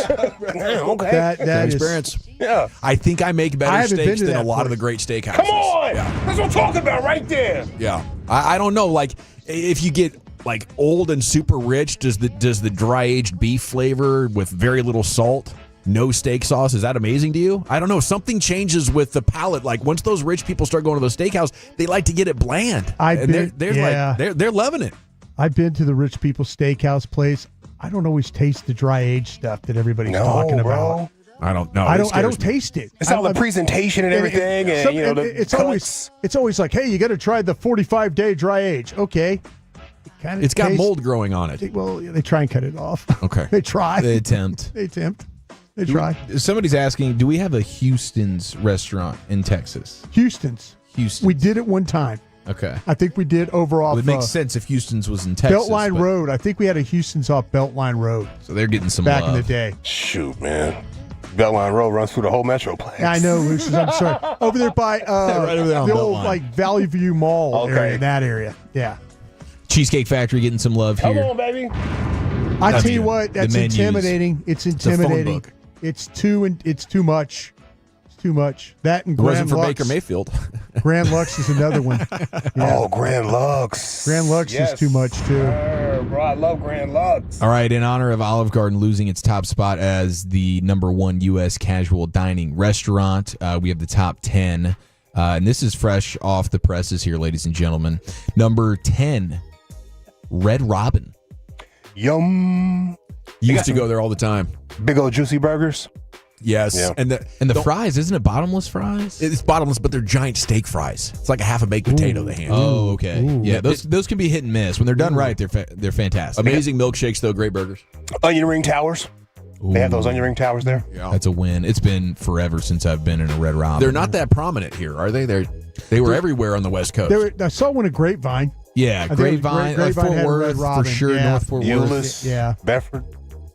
Number 9, Red Lobster. Euless. Bedford. I'm surprised the Red Lobster's up there. I tell you what, they fake you out with the commercial. Oh yeah, Commercial a lot of looks false a- advertising Looks a going on. lot better than what they got rolling in there sometimes. Cheesecake Factory came in at number 8. Yeah. See, I think it's the Red Lobster like ambiance. But it just doesn't seem like it's They try and fake you out with a lot of butter. sophisticated. Yeah. What was number 8? I'm sorry, Chief. Number 8 was Cheesecake. Cheesecake. That's a good one. Intimidating menu for sure. Here we go, Dawson. Outback Steakhouse, number 7. I'm in. No rules, just right. I think that's their The Outback motto. way. The Let's bread's go really good there. Outback tonight. Those little rolls, the dark bread. I don't know what that bread's called, but it's good. Oh, it's like whiskey bread. Yeah. Yeah, and they what got like is that? A sweet butter. Yeah. It's something. Really, really on point. There's a fight for that. Have you guys ever been to Longhorn Steakhouse? Yes. Yeah. I went there for the first time in the last year, and it was pretty. No bueno. No, it was pretty solid. Okay. I mean, for the price factor, like $30 for good size ribeye. All right. It got it done. That came in at number 6. B-Dubs, Buffalo Wild Wings, comes in at number 5. Okay. Tuesdays and Thursdays get the half price wings, bro. Got to capitalize on Tuesdays is the boneless. Thursdays is the bone in. that. Here we go, Lucius. Kept me alive on my early radio days. Number 4, still keeping you alive. Applebee's coming in strong. Yeah. I feel like all the top 5 might be like low key drinking spots. Like Applebee's is kind of a bar. Lucius' Buffalo dad's Wild Wings got it kind of a right. bar. Yeah. Applebee's will overpour you a little bit now. They'll overpour some drinks for you. Yeah, he drops $100 on the bar and says, everybody drinks on me. Yeah. So, drinks for $1.50, man. MVP. $1.50, bro. Yeah, you're right, Dawson, because at number 3, it's not just Chili's, it's Chili's Grill and Bar. Okay. It's a great place to hang out, man. It is, Queso's dude. good there. Get the tall beers for $3. Skillet Queso's outstanding. Always love their chips and salsa. Yeah. There was something about it. Tried and true. It's funny how we all go on the road together and we end up at a Chili's. Yeah, I mean it's a staple. and the crispers, of course, are legendary. Yeah. They have some good quesadilla varieties that are fun, but man, those big mouth burgers are really getting it done these days. Good size, good flavor, good price. It was a tradition for Bassick going all the way back to when he was a player in Surprise. Yeah. So whenever we get there, if you are around Bassick and for lunch, chances are he's trying to call Chili's. Yeah, he's calling Chili's. I can dig it. He said on a broadcast the other day he's really good at picking restaurants. and I go, we're early in the season and we're already telling lies. He's just ball sacking people right there. I just turned it off and I turned on Eric and them. I'm not watching this crap anymore. This guy's a liar. That's a channel changer. He is cooking though. Bassick's analysis, next level. Oh, it's so good. Dave Raymond's doing a good job with him, kind of teeing him up on some stuff, though. Yeah. Cheeseburger so good, I'm going to eat it up. Number 2 is Olive Garden. They've been knocked off at number 1 thanks to the greatness Texas Roadhouse. Let's freaking go. Number 1. Let's go. On put the a boot in charts. your ass. Is there a Friday meal we can get out of that? What can we get? Is that we can't get steaks to go, right? Sure. You can get some Why steaks. not? Yeah. We get steaks to go. Absolutely, dude. Can you get steaks to go? I was just asking. They can I? definitely do to go, and I What do think you it get, would. strips? I think it would hit. Yeah, probably get some strips, All right. That's what I prefer. Onion rings, onion rings, bread. got to get the rolls, Yeah. and the cinnamon butter All right, and let's look whatnot. we'll look into this. That's where it's at. Texas Roadhouse, numero uno, ladies and gentlemen. Well, thank you very much, Chief, filling in for Wolchuk, who's actually down in Austin today. He ran into Bennett Broadus. Oh, did he? He made a Again? delivery for me, yeah. Oh, He said he amazing. texted me. He's like, I think I'm partying with Bennett's frat bros tonight. He's like, I think I'm putting plans together. I would not do that. Those kids don't pay for anything. By the time you're 30, though, Wolchuk gets the bill. aren't you the old guy at the frat? Isn't that kind of awkward? No, they're actually they treat you pretty nice at the frat. Really? They kind of like they call you sir and thank you, but they do hand a lot of drinks to you as you're standing there. So I went to this game, Oregon State USC, in like 2010 when they upset them. They were 21-point dogs. Oh, geez. And I worked with this guy at a radio station in Portland that was still going to college in Corvallis. So he was like, yeah, come by the house, man. We're having a party. And I'm 32 years old. And I walked in. You would have thought their freaking grandpa walked in, dude. I was like, I got to get out of here. I feel ancient right now. Yeah, that's not a comfortable. A lot of those, a lot of Bennett's fraternity brothers listen to our show. Oh, right on. They do. Maybe they'd like to party with us sometime. Did they call you Unc? Yeah. I didn't stay long enough to catch them. I could just tell they're like putting away their drugs and their drinks. They're like, oh, geez, an adult's here. Gramps is here.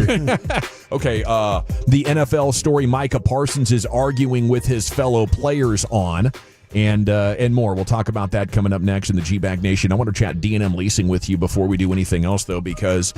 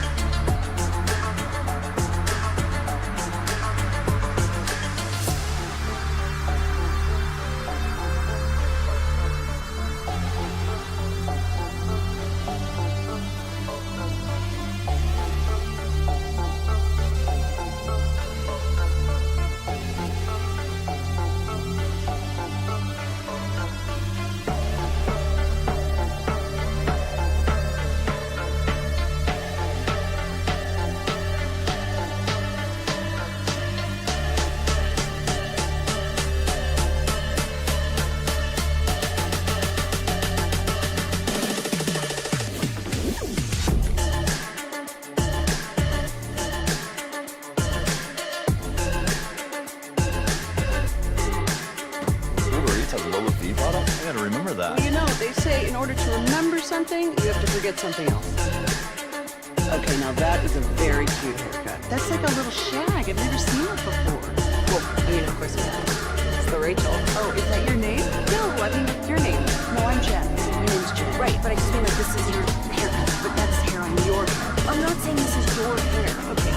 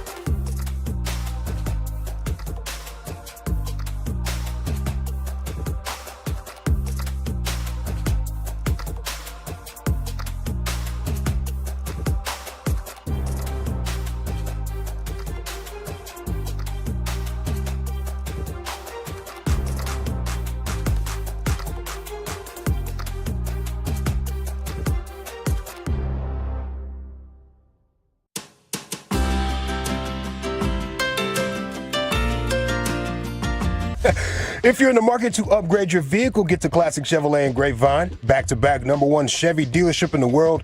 They've got more new Chevys than anyone, and they're all priced to sell. Silverados, Tahoes, Blazers, Malibus, Equinox, and more. Visit ClassicChevrolet.com. This is Texas. This is Classic Chevrolet. Together, let's drive, relax, and enjoy the difference. Based on new Chevrolet registrations 2023 and 2024. Yes, sir. Thank you, Lucius. It's the G-Bag Nation here on the Fan. It's a What You Drink and What You Thinking Friday.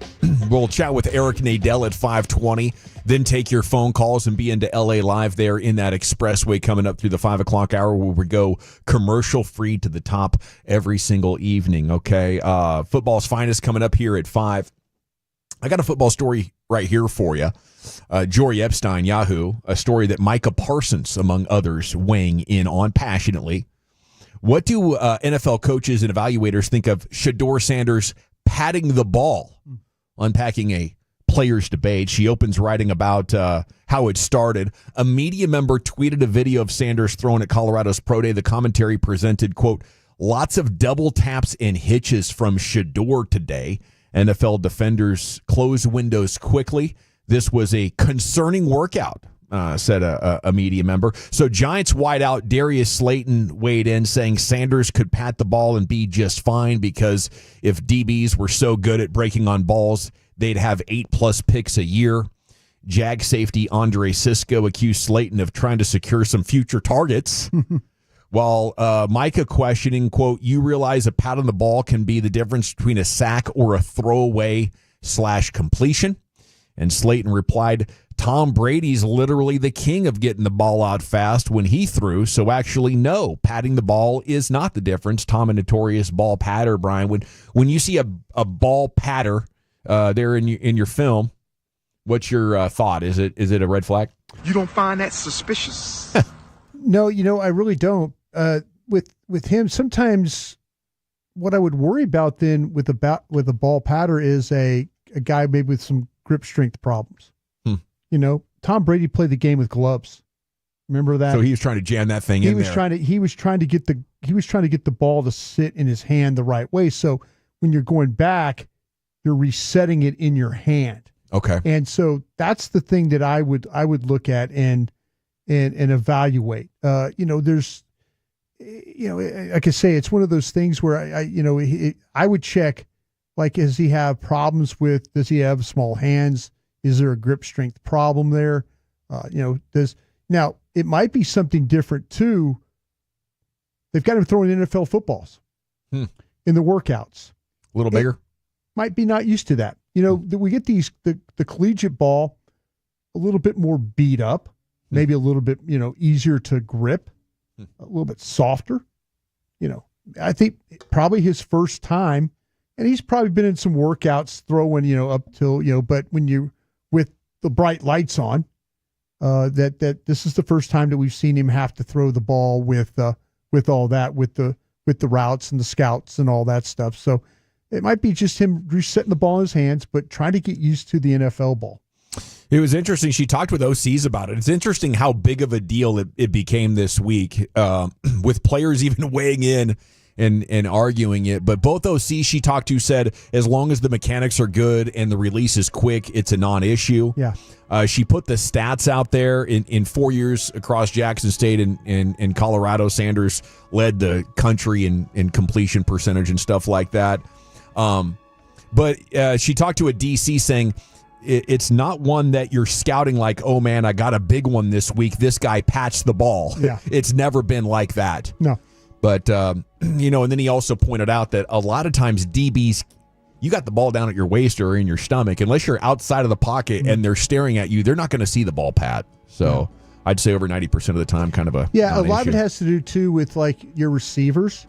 And are they running the right routes? Are you confident, is he threw a lot of routes, a lot of drags, a lot of crosses. And then you also look at what, Hunter was really a choice route runner. Yeah. He wasn't going up the field. There were a lot of in-breaking routes, a lot of hitch routes, screen routes, stuff like that. So, I don't see this as particularly a problem. I mean, he's able to hit like guys like Horn and Hunter and those guys that were all, that ran those routes. I mean, the ball was out of his hand quick enough. I mean, and sometimes your shoulder cocks in a way while you're patting it that if a safety or a corner is looking to jump on something, you can use it as a little action. You can use it as a little bit of a fake, and now they're not quite sure exactly if you're going to the pad or going to the throw. And I think players at this level are really good at using those kind of things as weapons and mitigating the downside to it. Do you have any appetite at all? Okay, here's a big board report I did not anticipate doing. Do you have any appetite at all for Mavs draft talk? Okay, text me on this at 877-881-1053.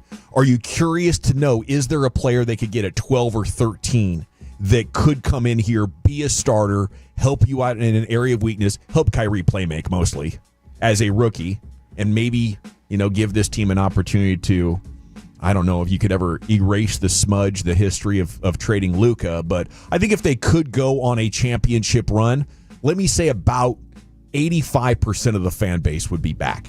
Mm-hmm. Right? So I do have, I guess, interest in this and hope, and that's where my interest is in the draft. Like, could you find a savior here? An Evan Carter rookie that could take an aging and perhaps flawed roster and give it something that could push it over the top. A freshman enter the draft might be a good idea for the Mavs. Jace Richardson, Michigan State, ESPN's 13th ranked prospect. 6'3", point guard, 41% from three-point shooter. Only scored 12 points per game. Very efficient, high court IQ. Drawing comps to Jalen Brunson coming into this draft. That's at Michigan State, the 6'3" Jace Richardson.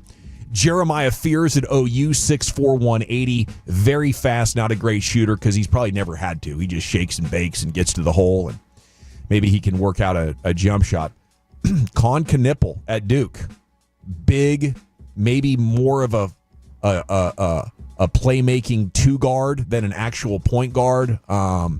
But a good offensive player. Three ball, for sure. Yeah, a three ball, court IQ, passing, playmaking, go to the hoop a little bit, and good size, gives effort. I don't know if, they'd be worried about his defense considering. But then you go to the big man at Duke. Malawach, 7'2.5", 9'8" reach. Okay? What you do with him, you draft him, you trade Gafford, maybe with Hardy, try to get the veteran guard that way that could come in and help you out. That'd be my blueprint here for the draft. Okay, so that's the guy that you're eyeing more than the rest? Or well, one of those playmakers, one of those four guys. playmakers who are projected somewhere between like 8 and 14. And then if Malawach falls, I think that'd be fun to have a 7-2 guy. Yeah, I agree. Don't watch Malawach versus, I guess it was Houston there. Oh, yeah. When they got bumped out. He was pretty bad.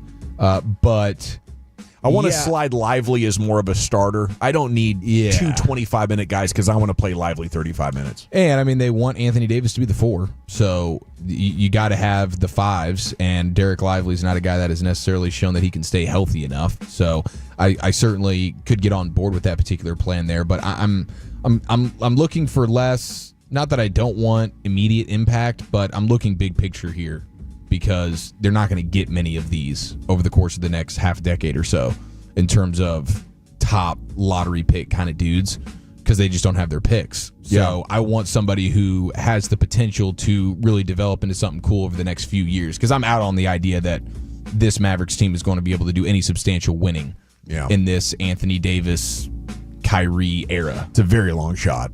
I mean, you got to have a lot of things go right and then stay healthy. I'd put the probabilities in the single digits. Football's finest coming up next. Chief, where are you taking us? More big quarterback news that has Shador implications, plus a little Augusta update for you next year in the nation.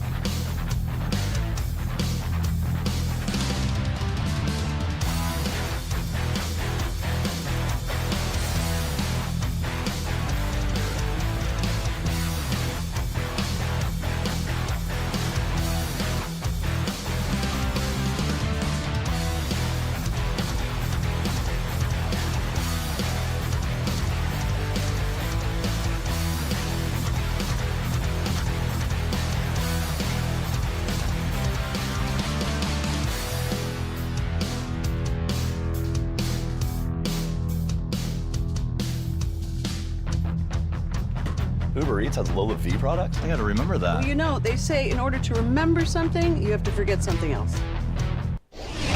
Driven by our D&M Leasing Studios, you're rolling with the G-Bag Nation on 105.3 The Fan. Welcome to the Nation. Hour 4 G-Bag Nation here on The Fan. Time for an edition of football's finest. As Cowboys Twitter getting a little spicy here this afternoon, Chief. How about that? Yeah, brought us in between runs to the John after I'd say it's bad today. A bit of a wing debacle. Might have had a little bit of soy sauce. Maybe something. In that barbecue sauce there, the chicken wings running through my guy. He's punting halfway through segments to go handle biz. I'm feeling for you right now. I am. I'm in your pants. Yeah. I just don't want to. There's that diaper shortage with you wear some khakis too, right? Yeah. I've got the blue shorts on today. I thought you had some khakis, brother. Yeah, I just don't. I want to brown those blues. Yeah, don't want to do that. Well, okay. So what is taking place with Des Dawson, Bryant you got right it pulled now? up? What's going on? Dan Rogers, blogging the boys, tweeted 20 hours ago. 20 hours ago. If Des Bryant didn't have maturity concerns coming out of college, he would have been the first wide receiver drafted in 2010. Talent alone, he was top 10 worthy pick. Lacks elite speed, not a great separator, but a hell of a ball hawker. Ted McMillan is like Dez, but without the drama, wrote Dan Rogers.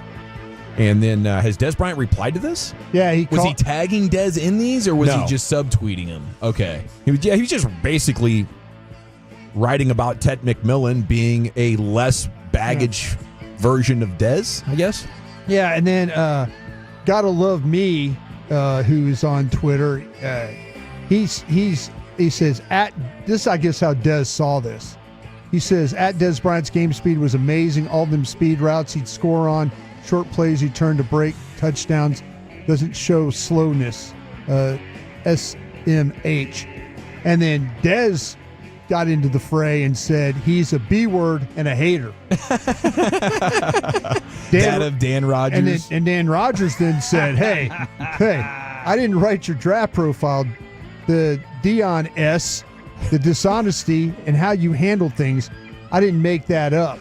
That's on you, man. Maybe I'm wrong, and you're in fact more mature than I give you credit for, as responded to you calling me a B word and a hater. Well, that's fun. Des saying this afternoon that Dan guy is a B word. As soon as I called him out, he wanted to play victim. Now, I like Dan Rogers' content. I don't think he was trying to go after Dez here. No. I think Dez has grown up a lot, as everybody has. You know. Some people are saying, Dan, you should have kept that to yourself. And Dan's saying, I decide what opinions I share and what opinions I keep to myself. If my words upset you, then take the appropriate measures. There you go. So he's standing on it. Yeah. That's good. Well, I love it, man. But then Dez wrote something really long. Dez wrote a really long. How many B words? Okay, here we go. Oh, man, this thing's long. You don't want me reading this. I do, actually. I love hearing you read this like popcorn in class. We throw it to the guy that can't really do it. I can't read very well. Come on, dog. I can't. Okay, I like this. Everybody This just is starts peppering philosophical the guy from that Dez. can't read. You trying to read all the paragraphs? I'm number 6. I'm the 6th paragraph. Let me get ahead of it right now. Okay, this is Des. He says, before social media, the athlete's voice was controlled. We had no voice. The media could write whatever they wanted, and the majority of the world would believe it. At one point, I honestly felt that the reason athletes were getting paid millions of dollars was because we had to deal with organized, unfair criticism. Yeah, I come from a bleeped-up background, but it never made me. Whenever I asked for help in areas they said I needed, everything that was presented was used against me. I may not articulate myself in what most of you consider the norm, but I'll put my brain, morals, and integrity up against anybody. Most of the time, growing up rough, you become a product of the environment. I'll argue otherwise about me. My moment is being prepared for the world to see. Right on.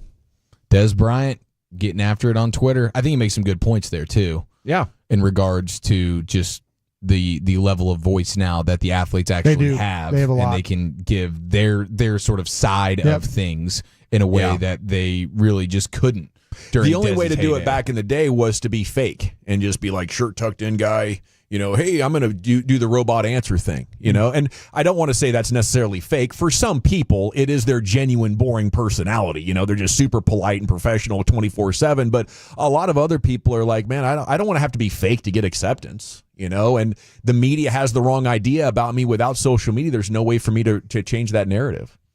Dawson, somebody in the 682 is texting in wanting to know the name of your wing sauce. Orange Magic, okay, right? so the wing marinade is Frank's Red Hot. Oh. That's what you marinate it in overnight and perhaps reapply throughout the cooking process. And then I use Matt Pittman's Meat Church Holy Gospel Rub, and then maple syrup to finish before I flash them on a grill, get them a little crispy. To create the one and only Orange Magic. Mm-hmm. Good stuff. Which is impressive. Smoked are good, too. Really dang good. Yeah. Okay, so we got a little football's finest here, and then we'll get into some Augusta's finest. But Ian Rappaport with the news earlier in the hour, suddenly the Saints have a major QB question. Derek Carr now dealing with a shoulder injury that threatens his availability for this season, weighing his options and potentially going to have to get surgery. So Derek Carr obviously was pretty much on the last year of his time in New Orleans. Plenty of mock drafts have the Saints taking a quarterback, Shedeur Sanders, maybe Jackson Dart there at pick number 9. This almost all but guarantees it, does it not? Not only is he banged up now, he might not be able to play at least to start the season or at all this season. Quarterback with a shoulder injury and might need surgery. That is going to make the Shedeur Sanders to the Saints all but no obvious. later than 9. You think 9's the floor on him, or do you think that's where he is going to go? I think that's where he's going to go. If he gets past, I wonder if the Saints get a little antsy and feel like they need to move up for him. Yeah, if he gets past Cleveland at 2, then you're kind of in a situation there. Do you think the Giants would take him at 3? I really don't think the Giants I don't think the Giants are going to take him. Patriots, no. Jags, no. No. Doesn't seem like the Raiders want to do that with the Geno Smith stuff, but I guess there's an outlier chance that could happen. Sure. And then the Jets, same thing. Justin Fields, probably not a forever franchise guy, but you could make the argument that they're good there for now. And I'd block that if I was Dion. I'm just calling Woodrow and saying, dude, don't even think about it. We're not coming to the Jets. Yeah, that's one of those organizations you're like, I'll strong arm my guy out of there. So, yeah, I think the Saints are the most obvious one. And it was pretty likely even before this news. But now with this news about Derek Carr maybe missing the start of the season or perhaps all of the season for the Saints next year, Shedeur, New Orleans, collision course. If he gets past that, is it Indianapolis? With Pittsburgh at 21. I think, Pittsburgh. Do you think Indianapolis would do it? I don't with the Daniel Jones factor and then still the Anthony Richardson stuff. There's another general manager there trying to save his job. Yeah. Chris Ballard's in a bad spot there. I think it's Pittsburgh at 21, Rams at 26 would be the quarterback. I think would that be the ceiling? Would the ceiling be considered 26? Is that right? Did I do that right? I think that's the floor. I guess you'd go, you'd flip it. Ceiling, the floor. Ceiling is Saints at 9, floor is Steelers at 21. The ceiling is the roof. That's right, MJ. There we go. So, that's where that stands right now. So we've had some quarterback dominoes go down today. Flacco ends up in Cleveland. You have Drew Lock back in Seattle, and then now you have the Derek Carr news. So that is definitely going to be, and Shedeur Sanders already the biggest name and really the biggest question when it came to the draft. Maybe we just got some answers there with the Derek Carr news. Okay, your Masters leaderboard, still Justin Rose leading the way at number 1. DeChambeau, 7 under at number 2. He's in the sole place of number 2. And then you got a bunch of dudes tied at 3, including Rory and Scotty Scheffler. Yeah, it should be a great weekend. It's going to be awesome, dude. It's going to be absolutely fantastic. I can't believe Rory's back in position to possibly finish the career slam here after yesterday's finish. Boy, that was awful. I thought he'd come out and bogey 1 and end up firing 78. And sure, just kind of shoot himself right out of the tournament. Yeah. I do need to clean some things up from crosstalk because I said Rory was playing with some divorce fuel. Yeah, but apparently they walked the divorce back after they the made round. amends. They made up after the round yesterday. We're gonna no. Apparently this goes back to even at the time. She saw he might be the divorce news, and then it was a quick turnaround to never mind. We're going to try and stick this. That conversation with the lawyer. Yeah, it's a good call. Start laying out those assets and everything. He's like, we can't probably work on this. This is She's gonna not get that weird, bad. awkward. What did she do? Did we hear? Did she embarrass him publicly? No, I don't think it was any public embarrassment. I think it's him. I think just the responsibility of being a father and a husband while trying to balance being one of the greatest golfers in the world. You know what it is. You know, the work-life balance stuff. It's tough. They have a 4-year-old daughter. Yeah. And you can imagine at Poppy, some point, I think is her name. in the last year, they said, "Hey, Daddy's going to go live somewhere else. I'll see you twice a month." That little 3-year-old freaked out. They said, "Hell no, let's try this again." It's painful. It's difficult. Yeah. It's tough for me to leave for work every single day with a 4-year-old and a 3-year-old. So I get it. But yeah, I guess he's happy wife and happy lifing right now, and he's feeling good. Tied at 3 at the Masters. And the missus is a smoke, you know? Yeah. I could see him rethinking that. Oh, Scotty just missed birdie. I wasn't talking about her being a smoke. He just missed birdie. Scotty missed the birdie on 14, so he'll stay at 6. He's made his way back. Man, it's been up and down today. He's been 4, 6, 8, back to 4. This is what I want, though, man. I mean, Rose, DeChambeau, Scheffler, McIlroy. If you can tell me that's your top 3 or 4 there going into Sunday, that'll make Sunday just incredible. That's how old is Justin Rose now? Is he like 45? This guy's... I remember when he was 19. He's 44 years old. Holy cow. Yeah. Well, sitting at 12, the American Patrick Reed, actually now at 13. He's 3 under. But yesterday, his putting, he was talking about his putting. Did you hear that? Yeah, that's what we're gonna listen to Patrick Reed after yesterday's round. Patrick, how did you feel about your putting performance in round 1? Hold on, let me grab that, brother. Oh yeah, no problem, no problem. Patrick Reed, the man whose family lives in Augusta. Yeah. It's incredibly... It's a home game for him. Fascinating. Well, he's alienated from his family at the same time. They don't want him. Doesn't talk to mom and dad. They're golf obsessed. He's golf obsessed. They can't come together over the sport. Piss poor. Putted like a blind man. Just kept leaving them a little short, and just when I finally got the ball to hold, didn't have the right read. So putted horridly. Not going to win golf tournaments. Not going to putting the way I putted today. You got to give putts a chance. Leaving them short, there's just no need for that. You want to break it. You want to break the putter. That's what you want to do. But you didn't. No. Should have. So, I was hitting it fine. Ball striking wasn't the problem. The flat stick's on vacation and needs to kind of show up. Needs to get on a flight and meet me here. Did it sound like maybe he drank a pint of Jack Daniels before that interview? Like, I got to drink off this putting real quick, guys. I'll be right back for the interview. Not going to win golf tournaments. Not going to, putting the way I putted today. You got to give putts a chance. I was putting drunk today. Give me a double. I do love that self-awareness, though, that brutal honesty with himself. But he's still sitting pretty tied for 13th right now. Oh, not bad. Yeah, not bad at all. How about what was bad? Nick Dunlap, one of the single worst rounds in Masters history yesterday. Shot a 90, huh? Shot a 90.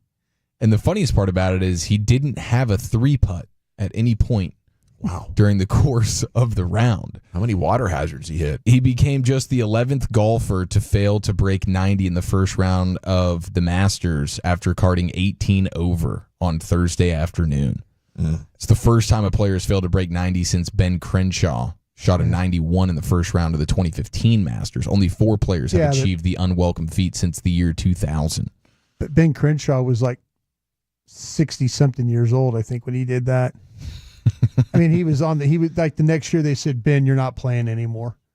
Is that the rule? You fire a 90, you're done skiing. Yeah. You're just embarrassing everyone. Hacking up the course. Yeah. Now, we'll wrap things up here with, according to ESPN, it's become a very lucrative venture for John Daly, just posting up at the Hooters in Augusta and cleaning up, selling merch at a rapid rate. He sold $780,000 worth of merch last year. Oh my goodness. He's selling hats for $40. He's autographing balls for $10 and boxes of cigars that go for $250. Holy cow. So he's just posted up, ripping heaters, drinking booze, exactly what he would be doing if he was anywhere else in the world. He just happens to be sitting at a Hooters in Augusta, and he's just raking it in, bro. Doesn't even need to play. He's going to make a lot more money doing that. Just go to the majors, live it up, crack your Miller Lights and Diet Cokes and smoke heaters. Thank you, Chief. Yes, Finest sir. in the books. Let's get out of here. Eric Nadel joins us next, live from Seattle, to talk about Rangers, Mariners, and everything else going on with your baseball team. I want to chat with you about foundation repair, though. Our number one investment as family guys is, for most of us, our home. And the only name I trust to take care of the foundation is Permapure, because these guys are the best. That's like a little shag. I've never seen it before. Well, I mean, of course you have. It's the Rachel. Oh, is that your name? No, I mean like your name. No, I'm Jen. My name's Jen. Right, but I just mean like this is your haircut. But that's hair on your head. I'm not saying this is your hair. Okay, freaking out a little bit.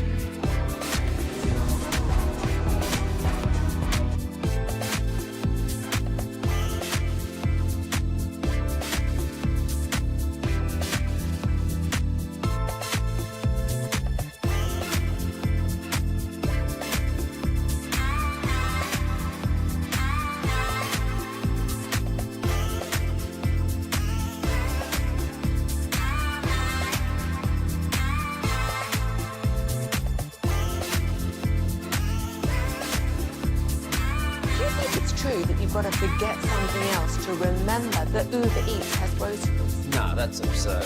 Hey, remember when you used to be a, what was it, Pepper Lady? Pepper Lady? Wasn't it Cinnamon Sisters? Hazel Babes. Saffron Squad? Nutmeg Maidens? Pre-curve? No. Nutmeg Maidens. I just said that. Was it Spice Girls? Doesn't sound right. Was it Saffron Squad?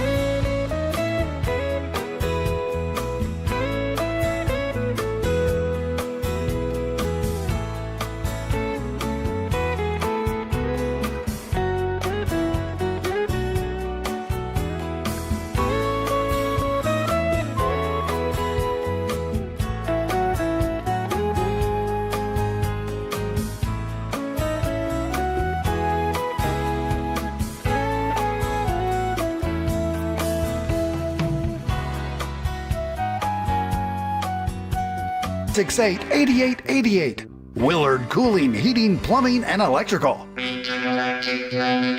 Yeah, buddy, welcome back. It's time for the Eric Nadel Show, and then your phone calls as what you're drinking, what you're thinking, coming up in about 10 minutes.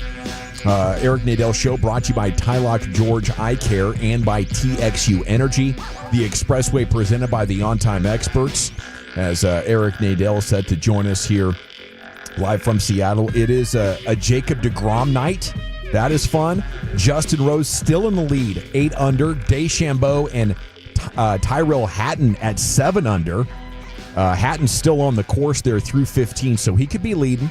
Rory McIlroy 6 under along with Connors, and Scheffler is back to 6 under. Our guy Jordan Spieth now in danger of potentially missing the cut, Brian. It's been a fall from grace over this last decade. Boy, I tell you what, he just had a very difficult bunker shot. He got it to within reasonable distance here, but we'll see. Coming down the stretch, his game is faltering bad right now.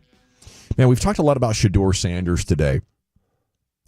You know, and I brought up his completion percentage. I was like, man, this is ungodly. But then I started thinking about Tim Couch. How is that comp? Even though you're talking about massive different heights, and 25-year difference. But I remember Couch was super accurate, but they said, man, he's got all these short throws. And, you know, maybe that's what has propped up Shedeur to this extent, that he's in consideration for 2, but could fall into the 20s. Okay, a lot of different opinions on that as Eric Nadel joins you now here on The Fan. And a good afternoon, sir. How the heck are you? I am doing great. It's a beautiful, crisp day in Seattle. The roof is open, the sun is out, and we are excited.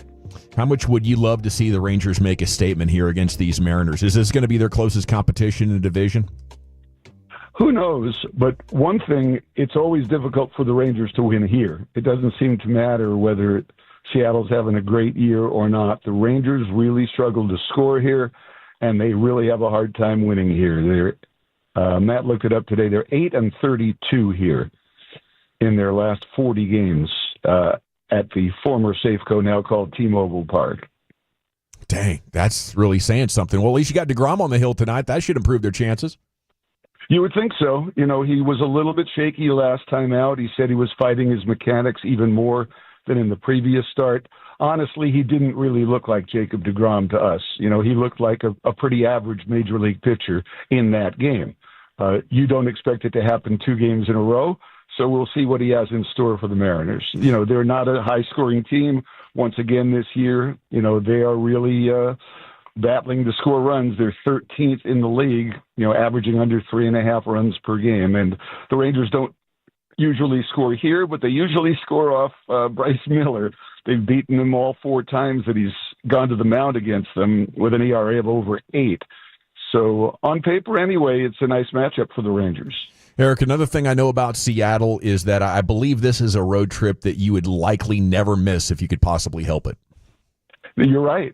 You're right. When I make out my schedule, I pencil these 2 visits in. Now that we don't go 3 times, I certainly don't want to miss it. We had an off day here yesterday.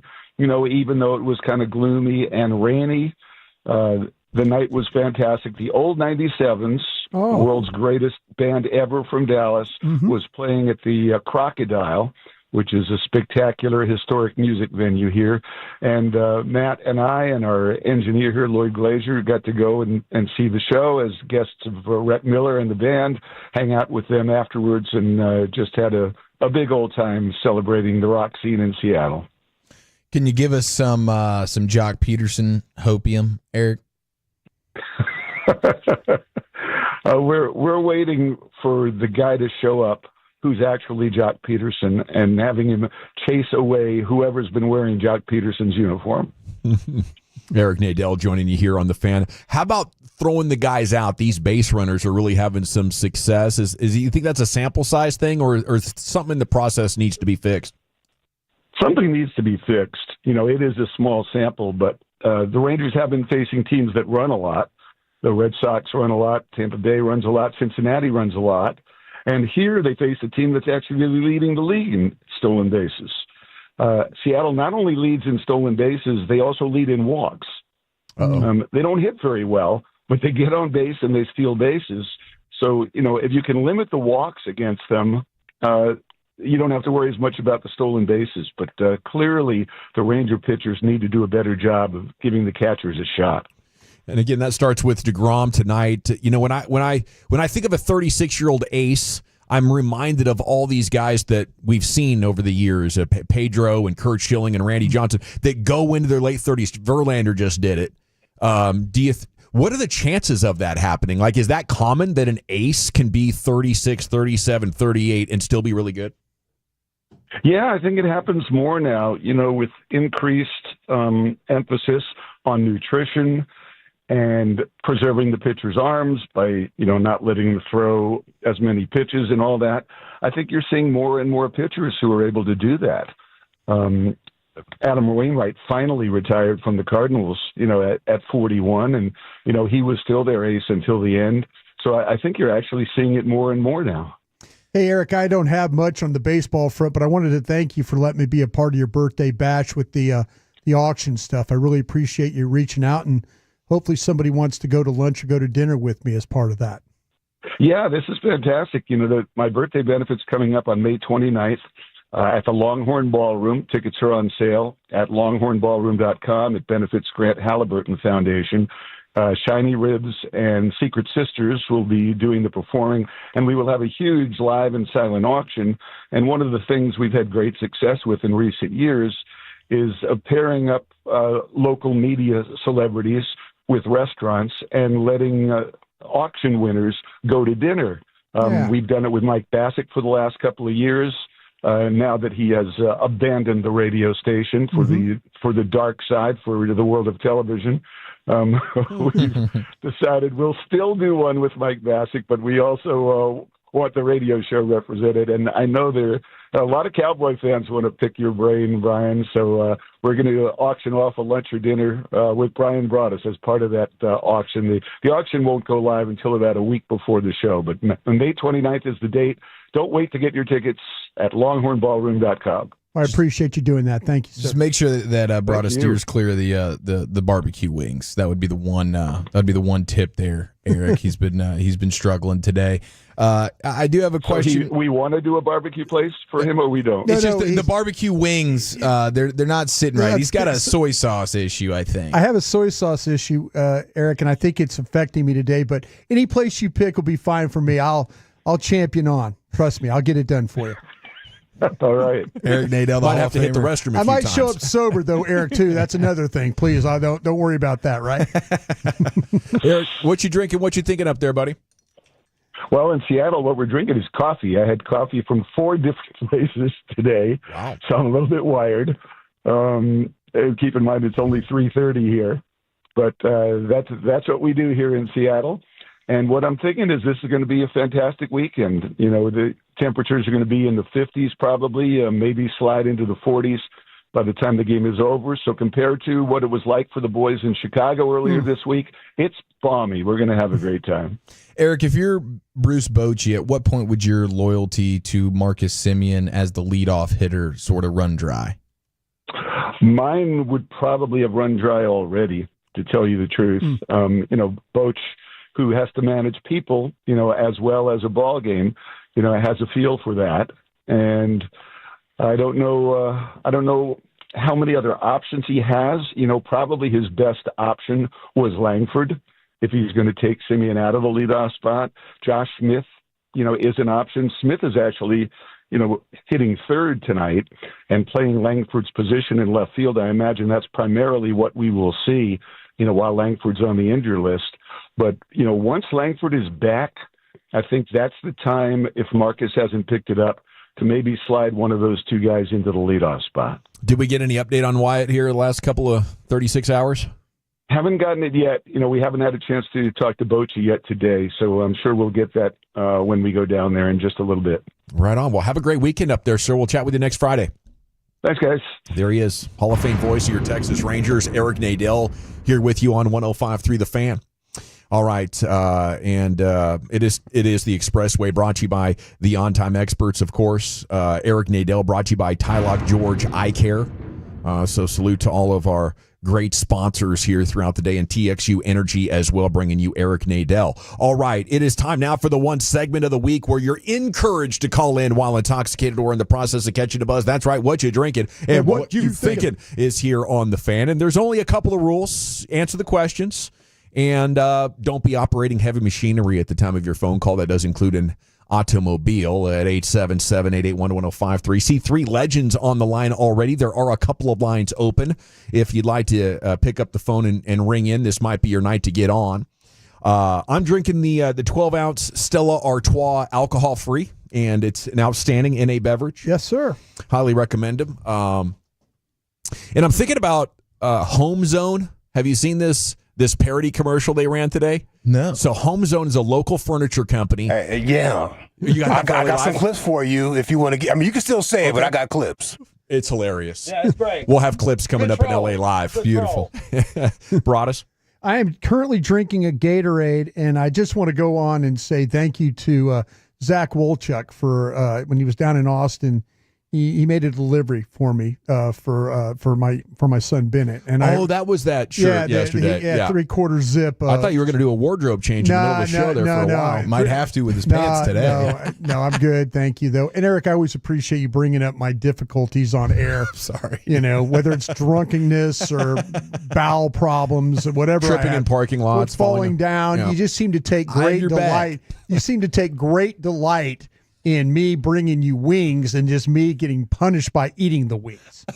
So I'm glad you had your 64 of the 80 wings that I bought today. No good deed goes unpunished, Brian. Lucius, I hope you and Gavin got enough wings, as Eric was acting like he hadn't seen food in 3 weeks. Oh, don't act surprised. Oh, geez, That's Brian. what you wanted. No. He crushed like 20 in 5 minutes. It was beautiful. Funny. I was worried. Honestly, he snuck back here before you and Lucius got here. And he started, and then he was on a pace where they were all going to be gone.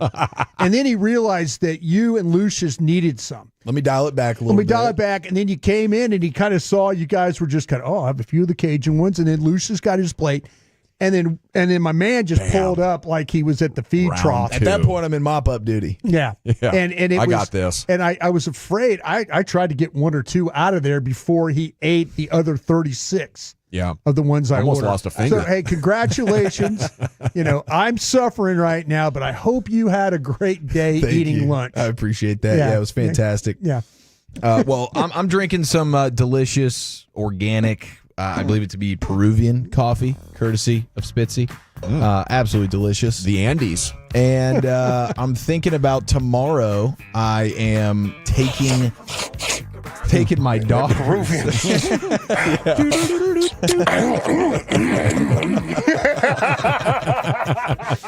I'm taking my daughters to the movie theater for the first time. Now, my older 2 have gone with my parents before. They saw Lion King and something else, but I've never taken my kids to the movie theater before. Yeah.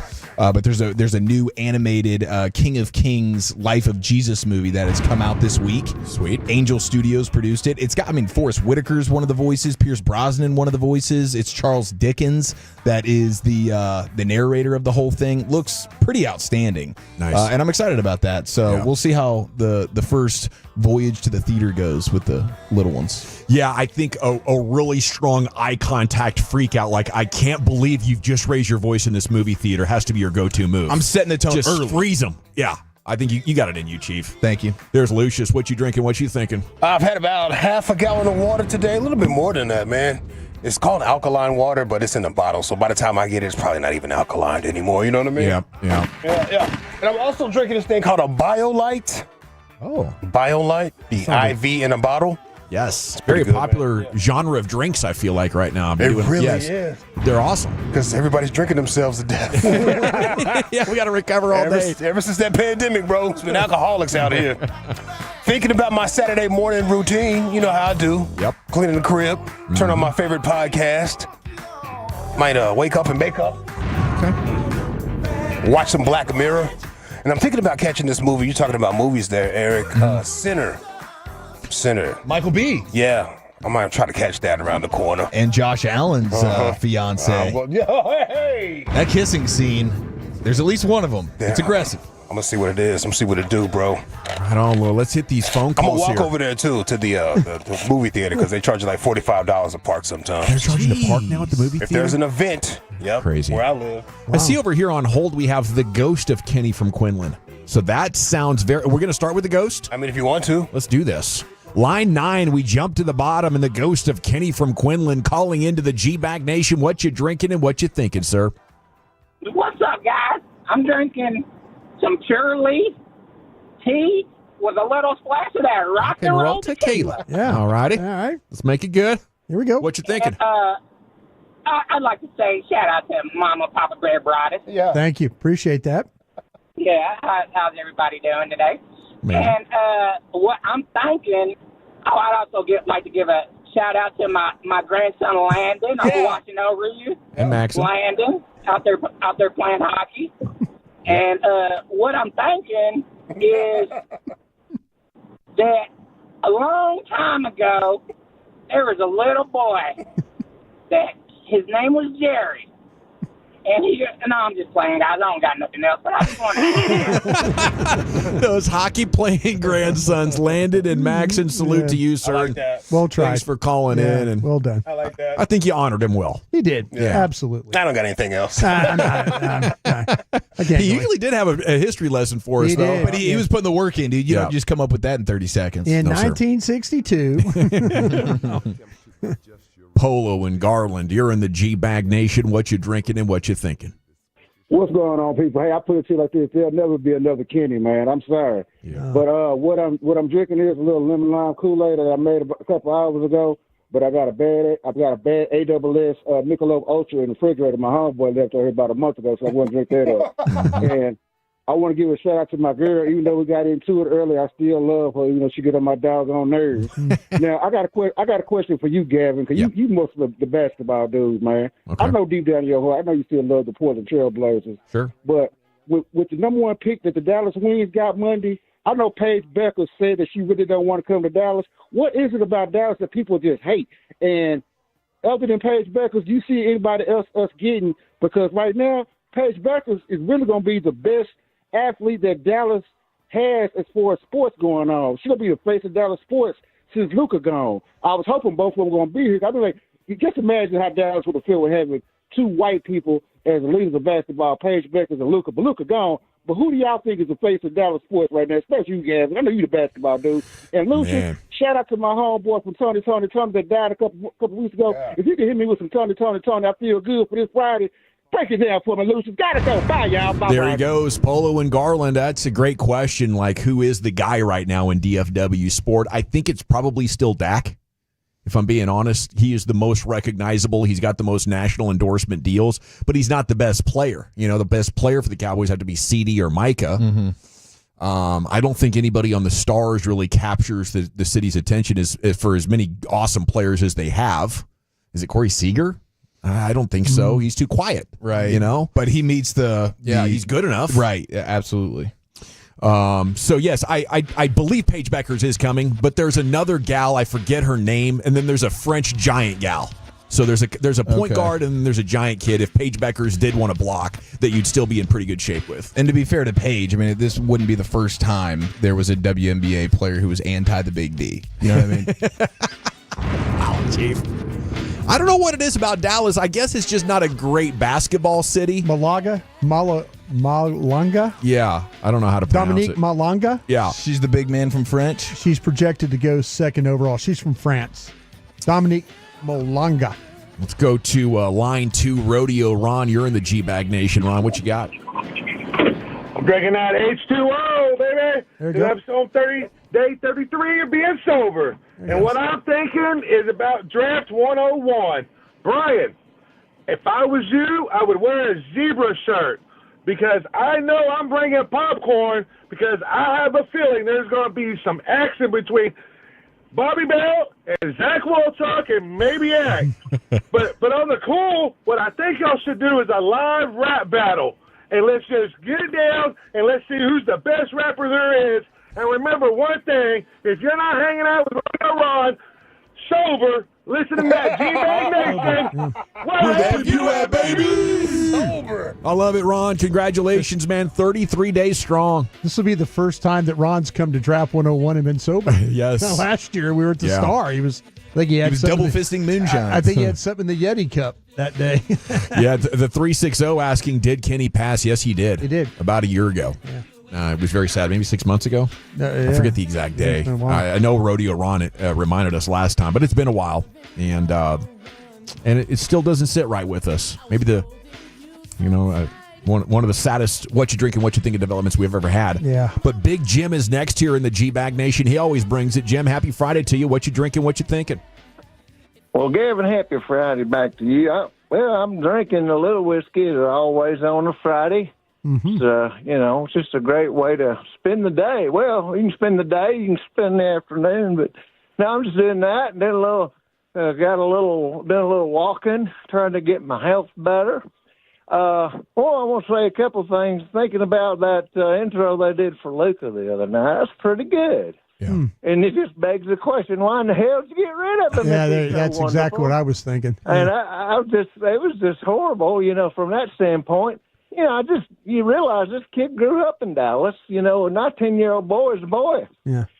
Secondly, Chief, you really did a good job on your comeback thing to Bobby. Thank you. You're very talented. You're kind of sneaky smart. I've always thought that about you. Sometimes you kind of play, a bro, but I think you're sneaky smart, really smart fella. And listen, it's great to have Lucius back. The other fellas did all right, of course, but having Lucius in the Pimp Cup is always good. It's all things right, brings balance to the universe.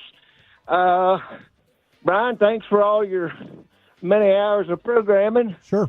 Shoot, I was soaking in the hot tub the other night listening to you and Vox. I'm telling you, it's just there's so much going on, and I tell you, it's fun. I watch the Dallas Cowboys show too. It's real good. Listen, y'all have a great week. Thanks for the joy, and love you. And I'll talk to you next week. Salute, Jim. Great to hear from you, man. Nothing better. Glad to hear you're walking. Nothing better than the Southern gentleman that says Pimp Cup, right? Yeah. Like I have you in there in the Pimp Cup. In the Pimp Cup. The world is rotten when you're in the Pimp Cup. I'll tell you what, Lucius. I love the way he said that. Walton Waco. Let's get a couple more in here before LA Live. Walton Waco, what you doing? What you drinking? What you thinking? Drinking that Natty Light, baller on a budget. And I'm still thinking that I'm going to call in next week or one day and tell you, hey, guys, you ain't going to believe this nightmare that I had. The love child of Mama June and fat bastard from Austin Powers had a baby. He bought the Mavericks and traded Luka. Oh! And I'm also thinking I'm going to have a great weekend. It's my girl's birthday, Rebecca, this weekend. She decided instead of doing anything else, even though I gave her a decent budget, she wanted to go play homeless for the weekend and go camping and just drink beer and have a good time at the river all weekend. So happy birthday to my girl, Becca. I don't deserve you. I'm a hard man to love, and I love you, baby. Clearly. Thank you very much, Walton Waco. And let's finish up before we get to LA Live with Line 5, Magic Mike. What you drinking? What you thinking? My boys, how are y'all doing today? Is everybody having a good Friday? Yes, sir. You? Thank you. Oh, I'm telling you, I'm drinking a little Twisted Tea Mangonada. It sounded entertaining, and it's definitely fitting the bill. There's a couple things I'm thinking about. Number one, I feel like at some point Dallas is going to sell. They're going to Vegas. That's just what the deal is. And I don't know if I'd be more disappointed because we had so much trouble trying to get a star here after Dirk, and we okey-doked Klay Thompson and Kyrie. Well, to see what we could do. I don't know if I'll be more disappointed. The person that's coming to pick my daughter up for the prom tomorrow, because I'll be there, or the whole town of Dallas for getting rid of Luka. I just don't understand it. And that video was just salt in the wound. It did hurt. Anyway, appreciate you, Magic y'all Mike. Have a great weekend and take care. Have a great weekend. Yeah. There he goes. Yeah. Some terrific pipes and great thoughts. We got some legendary punchlines. voices that come on this thing. Yeah. Funny dudes as well. Thanks to everybody for making the content happen here and What You Drinking, What You Thinking every Friday. It's time now to go into the Pimp Cup where Lucius has LA Live. All right, you squares. Time to smoke. Fire up this funk and let's have it. It'll make you dance to some of everything. Everybody get high. killed that verse, man, on that Ain't I. You said, you got to know the boy. Come on. Futuristic. Come on, man. My worker make the J's do the jump, man. Come on, man. You got to know. This the remix right here. Grand Hustle, baby. It's the Kings right here. Man. You got to know we grab it. Pack extra sloppy. Don't I love my vegetables, extra cheese and broccoli. Don't young lay like the kick like karate. Don't be with everybody serving everybody. Man. Little young LA right there, I love that. Don't be with J Money serving everybody. That is fire. Hey, this is LA Live for Friday, April 11th, 2025. It is a feel-good Friday here at LA Live. People, we made it. We busting out. Another wild-ass week of 2025 in the books. Hold on. I love you, Rick. I love Rick. I do love Rick, man, but I just got to get the vibe right on a Friday. Let's see what we got in here. In my folder. Oh, yeah.